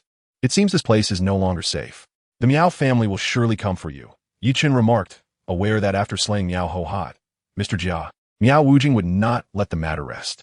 Gongsun Tuo sighed. It appears we must relocate once more. Here, take this. He handed Yi Chen a talisman and a piece of ancient bee skin as thin as a cicada's wing. Is this a communication talisman? And what is this? Yi Chen asked, astonished as he examined the bee skin inscribed with ancient characters. It resembled the communication talisman given to him by Chu Hongxian, evidently crafted by Gongsun Ta. In times of trouble, you may contact me with this talisman. The ancient bee skin contains the cultivation method for the summoning art. It is a gift from Shihan. Remember, do not let my granddaughter down, or I shall not spare you. Gongsun Tuo cautioned before vanishing in an instant. Grandpa Gongsun, Chu Shihan called out, but he had already disappeared. He surely will not leave Jiang City. We shall meet again, Shihan. Thank you. Yi Chen grasped Chu Shihan's hand tightly. Having witnessed the formidable prowess of the summoning art firsthand, he recalled how the 8 paper deities had shattered Miao Ho Hot's poisonous mist. Grumble, Chu Shihan's stomach rumbled. Ah, she blushed. I must be hungry. Let me treat you to a meal. Yi Chen gazed at Chu Shihan and smiled. Chapter 46. Intense Resentment. Indeed, I am quite famished. Let's find a place to dine, Chu Shihan replied, genuinely hungry. The two of them climbed into the car and headed toward the city. Oh, what a stunning ancient sword, Chu Shihan exclaimed upon noticing a brilliantly colored sword resting behind the seat. She instinctively picked it up. The sword sheath, marked by the passage of time, emanated an aura of ancient power. Suddenly, a surge of warmth radiated from the sheath. Yi Chen, why does this ancient sword possess warmth? Typically, ancient swords are chilling to the touch, she inquired, puzzled. This is the Sun God Sword. It is unlike ordinary ancient swords. Do you like it?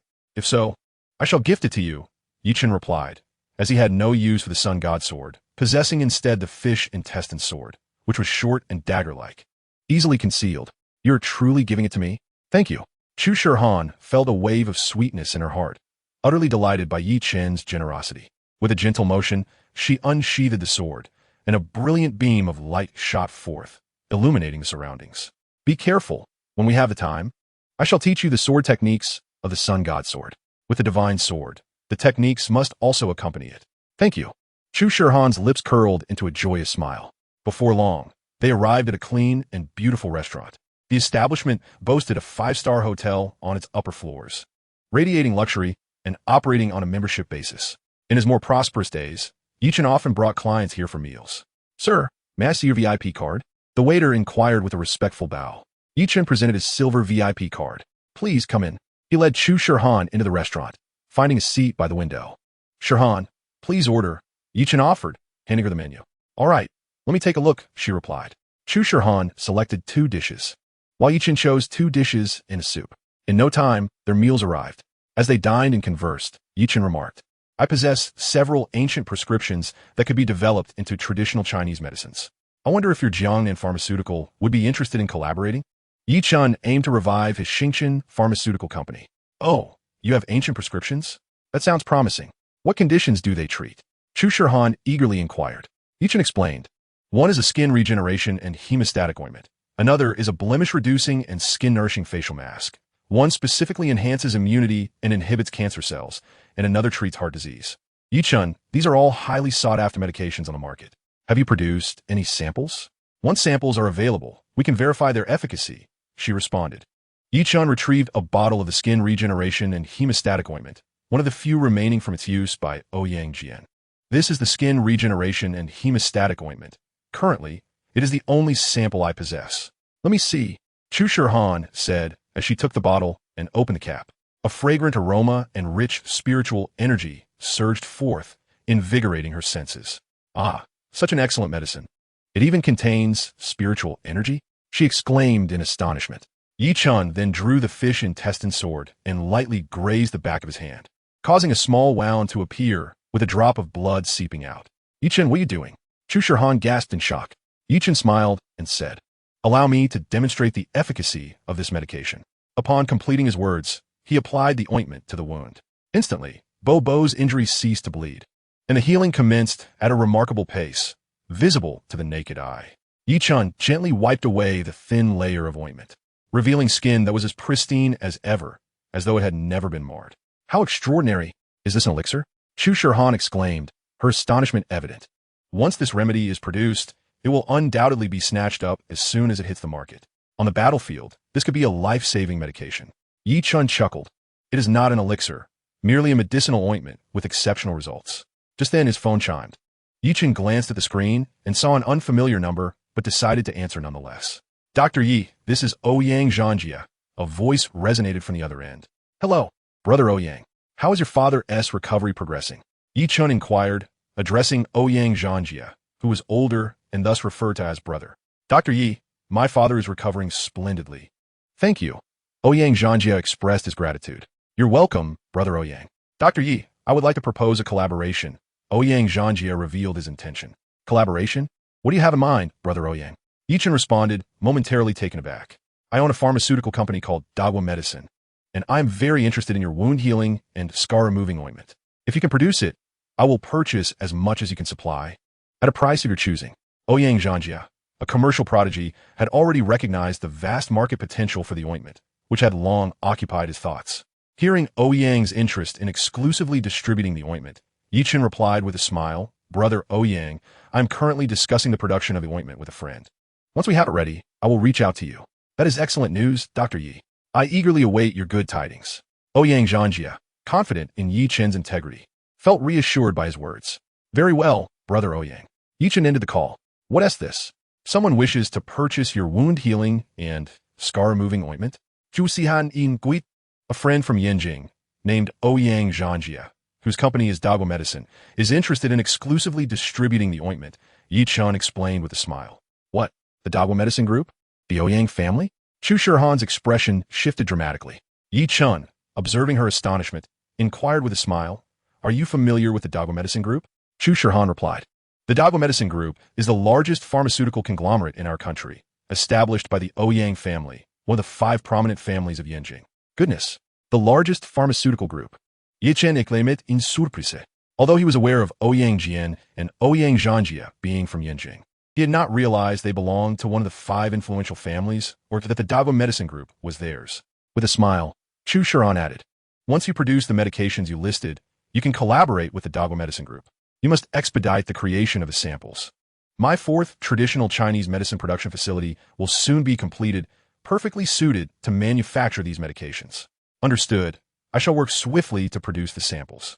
Yi Chun was acutely aware that his starry pharmaceutical group was on the cusp of a remarkable ascent. At that moment, several impeccably dressed young individuals, exuding an air of confidence, entered the room, surrounding an extraordinarily beautiful young woman. This enchanting figure was none other than Feng Yingzi, the granddaughter of the illustrious Feng Dekang, the foremost family in Jiangcheng. Yi Chun had previously encountered Feng Yingzi at the Grand Hotel where Zheng Tiankuai resided, during which she had derisively referred to him as a false miracle doctor. Out of respect for Zheng Tiankuai, he had chosen to disregard her remarks. To his dismay, he noticed that behind Feng Yingzi trailed his former girlfriend, Li Hui, whose expression was one of overt flattery, alongside Zheng Tong from the Zheng family. This sight caused Yi Chen's brow to furrow in distaste. Had Li Hui parted ways with Li Wenbin? How could Li Hui and Zheng Tong be in the company of Feng Yingzi? At this juncture, Li Hui's gaze fell upon Yi Chun, causing her body to stiffen, her eyes flashing with intense resentment and animosity. Chapter 47. I Believe in You. Zhao Wenbin had nearly been incapacitated by Yi Chun, and, in his fury, he vented his wrath upon Li Hui, discarding her like a tattered rag. In truth, Zhao Wenbin, a typical scion of privilege, had never truly cared for Li Hui. She was merely a fleeting amusement to him, one he cast aside when he grew weary. However, Li Hui believed that Zhao Wenbin's abandonment stemmed from Yi Chen's altercation with him, leading her to harbor a profound hatred for Yi Chun. Upon seeing him, she also caught sight of Chu Shiran, who sat beside Yi Chun, radiating beauty akin to that of a celestial being. This momentarily stunned Li Hui. The woman clad in a blue qipao was exquisite, reaching the pinnacle of beauty. How could a destitute scoundrel like Yi Chen possibly attract such a stunning companion? Was fate truly so blind? This realization ignited a fierce jealousy within her, her eyes glinting with a venomous coldness. In her current state of discontent, she was resolute in ensuring that Yi Chun did not fare better than she. She devised a plan to tarnish his reputation and disrupt the connection between him and the enchanting woman by her side. With a calculated glance, Li Hui feigned vulnerability, her eyes glistening with feigned tears, pointing at Yi Chun as she addressed Feng Yingzi. "Miss, that scoundrel is Yi Chun, my former boyfriend. He is a heartless deceiver who betrayed my affections. After I became pregnant, he callously abandoned me. You must seek retribution from me, Mississippi." Li Hui had initially met Feng Yingzi at a gathering where she was accompanying Zhao Wenbin.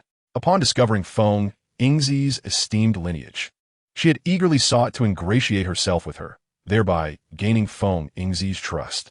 Feng Yingzi, proud and somewhat naive, was easily misled. Upon hearing Li Hui's lamentations, her expression grew cold, her eyes blazing with fury as she fixed her gaze upon Yi Chun. "Ah, so this is the fraud," she thought. Recognizing Yi Chun as a duplicitous scoundrel who had not only deceived Li Hui, but had also hoodwinked Zheng Tiankuai with his claims of being a miracle doctor. What sort of miracle doctor could possibly be so young?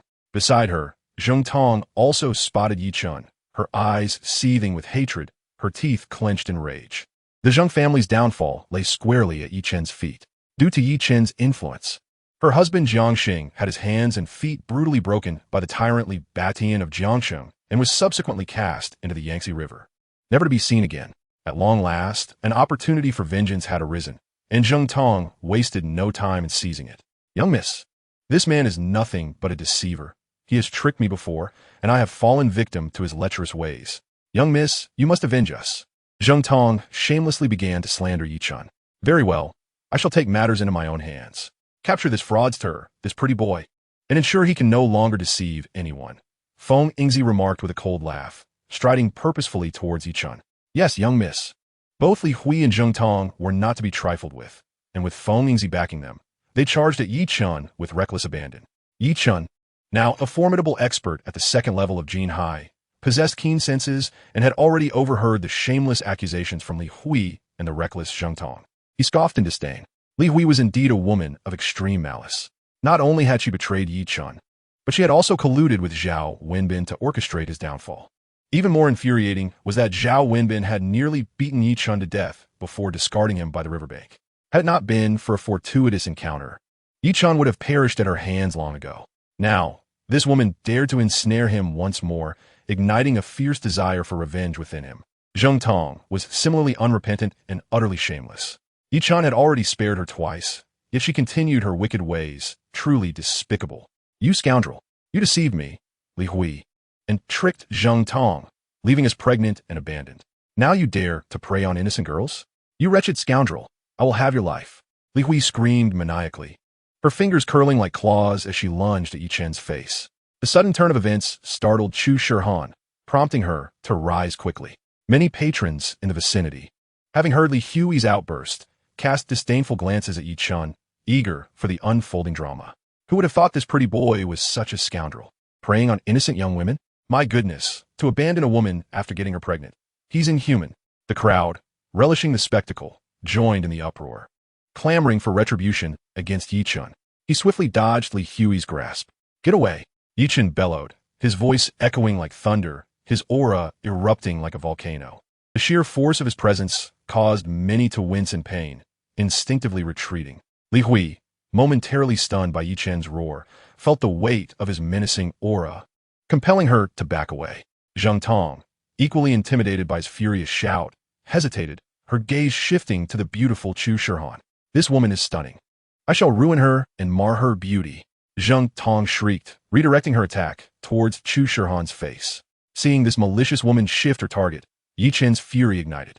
With a swift motion, he raised his hand and struck Zheng Tong across the face. He had initially wished to refrain from violence, but her wickedness left him with no choice. The sharp crack of the slap resonated in the air. Zheng Tong emitted a piercing scream as she was hurled through the air, crashing to the ground. Upon witnessing Yi Chen's intervention against the frenzied woman, Chu Shihan grasped his arm and whispered, I know you are not that kind of person. Yi Chen responded with a wry smile, Thank you for your trust. They're all my adversaries. Feng Yingzi, observing Yi Chen's boldness in confronting her in such a manner, was infuriated. Yi Chen, you scoundrel. You deceived Li Hui, Zheng Tong. And now you're trying to mislead another innocent girl. You are utterly shameless. Today, I shall teach you a lesson. Accompanied by several bodyguards, she approached with swift determination.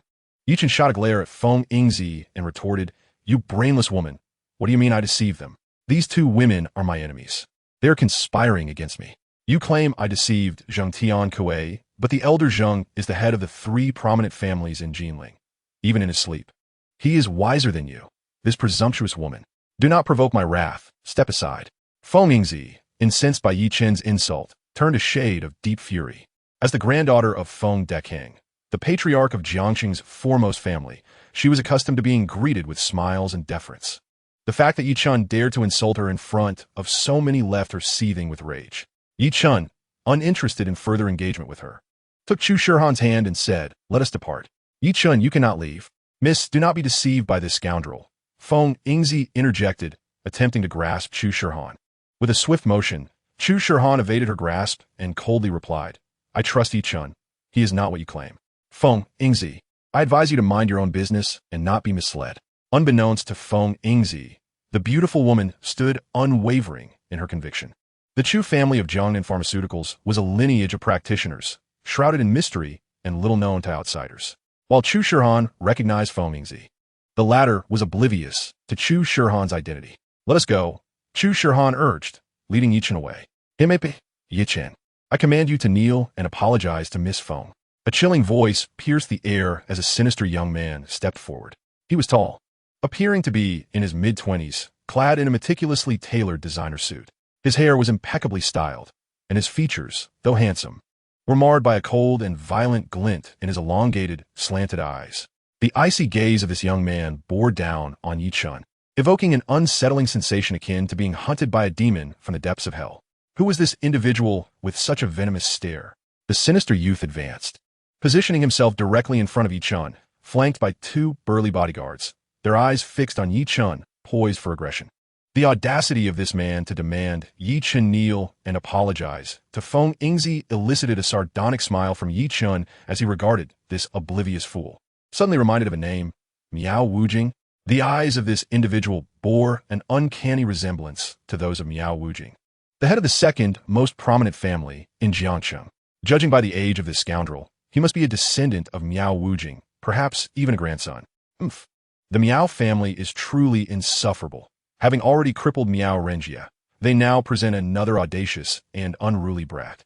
It is evident that the apple does not fall far from the tree. None of the Miao offspring possess any integrity. They are all insufferable wretches. As Yi Chen correctly surmised, this individual was indeed Miao Wujing's grandson, named Miao Renyong.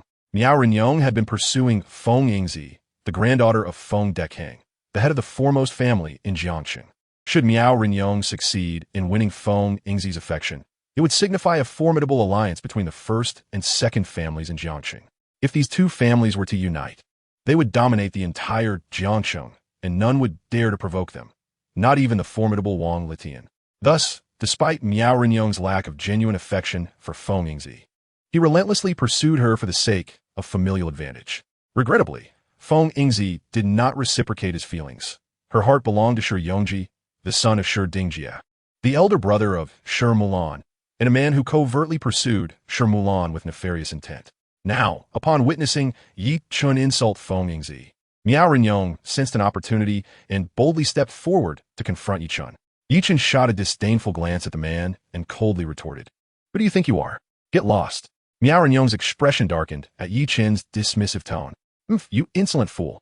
I am Miao Renyong, and Feng Yingzi is my girlfriend. You have insulted her, and if you do not kneel and apologize before her, you shall meet your demise today." With that, Miao Renyong took another step forward. A tremendous aura of pressure and murderous intent surged toward Yi Chen like a tempest.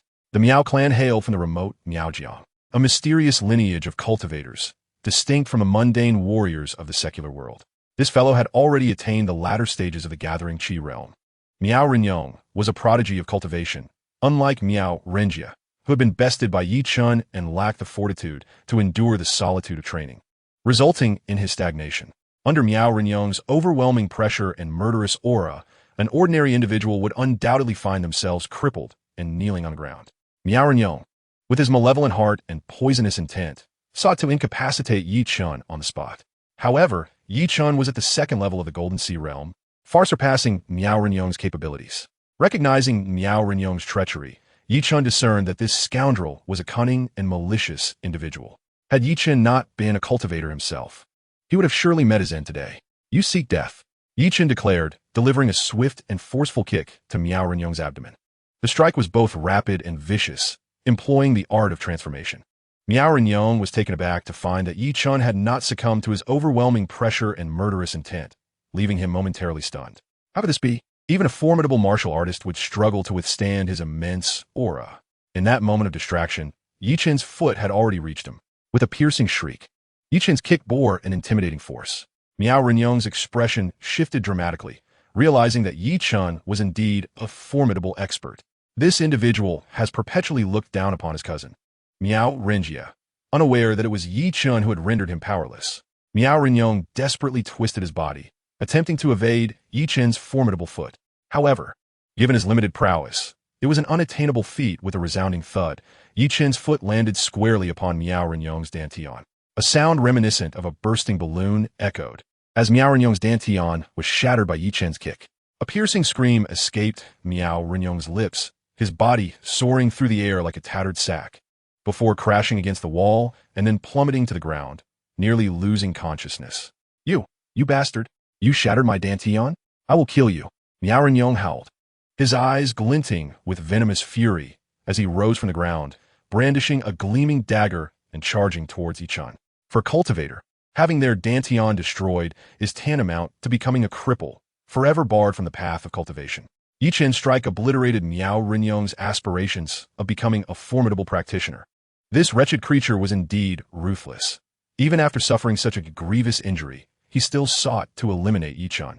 Yi Chen's expression turned icy as he retaliated with another kick, sending Miao Renyong crashing to the ground, his foot pressing down mercilessly. With a sickening crunch, Miao Renyong's legs were crushed beneath Yi Chen's weight. The unfortunate soul let out a horrific scream before succumbing to unconsciousness. Yi Chen understood that he had forged an unbreakable enmity with the Miao family, prompting him to act with decisiveness. With the death of Mr. Miao Hohat, Miao Wujing would undoubtedly seek vengeance upon Yi Chen. Observing Yi Chen's formidable prowess, Miao Renyong's bodyguards hastily retreated, unwilling to suffer a similar fate. With a swift motion, Yi Chen kicked Miao Renyong aside. "Let us depart," he said, taking hold of Chu Shirhan and exiting the dining hall. Feng Yingzi stood by, stunned and her expression shifting dramatically. How could Yi Chen possess such strength? Truly oblivious to the consequences. Yi Chen, you are nothing more than a brainless fraud. You have crippled the Miao family's prodigious cultivator. How could they possibly spare you? You despicable swindler, your end is nigh. Feng Yingzi shouted, pursuing him. Beside her, Li Hui and Zheng Tong gazed at the unconscious Miao Renyong, their hearts swelling with joy. Yi Chen had offended the Miao family. He could not possibly survive this ordeal. Yi Chen, prepare for the Miao family's retribution, they thought. As Yi Chen drove away with Chu Shirhan, she expressed her concern for his safety. If the Miao family seeks to retaliate, immediately inform my grandfather, so he may assist you, she urged. Yi Chen chuckled, do not fret. I am unscathed. Should I find myself unable to contend with the Miao family, I will surely call upon your grandfather, and even your ancestral grandfather. With 2 grandfathers as my allies, the Miao family shall not be able to harm you, Chu Shirhan replied, wrapping her arms around Yi Chen's. Yi Chen halted the car by the roadside, turning to face Chu Shirhan, extending his arm. Assuming Yi Chen intended to embrace her, Chu Shirhan felt a wave of panic, her heart racing. Instinctively, she closed her beautiful eyes, her long, dark eyelashes fluttering. Would Yi Chen kiss her? Chapter 49, Strangling You Papaya. Yi Chen gently placed his palm on Chu Shirhan's head and whispered, I will impart 2 sword techniques of the Sun God Sword to you. Ah, you're teaching me sword techniques? Chu Shirhan exclaimed, her face involuntarily flushing. This rascal, shrouding the teaching of a sword technique in such mystery, igniting one's imagination. I thought. A sigh of relief escaped Chu Shirhan's heart, yet a pang of disappointment lingered. Did Yi Chen harbor feelings for me? Could it be that he already cherished someone else? The young girl's cheeks were flushed, her emotions in turmoil. Yi Chen was concerned about burdening Chu Shirhan. In her mind, 2 formidable sword techniques, apocalyptic divine sun and world annihilation, materialized. Thank you, Chu Shirhan murmured. Yi Chen, please expedite the creation of the drug sample. I will have the researchers conduct immediate tests, and once it passes, we can proceed with production. Chu Shirhan was eager to see Yi Chen's new medicine come to fruition. Before long, Yi Chen's car halted in front of the Jiangnan pharmaceutical branch. Goodbye. Farewell, Yi Chen. After speaking, Chu Shirhan suddenly reached out and pinched Yi Chen's arm fiercely. Ouch. Yi Chen grimaced in pain. Shirhan, why did you pinch me? He gasped, perplexed. You deserve to be punished. Chu Shirhan shot him a glare before entering the building. Yi Chen scratched his head, gazing at Chu Shirhan's retreating figure, utterly bewildered. Could such a beautiful girl be so capricious? This is your punishment, you papaya, Chu Shirhan declared, her lips curling into a smile. Far away in Miaojiang, at Wuwang Mountain, within the hall of the Elder's Pavilion, an elderly man clad in a green robe sat cross-legged in meditation, his hands weaving intricate and mysterious hand seals. 9 Netherwitch fire, he bellowed.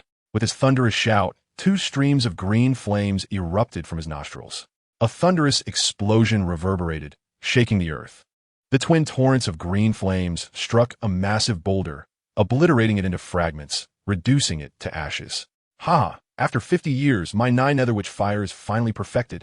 The elder rose with a triumphant smile. With the 9 Netherwitch fire mastered, I, Miao Wutian, shall be the master of the Elder's Pavilion. With a dull thud, a nameplate inscribed with Miao Hohat's name shattered nearby, releasing a plume of black smoke. The shattering of the nameplate signified the demise of its owner. Ah, sister! The elder exclaimed in shock. How could this be? My sister has perished? Miao Hohat had gone to visit her younger brother, Miao Wujiang, a month prior. How could she have fallen? This elder, Miao Wutian, was the elder brother of Miao Hohat and Miao Wujiang. Someone must have plotted against my sister, Miao Hohat. Brother must avenge you. In a flash, Miao Wutian transformed into a streak of green light, racing out of the Elder's Pavilion, heading straight for Jiangcheng. At the Xiaoya Mountain Manor, the Miao family residence. What did you say? My elder sister and Mr. Jia are dead?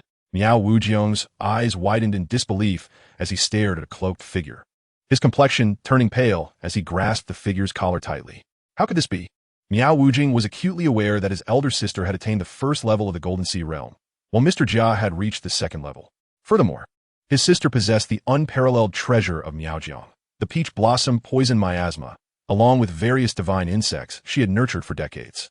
How could she possibly perish? Cough, cough. Indeed, master. The cloaked man was nearly suffocated, coughing violently. Speak quickly. Who was responsible for their demise? Miao Wujing bellowed in fury. It was Yi Chun and a woman from Jiang'an Pharmaceuticals. I don't know her name. There was also an old man clad in tattered garments. The cloaked man hastily replied. Ah, Yi Chun? Miao Wujing exclaimed in shock. How could this be? Even if Yi Chun were formidable, he is merely a youth. How could he have slain my sister and Mr. Jia? Miao Wujing roared like thunder, his voice echoing. It was indeed Yi Chun, master, the cloaked man asserted loudly. Quickly, tell me how Yi Chun killed my sister. Miao Wujing demanded fiercely. Master, the distance was too great. I cannot see clearly. I only witnessed Yi Chun unleash a ball of divine fire, reducing your sister to ashes.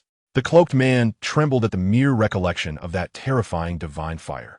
It was so fearsome that it instantaneously turned Miao Ho-Hot into dust, nearly making her vanish from existence. Divine fire? Miao Wujing's expression shifted dramatically.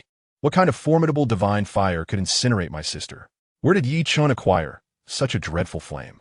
With my sister gone, I might not stand a chance against that divine fire wielded by Yi Chun. It seems I must summon my elder brother to take action.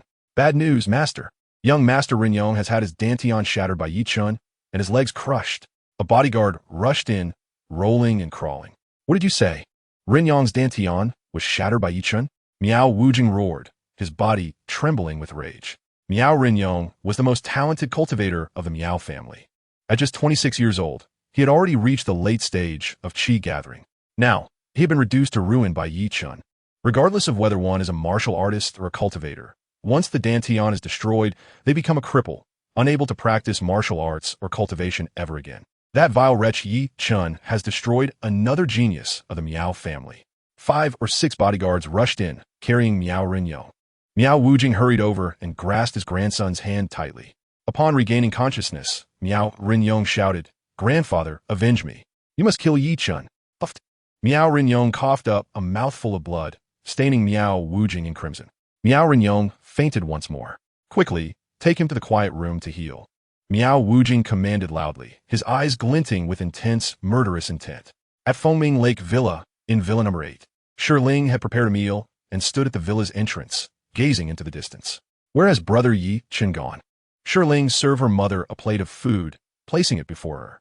Xie Yulan looked at her daughter and said, I am not hungry. Let's wait a while longer for your brother Yi Chun.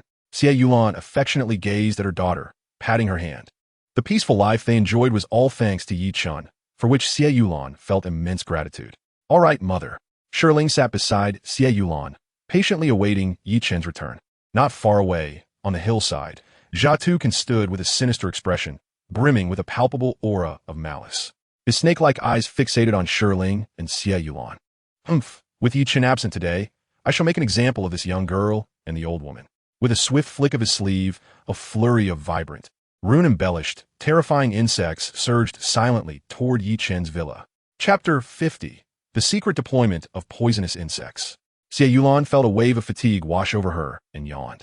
In that fleeting moment, a minuscule insect, nearly invisible to the naked eye, seized the opportunity to fly into her mouth, vanishing without a trace.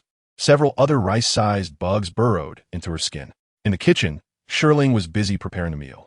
With one hand holding a bowl of noodles and the other a plate of dishes, she stepped out of the kitchen. Suddenly, a translucent insect darted toward her ear. This peculiar creature was quite unlike any ordinary bug. Now at the 8th level of qi gathering, Ling's senses were remarkably acute. She spotted this swiftly approaching insect, but her hands were occupied, leaving her unable to intercept it. In a moment of desperation, Ling sharply turned her head, her hair radiating a brilliant light as she lashed out. With a dull thud, the insect was struck by her hair and slammed against the wall. Had it been an ordinary insect, it would have been crushed instantly by her hair. Yet, this creature was as hard as iron. After colliding with the wall, it rebounded, emitting a high-pitched shriek and revealing its razor-sharp fangs, aiming directly for Ling's throat. Swiftly, Ling discarded the plate and flicked her fingers. A bolt of lightning surged forth, striking the insect squarely. With a resounding crackle, the creature disintegrated into a cloud of black smoke, reduced to ash. As the ominous insect perished, a swarm of smaller bugs erupted from outside, screeching in a cacophony. Not good. Mother. Shirling recalled her mother in the living room. Abandoning her meal, she thrust her palm forward. Creation divine seal. With a thunderous impact, the seal struck the mass of poisonous insects, exploding them into countless fragments. Shirling rushed into the living room, where she found her mother peacefully sleeping on the sofa. Mother is safe. Sensing her mother's steady breath, Shirling felt a wave of relief wash over her. Without hesitation, she seized the divine dragon sword, aware that these insects were no ordinary pests, but rather under the command of a formidable adversary lurking in the shadows. With determination, Shirling dashed out of the hall and leapt onto the rooftop, scanning her surroundings with urgency. On the distant mountaintop, Jacques Toucan's expression darkened considerably, his muscles twitching violently. The insects he had cultivated were connected to his very spirit. Shirling's creation divine palm had slain many of them, inflicting damage upon his psyche.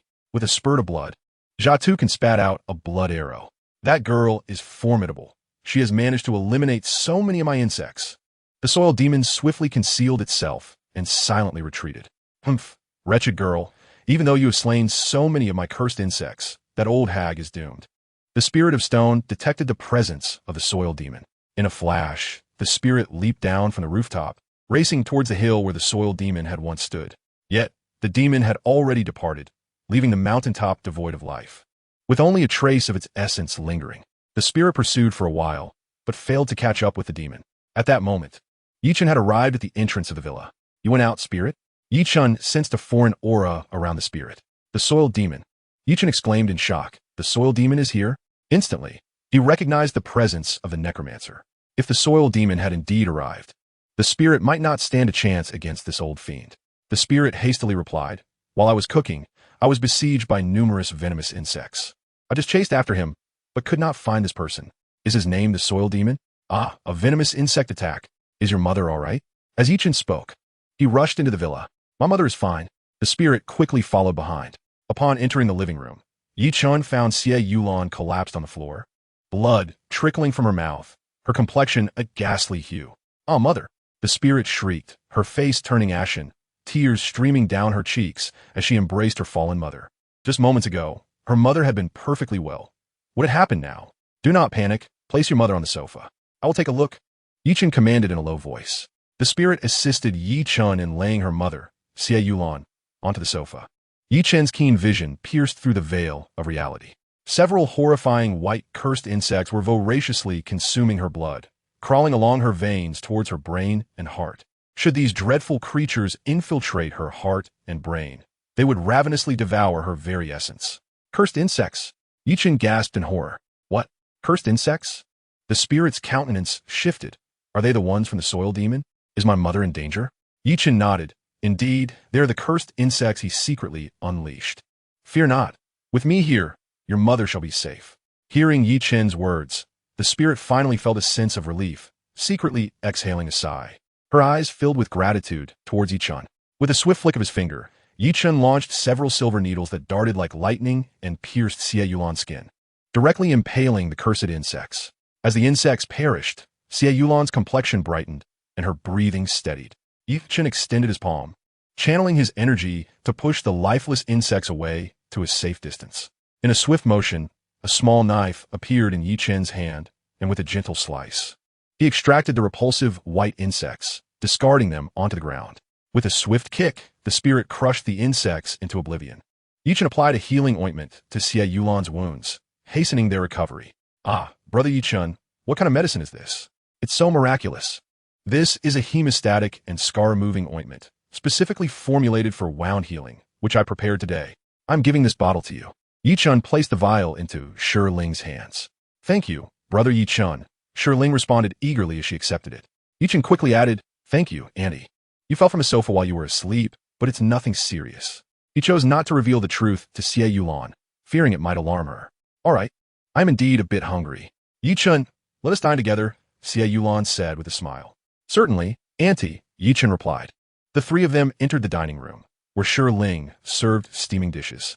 She stayed to accompany the mother and daughter during their meal. Meanwhile, Jia Tukan had already arrived at Su Yinran's office. Yichun, I will ensure that all your loved ones, Su Yinran, Shi Mulan, and Chu Shihan, perish one by one, making you suffer for a lifetime. Jia Tukan had been secretly investigating Yichun for quite some time, and anyone connected to him was marked for death. Peering through the window, he spotted Su Yinran. With a swift motion, Jia Tukan sent several vibrantly colored cursed insects into Su Yinran's office, lunging toward her.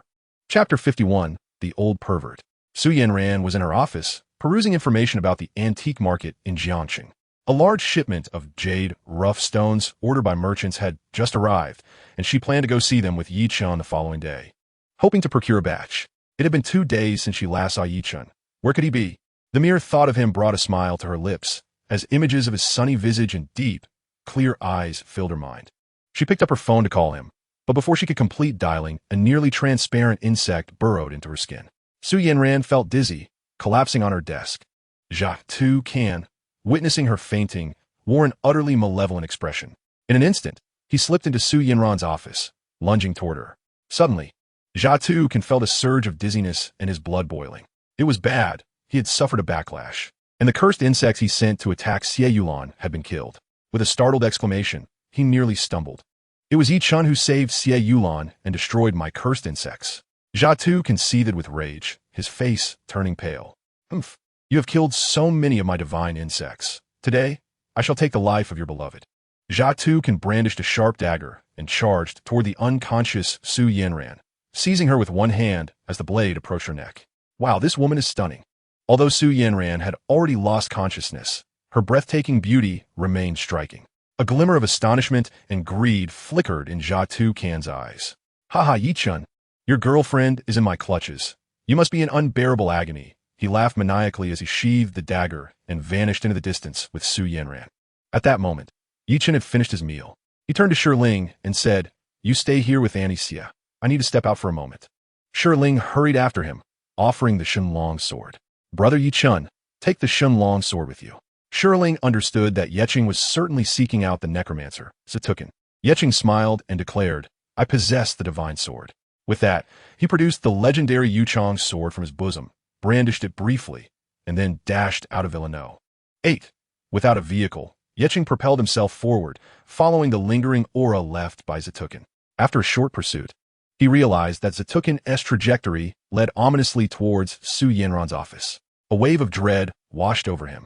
Could it be that this old fiend's target was Su Yinran? With this thought, a fierce intent to kill ignited in Yeching's eyes. Zatukan, should you dare to harm Su Yinran, I shall ensure your utter annihilation. In a flash, Yeching transformed into a streak of lightning, racing towards Su Yinran's office. Upon arrival, he found the door ajar, and the air was thick with the presence of both Zatukan and Su Yinran. A sense of foreboding gripped him. No, Zatukan has abducted Su Yinran. Yeching roared in fury, his rage palpable. He swiftly followed the trace of Zatukan's essence, darting forth like a bolt of lightning. His pursuit led him to a nearby cave, a place where Zatukan typically practiced his dark arts and summoned venomous insects. As Zatukan entered the cave, a swarm of toxic creatures detected his presence.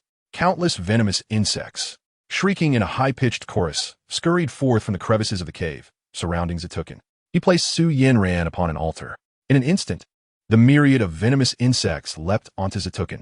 Within moments, he transformed into a grotesque figure, a monstrous being covered in writhing insects, truly a sight to instill terror. After a considerable time, the insects gradually settled down, leaving Zatukan. He approached the altar where Su Yinran lay. At that moment, she awakened, hearing the sound of Zatukan's footsteps drawing nearer. Simultaneously, she caught a whiff of a nauseating stench. With a start, Su Yinran opened her eyes wide and sat up. Where am I? She exclaimed in shock. Her gaze fell upon a grotesque old man clad in bizarre attire, who was leering greedily at her. Who are you? How'd I end up here? Su Yinran struggled to rise. Her eyes widened in horror as she noticed the altar swarming with vividly colored venomous insects. Ah! She screamed in terror, leaping up in a desperate attempt to escape. Su Yinran, do you wish to flee? This cave is teeming with bloodthirsty serpents, scorpions, spiders, and centipedes. Should you dare take even a single step, these creatures will swarm upon you and reduce you to mere bones in the blink of an eye. Ha ha! Zatukan fixed his cold gaze on Su Yinran, whose chest heaved with fear, instinctively swallowing hard. Hearing Zatukin's words sent chills down Su Yanran's spine, and she forced herself to regain composure. She realized that any further erratic movement might provoke those venomous creatures. With no other recourse, she resolved to remain still, biding her time for an opportunity. Locking her gaze on Zatukin, she spoke coldly. "Who are you? Why am I here?" Zatukang sneered. "I am Zatukang, the guardian of the Zhao Zhengrong family and the nemesis of your boyfriend, Yi Chen.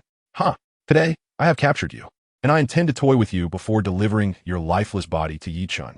I shall ensure he suffers for a lifetime, regretting ever coming into this world." With a wild swing of his arms, his blood-red eyes glowed with madness, resembling a furious demon. This ancient fiend harbored an intense hatred for Yi Chen, transferring all his fury and resentment onto Su Yanran. Upon hearing Zatukang's words, Su Yanran's face turned pale as she broke into a cold sweat. "Oh no, I've encountered a true monster today. Yi Chen, where are you? Please come to my rescue." She stumbled back in fear. "You can't do this." "Fear not, young lady. This is bound to be a most delightful experience. Once you have undergone it, you shall understand the true essence of joy," Zatukang leered, lunging at Su Yanran like a famished wolf. Su Yanran desperately evaded his grasp. Zatukang, a formidable practitioner, proved nearly impossible to escape. With a vicious tear, he ripped at her clothing. "Please no." Su Yanran fought back with all her might, biting down on Zatukang's hand. He howled in pain, blood gushing from his palm. "You seek death." Zatukang roared, his rage boiling over as he struck Su Yanran hard across the face. With a resounding slap, she fell onto the altar, dazed. "You should accept your fate," Zatukang hissed, lunging at her once more. Su Yanran's garments were shredded into tatters by the relentless assault of the deranged Zatukang. Chapter 52, reduced to a skeleton. "Get away from me." Su Yanran fought with fervor, determined not to let this vile creature have his way. "Zatukang, you are courting death." In that dire moment, a cold, furious snort pierced the air as Yi Chen burst in like a tempest, his fury palpable. A flash of sword light sliced through the air, aimed directly at Zatukang's back. Sensing the impending attack, Zatukang let out a howl and rolled aside to evade it. "Which damned fool is interrupting my business?" As he evaded, he caught sight of Yi Chen. "Yi Chen!" Zatukang exclaimed, astonished. "How'd this brat catch up to me? I will kill you." Yi Chen's sword light surged forward, accelerating like a relentless parasite, striking with the speed of lightning towards Zatukang. Realizing the lethal sword light was closing in, Zatukang's face drained of color, and he rolled frantically to escape. The dreadful sword light left him no time for retaliation. Yi Chen, consumed by wrath, unleashed his ultimate technique. His sword moved with unparalleled swiftness, cleaving into Zatukang's leg. A chilling crack echoed as bone and muscle shattered. Zatukang screamed, his left leg severed. Blood gushed forth uncontrollably. The sight of his severed limb, coupled with the torrent of blood, sent Zatukang into a state of pure terror. His very spirit shattered. The venomous insects and curses he had cultivated were not accustomed to bloodshed. The venomous insects, still not fully tamed, would go into a frenzy upon seeing blood, desperately clawing at the one bleeding.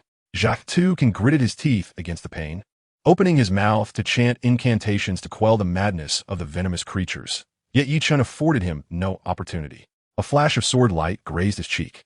Yi Chen harbored a deep-seated hatred for this old wretch. Had he arrived even a moment later, Su Yanran would have faced humiliation. This time, Yi Chen was resolute in his intent to eliminate this old scoundrel. With a swift motion, Zatukang's cheek was sliced open, half of his tongue tumbling to the ground, writhing. Blood gushed forth from his mouth like a fountain. Zatukang, horrified, nearly lost consciousness. The cacophony of countless insects, sensing the rich scent of blood, erupted into chaos, launching themselves toward Zatukang, ravenously biting him. Even the concealed venomous snakes and insects upon him could not resist the allure of fresh blood, revealing their grotesque fangs as they savagely tore at Zatukang. His anguished cries echoed as he desperately fled towards the cave's entrance. Yi Chen's sword flew forth once more, severing Zatukang's other leg with a decisive crack. Thudding to the ground, he was soon enveloped by a mass of voracious insects, forming a grotesque mound. The chilling sounds of gnawing and biting reverberated throughout the cave, instilling a sense of dread. Yi Chen rushed towards Su Yanran. Upon seeing him, tears streamed down her face as she threw herself into his embrace. "Do not cry, for I am here. You are safe now," he reassured her, holding her tightly, reluctant to let go. Hurry and kill that old wretch. Suyandra narrated loudly. Yi Chen gestured towards the writhing mass of insects that had once been Jiatu, Kansas. That old wretch is already dead. The squirming mound revealed faint white bones. Jiatu Kan's flesh had been devoured entirely, leaving only a stark skeletal frame. He could never have imagined that the poisonous creatures he had nurtured all his life would ultimately be his undoing. Oh, he was completely devoured. Suyandrangast. Let's leave this place quickly. Yi Chen removed his outer garment and draped it over Su Yanran, lifting her into his arms as he swiftly exited the cave. With a flick of his finger, a brilliant flame erupted from the mystical fire, swirling within the cave. The entire cavern was engulfed in flames. As countless venomous insects cried out, turning to ashes, Yi Chen understood that if he did not eradicate these lethal creatures, they could escape into the city and pose a grave threat to its inhabitants. Thank you, Yi Chen. I'm so grateful you arrived in time. Otherwise, Su Yanran clung to his neck, still shaken. Yi Chen gazed at her with a heart full of compassion, saying, I wish I had come sooner. You would not have been frightened. With me here, you will never face harm, he vowed. Su Yanran lowered her gaze, murmuring, Yi Chen, I made a fool of myself before you. You do not look down upon me, do you? Yi Chen softly spoke, Fool in my eyes. You have always been the most beautiful. How could I ever look down upon you? Is that true, Yi Chen? Su Yanran gently closed her eyes, leaning against Yi Chen's embrace, listening to the rhythm of his heartbeat, which brought her a sense of security and happiness. Overcome with exhaustion and fear, she soon fell into a deep slumber. My dear, when have I ever spoken a falsehood? Yi Chen tenderly kissed Su Yanran's forehead. Cradling her, he descended the mountain. Ling, upon seeing Yi Chen with a beautiful sister in his arms, could not help but widen her eyes in astonishment. Yi Chen gestured for silence. Ling promptly opened the door. He carried Su Yanran to another guest room, gently laying her on the bed, administering a small Peiyuan pill, and then quietly exited the room. Without cultivation, Su Yanran lacked the ability to protect herself. Yi Chen could not remain by her side at all times. Thus, he wished for her to cultivate as well. As evening descended, the sky gradually darkened. Xie Yulan had already fallen asleep. In the living room, Ling looked at Yi Chen and asked, Brother Yi Chen, who is that beautiful sister? That wicked scoundrel from Jiatu can actually dare to kidnap Sister Yanran. He is truly despicable. Brother Yi Chen, did you eliminate that villain? Ling grasped Yi Chen's hand. I have dealt with him, Yi Chen replied. Wonderful. That old fiend is utterly vile. Ling exclaimed, leaping with joy. Yi Chen transferred the items from the car into his room, sensing a looming danger approaching. He needed to swiftly enhance his skills, carve talismans, and learn formations. Mastering formations would allow him to protect the villa from enemy incursions. At the Jiangcheng train station, a train gradually came to a halt, and the sleeper car doors swung open. An imposing elder clad in traditional attire, exuding a powerful aura, descended amidst a retinue of 7 or 8 skilled individuals. Several luxury vehicles awaited on the platform, a sight that spoke volumes of one's prowess to drive such cars into a train station. Vice Alliance Master Ma, we have awaited your arrival. Feng Dekang and Miao Wujian rushed forward to greet him. The Vice Alliance Master, named Ma Chuanting, was a deputy leader of the ancient martial alliance across the 7 provinces of Jiangnan. The murder of the alliance leader, Master Tai Zhongmen Qin Zhuwu, and his disciple Yuan Sifeng by Yi Chen and Li Batian had incited profound rage among the upper echelons of the Jiangnan Ancient Martial Alliance. Alliance leader Mu Ronghao immediately dispatched Vice Alliance Master Ma Chuanting, accompanied by 8 experts, to Jiangxing with the intent to eliminate Yi Chen and Li Batian. In the eyes of others, Li Batian held the title of King of Jiangcheng, but to Mu Ronghao, he was merely an insignificant insect. Mu Ronghao was one of the 3 formidable grandmasters in Jiangnan, while Ma Chuaning had already attained the pinnacle of the Grand Martial Master realm, nearing the threshold of true mastery. This time, Mu Ronghao issued a death decree to Ma Chuanting, mandating the execution of Yi Chen and Li Batian to restore the reputation of the Ancient Martial Alliance. Those who defy the Ancient Martial Alliance shall perish. Chapter 53. A New Strong Adversary. In the city of Jiangcheng, the formidable figures of Li Batian and Yi Chen must not be permitted to continue their existence. Before arriving, Ma Chuanting, the vice president of the Ancient Martial Alliance of the 7 provinces of Jiangnan, contacted Feng Dekang and Miao Wujian. He promised them that upon the demise of Li Batian, all of his assets and territories would be equally divided between Feng Dekang and Miao Wujian. Such an opportunity felt like a gift from heaven. The two elders were elated and immediately came forth to greet Ma Chuanting. In order to establish his foothold in Jiangcheng, Ma Chuanting equally relied on the support of these two prominent families. Their interests aligned, and they conspired together. As Ma Chuanting observed Feng Dekheng and Miao Wujin approaching, he laughed heartily, exclaiming, "Elders Feng and Miao, your personal welcome is truly an unexpected honor." The three men clasped hands firmly. Feng Dekheng chuckled, "Alliance leader Ma, we have awaited your arrival for quite some time. Please allow us to escort you." Miao Wujin chimed in, "With your presence, Jiangcheng shall find peace, and we shall have a strong ally." "Ha! Elders Feng and Miao, as long as we unite as brothers, Jiangcheng shall be ours." Ma Chuanting responded with equal joviality.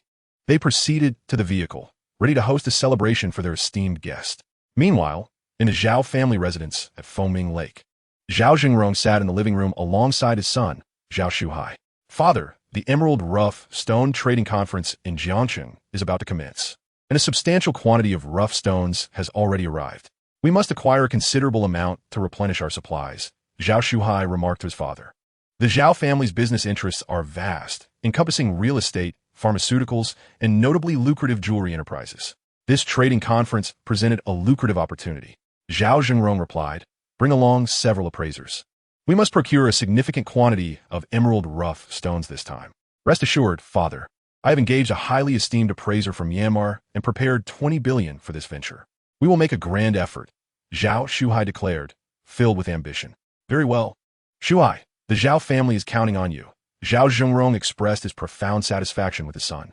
Suddenly, the entire hall was engulfed in darkness. Outside, ominous clouds roiled and thunder cracked. Amidst the tumultuous storm, phantoms appeared, howling in a terrifying cacophony. A colossal ancient deity, towering thousands of feet high, stepped forth from the distant horizon. With each stride, it seemed to traverse countless galaxies.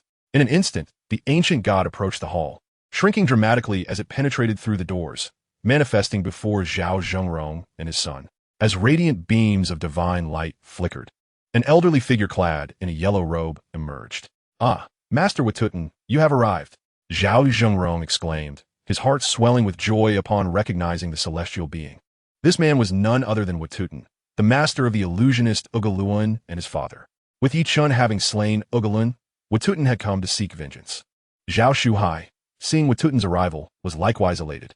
The spectacle conjured by this illusionist was even more mystical and extraordinary than that of Ugaluan, leaving one to ponder the veracity of such illusions. Yet, it was evident that with Watutin's presence, Yichun was doomed. Yutotem fixed his gaze upon Zhao Zhengrong and demanded, "I require all information regarding Yichun."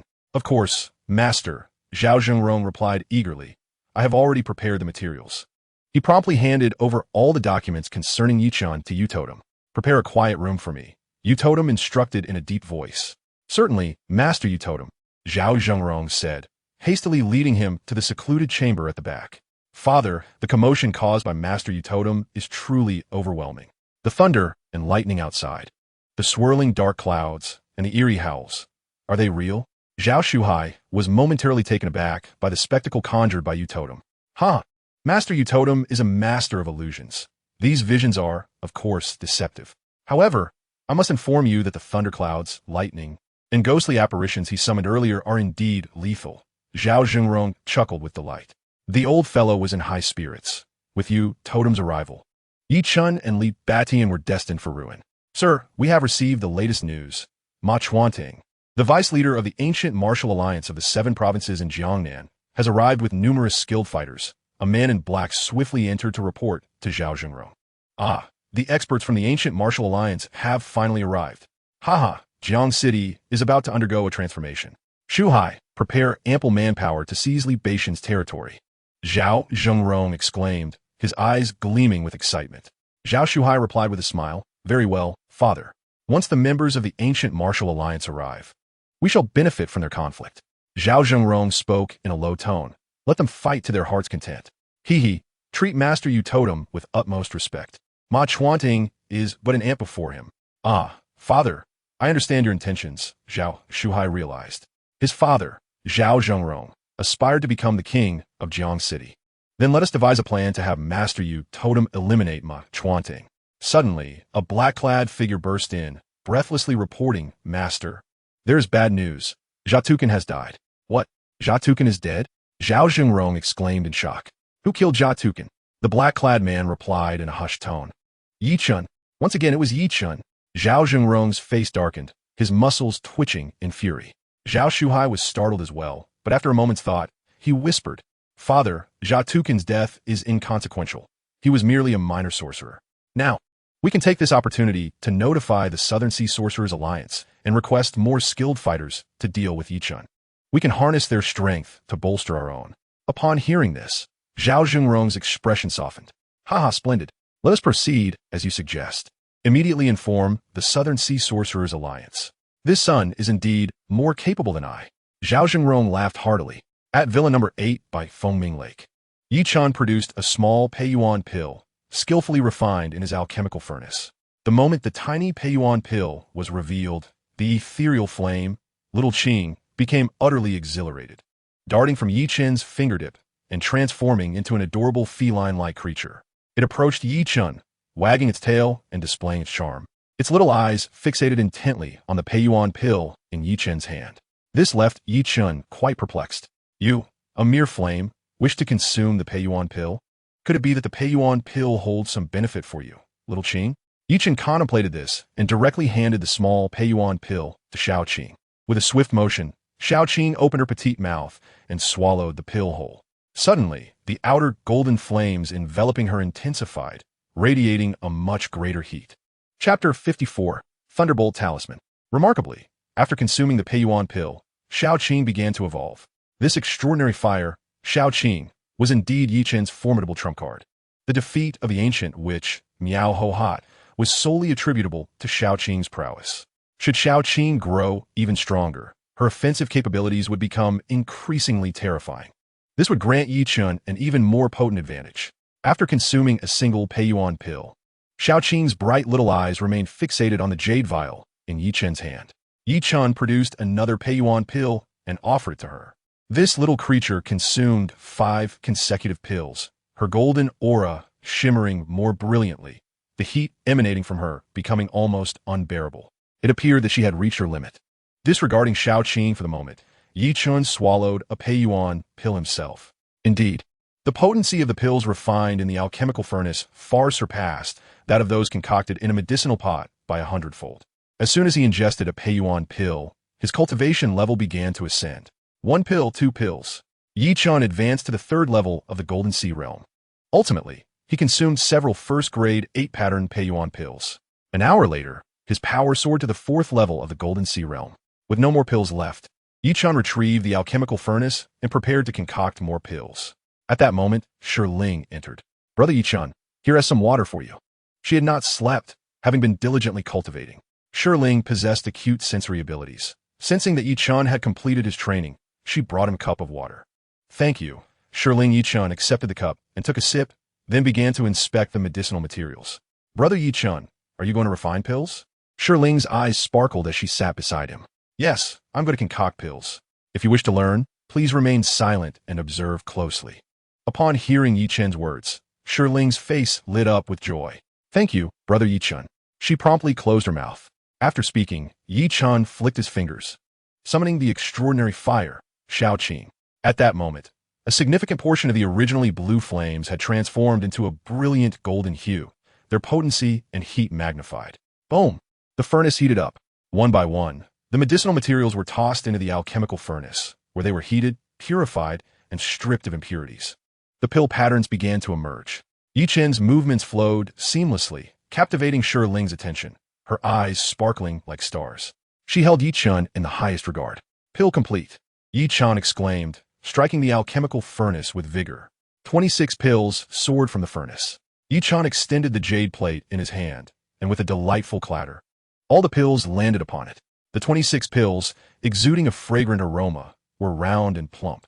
Each one bore the exquisite 9-pattern design, denoting their exceptional quality. Shi Ling gazed in astonishment. With a sniff, the delightful fragrance of the pills rushed into her senses. How fragrant! The profound energy of the 8th layer of the Thunderstone spirit surged upward, propelling it directly into the 9th layer. This astonished the Thunderstone spirit, who soon erupted with joy. My heavens, the potency of the lesser Peiyuan pill is astonishing. Merely inhaling its aroma has facilitated a breakthrough to a minor level. How extraordinary! Yi-chan sensed the Thunderstone spirit's advancement, and, witnessing its astonishment, remarked with a smile, "The fragrance you perceive is the essence released by 26 exceptional lesser Peiyuan pills.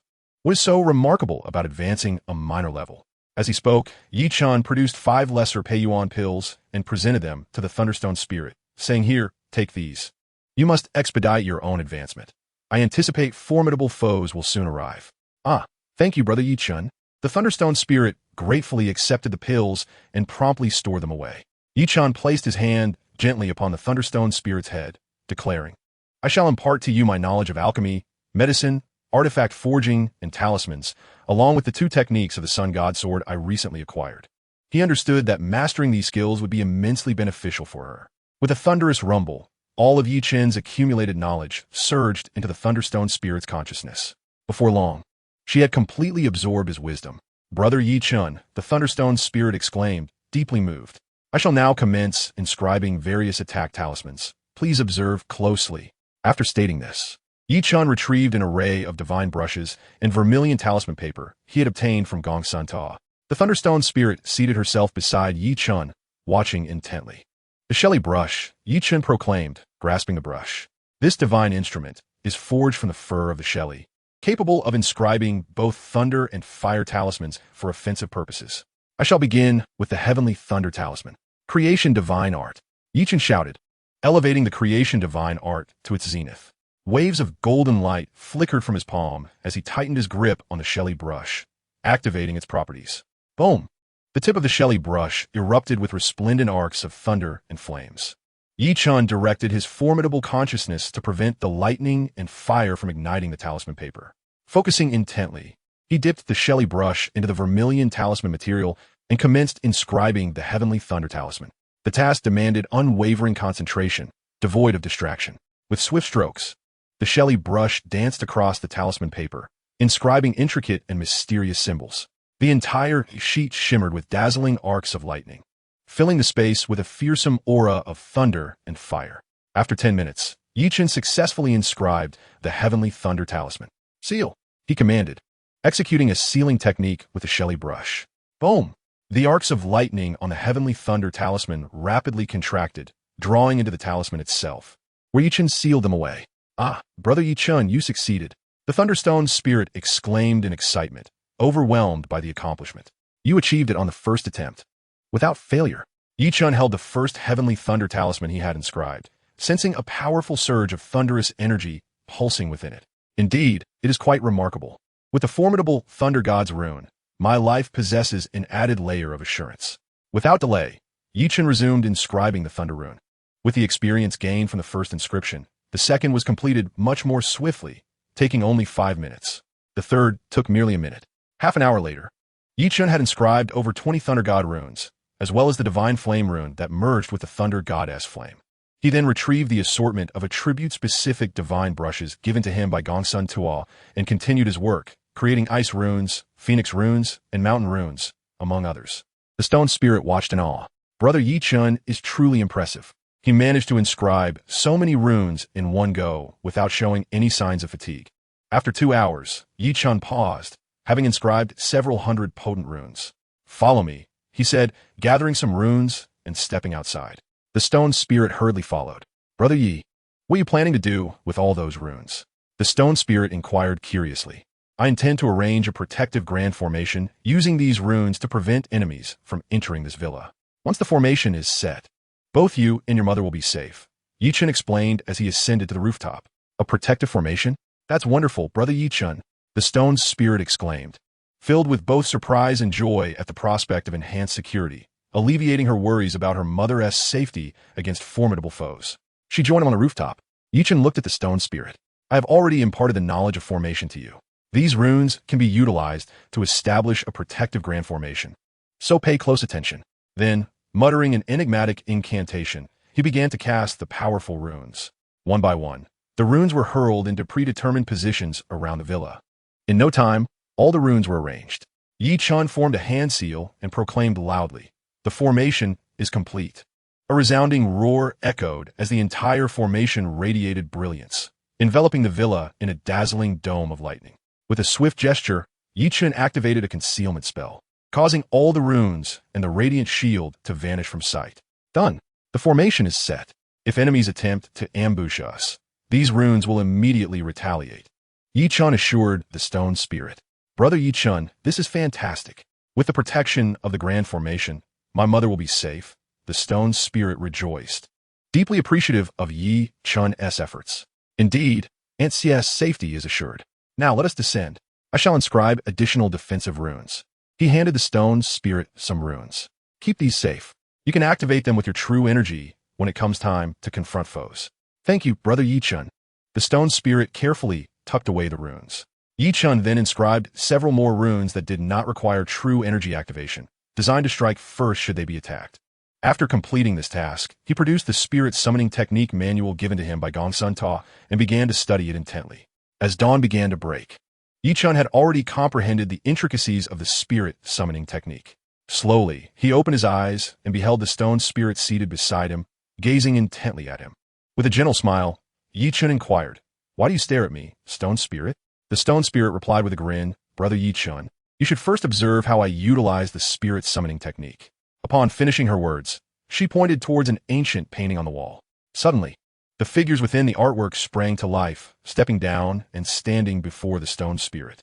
"Ah, little girl, you have grasped this faster than I." Chen exclaimed in astonishment as he regarded the ancient figure before him. The innate spiritual body comprehending spells is indeed swift. I, Chen, can only admire from afar. Brother Chen, I found this amusing and followed your lead in understanding it. You won't be angry, will you?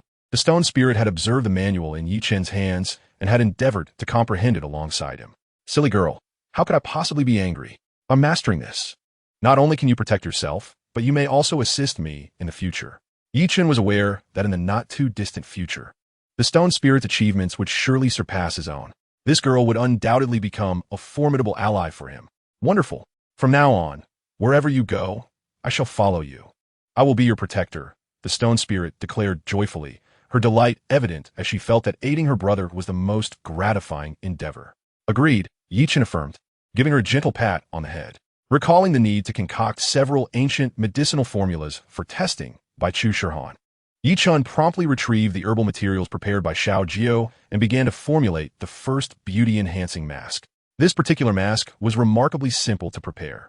Chen ground all the necessary herbs in a powder and, following a specific sequence, placed them into a preheated cauldron to brew. During the brewing process, he infused the mixture with a measure of spiritual energy collected from the air. It was this infusion that would elevate the efficacy of the concoction.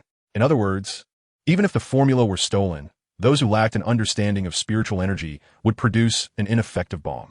Half an hour later, the balm was complete, emanating a refreshing herbal fragrance. Brother Chen, what sort of balm is this that exudes a hint of chilling spiritual energy? The stone spirit inquired, gazing at the nearly translucent substance. Chen replied with a smile, "It will be ready shortly. Do not ask just yet, for you shall try it soon." With that, Chen procured a jade plate, using a spoon to evenly spread a portion of the medicinal liquid across its surface, then scraped it with a ruler. In no time, a thin layer of the liquid remained on the plate. Shortly thereafter, as the liquid dried, Chen lifted the ruler to reveal a nearly transparent, delicate mask in his hand. "Ah, this appears to be a facial mask." The stone spirit exclaimed in wonder at the sight of the mask Chen held. "Indeed, it is a mask, stone spirit.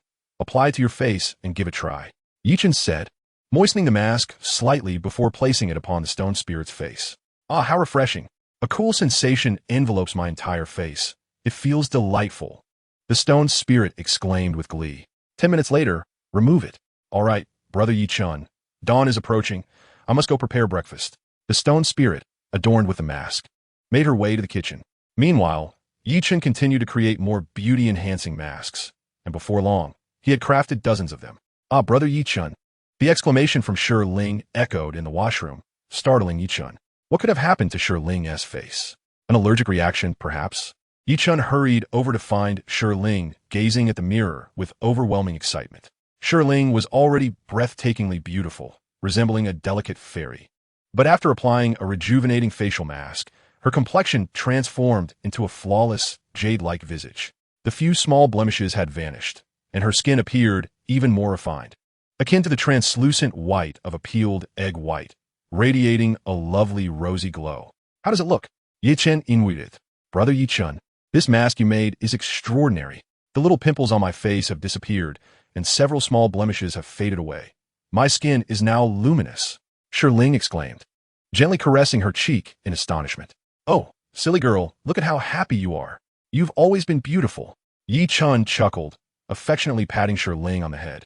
Observing her joy filled him with delight, for he knew that once this rejuvenating mask hit the market, it would surely create a sensation. I'll go check if Sister Yin Ran has awakened, Yi Chun said, carrying 2 rejuvenating masks as he entered Su Yin Ran's room. At that moment, Su Yin Ran was just waking up. Yi Chen, where is this? Have you not slept all night? Su Yin Ran sat up hurriedly. As she did, her blanket slipped, revealing her skin as pristine as white jade. The sight of Yi Chun brought her immense joy, momentarily causing her to forget that her clothing had been torn. Oh! Yi Chun inadvertently gasped, instinctively retreating, his heart racing. Feeling a sudden chill, Su Yin Ran glanced down to see what had happened. Chapter 56. The Man in Black follows. I didn't mean to. I'll step outside. Yi Chun stammered before dashing out in a flurry. Su Yin Ran was utterly embarrassed, her heart pounding wildly. This guy is surprisingly endearing. He is even more flustered than I am. She mused. Wait, where am I? I remember being on the mountain yesterday. She vaguely recalled falling asleep in Yi Chen's embrace. He must have carried me here. What a rogue. And he didn't even prepare a change of clothes for me. How am I supposed to go out like this? The thought made her blush anew. Her gaze fell upon Yi Chen's jacket. But just a jacket won't suffice. What to do? Yin Ran's sister, your clothes are damaged. Or mine. Ling entered the room, beaming while holding his set of clothing. Su Yin Ran was momentarily taken aback by the beautiful young girl who had walked in. This little girl was stunning. So much so that even Su Yin Ran was captivated. Who are you, little sister? You're so lovely. Did you fall from the heavens like a fairy? As Su Yin Ran donned Yi Chen's jacket and sat up, her eyes sparkled with warmth as she looked at Ling Yin Ran's sister. You are very beautiful too. My name is Ling. I'm brother Yi Chen's sister. He asked me to bring you a set of clothes. Please try them on. Ling smiled as she placed the clothes in Su Yin Ran's hands. Thank you, Ling, Su Yin Ran replied, appreciating the thoughtfulness of her brother in sending her the outfit. She slipped into the clothing, which was a tad snug but preferable to having nothing at all. Ling, with her sparkling eyes, looked at Su Yin Ran and took her hand. Sister Yin Ran, would you like to freshen up before dinner? It's almost time. Yes, I'll go wash up right away. Perhaps a shower would be best, Su Yin Ran responded, recalling the distasteful encounter with that old pervert at the construction site, feeling a wave of nausea wash over her.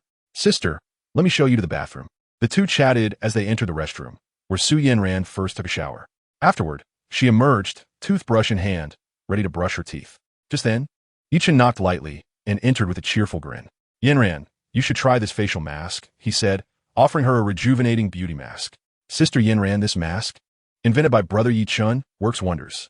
Just apply it, and after 10 minutes, you'll feel refreshed, and your complexion will be as radiant as a peeled egg, smooth and fair.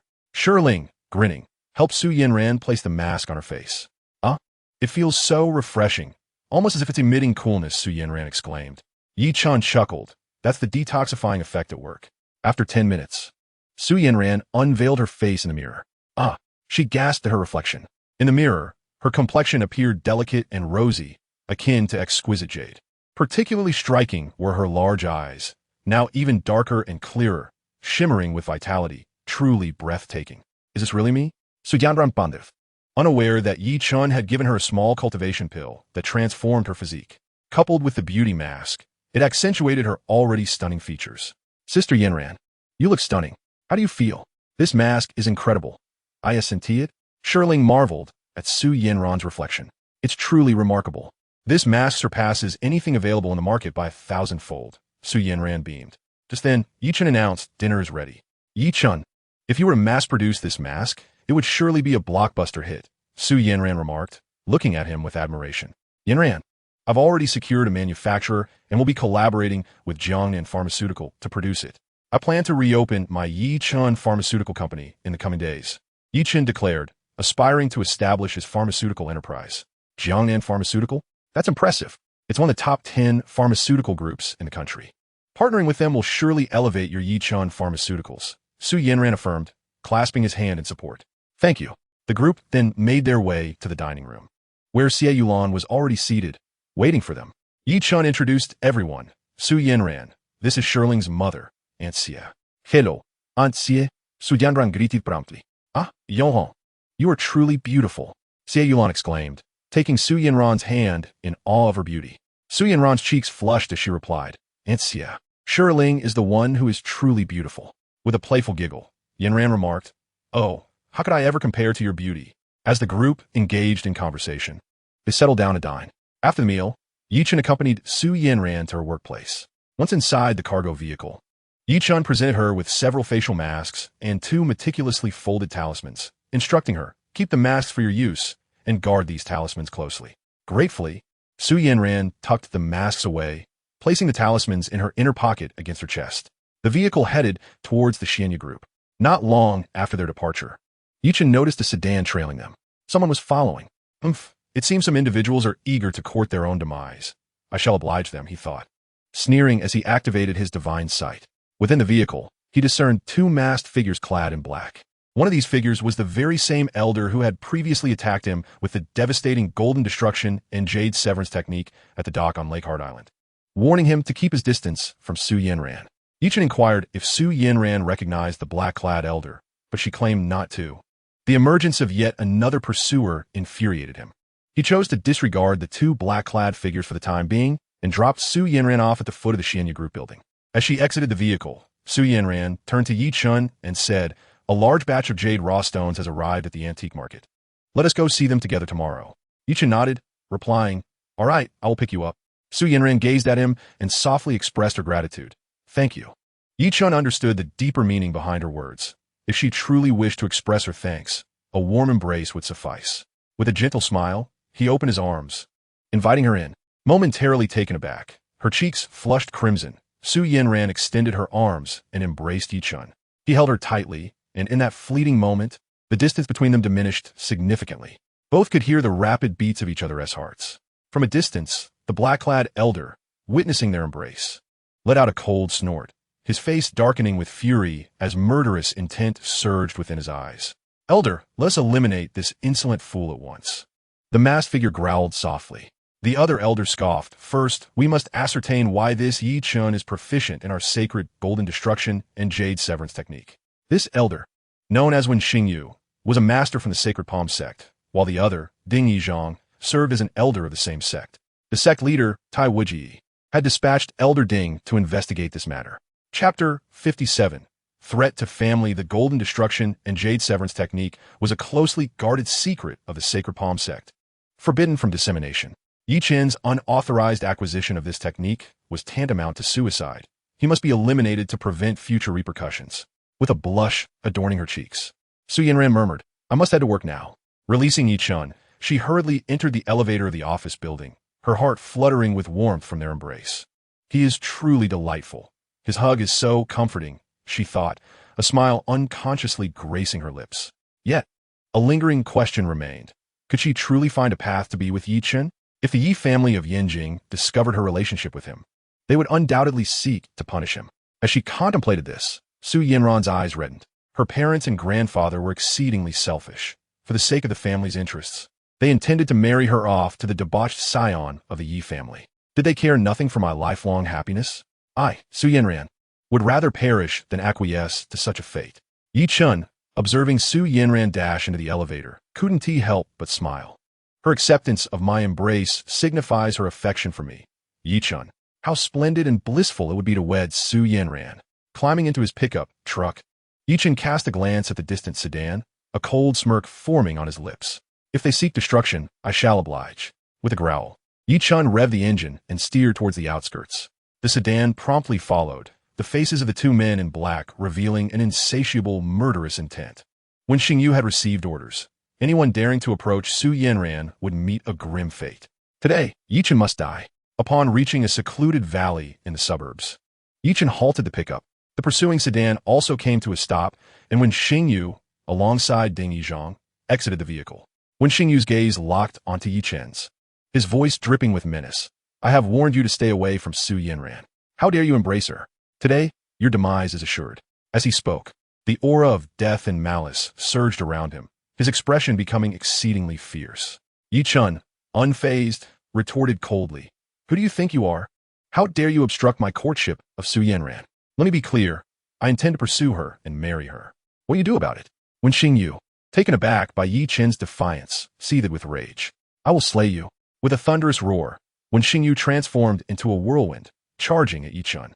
Simultaneously, his palms swelled ominously, taking on a lustrous white hue, emitting a deafening roar as it descended upon Yi Chen. This old man was employing all his strength. The palm expanded several-fold, resembling a small door, hurtling towards Yi Chen's chest with a piercing shriek.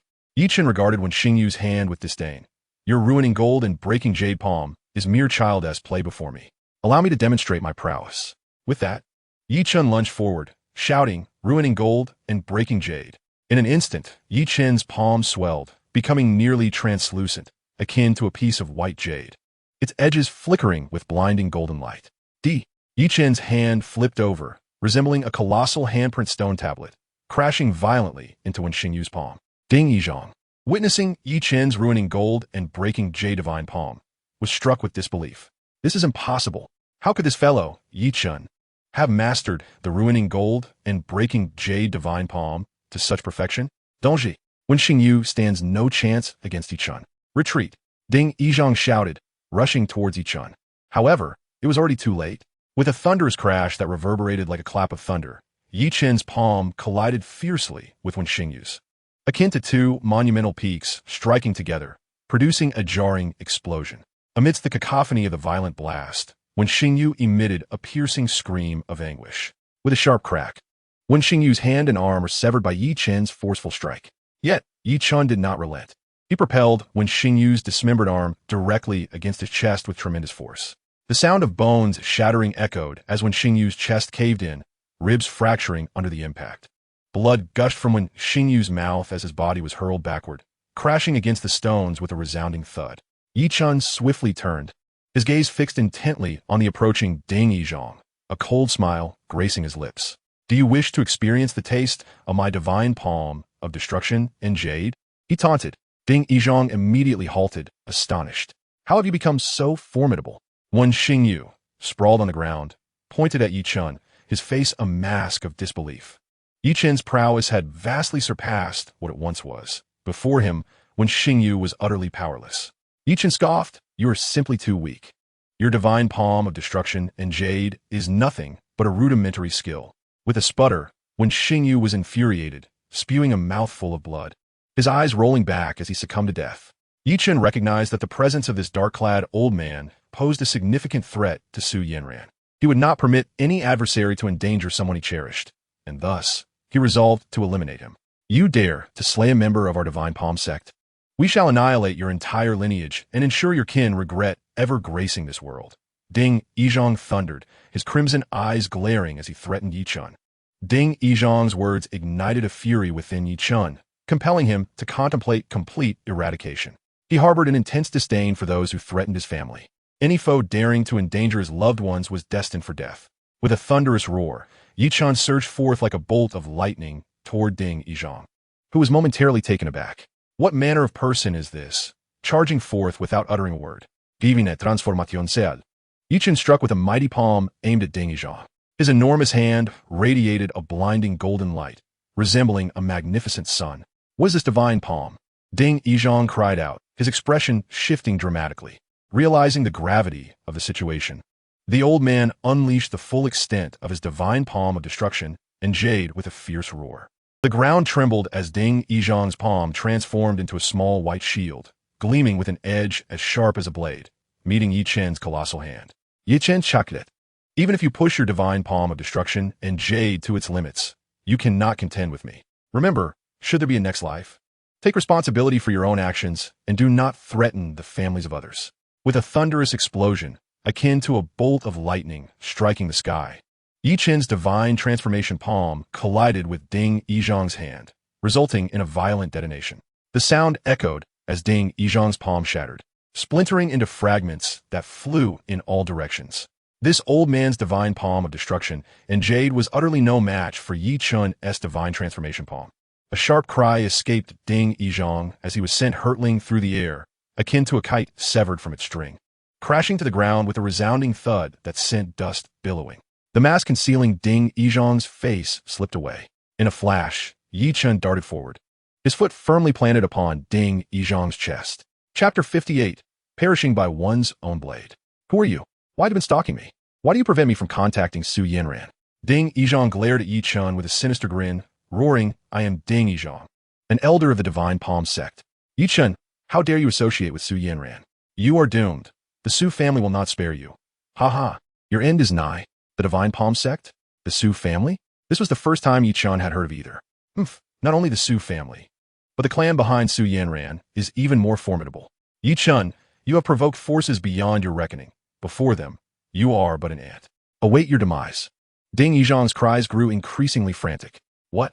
There exists an even more powerful clan behind Su Yanran? Yi Chen scoffed, simply adore Su Yanran. Not only do I cherish her, but I intend to marry her. Anyone who dares to hinder my affections for Su Yanran will meet their end. With this thought, Yi Chen coldly demanded, speak quickly. Where is the Divine Palm sect? And which clans stand behind the Su family and Su Yanran? Suddenly, a flash of cold light shot toward Yi Chen's throat.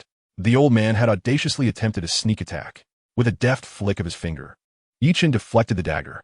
The blade, now redirected, hurtled toward Ding Yizhong's throat with incredible speed. Ding Yizhong's face paled as he beheld the dagger racing toward him.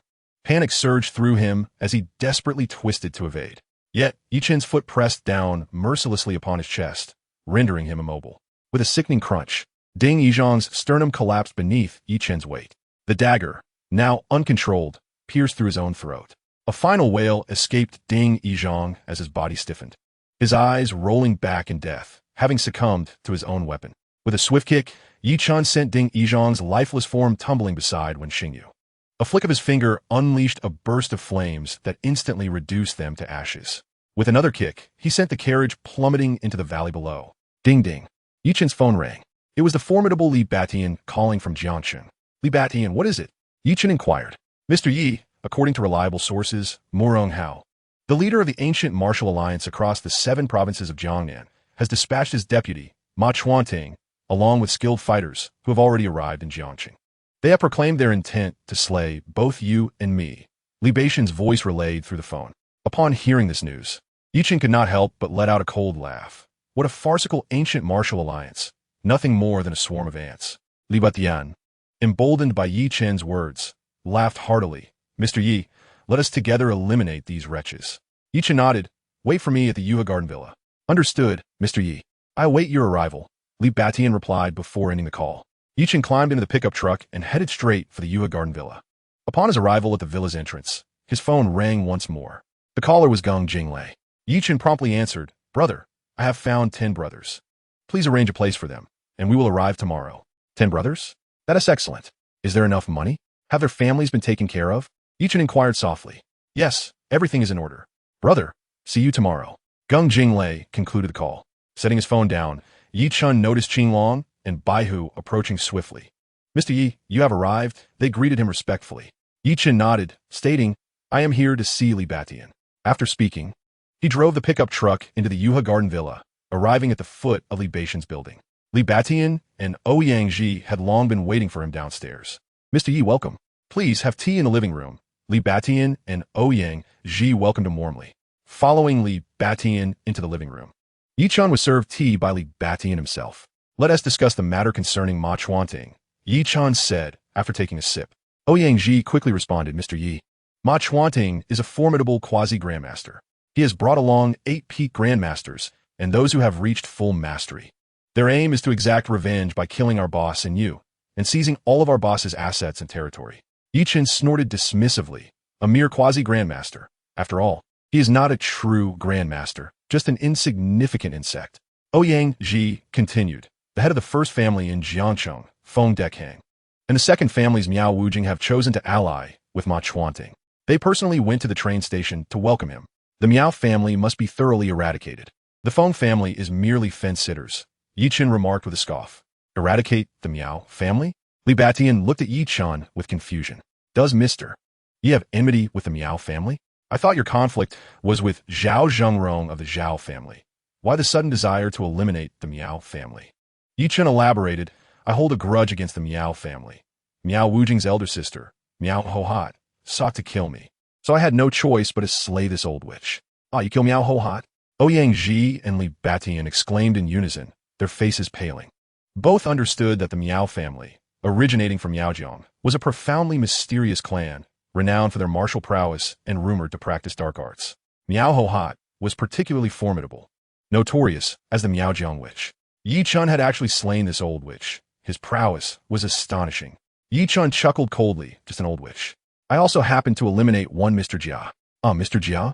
The strategist of Miao Wujing, and also Miao Hohat's former lover. Mr. Yi, you even dispatched this old fellow. Truly impressive. Ouyang Ji praised, giving Yi Chun a thumbs up. Li Batian was equally astonished. Brother, Mr. Yi, we have arrived. Qinglong and Baihu entered. Yi Chun turned to Li Batian.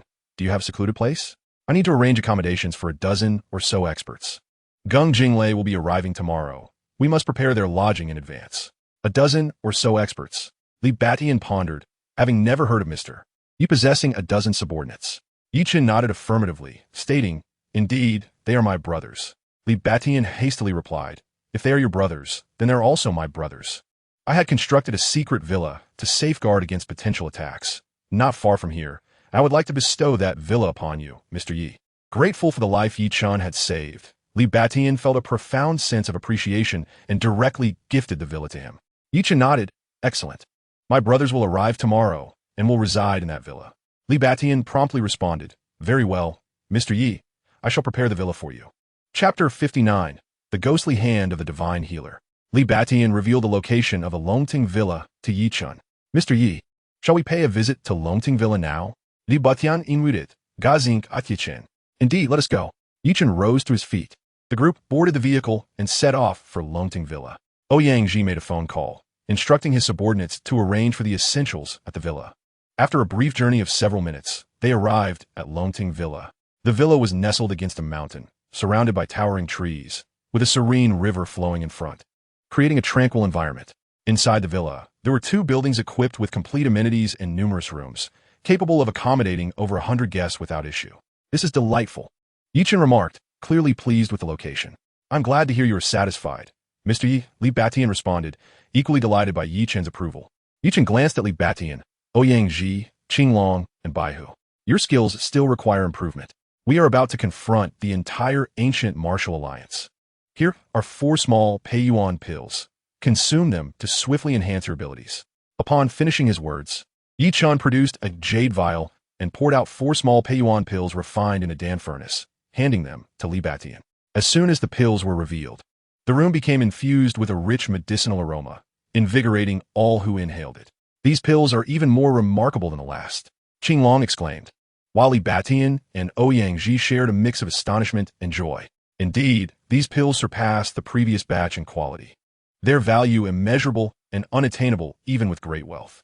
Thank you, Mr. Yi. The 4 expressed their gratitude in unison before consuming the Peiyuan pills. Meditate and cultivate. I shall guard you, Yi Chun instructed.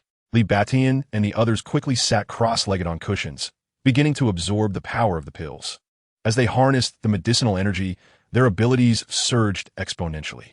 All were seasoned warriors with exceptional physical prowess and solid foundational skills.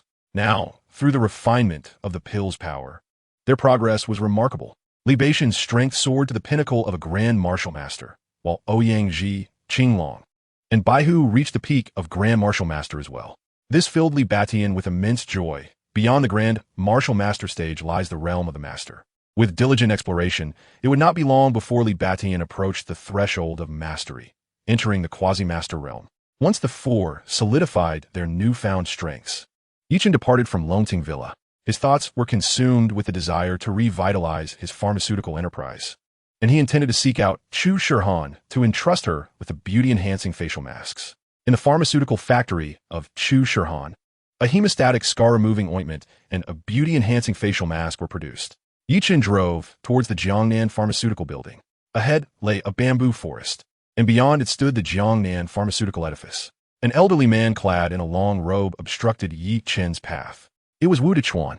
Yi Chun furrowed his brow and gradually brought the vehicle to a halt. What was this old man doing blocking the road? The last time Yi Chun visited Li Batian's wife, Feng Qinglu, for treatment, it was Wu Dechuan who had ridiculed and belittled him. Subsequently, when the Iron Palm sect launched a sudden attack on the Yushishin Manor, this old man had discreetly fled. Although Wu Dechuan was renowned as the Jiang and Divine Doctor, Yichen held a deep contempt for his character. Yichen opened the car door and stepped out. Wu Dechuan, what do you think you're doing blocking the road? Are you attempting to cause trouble? I have no money. You would die in vain. Yichen snorted coldly and glared fiercely at Wu Dechuan. Upon hearing Yichen's words, Wu Dechuan's lips twitched violently, nearly causing him to choke with rage. What do you mean trouble? I am the Jiangnan Divine Doctor. Do you understand? Wu Dechuan fixed his gaze on Yi Chun and stated, the elder of the Jinling Wu family wishes to speak with you. Yi Chun was momentarily taken aback at the mention of the Jinling Wu family's elder. I don't know you. Get lost and do not delay my business. He had no desire to waste words with someone of Wu Dechuan's low character.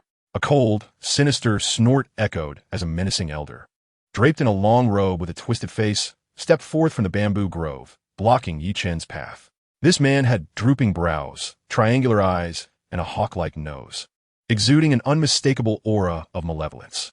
As this sinister figure fixated on Yi Chen with glinting eyes, an unsettling chill seemed to envelop the air around him. Yi Chen regarded this sudden apparition with a scornful smile. What sort of person are you? You look like a ghost hanging from a noose. The old man, infuriated by Yi Chen's words, turned pale and responded coldly. I'm the elder of the Jinling Wu family, Ghost Hand Divine Dr. Wumai. Ghost Hand Divine Dr. Wumai? Truly fitting of a ghostly title. What is it that you desire? A glint of frost flashed in Yi Chen's eyes.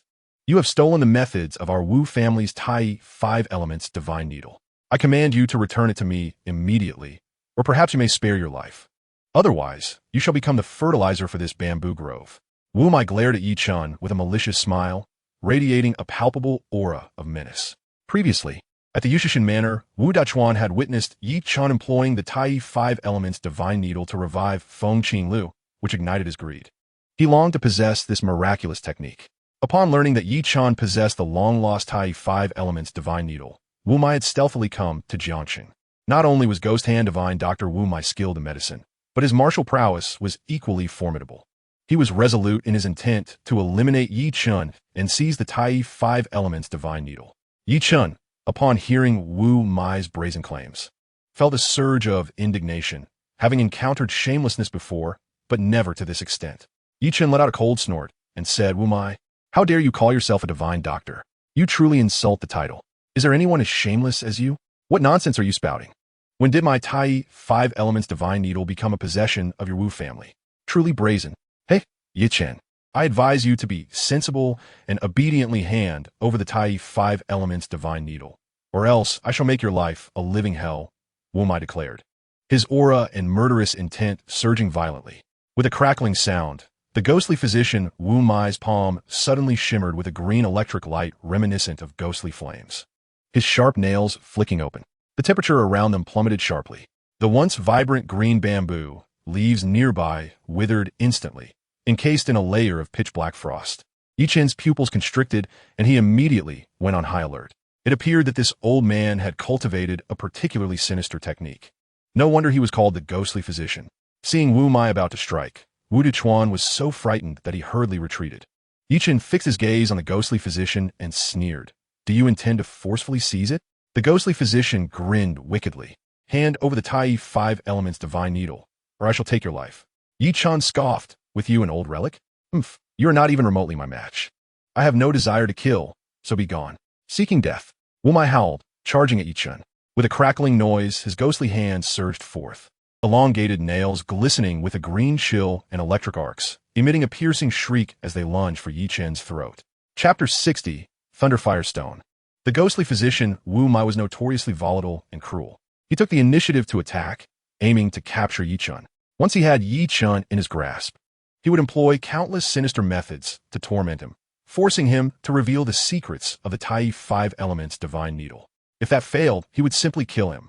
Wu Mai earned the moniker of Ghostly Physician due to his cultivation of a particularly nefarious dark art.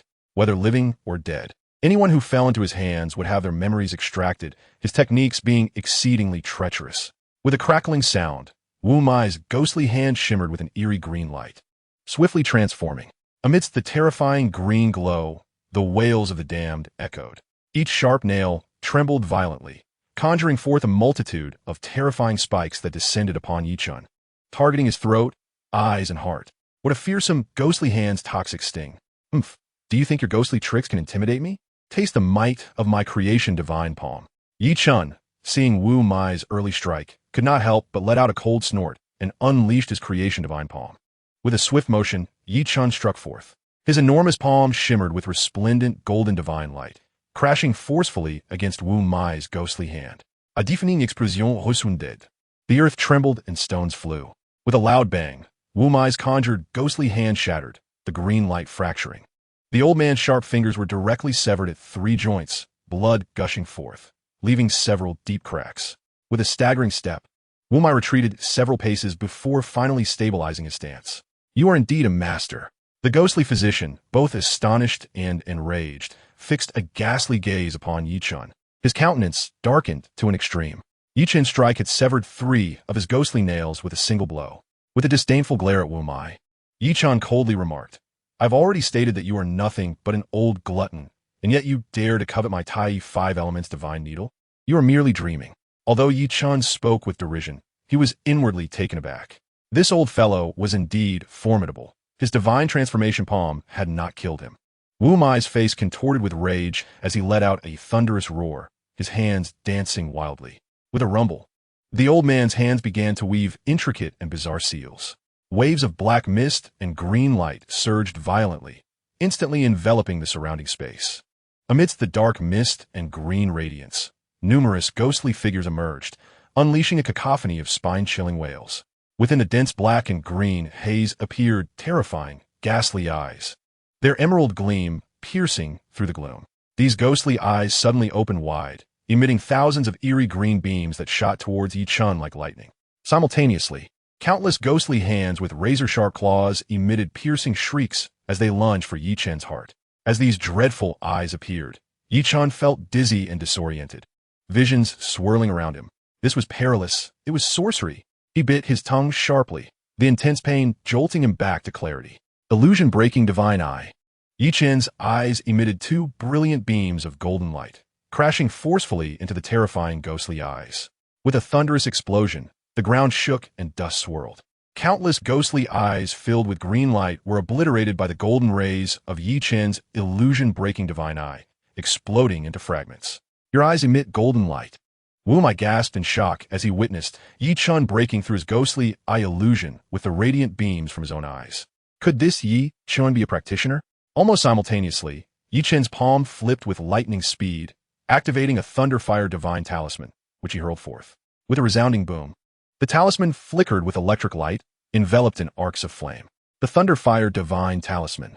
Wu Mai shrieked, his expression shifting wildly. The talisman, carrying blinding arcs of lightning and fierce flames, struck Wu Mai's ghostly claws with tremendous force. A blinding flash of lightning erupted, followed by a deafening explosion as the Thunderfire divine talisman detonated. Amidst the horrific sounds of destruction, all of Wu Mai's ghostly hands were annihilated. With a pained cry, Wu Mai was blasted backward, his body charred and lifeless, crashing to the ground. Yi Chun rushed over, unable to suppress a smile.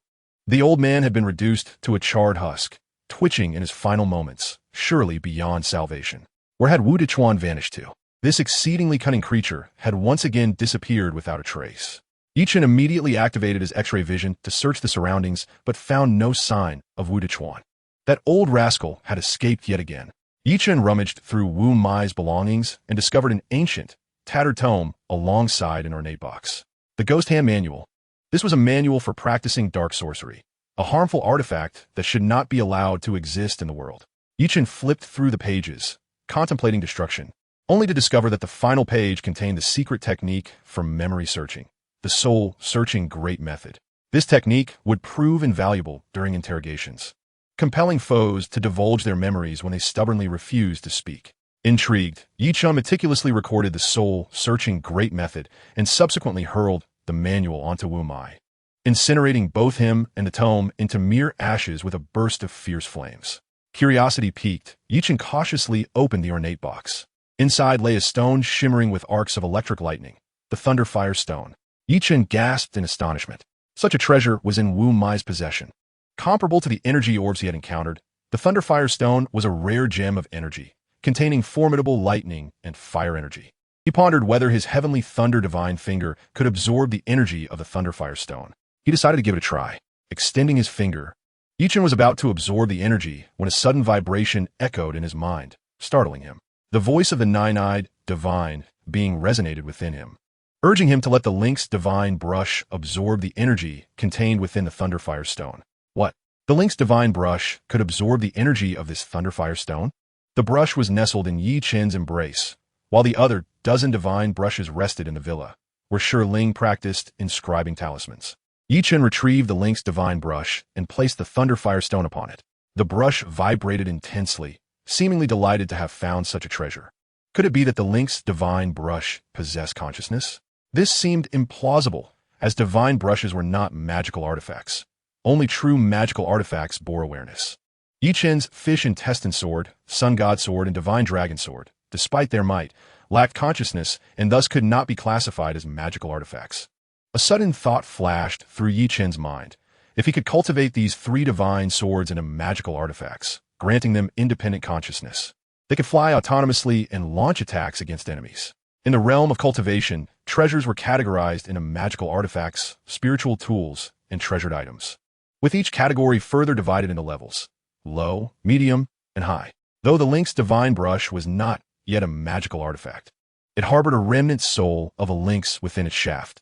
Once it absorbed the energy from the Thunderfire Stone, this remnant soul would gradually be nourished, and soon the Link's divine brush would evolve into a powerful magical artifact, with the lynx assisting him. The nine-eyed divine being continued, "Ah, splendid. Thank you, divine being," Yi Chen exclaimed, overwhelmed with excitement. He was on the cusp of acquiring a magical artifact, a treasure second only to the most esteemed items. Once the Link's divine brush transformed into a formidable magical artifact, Yi Chen's combat prowess would be significantly enhanced. The Link's divine brush began to rapidly absorb the energy of the Thunderfire Stone, streams of lightning and fire surging into its form. The entire Link's divine brush radiated an astonishing brilliance, its symbols glowing with an even more resplendent luminescence. In a brief moment, the Thunderfire Stone cracked under the pressure, losing its luster. With a resounding snap, all the Thunderfire energy was completely absorbed by the Link's divine brush, and the stone shattered into several fragments of pale gray. The brush emitted a deep, resonant hum, and Yi Chen sensed a powerful life force within it, as if it were gradually awakening. To his surprise, the brush harbored the lingering soul of a lynx. Could this lynx be a divine beast? If so, that would be extraordinary. How thrilling. Yi Chen carefully stored the Link's divine brush and boarded a freight vehicle, heading straight for Jiangnan Pharmaceutical. Upon arriving at the storefront of Jiangnan Pharmaceutical, Yi Chen spotted Chu Shihan and her grandfather, Chu Hongxian, tending to beautifully crafted bonsai. The miniature tree bore several translucent blue fruits adorned with mysterious patterns. Blue crystal fruits. Yi Chen exclaimed in astonishment. The Chu family possessed such a rare spiritual fruit. Notijing Yi Chen se ariwal. Chu Shihan and Chu Hongxian promptly ceased their activities. Yi Chen, you're here. Chu Shihan greeted him with a smile. I just arrived. Yi Chen replied cheerfully as he approached them. Yi Chen, you actually recognize blue crystal fruits? Chu Hongxian asked, surprised. Of course I do. Blue crystal fruits are a primary ingredient in refining divine mind pills. These pills can strengthen and solidify a cultivator's primordial spirit, enhancing its power and improving one's mental acuity. Is this tree unwell? Yi Chen observed that the leaves of the blue crystal tree had turned a sickly yellow, and the fruits appeared somewhat shriveled, as if they might fall at any moment. Indeed, Yi Chen, this blue crystal tree is not easy to come by. Please have a look and see what is wrong. Chu Hongxian implored anxiously. All right, let me take a look, Yi Chen said, bending down to examine the tree closely. Yi Chen, can you treat trees as well? Chu Sihan in Guit, in Ji. I am quite versatile. I can refine pills, forge weapons, and even tend to the health of people and trees, Yi Chen replied with a smile. You really know how to boast, Chu Shihan laughed. I'm not boasting. You'll see soon enough, Yi Chen said, continuing his meticulous inspection of the blue crystal tree. The leaves were neither blackened nor scorched, and there were no spots, indicating it was not infected by a virus. However, the yellowing leaves and shriveling fruits suggested root rot might be the issue. Let us check the roots of the blue crystal fruits, he thought. Activating his X-ray vision, Yi Chen focused on the roots of the tree. The vision penetrated the soil, revealing the roots of the blue crystal tree, which appeared healthy and intact. Wait, what is that? Chen noticed mysterious black substances clustered around the roots, resembling remnants of wood. Upon closer inspection, he realized it was the excrement of heart-boring insects. The blue crystal tree had been infested by these pests. These heart-boring insects were exceedingly cunning, having entered through the base of the pot from the soil, stealthily drilling into the trunk from the roots, gradually devouring the heart of the tree. Without his X-ray vision, Chen would have never discovered the root cause of the blue crystal tree's ailment. Chen, have you found the problem? Chu Shirhan inquired. Having discovered the issue, the blue crystal tree was infested with pests. Chen began to traverse the trunk, employing his divine vision to seek out the heart-boring insect. What? It truly is infested? He had his doubts about the blue crystal tree's condition, yet despite his thorough search, he found no signs of the insect. Chu Hongxian gazed at Chen with astonishment. Chen pointed at the trunk and explained, "It is a particularly cunning heart-boring insect. This creature enters from the soil, then bores through the roots into the trunk, consuming the heartwood and sap, all while remaining undetectable from the surface." "Ah, how devious!" Chu Hongxian exclaimed. Chen, how did you discern it through the trunk? Chu Shirhan looked at Chen with wide eyes, astonished. Chen chuckled. "Would you believe me if I claimed I possess divine vision?" "Divine vision? Keep dreaming. If you have such sight, then I must possess heavenly eyes," Chu Shirhan retorted, casting Chen a skeptical glance. She was utterly unconvinced by his words. At that moment, Chen's divine vision had already located the heart-boring insect. The golden-armored, heart-eating insect. Chen gasped. A creature, resplendent in golden armor, adorned with runes, and possessing a single horn, glared menacingly at Chen with its piercing eyes, radiating hostility and anger. The discovery of its presence incensed the insect. How could this cunning being sense Chen's gaze upon it? Did it possess some form of divine vision as well? Such a divine insect could not possibly exist in the mortal realm. Drawing upon the knowledge from the stone tablet, Chen recognized the golden-armored heart-eating insect. "What? There's a golden-armored, heart-eating insect inside?" Chu Hongxian exclaimed, utterly taken aback. He was familiar with this type of insect, although he had never encountered one before. Chen nodded, affirming, "Indeed, that is correct. Senior Chu, from where did you acquire this blue crystal fruit tree?" He was eager to learn about the origins of this tree. The golden-armored heart-eating insect was a rarity. It must have burrowed into the soil and somehow found its way into the trunk of this blue crystal tree. Chu Hongxian promptly replied. The blue crystal divine tree was obtained from an ancient cave in Kunlun Mountain. Upon hearing this, Chen understood. That cave must have been the sanctuary of an ancient cultivator, and the golden-armored heart-eating insect undoubtedly hailed from that very place. Chen smiled and asked, "Senior Chu, would it be possible for you to take me to that cave at your convenience?" Chu Hongxian responded warmly, "Of course. I shall first capture this golden-armored heart-eating insect." As he spoke, Chen extended his finger towards the location of the insect. Squeak! The golden-armored heart-eating insect seemed to hear Chen's voice. And upon realizing that Chen intended to capture it, the little creature erupted in fury, emitting a furious squeaking sound as it swiftly retreated down its burrow. Chapter 62. Acknowledging the Master. The golden-armored heart-eating insect was exceptionally sensitive, quick-tempered, and possessed a strong desire for vengeance. Chen's divine vision remained fixed on the enraged insect within the trunk. He flipped his palm, revealing a jade vial containing a small cultivation-enhancing pill. With a whoosh, the entire bonsai trembled slightly, and a beam of golden light, infused with wrathful intent, surged forth from the soil. In the radiant glow, the furious golden-armored heart-devouring insect emerged. This little creature, with its sharp claws and outstretched limbs, lowered its head like a bolt of lightning, its razor-sharp horn aiming at Chen's throat. "Quick dodge!" Chu Hongxian bellowed, urging Chen to evade the imminent attack of the insect. Chen, ever prepared, extended his finger, unleashing a bolt of thunderous energy that struck the insect's head. With a piercing screech, the golden-armored heart-devouring insect was sent flying. Infuriated by Chen's divine, thunderous finger, the creature roared fiercely. Astonishingly, this little being could even breathe fire. In a swift motion, Chen evaded the fiery assault. The ethereal fire, Lil Qing, descended from Chen's fingertip, transforming into a small cat that opened its mouth wide and devoured the flames spewed by the insect. With a furious roar, Little Qing lunged at the golden-armored heart-devouring insect. Upon seeing the ethereal fire, the insect shrieked in terror, turning to flee. This clawed little creature was surprisingly afraid of Little Qing. In an instant, little Qing intercepted the golden-armored heart-devouring insect. With a flick of his wrist, Yi Chen produced a small jade bottle, swiftly capturing the insect within. With a decisive click, Yi Chen sealed the bottle. Ah, splendid. Yi Chen, you've caught the little bug. Chu Shihan exclaimed joyfully. Chu Hongxian was equally astonished by Yi Chen's quick reflexes. Yi Chen's fingers could emit arcs of lightning. Not only was he a master in refining weapons and concocting elixirs, but he was also a true adept. The trapped, golden-armored heart-devouring insect, now furious, rammed its sharp horn against the walls of the bottle. Yet, after several attempts, it caught a whiff of the rich spiritual essence and fragrance of the small cultivating elixir. The insect paused, emitting a series of chirps before voraciously consuming the elixir in one gulp.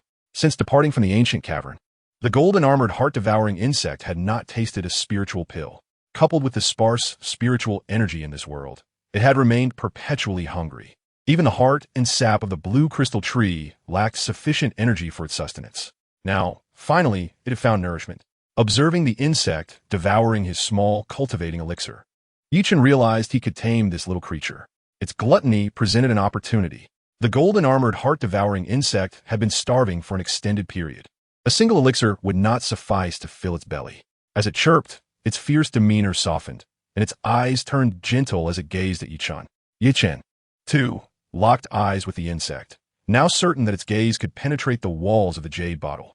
This indicated that the golden-armored heart-devouring insect possessed a pair of mystical eyes capable of seeing through. Communicating with it through his mind, Yi Chen conveyed, "I possess more treasures. If you are willing to heed my words, I shall bestow them upon you." Yi Chen understood that this little creature was likely young, not an ancient insect that had cultivated for millennia. It is highly probable that when the master of the ancient cave departed, he took away the old worm, yet left behind this diminutive creature for reasons unknown. The chirping golden-armored heart-devouring worm could sense Yi Chen's intentions and quickly nodded in response. Yi Chen unscrewed the bottle cap, and in a flash of golden light, the golden-armored heart-devouring worm soared onto Yi Chen's hand, its gaze fixed upon him. Suddenly, a stream of transformative divine golden light manifested upon Yi Chen's finger. Upon perceiving this divine light, the little worm became exhilarated, letting out a sharp cry of joy. The transformative divine golden light is far more precious than a minor cultivating elixir. A mere taste would bestow immense benefits upon the little creature. With its mouth agape, it attempted to consume the transformative divine golden light. However, to claim this divine light, it must first pledge an oath to acknowledge Yi Chen as its master. Yi Chen understood that the temperament of such divine insects was notoriously volatile and difficult to tame. Fortunately, this golden-armored heart-devouring worm was still a juvenile. Its intellect not fully matured, granting him a chance to subdue it. Should it forego the oath, it would undoubtedly become rebellious upon reaching adulthood. Any cultivator who breaks their oath would incur the wrath of the heavens, facing retribution in the form of thunder, tribulation, and obliteration of their soul. The little golden-armored heart-devouring worm hesitated briefly before nodding in agreement. Having been solitary for many years, it too sought a master capable of providing sustenance. The chirping little creature began to utter its oath. In an instant, Yi Chen felt an ethereal connection forged between himself and the golden-armored heart-devouring worm. Very well. Here you go. A stream of transformative golden light flew towards the worm. Thank you, Master. The little creature's thoughts resonated in Yi Chen's mind. Haha, splendid. The little one has acknowledged its master. With a snap, the golden-armored heart-devouring worm consumed the transformative golden light in one gulp, joyfully spinning in Yi Chen's palm. Ah, Yi Chen, you managed to tame this little worm. Chu Shihan exclaimed in astonishment, gazing at the tiny creature nestled in Yi Chen's hand. Chu Hongxian was equally taken aback. The golden-armored heart-devouring worm was no ordinary insect of this realm. It was a divine worm from the celestial realm. Yi Chen's fortune was truly remarkable, and Chu Hongxian was filled with envy. May I have a look? Chu Shihan expressed her fondness for the little creature. Yi Chen smiled and replied, of course. He gently placed the golden-armored heart-devouring worm into Chu Shihan's hand. The little creature sensed that Chu Shihan was a friend of its master and displayed no aggression. Ah, that tickles. Chu Shihan laughed joyfully. Yi Chen cautioned, Senior, do not carelessly remove the blue crystal fruit, lest other cultivators covet it. Understood, Yi Chen. Chu Hongxian nodded in agreement. Should other cultivators discover the blue crystal fruit, they would undoubtedly fight fiercely to seize it. Yi Chen crushed a minor cultivating elixir, dissolving it in water before pouring it at the roots of the blue crystal tree. Before long, the once withered leaves of the tree regained their verdant hue, and the wrinkled fruits began to plump up, their patterns becoming more vibrant and distinct. Chapter 63. The Escape Talisman. Seeing the blue crystal tree rejuvenated, Chu Hongxian felt a surge of excitement and emotion. In a bid to expedite its recovery, Yi Chun had utilized a rare 9-pattern minor nourishing pill for its nourishment. This particular pill, classified as of exceptional grade, held a staggering value of over 20 million. Yi Chun, once the blue crystal divine fruit ripens, all the fruits on the tree shall belong to you. Chu Hongxian expressed gratefully. Thank you, Senior Chu. I will provide you with the recipe for the mind-nurturing pill. Please gather the necessary ingredients promptly, for when the blue crystal fruit matures, I intend to use it to refine the mind-nurturing pill. After its completion, I shall gift you several of these pills, Yi Chun stated, handing a written formula to Chu Hongxian. With great enthusiasm, Chu Hongxian accepted the recipe, glancing at it before promptly securing it. Very well, Yi Chun, I shall begin preparations at once. The mind-nurturing pill is a far more precious elixir than the mind-nourishing pill. This concoction fortifies the cultivator's primordial spirit and enhances their mental prowess. A robust primordial spirit allows a cultivator to wield their magical artifacts with greater control and resilience against attacks. When one's mental acuity reaches a remarkable level, it enables them to project their consciousness outward, perceiving events even miles or thousands of miles away, while also discerning numerous illusions.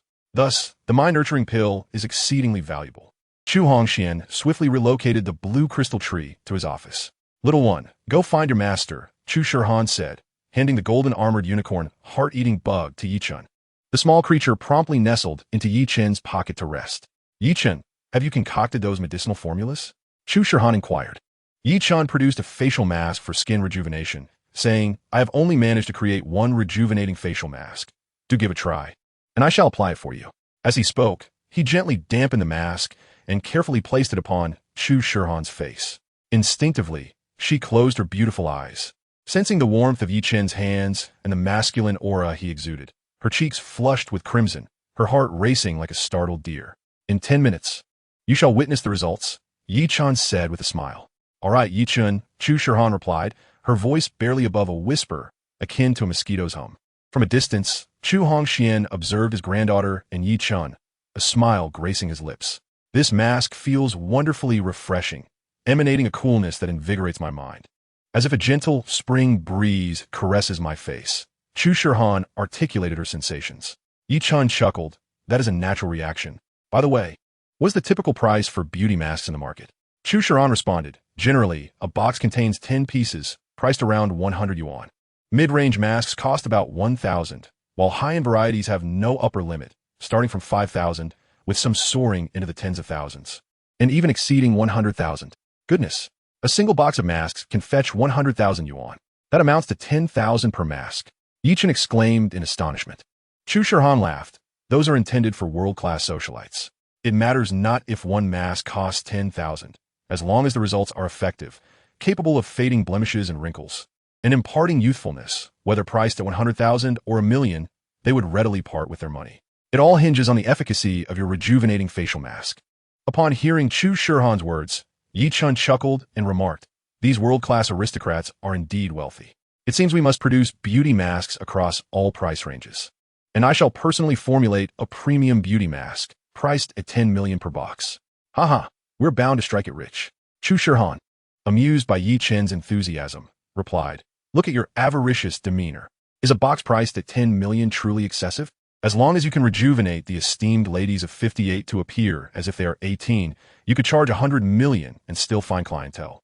Laughing, Yi Chen scratched his head, acknowledging, it appears my aspirations were too modest. I should raise my asking price. Chu Shirhan, with a smile, said, as long as the product's efficacy is assured, price becomes inconsequential. It's been 10 minutes. I shall unveil it now. With that, she approached the mirror and gently peeled off the mask from her face. As she removed the mask, a bright glimmer filled her eyes. Chu Sihan Gapet, staring at her reflection, momentarily captivated. Her complexion was remarkably fair and delicate, with a blemish beside her nose vanished and a small discoloration completely erased. Her entire visage radiated a vibrant, healthy glow, and her eyes appeared even more crystalline. Overwhelmed with excitement, she turned to Yi Chun, exclaiming, This is the finest beauty mask I have ever used. The results are extraordinary. If we could produce such a mask, it would undoubtedly fly off the shelves. Yi Chun, observing Chu Shihan's exhilaration, smiled and said, I will provide you with the formula for the scar-reducing and healing ointment, as well as the mask. You shall oversee the procurement of the necessary ingredients for production. After writing down the formula, he handed it to Chu Shihan. She glanced at it briefly before tearing it into pieces and discarding it into a basin of water. The girl possessed an excellent memory, capable of retaining every detail. We must keep the formula confidential. Let us visit your new pharmaceutical factory. Yi Chen intended to set up a spiritual array in the production workshop, as these two products require the infusion of spiritual energy. All right, Grandpa, I will accompany Yi Chen to the new factory, Chu Shihan declared loudly. Be careful, Yi Chen replied as he hopped into his pickup truck, while Chu Shihan took her own vehicle. 20 minutes later, they arrived at the new pharmaceutical factory, located within the development zone of Jiangnan Pharmaceutical. Chu Shihan guided Yi Chen through the production workshop of the factory. Based on the methods for creating the scar-reducing ointment and the mask, she selected several production lines. Given the anticipated demand for these two products, she opted for multiple lines. After inspecting the lines, Yi Chen expressed his satisfaction. Shihan, I will set up a grand spiritual array on these lines, allowing the spiritual energy from nature to permeate the products, enhancing their effectiveness. Ah, Yi Chen, you are indeed an array master? Chu Shihan exclaimed, her eyes widening with delight. In the realm of cultivation, few dared to provoke an array master. Even one with modest prowess could harness the forces of nature to confront foes far more powerful, even capable of slaying adversaries of higher ranks. Yi Chen smiled. I have mentioned before that I am a polymath, skilled in all areas. Do you still doubt me? Chu Shihan laughed. I believe you now. You truly are a polymath. With a hearty laugh, Yi Chen radiated joy as he began to arrange the spirit-gathering array. One by one, meticulously inscribed talismans were cast into the air. After half an hour, the entire array was set in place, leaving Chu Shihan utterly dazzled. This is for you, Yi Chen said, retrieving several beautifully inscribed talismans from his bosom and offering them to Chu Shihan. Ah, this is an attack talisman, and this one is for defense, she exclaimed, her eyes sparkling with delight as she examined the talismans in her hands. Yi Chen was thoughtful and caring, always attentive to others. Hey, what is this talisman? She inquired, noticing the intricate symbols that resembled a raging wind and a phoenix soaring through the skies. Such an enchanting sight.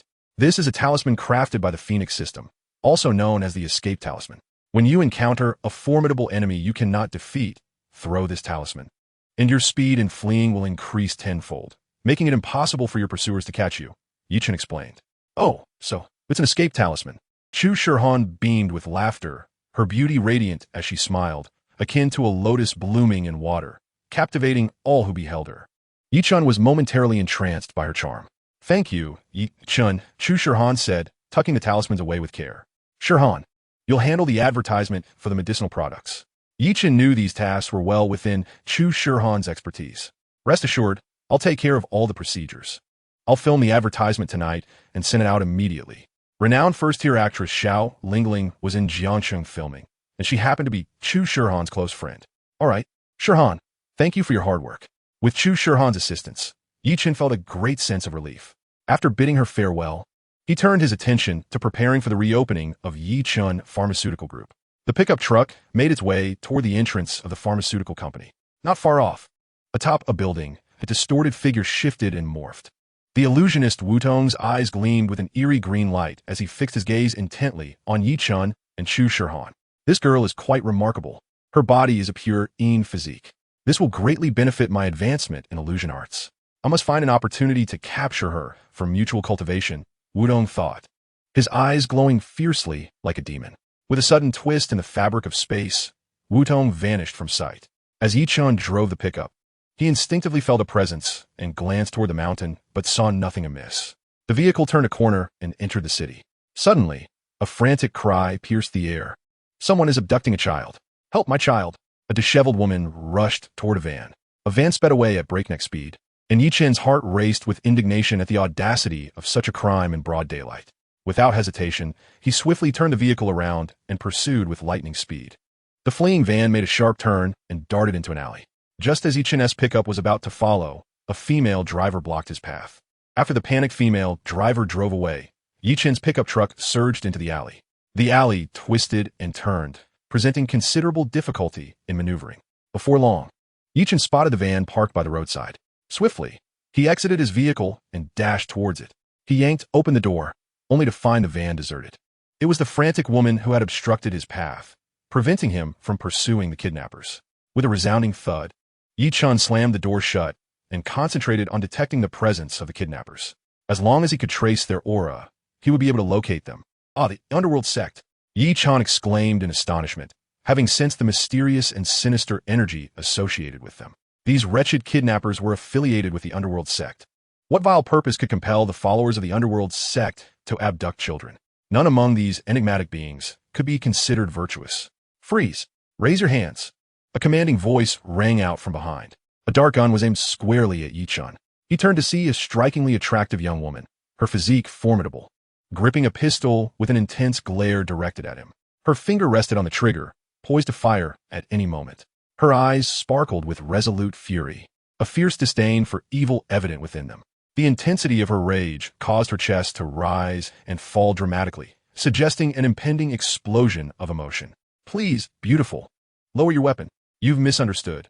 I am not a kidnapper, but a good Samaritan pursuing those vile individuals. Yichen hastily clarified. Silence. Every kidnapper claims to be a good person. Raise your hands and remain still, or I will not hesitate to shoot.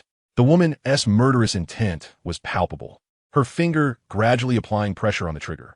Don't shoot. I want to move.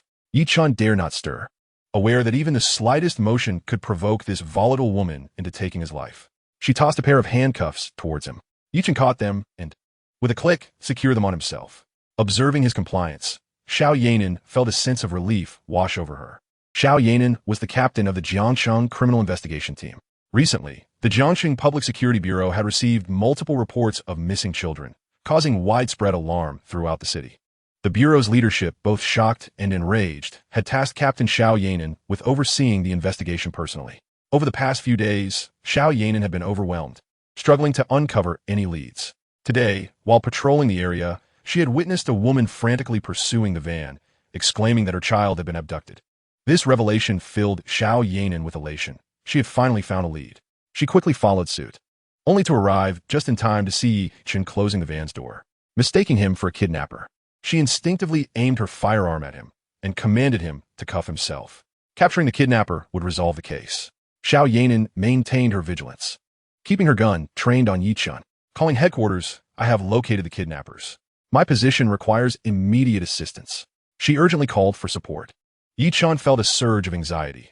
The policewoman mistakenly regarded him as a kidnapper, causing unnecessary delays. If this continued, the real abductors might escape beyond reach. Officer, I assure you, I am a good person. You have misunderstood, Yichen implored urgently. Enough chatter. Get down on the ground now. Xiao Yanin commanded sharply, her gun trained on him. Reluctantly, Yichen complied, slowly lowering himself to the ground. As Xiao Yanin cautiously approached, an opportunity presented itself. With a spring-like agility, Yichen propelled himself upward and collided forcefully with Xiao Yanin. The impact felt akin to crashing into a pair of remarkably resilient peaks. A muffled thud ensued as Xiao Yanin staggered and tumbled to the ground. My apologies for the miscalculation. I hope your peaks remain intact.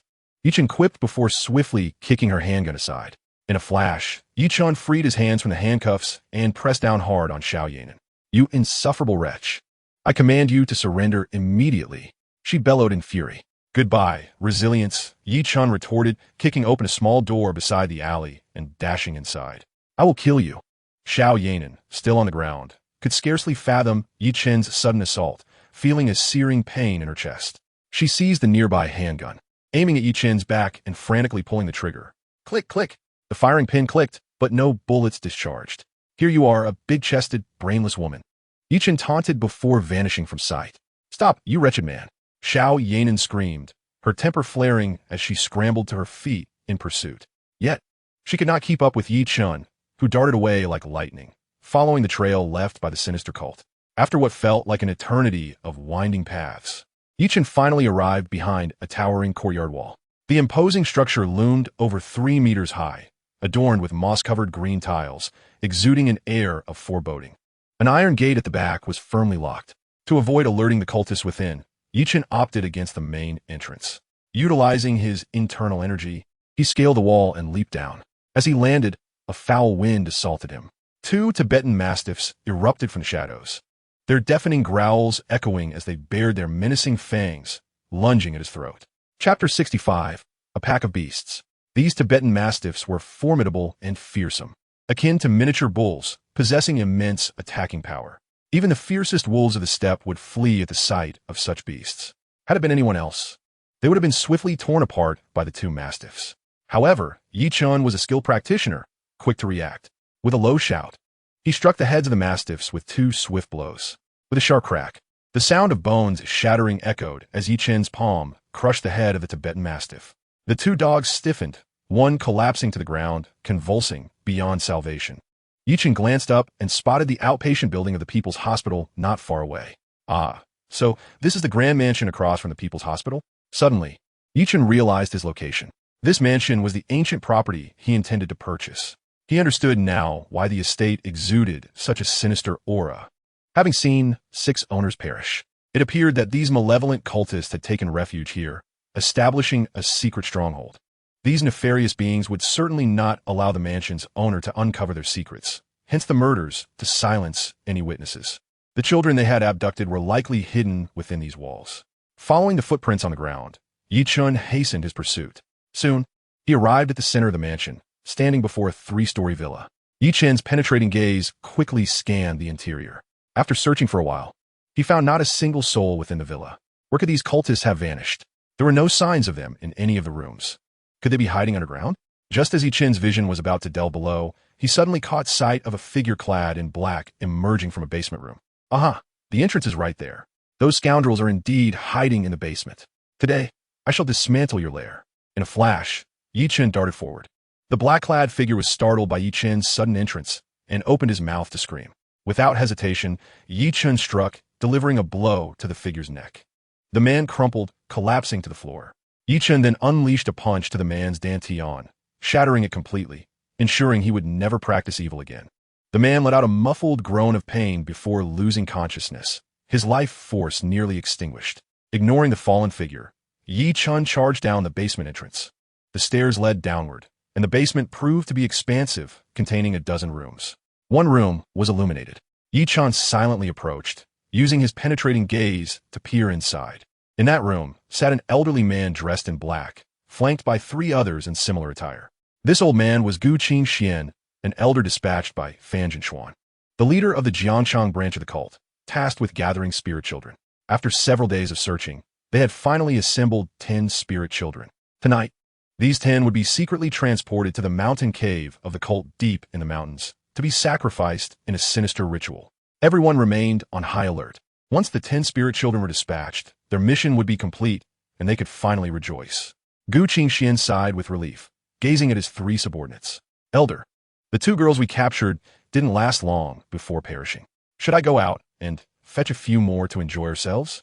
After all, we have the spirit children gathered. Another man in black sneered, his eyes glinting with malice. Indeed, Elder, we have been pent up for far too long. You 2 may relax. The other man in black swallowed hard, casting a sycophantic gaze at Gu Qingxian. This group of fiends had occupied this place for many years, having no doubt caused the demise of countless young women. Yes, Elder Gu, the black-clad man exclaimed, nearly jumping with excitement as he swiftly exited the room. These disciples of the Netherworld sect were truly inhuman, worse than beasts. They must not be allowed to leave this place alive. Chen felt a surge of fury, his teeth grinding audibly. At that moment, the man in black emerged, and Chen delivered a fierce kick to his dantian.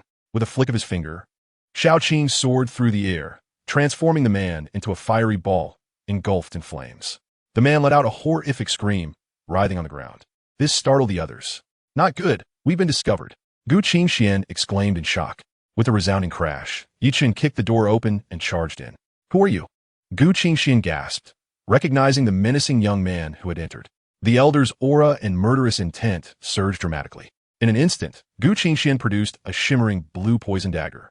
The 2 other black-clad men swiftly surrounded Chen. Chen had no intention of engaging in idle conversation with these brutes. With a deft motion, he revealed the fish intestine sword, its cold gleam flashing in his hand. Killing God, Chen bellowed, swinging the sword towards the nearest black-clad man. The assailant had not anticipated Yi Chen's speed. Terrified, he stumbled backward, but his movements were as sluggish as a snail in comparison to Yi Chen. In a heartbeat, he felt a chill at his neck and saw the world spin around him. A headless corpse stood before him, blood gushing from its neck. It was his own. Fear gripped him, and he attempted to scream, but his mouth would not open, plunging him into an abyss of darkness. The man who had turned into a fireball was reduced to ashes.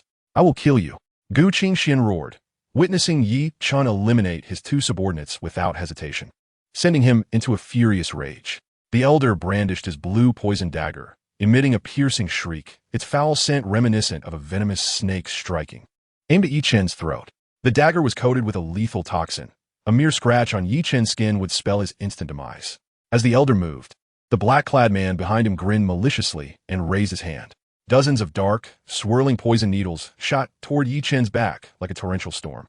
Gu Xianqing and the black-clad man were cunning and treacherous, their seamless teamwork allowing them to launch a surprise assault that left Yi Chen vulnerable. The dense barrage of poison needles, all coated with deadly venom, aimed to seal his fate. With a thunderous roar, Yi Chen invoked the name of the killing god. He swept the fish intestine sword backward with ferocity. The blade glimmered, deflecting the onslaught of poison needles. The man let out a piercing scream, desperately trying to evade. Yi Chen swiftly sidestepped, avoiding Gu Qingxuan's poison blade, and struck the black-clad assailant on the leg with his sword. A sharp crack echoed as bone and muscle gave way. The assailant's left leg erupted with foul blood, flying away. "Ah, my leg!" he shrieked, momentarily stunned. The tail of the half-buried poison needle vibrated violently, emitting a menacing hum. With a thud, the black-clad figure collapsed, his body instantly shrouded in darkness. Hissing sounds emanated as his body emitted black smoke, producing a terrifying noise as it began to dissolve rapidly. It was utterly horrifying. The vile poison smeared on the needle was not only extremely toxic, but also capable of disintegrating a person's body in an instant, and harming others. He had ultimately harmed himself.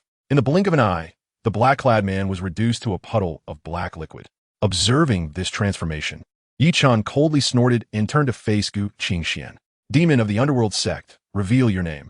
Yi Chen's gaze was fixed intently on Gu Qingxian. Upon seeing one of his subordinates slain, Gu Qingxuan's face turned ashen with rage, his fury palpable. Clink! This old wretch swiftly produced a pair of eerie bells. One large and one small, swirling with dark energy and flickering runes, while muttering an obscure incantation. Yi Chen instantly recognized the old man's intention to employ dark magic. Having suffered from such sorcery before, he was determined not to allow this old man to complete his chant. With a swift motion, Yi Chen lunged towards Gu Qingxuan's throat. However, Gu Qingxuan's agility, enhanced by his dark arts, allowed him to evade Yi Chen's lethal strike, moving like a wraith. Aware that Yi Chen aimed to interrupt his incantation, Gu Qingxian hastened his recitation. The eerie bells emitted a piercing buzz. The moment the sound resonated, Yi Chen felt an overwhelming force violently tearing at his soul. Those dreadful bells were specifically designed to assault the spirit. With a thunderous roar, Yi Chen unleashed his breaking illusion Divine Eye.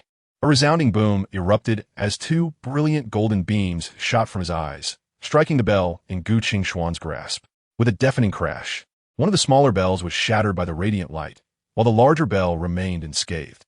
Infuriated at the destruction of his precious, soul-ensnaring bells, Gu Qingxuan's face contorted with rage. This pair of bells was a formidable artifact, and he had nearly lost his life to obtain them. Now, witnessing one of them obliterated by Yi Chen, he felt a pang of anguish that nearly drove him to vomit blood. Undeterred, the old man continued to fervently recite the incantation, determined to eliminate Yi Chen before he could unleash a second wave of golden energy. Yet, just as he was nearing the completion of his spell, a searing pain shot through his wrist. Gu Qingxian cried out, glancing down in alarm. An exceedingly grotesque beetle was gnawing at his wrist with its formidable pincers. "A dung beetle," Gu Qingxian exclaimed, his expression shifting to one of horror. Where had this beetle come from to stealthily attack him? Upon his call, the incantation ceased. The golden-armored unicorn, heart-devouring insect, previously in slumber, was abruptly awakened by the humming of the soul-capturing bell. Observing his master in peril, the little creature sprang forth, biting down on Gu Qingxuan's wrist. Infuriated by the old man's insult, calling him a dung beetle, the insect seethed with rage. "Your entire family are dung beetles. with a resounding snap of its formidable fangs. It severed Gu Qingshuan's hand. A cry of agony escaped Gu Qingshuan's lips, his face turning pale. Yi Chun, witnessing the golden-armored insect come to his aid, was filled with elation. With a swift kick, he struck Gu Qingshuan's dantian. A muffled thud echoed, akin to a tire bursting. Gu Qingshuan's dantian was shattered by Yi Chen's blow, rendering him incapacitated. Another cry of despair erupted from Gu Qingxian as blood spurted forth, causing him to lose consciousness. Yi Chun then pressed his foot upon Gu Qingshuan's head, rummaging through his belongings. He unearthed a slender tome of dark sorcery and a small, rune-ensconced bag. Flipping through the tome, he discovered it contained terrifying methods for practicing wicked arts. Yi Chun contemplated destroying the tome outright. The golden-armored insect, clutching the remaining bell, fluttered over. It deposited the bell into its slumbering pouch before darting back, snatching the tome and vanishing into Yi Chen's pocket.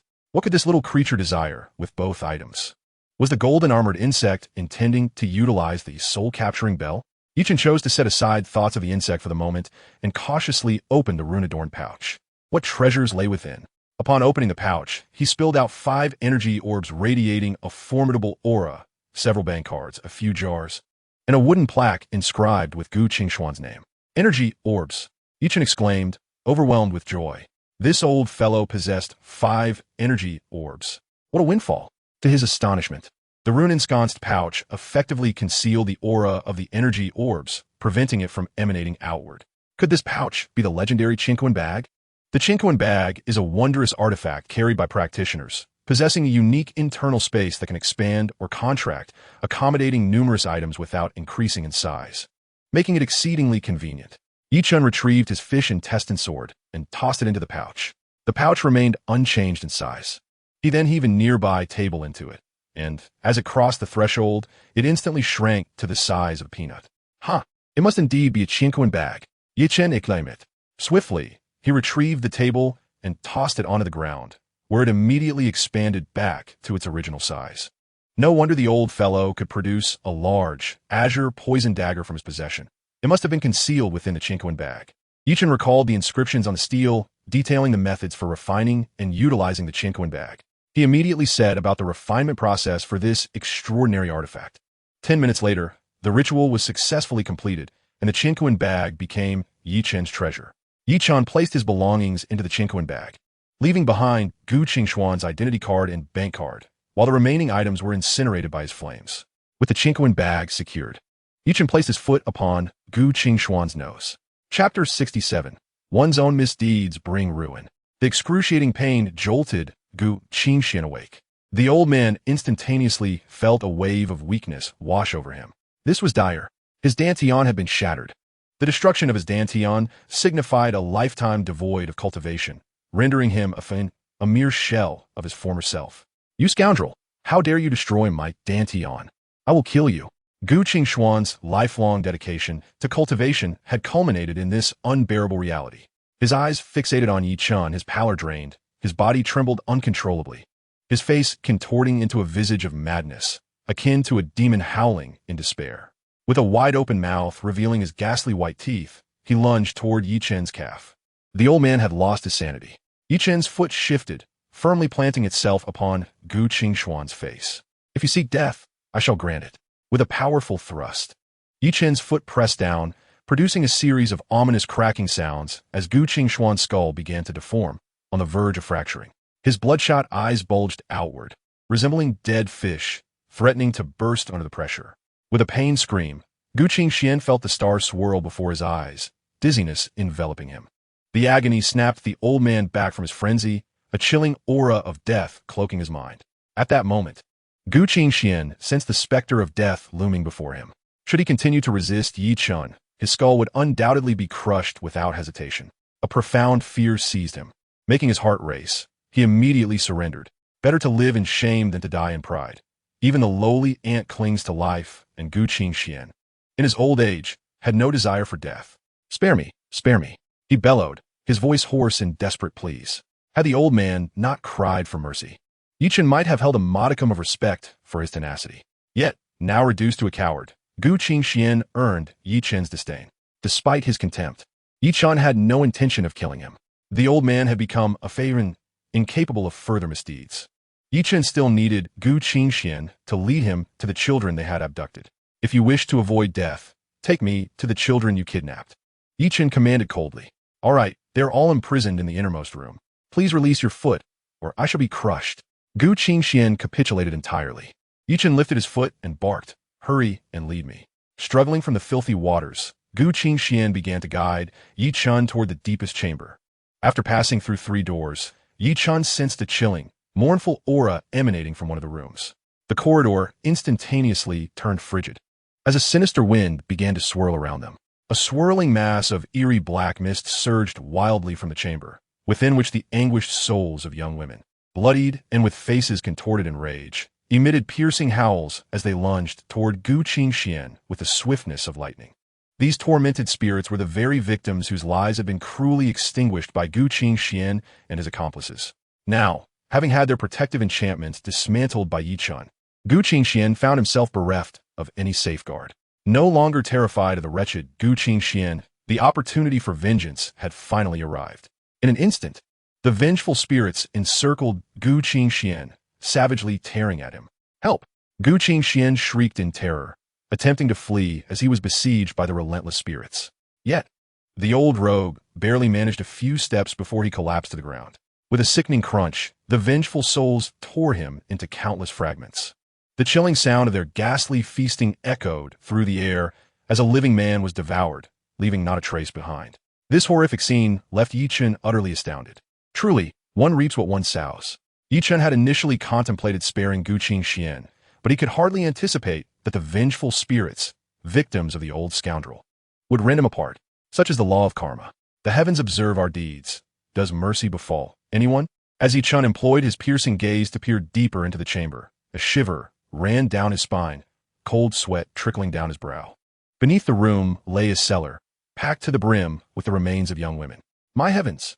These despicable fiends had brought about the demise of so many innocent lives. Truly, they deserved their fate. Yi Chen stood in stunned silence for a moment, then sighed heavily as he approached the innermost chamber and opened the door. A chorus of terrified cries erupted from within. Yi Chen beheld 10 children, around 5 or 6 years of age, who, upon seeing an unfamiliar presence, recoiled in fear, their faces pale and trembling in the corner of the room. Several among them burst into tears. Do not cry, do not cry. Uncle has come to rescue you. Yi Chen hastily assured the frightened children as he stepped inside. However, upon his comforting words, all the children shut their eyes tightly and wailed louder, completely disregarding him. They believed Yi Chen to be an ally of the dark-clad figures, a villain among villains. With a wry smile and a scratch of his head, Yi Chen realized he had no choice but to call the authorities. Unable to locate the children's homes, he could only leave the matter to the police.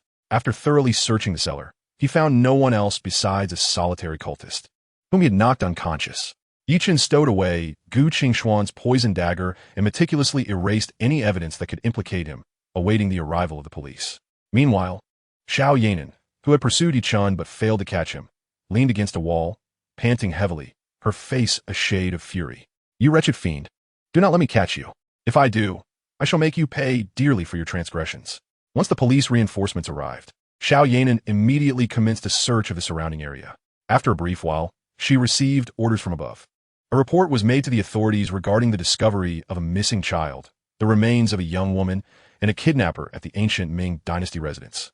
Number 82, across from the People's Hospital. Xiao Yanan, not far from the hospital, swiftly rushed to the old mansion. Upon arriving at the entrance of the 3-story villa, she immediately spotted Yi Chen emerging from within. Ah, it's you. You truly are the kidnapper. I've finally caught you, Xiao Yanan exclaimed, her gun aimed steadily at Yi Chen. Little did Xiao Yanan anticipate encountering this insufferable kidnapper who had once teased her. In an instant, the weapons of over a dozen police officers were trained on Yi Chen. Ah, please don't misunderstand. I am not the kidnapper. I called the police. The kidnapper is in the basement. Yi Chen hastily clarified. With the barrels of numerous guns pointed at him, the gravity of the situation was unmistakable. A mere tremor of a finger could lead to disaster. Although Yi Chen was a practitioner, he had yet to reach a level of invulnerability. Kidnappers never admit to being kidnappers. Cuff him, Xiao Yanan commanded loudly. Chapter 68, Be My Father. Now that she had finally apprehended this loathsome rogue, She could hardly wait to see how he would fare at the police station. Two officers dashed toward Yi Chun, swiftly placing cuffs around his wrists with a sharp click. How can you apprehend someone without discernment? Who's in charge here? I truly am the one who reported this. Yi Chun protested loudly. I am Captain Xiao Yanan of the Criminal Investigation Unit. Mind your words, or my firearm may accidentally discharge. Hearing Yi Chun's outburst only fueled Xiao Yanan's ire. With a swift motion, she charged forward, a cold scoff escaping her lips as she pressed her pistol firmly against Yi Chun's forehead, pushing him into the hall. What? You are the leader? You don't seem like one. Where is your discernment as a leader? Yi Chun shouted, astonished to find himself facing this fiery woman once more. Had he known this would happen, he would have left immediately after making the report. Regret churned within him. Meanwhile, the officers began to search every room within the estate. What do you mean not like one? I am the leader. Now, confess your name and the misdeeds you have committed. How many young women have you harmed? Xiao Yanan's gaze bore into Yi Chun as she commenced her interrogation. What do you mean by harmed? I already told you. I am a good person. Yi Chun shot her a fierce glare. All evildoers proclaim themselves as good, and you, insolent rascal, are clearly no good. Xiao Yanan retorted, producing a pair of handcuffs and fastening them to a metal pipe, securing Yi Chun. Let me go. Yi Chun seethed, his eyes ablaze with fury, wishing to retaliate against Xiao Yanan. Xiao Yanan chuckled coldly. Let you go? What a fanciful thought. Weren't you fleeing just moments ago? Didn't you collide with me? Now, let us see you escape. With that, she aimed a brutal kick toward Yi Chun's lower region. Xiao Yanan, fierce in her pursuit of justice, was resolute in her belief that Yi Chun was the kidnapper, and she showed no mercy. If her kick landed, it would surely leave Yi Chun in excruciating pain. Yi Chun gasped, instinctively clamping his legs together, effectively trapping Xiao Yanan's foot. Xiao Yanan is indeed a master of combat, her kick swift as lightning, yet unexpectedly caught between Yi Chun's legs, leaving her utterly astonished. With a twist of his legs, Yi Chun sent Xiao Yanan tumbling to the ground with a thud. In a swift motion, Yi Chun's hands miraculously slipped free from the handcuffs and pressed down upon Xiao Yanan. A piercing scream escaped her lips, her face turning ashen. This wretched being had the audacity to pin her down. You are nothing but a woman of ample bosom, yet devoid of intellect. What kind of foolish leader are you to dare kick me? Did your mother not teach you not to bully the good-hearted? Today I shall impart a proper lesson upon you. With a resounding clap, Yi Chun delivered 2 sharp slaps to Xiao Yanan's backside. The elasticity was remarkable, waves cascading over her. Xiao Yanan was left stunned, having always been the one to strike others, yet today found herself on the receiving end, no less on her behind. The humiliation was unbearable, a monumental disgrace. Her face flushed crimson, she seethed with rage, yet found herself utterly powerless. Get off me! How dare you strike me? You have gone too far. Xiao Yanan's hands and weapon were pinned beneath her, rendering her unable to escape. The sensation is exquisite. Yi Chun laughed heartily. You scoundrel! I will kill you! Xiao Yanan shrieked in a frenzy. Report to the captain. We have found 10 children in the basement. A police officer rushed in to relay the latest findings, only to be met with the sight of Yi Chun firmly pinning down their captain, his hands still striking the leader. He was left speechless, hardly believing his own eyes. Upon noticing the arrival of reinforcements, Yi Chun swiftly propelled himself through the window, vanishing in an instant. I will kill you. Xiao Yanan sprang up from the ground, her hands tightly gripping her pistol, searching for Yi Chun. Yet, he had vanished without a trace, driving her to the brink of madness. Report. There is an unconscious man in black in the basement, along with numerous remains of young women. Another officer rushed out to announce. This news caused Xiao Yanan's complexion to shift dramatically. What? Remains of many women? I must investigate. Without hesitation, Xiao Yanan dashed into the basement. The old mansion's affairs were left to the police. It seemed that, in the near term, the case of the old mansion would remain unresolved, and the estate would not be transacted. As Yi Chun arrived at the front of the villa, he spotted a strikingly beautiful girl of 18 or 19, clad in jeans, accompanied by a little girl, chasing butterflies amidst the flowers. The girl was extraordinarily lovely, akin to a fairy, her long hair dancing in a breeze, exuding youthful exuberance. The little girl, plump and adorable, gazed with wide, enchanting eyes at the butterflies in the air, waving her small hands. Come on, Andy, catch the butterfly. The beautiful girl reassured her. All right, Ting Ting, don't rush. I will catch it for you. With a graceful leap, the lovely young woman thrust her long-handled net towards a pink butterfly. However, the butterfly was quite nimble, fluttering its wings and spiraling upwards into the sky. Annie, you're such a fool. The pink butterfly I want is flying away. The little girl in the beautiful white dress cried out amidst the blossoms. The beautiful young girl is Shimo Lan's sister, Shirao Qiong, while the little girl is Shimo Lan's daughter, Shirao Tingting. Yichen halted his vehicle and approached them with a warm smile. Shirao Qiong, having failed to catch the pink butterfly, appeared quite disheartened. Tingting, allow me to assist you in capturing that butterfly. With a swift motion, Yichen sprang into the air, effortlessly grasping the delicate pink butterfly between his fingers. Wow, uncle, you can fly, Shirao Tingting exclaimed, recognizing Yichen and clapping her hands in delight as she danced joyfully.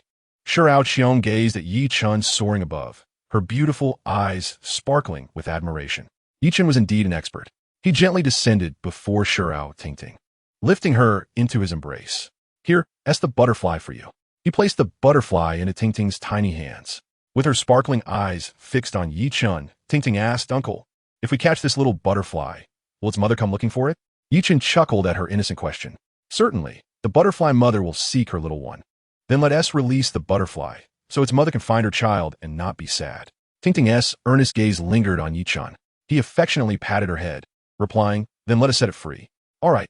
Tingting opened her hand, allowing the pink butterfly to flutter gracefully into the air, soaring towards the horizon. The little butterfly has flown away. It's off to find its mother. Tingting clapped her hands in exuberance while jumping in Yichen's arms, thoroughly delighted. Brother Yichen, you've come.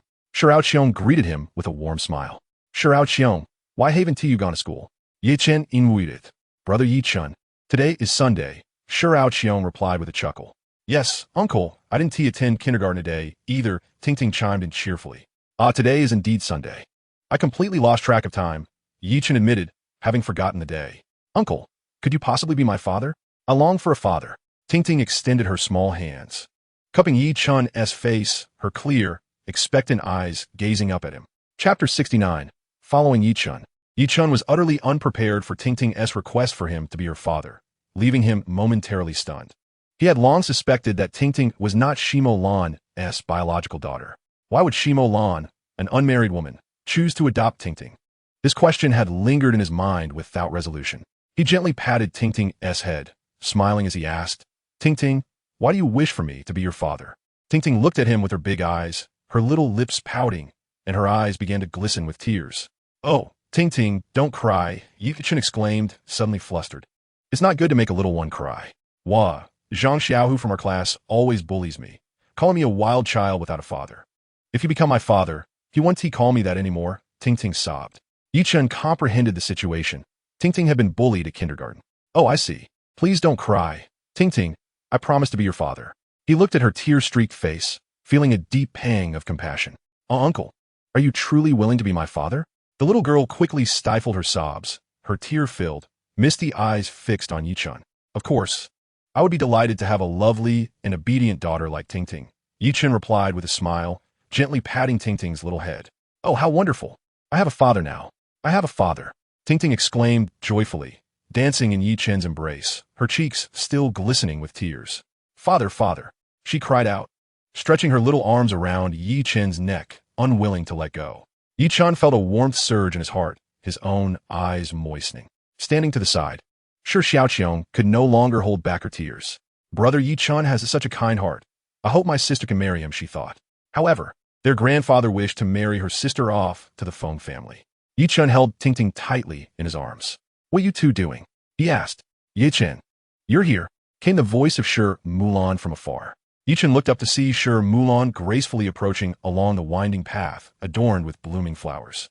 Dressed in a moonlight-colored qipao, her dark hair elegantly styled in a high bun, exposing her long, alabaster neck and adorned with a spring-green jade hairpin. She exuded a dignified and gentle charm, reminiscent of a white magnolia, standing tall and noble. Mama, come over. I have a father now, Tingting exclaimed as she spotted Shi Mulan approaching. Yichen, she continued, this is my father. He will take me to kindergarten tomorrow. I want to shout father loudly in front of Zhang Xiaohu, so he knows I have a father.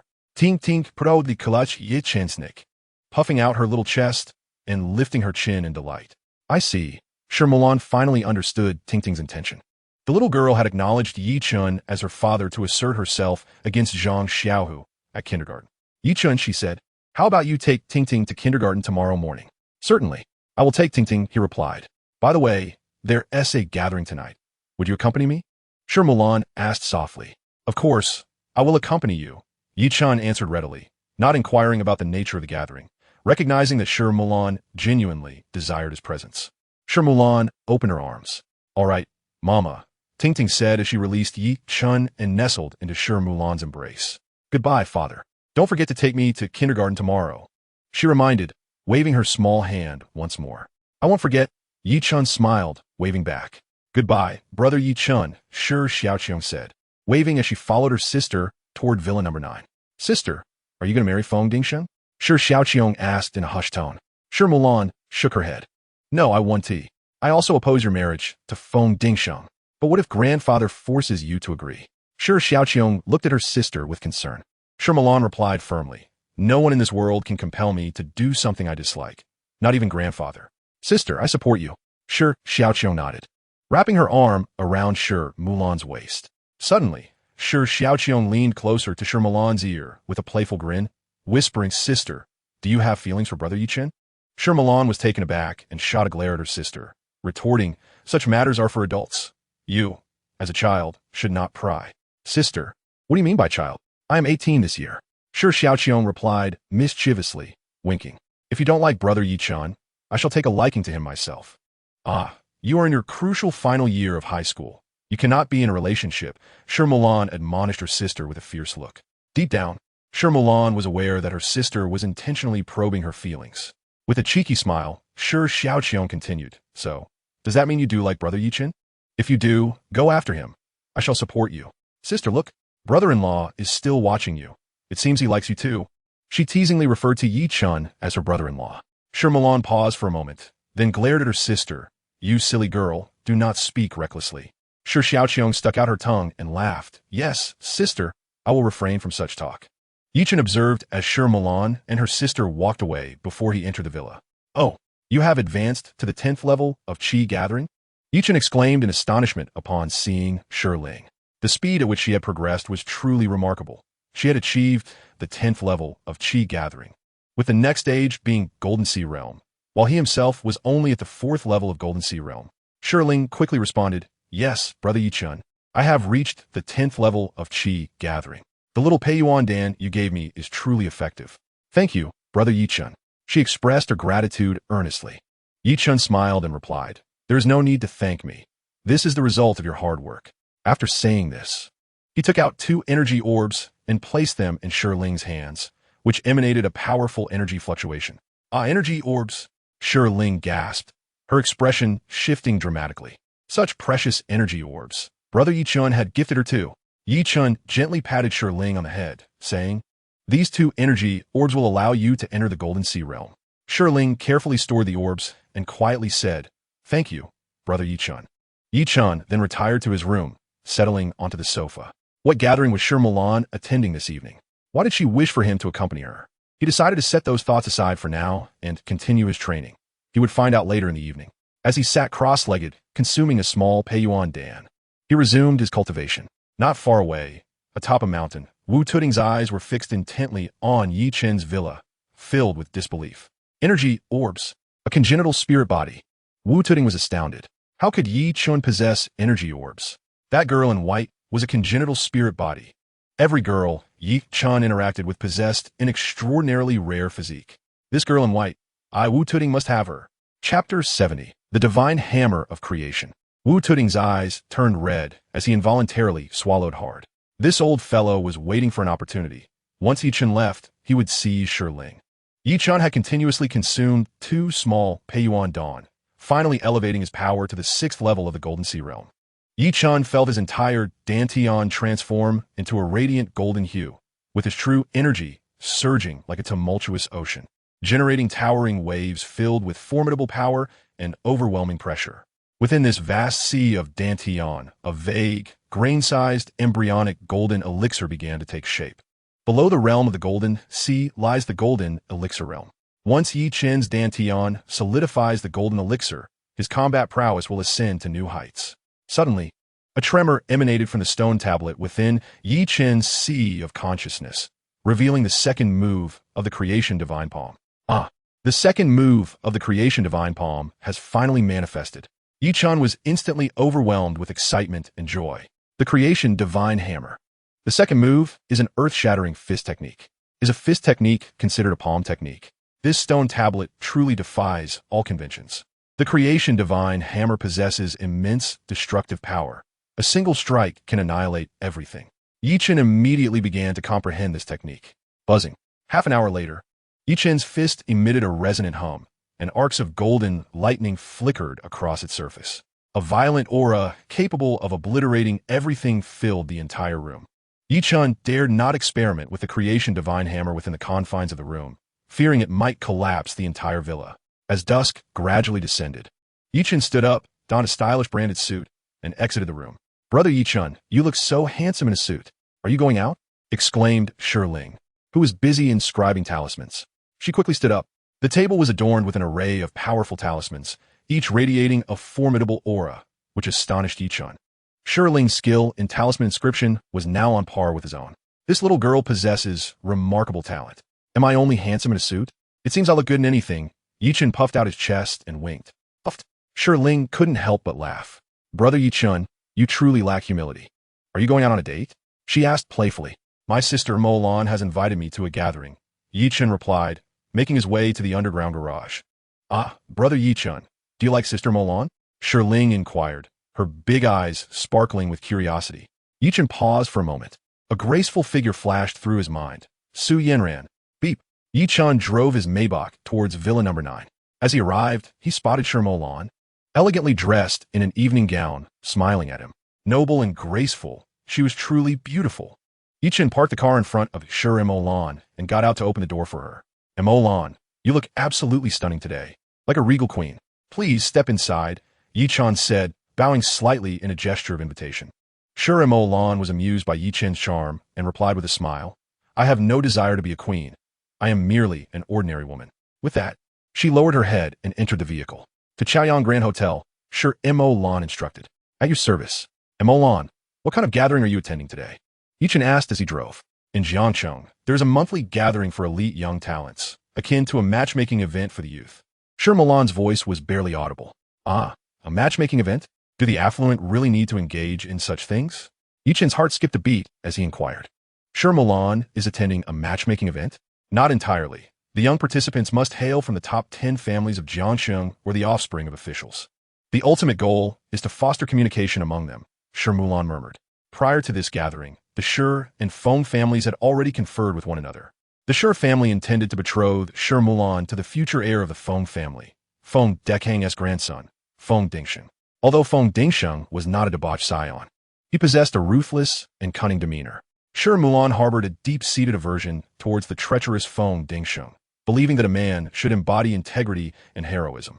To preserve her family's reputation, Shi Mo-lan felt compelled to attend the gathering, resolving to assess the situation as it unfolded. As for marrying Feng Dingsheng, that was an arrangement she would never consent to. "Mo-lan, you are so exceptional. There must be many who admire you. Have you found someone you fancy?" Yi-chan remarked with a smile as he glanced at Shi Mo-lan. She shook her head, then nodded, only to shake her head again. Yi-chan chuckled at her indecisiveness. "Mo-lan, you seem uncertain." Shi Mo-lan sighed. "I've never been in a relationship, so of course, I am uncertain." "Really? You've never been in love?" Yi-chan exclaimed in disbelief. She nodded in affirmation. Shi Mo-lan's proud disposition typically kept suitors at bay, and the pressures of her work had left little room for romantic contemplation. "How about starting a relationship?" Yi-chan suggested with a warm smile. "A relationship? With whom?" Shi Mo-lan was taken aback.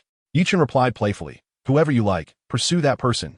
Shi Mo-lan sighed, "But I don't even know if they like me back." "You could confess your feelings. If you like someone, be bold and chase after them." Yi-chan enjuragit. Upon hearing his words, a flutter of anxiety stirred within Shi Mo-lan. As they arrived at the Chaoyang Grand Hotel, Yi-chan slowed the car. Meanwhile, atop the mountain, the ancient figure of Wudong, who sat cross-legged in meditation, rejoiced upon seeing Yi-chan depart from the villa. The opportunity has arrived, truly a stroke of fortune. In a flash, Wudong transformed into a green light and dashed down the mountainside towards Villa No. 8. Meanwhile, Shi continued to engrave talismans. Suddenly, she sensed an overwhelming danger approaching. "Not good, there are enemies." With a swift motion, Shi Ling seized the divine dragon sword and transformed into a flash of white light, instantly appearing atop the villa.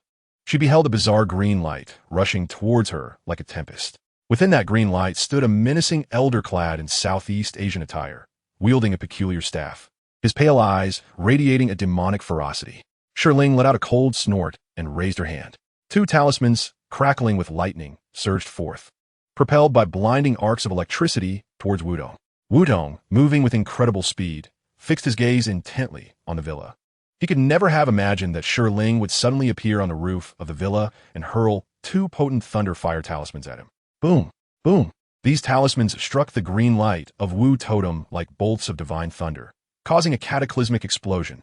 The ground trembled, and dust and debris flew as a deafening roar echoed through the air. Wu Totem grunted in pain as he was violently propelled away. Chapter 71. The Wild Man. The two Thunderfire talismans that Shi Ling cast were intricately inscribed by Yi Chen with the Link's divine brush, encasing formidable lightning and fire, their power beyond the comprehension of an ordinary individual.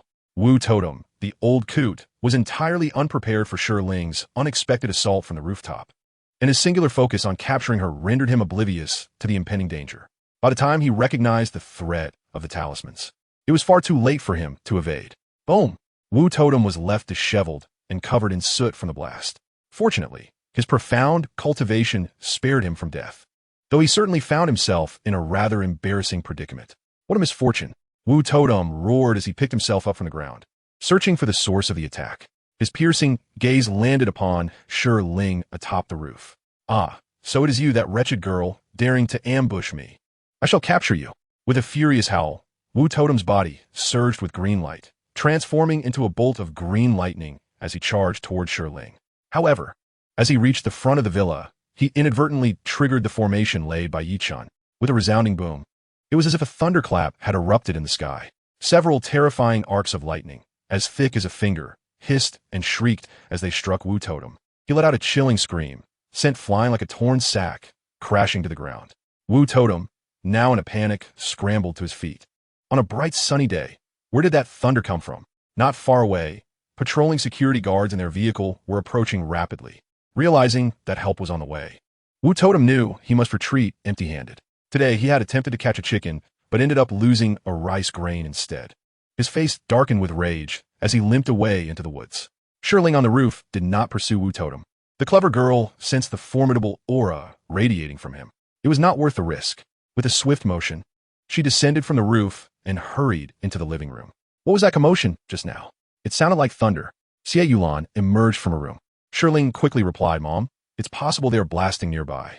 It doesn't sound like thunder, considering her mother Xie Yulan's lack of understanding of formations and cultivation. She refrained from revealing the truth to avoid alarming her. Ah, they are blasting nearby? Xie Yulan turned on the television, engrossing herself in the broadcast. Meanwhile, the security guards, after patrolling the area and finding nothing amiss, drove away. At this moment, Yi Chun and Shi Lan had arrived at the Chuyang Grand Hotel. As they stepped out of the car, a sarcastic voice pierced the air. Sister, who is this little brat? He looks like a pauper. Could he possibly be your new fling? Upon hearing these words, Yi Chun furrowed his brow and looked up, only to see Feng Yingzi approaching with a young man on her arm. The man cast a sinister glance at Yi Chun and Shi Lan, his expression exuding disdain and contempt. Following Feng Yingzi were several menacing bodyguards. The man was clad in an impeccably tailored Italian suit, his slicked back hair and polished demeanor unmistakably signaling his wealth and influence. Yi Chun sensed a chilling aura emanating from the man the moment he laid eyes on Shi Lan, a fleeting glimpse of murderous intent and coldness. Who was this person? Feng Yingzi's boyfriend? There was a faint resemblance between him and Shi Lan, and since he referred to her as sister, he must belong to the Shi family.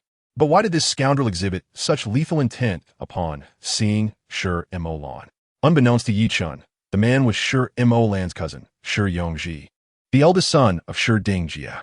It was this scoundrel who had secretly orchestrated Shi Lan's earlier accident, intending to eliminate her and usurp the position of heir to the Shi family. Upon recognizing her cousin, Shi Lan's countenance grew icy. Shi Yongji, mind your language. My affairs are not yours to meddle in. Shi Yongji scoffed dismissively. How is it not? You mustn't forget that grandfather has already betrothed you to Feng Dingsheng. If young Master Feng learns of your dalliance with a man of such lowly status, he will surely cast you aside. This would be a significant loss for our Shi family. Hence I cannot turn a blind eye. You must uphold your responsibilities as a proper woman. You are insufferable. Shi Imolan's face turned pale with anger. This scoundrel's words were venomous. Am I mistaken? Surely not. If you intend to pursue a romance, at least choose someone of decent standing.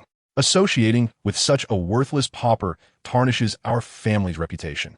Shi Yongji's remarks were sharp and intolerable. Yi Chen's expression darkened, and he charged forward, delivering a resounding slap to Shi Yongji's face. The force of the blow left Shi Yongji reeling, his vision blurred, nearly causing him to stumble. Shi Yongji, your tongue is truly foul, Yi Chen thought, wishing he could strike this scoundrel down once and for all. Who the hell are you? How dare you strike me? Are you seeking death? Shi Yongji shrieked, his eyes flashing with malice. Yi Chen, have you lost your mind? How dare you lay a hand on young Master Shi? Do you wish to die? Feng Yingzi shouted at Yi Chen, her fury ignited by the sight of him striking the man she favored. What? He is Yi Chen? Upon hearing Feng Yingzi utter his name, Shi Yongji's expression darkened to an extreme. If it weren't for this meddlesome fool, Shi Imolan and that little wretch Shi Ting would have long perished.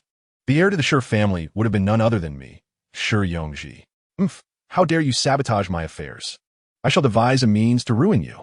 Feng Yingzi nodded, gritting her teeth as she declared, yes, it's that wretched scoundrel. Quickly kill him. Upon witnessing Yi Chen strike Shi Yongji, the 7 or 8 bodyguards under Feng Yingzi's command lunged at him with ferocity. Seeking death. Yi Chen scoffed, charging forward. With a series of resounding thuds, he dispatched the bodyguards with swift kicks, leaving them howling in pain, sprawled on the ground, unable to rise. Feng Yingzi and Shi Yongji recoiled in fright, utterly astonished by Yi Chen's prowess.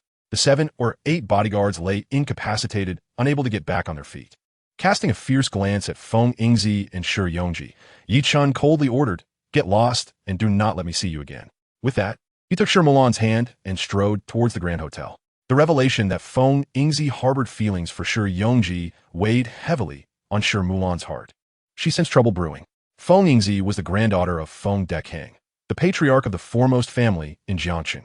If Shi Yongji leveraged the Feng family's influence to pressure her grandfather, her position as the chairwoman of the Shi family would be jeopardized. Even if she were to relinquish that role, it would be a pity to see her years of hard work go to waste. Shi Yongji, with his unscrupulous nature, would surely squander the Shi family's assets if entrusted to him. With a sigh, Shi Mulan lamented her predicament. Chapter 72, Beyond Endurance. What's wrong? Don't dwell on the earlier events. It's not worth your anger over that scoundrel, Yi Chen said with concern for Shi Mulan. She managed a bitter smile, replying, Shi Yongji has long coveted the position of chairwoman of the Shi family. Now, having allied himself with the granddaughter of Feng Dekang, with his treacherous character, he will undoubtedly exploit the Feng family's power to pressure my grandfather and oust me from my position. If that scoundrel dares to harm you, I shall break him, Yi Chen declared, his heart aching for Shi Mulan's plight. She shook her head. Even if he were truly incapacitated, it would not resolve the issue and would only complicate matters further. This is a family matter for the Shi family. I shall handle it myself. Yi Chen gazed at her intently. You may not be able to resolve this alone. I noticed the terrifying malice in Shi Yongji's eyes when he looked at you. That accident last time may very well have been orchestrated by him. His concern for Shi Mulan's safety deepened. In a hushed tone, Shi Mulan replied, I will make sure to have more bodyguards with me in the future. One must not only guard against thieves, but also against their intentions. The threat is insidious, Mulan. Yi Chen graspit hand firmly. Thank you. I will be cautious, Shi Mulan said, feeling warmth from the concern reflected in Yi Chen's eyes.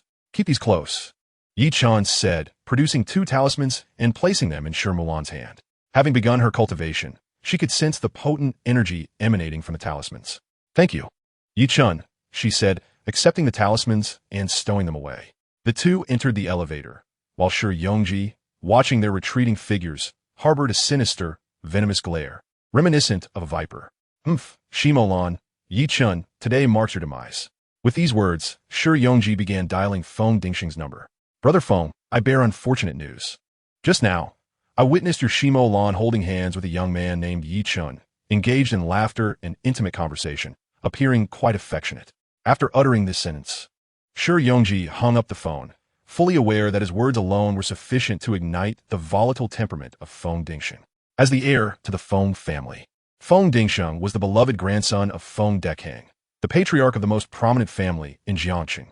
With the influence of the Feng family, a mere flick of a finger could effortlessly crush Yi Chun.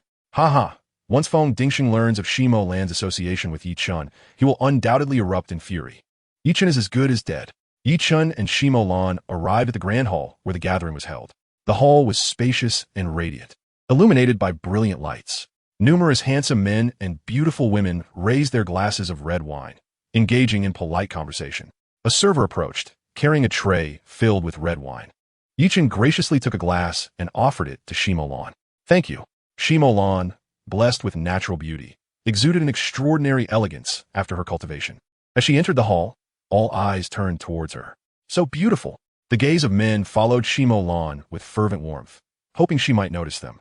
A mere smile from her would bring them immense fortune and joy. Conversely, the women cast glances filled with intense jealousy. Why must fate bestow such beauty upon Shimo Lan? Why does she seem to receive all the good fortune? Director Shi, good day. You are even more radiant than before. Many approached, eager to greet Shimo Lan, their eyes gleaming with sycophantic smiles. It was well known that the Shi family was poised to ally with the Feng family. If the foremost family, the Fengs, joined forces with the third family, the Shis, then no rival would stand against them in Jiangxing. Even the formidable Wang Li from Jiangxing would retreat in deference. Shimo Lan smiled gracefully, engaging in conversation with the crowd. Many gazes lingered on Yi Chun, wondering who this young man was, as they had never seen him before. Suddenly, Yi Chun felt two powerful auras of hostility emanating from afar. Following the source of this malice, he found Miao Renyong and Miao Renjia the Miao family glaring at him with bitter resentment. Though Yi Chun had previously inflicted a severe injury upon them, their recovery through secret means had not erased the shadow of that humiliation. The two harbored an intense hatred for Yi Chun, wishing they could pounce on him in vengeance. However, today was a unique occasion, and Miao Renyong and Miao Renjia gritted their teeth, refraining from acting out. Young Master Feng has arrived, someone shouted, causing a stir throughout the hall before silence fell upon the crowd. All eyes turned forward, and Yi Chun followed suit. A group of strikingly handsome men and beautiful women surrounded a tall, refined man who approached with an imposing presence. This man appeared to be in his late 20s, radiating an air of authority, his eyes sparkling with a cold, fierce brilliance.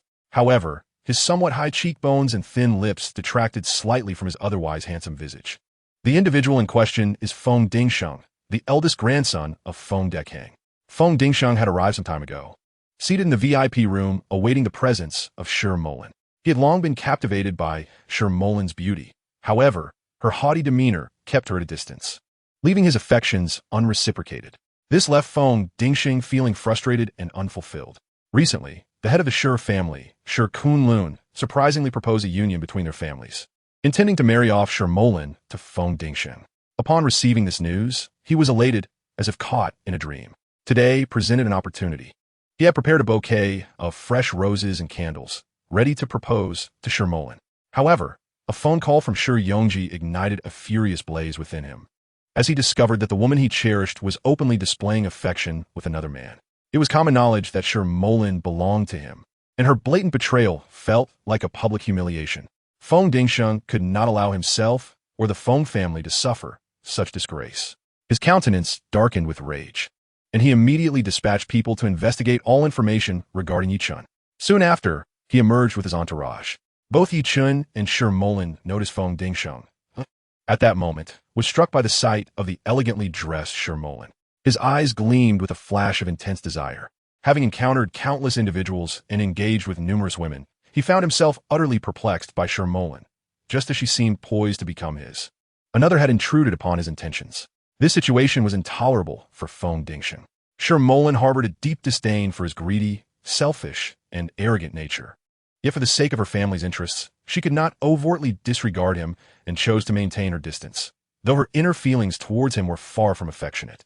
"Molan, you're here," Feng Dingsheng said with a smile, as he accepted a vibrant bouquet of roses from a beautiful girl beside him and approached Shi Molan. "Molan, 999 roses. Dedicated to you." He presented the flowers to her and attempted to embrace her. Shi Molan furrowed her brow, refraining from accepting the roses and stepping back. The bouquet fell to the ground as Feng Dingsheng found himself embracing thin air. Young Master Feng, I cannot accept your roses, Shermolin replied coldly, her expression frosty. A gasp of astonishment rippled through the crowd. Had Shermolin truly rejected Feng Dingsheng's roses in embrace? Many were incredulous, wondering if she truly did not favor him. Her public refusal would undoubtedly put Feng Dingsheng in an awkward position. Laughter erupted among onlookers, anticipating the ensuing drama. Women gazed at Shermolin in disbelief and confusion. How could she be so foolish as to reject Feng Dingsheng, the heir to the foremost family in Jiangsheng, a genuine paragon of wealth and charm? If he were to profess his love and propose to me, I would undoubtedly accept without hesitation. Feng Dingsheng's face turned an ashen hue, anger etched across his features. Before he managed to regain his composure, Shermolin, what do you mean by this? Everyone is aware that you're my fiancé, Feng Dingsheng, and it was your grandfather, Sher Kunlun, who actively sought to propose to our family. Enough of the frivolities. Extend your hand to me, and together we shall attend the banquet. Feng Dingsheng reached out his hand, awaiting Shermolin's response. Chapter 73. Kneel and apologize. The moment Shermolin extends her hand, Feng Dingsheng would gain complete control over her. Shermolin hesitated. While Feng Dingsheng's assertion was indeed factual, she harbored no affection for him. Must she truly sacrifice her own happiness for the sake of family interests? No, I refuse. With a firm resolve, Shermolin took a step back once more. All eyes were upon Feng Dingsheng and Shermolin. Her retreat and lack of compliance left Feng Dingsheng in an unexpected predicament. He had believed that, for the sake of harmony, she would not embarrass him today. If only she would extend her hand, he would still emerge victorious, maintaining his esteemed and revered status. Yet now, Shermolin had taken a step back, wholly uncooperative. How audacious! Feng Dingsheng, consumed by rage and humiliation, felt an intense fury rise within him, his expression contorting into a sinister visage. In a swift motion, he lunged forward, striking Shermolin across the face with great force. Should his hand connect, her visage would surely bear the consequences. Many envious women, their gazes fixated on the unfolding drama, anticipated her downfall. This ungrateful woman is about to suffer. These women envisioned Shermolin in distress, weeping in despair, their faces alight with schadenfreude. The men, too, were transfixed, whispering to one another that while striking was acceptable, striking the face was a cruel move. Yet this woman had indeed disregarded Feng Dingsheng's dignity. No one dared to rise in defense of Shermolin. Stop! Yi Chen interjected with a cold snort, stepping forward and seizing Feng Dingsheng's wrist. A surge of pain elicited a pained cry from Feng Dingsheng, his countenance paling as cold sweat broke upon his brow. He could scarcely fathom that someone would dare intervene in his affairs. Who are you? He managed to utter through gritted teeth, his eyes narrowing with a predatory glare. Yi Chen, what? You are the one who has been seducing Shermolin? Feng Dingsheng bellowed, his face contorting in disbelief. What nonsense are you spouting? Kneel and apologize to Miss Sher. With a disdainful snort, Yi Chen forcefully twisted his hand, compelling Feng Dingsheng downwards. Unsteady, Feng Dingsheng collapsed to his knees before Shermolin. Gasps echoed through the crowd as they stared wide-eyed, covering their mouths to stifle their shock. Could it be? The esteemed young Master Feng has truly knelt before Shermolin. In the shadows, Miao Renjia and Miao Renyong exchanged glances, their eyes gleaming with malicious delight. Yi Chen, you fool! How dare you offend Feng Dingsheng? Feng will undoubtedly annihilate your entire family. Yi Chen, your fate is sealed.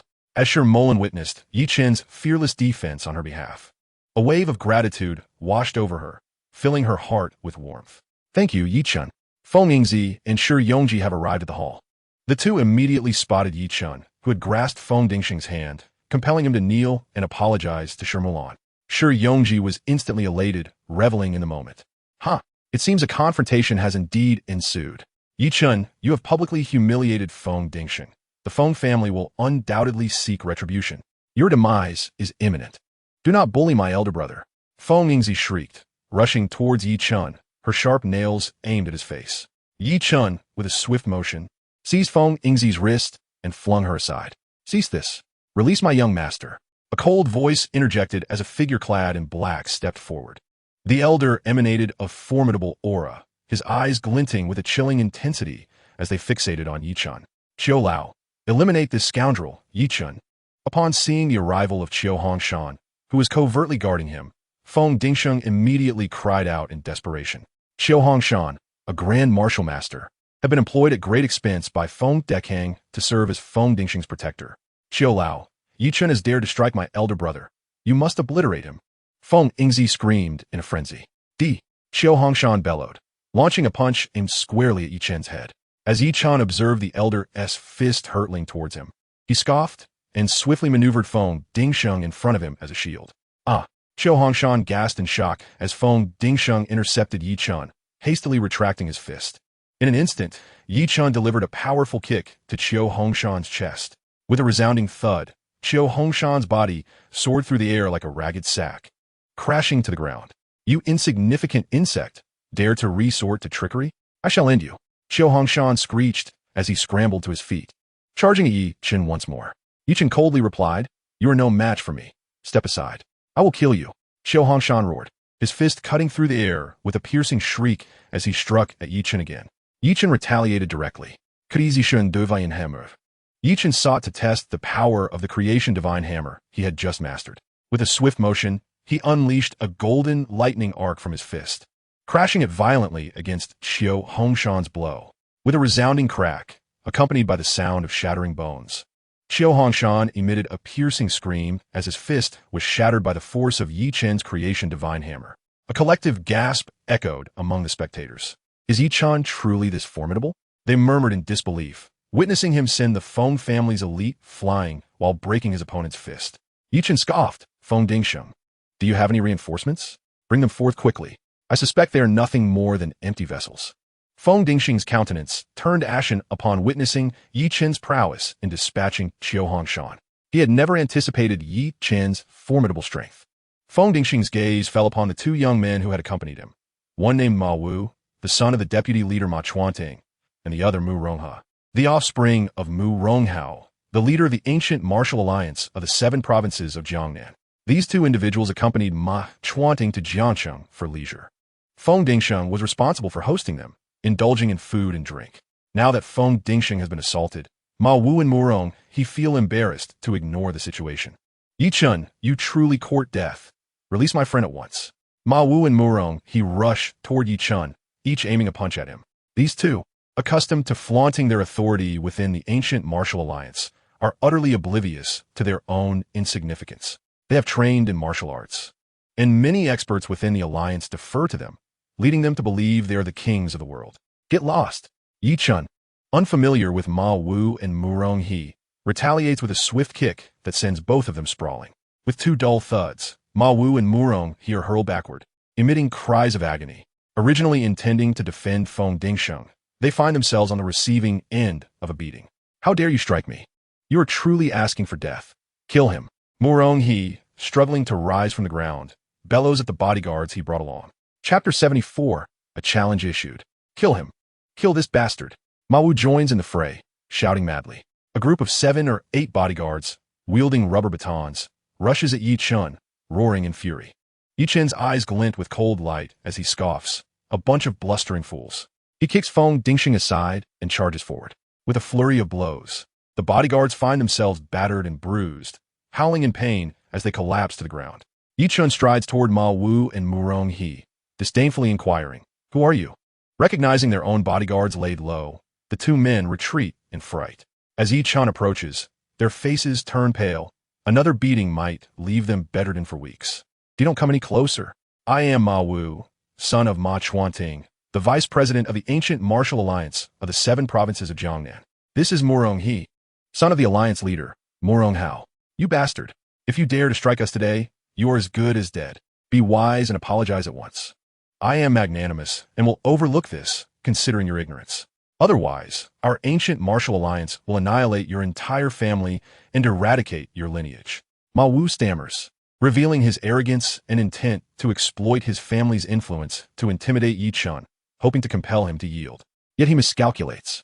Yi Chen despises those who bully others through power and connections. You deserve a beating.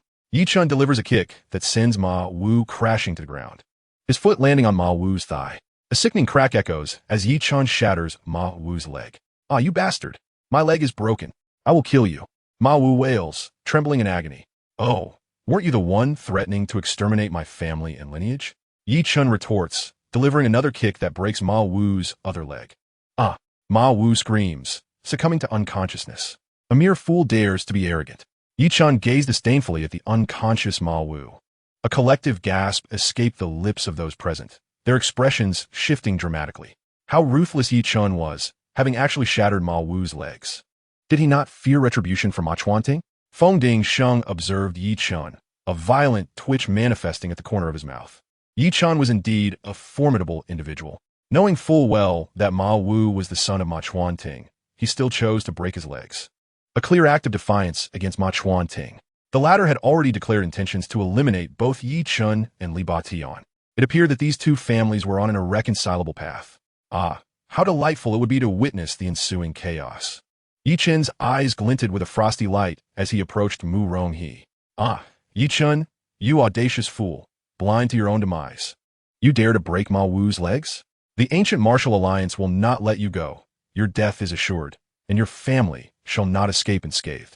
Mu Ronghe's face contorted with rage as he bellowed madly. This fool was even more foolish than Ma Wu. After Ma Wu's threats had backfired, he had the audacity to continue threatening Yi Chun. Was he courting death? Oh, really? I see that the one facing imminent death is your ancient martial alliance. Yi Chun retorted with a cold snort, lifting his foot and viciously stomping down on Mu Ronghe's leg. A sickening crack echoed through the air, accompanied by the sound of a wretched scream. Mu Ronghe's leg was now broken. Ah, you bastard Yi Chun! How dare you break my leg? My father will never let you off. This wretch still clung to his threats. Since Ma Chuanting and Mu Ronghe had declared they would kill Yi Chun and Li Batian, then it was time to unleash his full wrath. Either he would perish or they would. At that moment, Yi Chun had resolved to eradicate the ancient martial alliance. With another swift kick, he shattered Mu Ronghe's other leg. A cry of agony escaped Mu Ronghe as he succumbed to unconsciousness. Yi Chun then kicked Ma Wu and Mu Ronghe towards the recently risen bodyguards. Remove these two worthless individuals and inform Ma Chuanting and Mu Ronghe how to prepare themselves. They should await my arrival to sever their heads. Yi Chun formally issued a challenge to the Jiangnan Ancient Martial Alliance. The sight of 7 or 8 bodyguards hastily escorting Ma Wu and Mu Ronghe away left the entire hall in stunned silence. Yi Chun's audacity was astonishing. Was he truly courting death by challenging the Jiangnan Ancient Martial Alliance? What a reckless fool he was. A sneer of disdain graced Feng Dingsheng's lips. To challenge the Ancient Martial Alliance with such mediocre skills was nothing short of arrogance. Yi Chun, you will undoubtedly be torn apart by the Ancient Martial Alliance. Huh, the show was just beginning. Feng Dingsheng turned to leave. Feng Dingsheng, do you wish for your legs to be shattered as well? I command you to kneel and apologize to Miss Shi. Yi Chun's cold snort reverberated in Feng Dingsheng's ears. Startled, he froze momentarily, turning back to see Yi Chun's unwavering gaze fixed upon him. A chill ran down his spine. He was not foolish enough to ignore that Yi Chun had swiftly broken the legs of Ma Wu and Mu Ronghe without a moment's hesitation. Today, if he does not kneel and apologize to Shermolin, Yi Chun will undoubtedly break his legs. Feng Dingsheng has no desire to become a cripple. One must yield beneath a low eve. Today, I concede. As long as the Green Mountains remain, one need not fear the absence of firewood.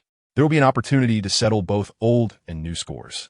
Slowly, Feng Dingsheng approached Shermolin, his lips twitching involuntarily. This man was unwilling to accept his fate. Kneel! Yi Chun's thunderous command bore down on Feng Dingsheng with immense pressure and murderous intent. Feng Dingsheng felt as if an enormous mountain was crushing him. With a sudden weakness in his legs, he knelt before Shermolin. Apologize! Yi Chun's roar echoed, causing Feng Dingsheng's ears to ring with sharp pain. I am sorry, Miss Shi. I apologize to you. Please forgive me. Reluctantly, Feng Dingsheng offered his apology. Shermolin replied softly, I accept your apology, but I hope you will not engage in any actions detrimental to Yi Chun in the future. Otherwise, it will be you, Feng Dingsheng, who faces dire consequences. Shermolin was concerned for Yi Chun's safety. She was warning Feng Dingsheng. I understand, Miss Shi, Feng Dingsheng murmured. Get lost. Yi Chun scoffed. Feng Dingsheng said nothing further, stood up, and left with his head bowed in disgrace. Let us depart as well, Shermolin said as she linked her arm with Yi Chun's, exiting the hall. What a disappointing day, encountering such a group of scoundrels. How about I treat you to a meal? Yi Chun smiled at Shermolin. Sure, I am quite hungry. Shermolin readily agreed to dine with Yi Chun. Let's enjoy a whole roasted lamb. There's an excellent restaurant by the Yangtze River. The two of them got into the car, heading towards the establishment. Yi-chun, I am so grateful you are here today. You have always come to my aid in times of peril. I truly am fortunate. Thank you. Shermolan expressed her gratitude. Yi-chun replied with a smile. Molan, do not mention it. Your affairs are my affairs. Heaven has specifically sent me to be your guardian. You are inherently a lucky person, and your fortune will only grow. However, in defending me, you have offended the Feng family and the ancient martial alliance. These forces are tremendously powerful. Yi-chun, please exercise caution, Shermolan said. Concern etched in her features as she gazed at him. Noticing the worry in Shermolan's eyes, Yi-chun gently patted her hand. Do not fret. I alone can flatten the Feng family. As for the ancient martial alliance, they have long threatened to eliminate both me and Li Batian. This enmity has already been established, and it does not concern you. If they dare to come, I shall deal with them decisively. Yi-chun's aura of menace surged. Regrettably, my own strength is still insufficient. I must hasten my training to fight alongside you.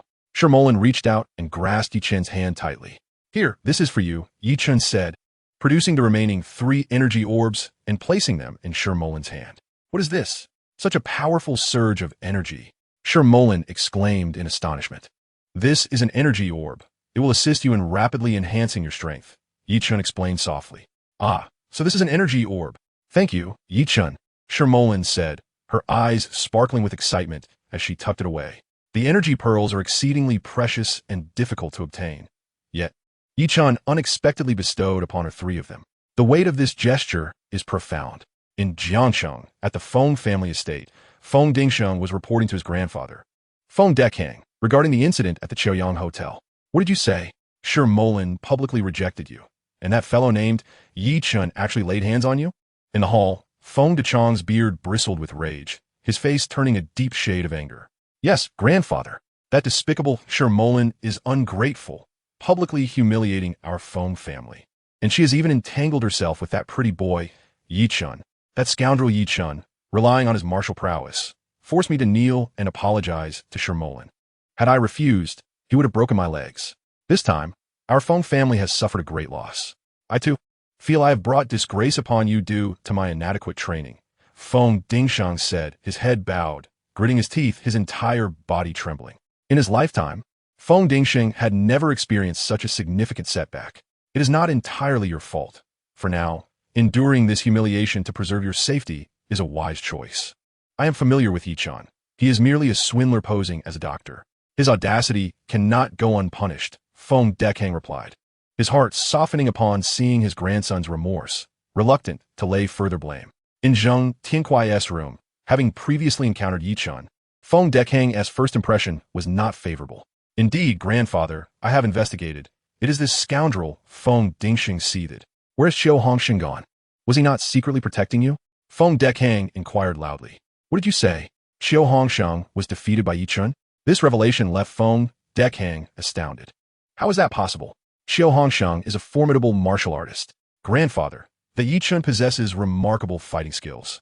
He even bested the bodyguards brought by Ma Wu and Murong He, and he broke their legs, challenging the Jiangnan ancient martial alliance. This scoundrel is truly insufferable. Feng Dingsheng fumed. What did you say? Yi-chun broke the legs of Ma Wu and Murong He? Feng Dekang's expression shifted dramatically, exclaiming in disbelief. Yes, grandfather. This scoundrel is courting death. Ma Chuanting and Murong Hao will undoubtedly seek vengeance upon Yi-chun. This wretch is doomed, Feng Dingsheng said with a hint of malicious glee.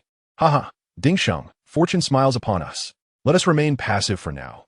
Since Yi-chun seeks his demise, allow Ma Chuanting and Murong Hao to take action.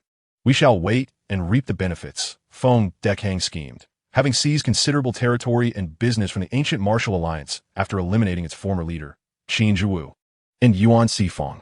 Feng Dekang felt a mix of annoyance and delight, for despite being the foremost family in Jiangsheng, his influence could not rival that of the Jiangnan 7 provinces' ancient martial alliance, led by the formidable Murong Hao, a master of martial arts, an unmatched force throughout Huaxia.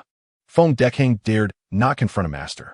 Now, as Yi-chun prepared to clash with Ma Chuanting, Feng Dingsheng's eyes sparkled with anticipation at his grandfather's words. Very well, grandfather, let us observe the unfolding events. Feng Dingsheng promptly acquiesced to Feng Dechang's proposal. The Feng family chose to observe the conflict from a distance. At Fengming Lake, in the villa of the Shi family, Shi Kunlun reclined in the grand chair of the hall. His eldest son, Shi Dingjia, and his second son, Shi Dingtian, occupied seats at either side. Shi Dingtian's son, Shi Yongji, seethed with rage, gnashing his teeth as he recounted grievances. Feng Yingzi, boldly seated to the left, bore a slight, cold smirk upon her lips. Grandfather Shi Milan has behaved outrageously today, she exclaimed, to outright reject young Master Feng in front of the elite of Jiangxing, leaving him utterly humiliated. Furthermore, she has disregarded propriety, associating with that charlatan Yi Chun, who even coerced young Master Feng into kneeling before her to apologize. Grandfather, isn't this a direct affront to the Feng family? How can grandfather not be incensed? Shi Yongji venomously assailed Shi Mulan and Yi Chun. Upon hearing his nephew's scathing remarks about his daughter, Shi Dingtian coldly interjected, Yongji, regardless of her actions, Mulan is still your elder sister and the chairwoman of the Shi family conglomerate. You cannot speak of her in such a manner. He was incensed by Yongji's disrespect towards his daughter. Feng Yingzi let out a derisive snort, disdain evident as she retorted, what chairwoman of the Shi family? She is merely an ungrateful woman. Our Feng family is the foremost clan in Jiangxing, and my brother is the future heir. That she might gain his attention is a mere stroke of fortune for your family, a blessing from your ancestors. Shi Mulan, in her ignorance, shamelessly entices that wretched Yi Chun, even assaulting my brother. Shi Kunlun, my grandfather is quite displeased, and he has instructed me to convey his message. First, immediately relieve this woman of her position as chairwoman. Appoint Yongji in her stead. Second, you are to lead your family to my grandfather to offer your apologies. Feng Yingzi gazed imperiously at Shi Kunlun, her face a mask of fury and contempt. The audacity of this woman to address Shi Kunlun so directly and to insult Shi Mulan was utterly outrageous, a display of utter lack of decorum. Despite her brazen words, Shi Yongji and Shi Dingjia remained unmoved, showing no sign of disapproval. Shi Dingtian, seated nearby, felt a chill course through him, anger flickering in his eyes. Shi Mulan was his daughter, and he would not tolerate insults directed at her. His father, Shi Kunlun, was of advanced age, and such disrespect from Feng Yingzi, who so casually addressed him by name, was unacceptable. Shi Dingtian coldly remarked, Nisingzi, my father and your grandfather are of the same generation. You cannot address him so directly. If you're fond of Yongji, you should refer to him as grandfather as he does. As for my daughter's position as chairwoman, your Feng family is an outsider and has no authority to meddle. Marriage is a matter of personal choice, and no one can compel my daughter to favor your elder brother. My father will not apologize to your Feng family. Upon hearing Shi Dingtian's words, Feng Yingzi let out a cold laugh, rising abruptly to glare fiercely at him. What are you even worth? Aside from Yongji, your Shi family holds no standing to engage in discourse with me. Feng Yingzi. For sure, Qiankuan to apologize would be a gesture of respect towards you. Otherwise, even if others wish to apologize to the Feng family, we would not allow them entry. The audacity of Shi Dingtian to underestimate Feng Yingzi, who was so brazenly arrogant and disrespectful, was unfathomable. After Shi Dingjia finished speaking, he turned to his father, Shi Kunlun. Shi Kunlun understood that the Shi family could not possibly contend with the Feng family, the foremost clan in Jiangxing. Moreover, the Feng family had aligned themselves with the Jiangnan ancient martial alliance. Should the Shi family choose to sever ties with the Feng family, there were countless methods at the disposal of the Feng family to obliterate the Shi family, rendering them irretrievable for eternity. Shi Kunlun realized he lacked the privilege of choice. 3 days hence, the decisive battle awaited. His granddaughter, Shi Molan, was unwilling to marry Feng Dingsheng. Thus the Shi family had forfeited the opportunity to form an alliance through marriage with the Feng family. Now, with Feng Yingzi expressing her willingness to wed Shi Yongji, this was an opportunity that Shi Kunlun could not afford to miss. Since the Shi family could no longer rely on Shi Molan, they must seize the prospect of Feng Yingzi as a daughter-in-law. The rise of the Shi family was inexorably tied to the Feng family. Gazing at Feng Yingzi, Shi Kunlun beamed with a smile, proclaiming, Yingzi, I hereby announce that the chairmanship of the Shi family will be held by Yongji from this moment forth. Shi Molan shall no longer serve as the chairperson. Are you satisfied, Yingzi? Ah, father, I never anticipated you would so swiftly dismiss my daughter from her position. Shi Dingtian interjected. Silence, and refrained from speaking further. Shi Kunlun shot a fierce glare at his son. Shi Dingjie and his son, Shi Yongji, were instantly elated. After years of contention for the chairmanship, it was finally within their grasp. Shi Yongji was so overwhelmed with excitement, he nearly leapt from his seat, grasping Feng Yingzi's hand. Expressing his heartfelt gratitude, "Thank you, Yingzi. I have finally become the chairman of the Shi family." He did not immediately express his thanks to his grandfather, Shi Kunlun, for bestowing the chairmanship. Instead, he directed his appreciation solely toward Feng Yingzi. This wretched fellow truly was blinded by self-interest. Feng Yingzi replied with a triumphant smile, "Yongji, I shall ensure that you become the true master of the Shi family." Shi Kunlun, you have shown wisdom. You are aged and may retire now. From this day forth, you must transfer all authority of the Shi family to Yongji without fail. Feng Yingzi issued a command to Shi Kunlun. Upon hearing her words, Shi Kunlun momentarily stood aghast, feeling a deep sense of reluctance. He was not yet old, after all. However, faced with Feng Yingzi's assertiveness, he had no choice but to acquiesce. "Very well, I shall relinquish my power to Yongji. Yingzi, I hold you in high regard as my granddaughter-in-law. Now that the chairmanship has been granted to Yongji, might I request to be spared the humiliation of leading the entire Shi family to apologize to Feng Dekang? Could you grant me this favor? After all, you are soon to be a member of the Shi family, and the family's disgrace would reflect upon you as well. Would it not?" Shi Kunlun, valuing his dignity, was averse to the thought of leading the entire Shi family in a public apology, which would be a tremendous embarrassment. He sought to negotiate gently with Feng Yingzi. After pondering for a moment, Feng Yingzi cast a glance at Shi Kunlun and declared, "You need not apologize, provided you meet one condition." "What condition?" "Speak swiftly," Shi Kunlun urged. "Expel Shi Molin from the Shi family. Banish her from our lineage. I do not wish to see that despicable woman within the Shi household." Feng Yingzi, deeply envious of Shi Molin's beauty and grace, felt herself diminished in comparison whenever she laid eyes on her. She was resolute in her desire to oust Shi Molin from the Shi family. The father, in his unwavering dedication to the Shi family, has poured his heart and soul into ensuring their ascendance to one of the three great families. All thanks to Mo Lan's diligent efforts. Shi Ding Tian's expression shifted dramatically as he urgently implored his father. This woman is truly heartless, seeking to expel Mo Lan from the Shi family. Shi Kunlun realized that if he did not acquiesce to Feng Yingzi's demands, she would not relent. Gritting his teeth, he conceded, "Very well, I shall agree." Upon hearing his father's agreement to Feng Yingzi's terms, Shi Ding Tian's face turned pale with fury, his entire being trembling with rage. "Ha, splendid!" Feng Yingzi exclaimed, her laughter echoing triumphantly as Shi Kunlun consented to oust Shi Mo Lan from the family. Shi Yongji nearly fainted with joy at the thought. "At last, the Shi family is within my grasp. Shi Mo Lan, you have always been so arrogant before me. Soon you shall be cast out, left with nothing. I am eager to witness your desperate, wretched state as you are expelled from the Shi family." Shi Yongji's face twisted into a malicious grin. In the grand hall of the ancient Martial Alliance headquarters in Jiangcheng, the leader, Ma Chuanting, was in deliberation with three vice leaders when a subordinate stumbled in, breathless. "What did you say?" "My son and young Master Morong have had their legs shattered by Yi Chen?" Ma Chuanting exclaimed, his face contorting in shock as he sprang to his feet. "Yes." Alliance leader, the subordinate quickly affirmed. "Ouch, it hurts so much, father." A harrowing scream echoed from outside the living room. Upon hearing his son's agonized cry, Ma Chuanting rushed outside.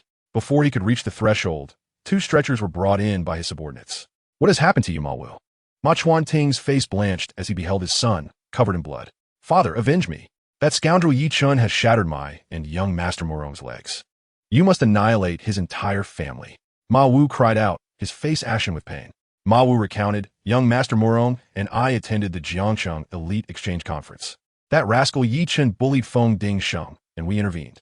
Upon realizing our identities, he maliciously broke our legs, declaring his intention to challenge the ancient Martial Alliance and promising that he would come for your heads. Yi Chen, you seek death." Ma Chuanting's countenance darkened, and with a swift motion, he shattered a nearby table in fury. "Young Master Morong, how are you faring?" Ma Chuanting swiftly approached to check on Morong He. "I'm fine, I won't die." "Alliance leader, you must slay that rogue Yi Chen." Morong He growled fiercely. "Very well, I shall procure the finest physician to treat your injuries. As for Yi Chen, he shall not escape. That rogue is doomed," Ma Chuanting declared. promptly instructing his subordinates to carry Ma Wu and Murong He away and summon the best doctors for their treatment. Alliance leader, we cannot let Chen go unpunished. He has already slain our former leaders, Qin Ji Wu and Yuan Si Fong, and now he has injured 2 of our young masters. This is a blatant provocation, one vice leader proclaimed, teeth clenched in outrage. Ma Chuanting gazed at the 3 vice leaders and declared, issue a challenge to Chen, 3 days hence. We shall engage in a decisive battle upon the platform at the southern banks of the Yangtze River. Indeed, leader. We must slay Chen before the eyes of the world. One of the vice leaders exclaimed with fervor. In recent days, Ma Chuanting had been diligently occupied with the reconstruction of the Jiangqing ancient martial alliance, leaving him little time to contend with Chen. To his astonishment, Chen had severed both the legs of Ma Wu and Murong He, igniting an unparalleled fury within Ma Chuanting. He was resolute in establishing his authority in Jiangqing, and it was imperative that he used Chen as a sacrificial offering. The old man had retreated to a dilapidated mountain temple, gasping for breath within the great hall. What a formidable array of thunder and fire symbols. What impressive girl. I never imagined that I, Wudong, the master of illusions from Nanyang, would find myself wounded in such a manner. Truly, a fall from grace. Chen, I shall not let you escape my grasp. Wudong sat there. His expression darkened, and his visage twisted in rage. Suddenly, a shadow flickered, and a bizarrely dressed sorcerer entered the room. This individual bore a resemblance to Zatukin. Though he was somewhat older, his formidable aura radiated a chilling scent of blood and slaughter. Ah, Zabachuo, you have arrived. This man was Zabachuo, the elder brother of Zatukin and a vice leader of the Nanyang Sorcerer Alliance. Upon learning of his brother's demise, Zabachuo erupted with fury, his rage palpable. Coincidentally, as he entered Jiangsheng, Wudong had just managed to escape, and Zabachuo sensed his presence, hastening to his side. Wudong, what has befallen you? You appear quite disheveled. Zabachuo was taken aback at the sight of Wudong, who was charred and disheveled, his face a dark hue. Wudong's face flushed crimson, akin to that of a liver, as he was reluctant to confess that he had been bested by a girl. Should this information circulate, his reputation would be irreparably tarnished. Zabachuo, you have finally come. Chen has slain your brother. I am willing to join forces with you to eliminate him. Zabachuo regarded Wudong with a disdainful snort, retorting, Wudong, you cannot defeat Chen? Your current state suggests he has bested you. Zabachuo, filled with pride and arrogance, scoffed at the notion of joining forces with Wudong to vanquish Chen. He is merely a boy in his 20s. I could dispatch him with a single hand.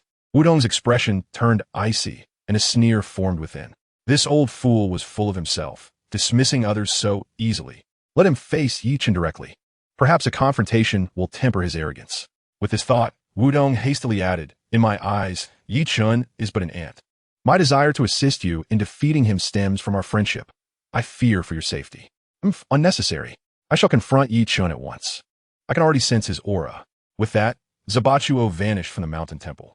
Wudong observed his retreating figure, a sinister smile creeping upon his face. A fool who knows not his limits.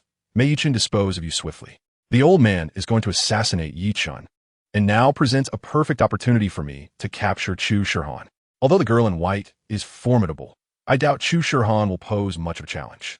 I swiftly departed from the mountain temple, heading directly towards Chu Shirhan's new pharmaceutical factory. At this moment, Chen and Shirmalan were enjoying a meal at a roasted lamb restaurant by the river. The ambience here is truly delightful. I had no idea such a lamb establishment existed. Shirmalan savored the crispy and tender roasted lamb, inhaling its enticing aroma while admiring the scenic views of the Yangtze River, which uplifted her spirits. Chen remarked, as the chairman of the Shir family, you work incessantly. How can you find time to dine here? You seem to be exhausting yourself. Shir Mulan nodded as she watched the large vessels glide past, replying, indeed. I toil from dawn till dusk, utterly fatigued, and I must also guard against internal strife within the Shir family. It is truly exhausting. Suddenly, her phone chimed. She answered it. What? Grandfather has revoked my chairmanship, appointing Shir Yongji in my place, and expelling me from the Shir family? Shir Mulan gasped, her face paling instantly. Chen was equally taken aback. Could Shir Kunlun have lost his senses? If the Shir family were to part ways with Shir Mulan, it would not take long before they faced ruin.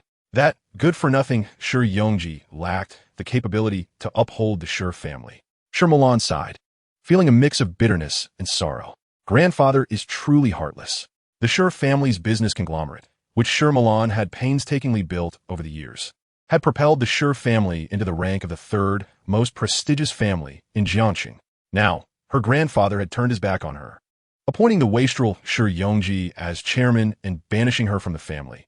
It was utterly heartbreaking. I refused to accept this. Sher Mulan could no longer contain her tears, which cascaded down her cheeks. Witnessing her sorrow, Yi Chun felt a deep ache in his heart, sharing her indignation. He quickly offered her tissue. "Mulan, do not cry. Everything will turn out all right." He gently patted her back. Sher Mulan felt utterly vulnerable, yearning for a broad shoulder to lean on.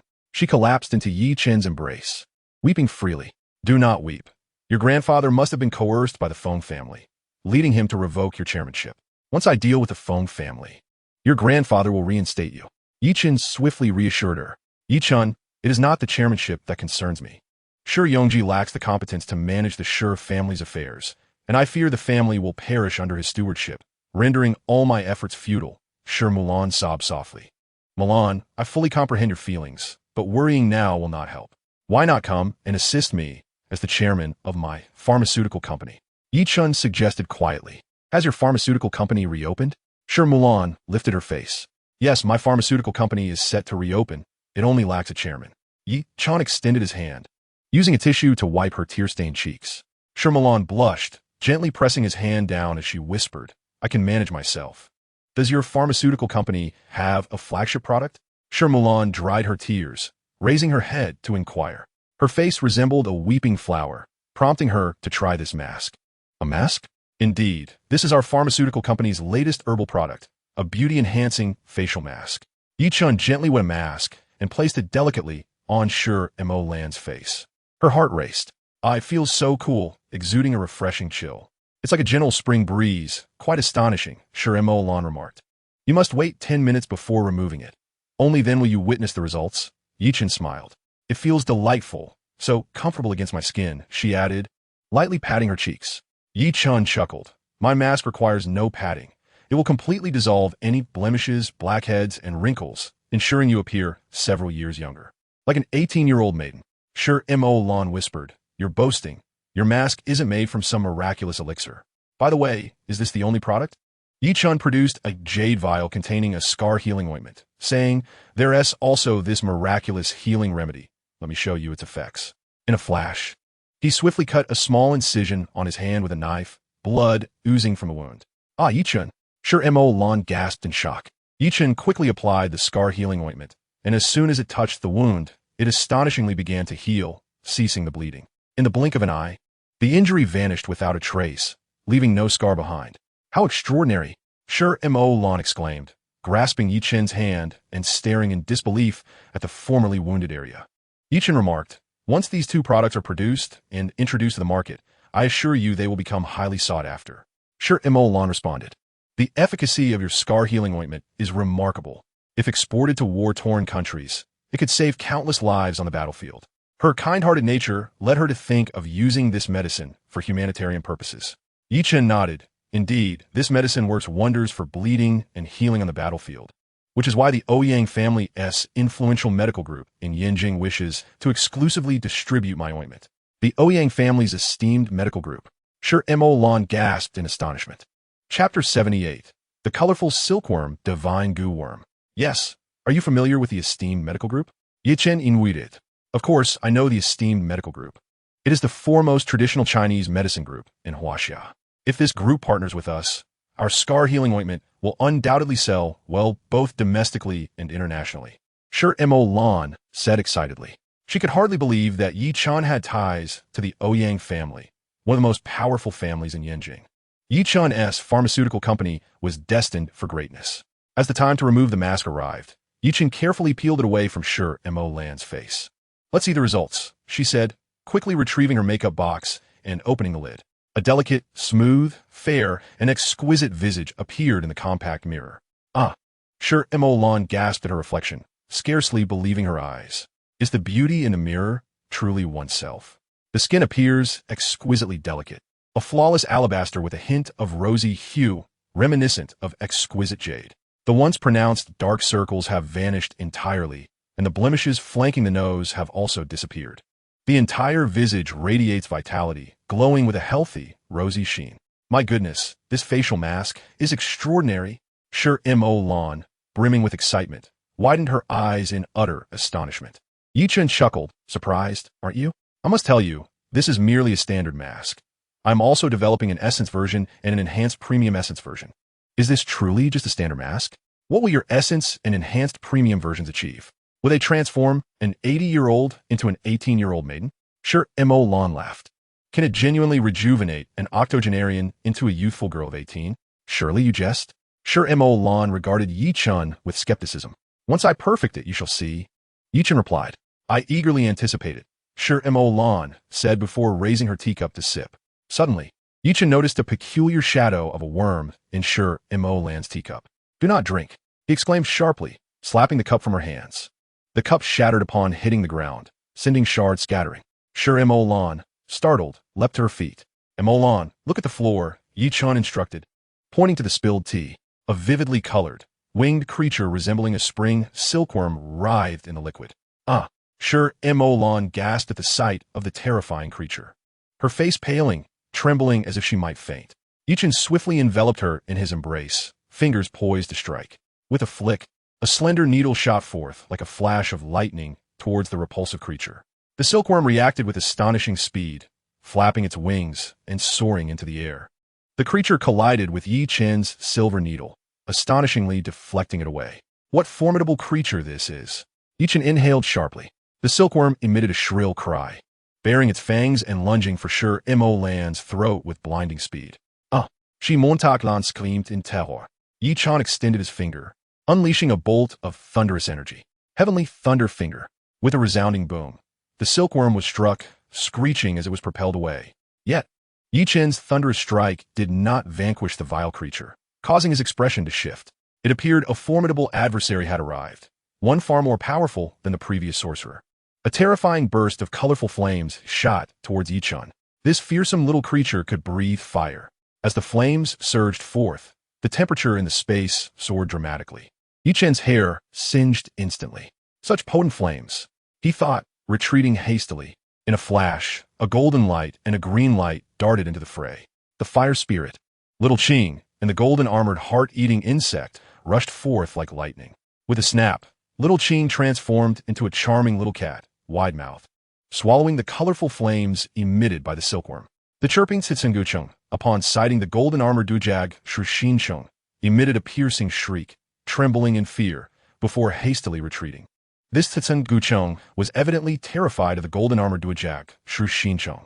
In a flash, the Jinjer Dujag Shushincheng darted forward like a streak of golden lightning, sinking its fangs into the Tsitsungucheng, severing it in two with a snap and devouring it whole. Ah, the Yihua Jinjia Dujiao Suncheng. From the shadows, the voice of Dabaho echoed in astonishment. This cunning old fox had adeptly traced Yi Chen through his aura and arrived at this very spot. His senses were extraordinarily acute. The moment he laid eyes on Yi, he discerned the latter's formidable prowess and the difficulty in dealing with him. To eliminate Yi Chen with finesse, a different strategy was required. Spotting the comparatively weaker Shrumlan beside him, a scheme formed in his mind. If he could control Shrumlan with the Gucheng, it would distract Tian, allowing him to strike decisively. Thus, the old rogue immediately dispatched the Tretsan Gucheng to ambush Shrumlan. Once Shrumlan consumed the tea laced with the Gucheng, Yi Chen would be doomed. However, what Tabatoa failed to anticipate was Zivis Toser Sin, which revealed the Tretsan Gucheng's presence. In a flash, Yi Chen knocked the teacup from Sui's hands, exposing the true form of the Gucheng. Even more astonishing to Jabatoa was the realization that Yi Chen possessed Yihua and the Jinjia Dujiao Suncheng. The Yihua, the nemesis of all Gucheng, and the Jinjia Dujag Suncheng, a divine creature of unparalleled power, had vanquished his Taizan Sun Gucheng. Instead of fury, the old man was filled with exhilaration, his eyes gleaming with avarice. The Yi Ao was the bane of all Gucheng, and possessing the Jinjer Dujiao Suncheng would allow him to forge a formidable Gucheng, capable of obliterating even the most powerful adversaries. He was determined to slay Yi Chen and seize these two treasures. Who are you? Yi Chen inquired, hearing Jabato's exclamation. Grasping Sun, he transformed into a streak of lightning, pursuing Jabatoa. The latter swiftly retreated toward a distant hill. Fearing a diversionary tactic, Yi Chen did not dare release Roland. After a brief chase, he reached the foot of the hill. As twilight descended, the surroundings blurred into obscurity. Through his kosher Sunyan, Chen beheld an elder clad in the garb of a Nanyang Sheng, halting with a pair of eerie blood-red eyes fixed upon him. This Shangto bore a resemblance to Jiatu Khan, yet his power was magnitudes greater. This was a Shangto of formidable strength. Instantly, Chen assumed a vigilant stance, focusing intently on Jiao and coldly declared, "Who are you?" Jiao replied with a chilling smirk, "I am Jiao. Jiatu Khan is my brother. You have slain him, and I seek vengeance on his behalf."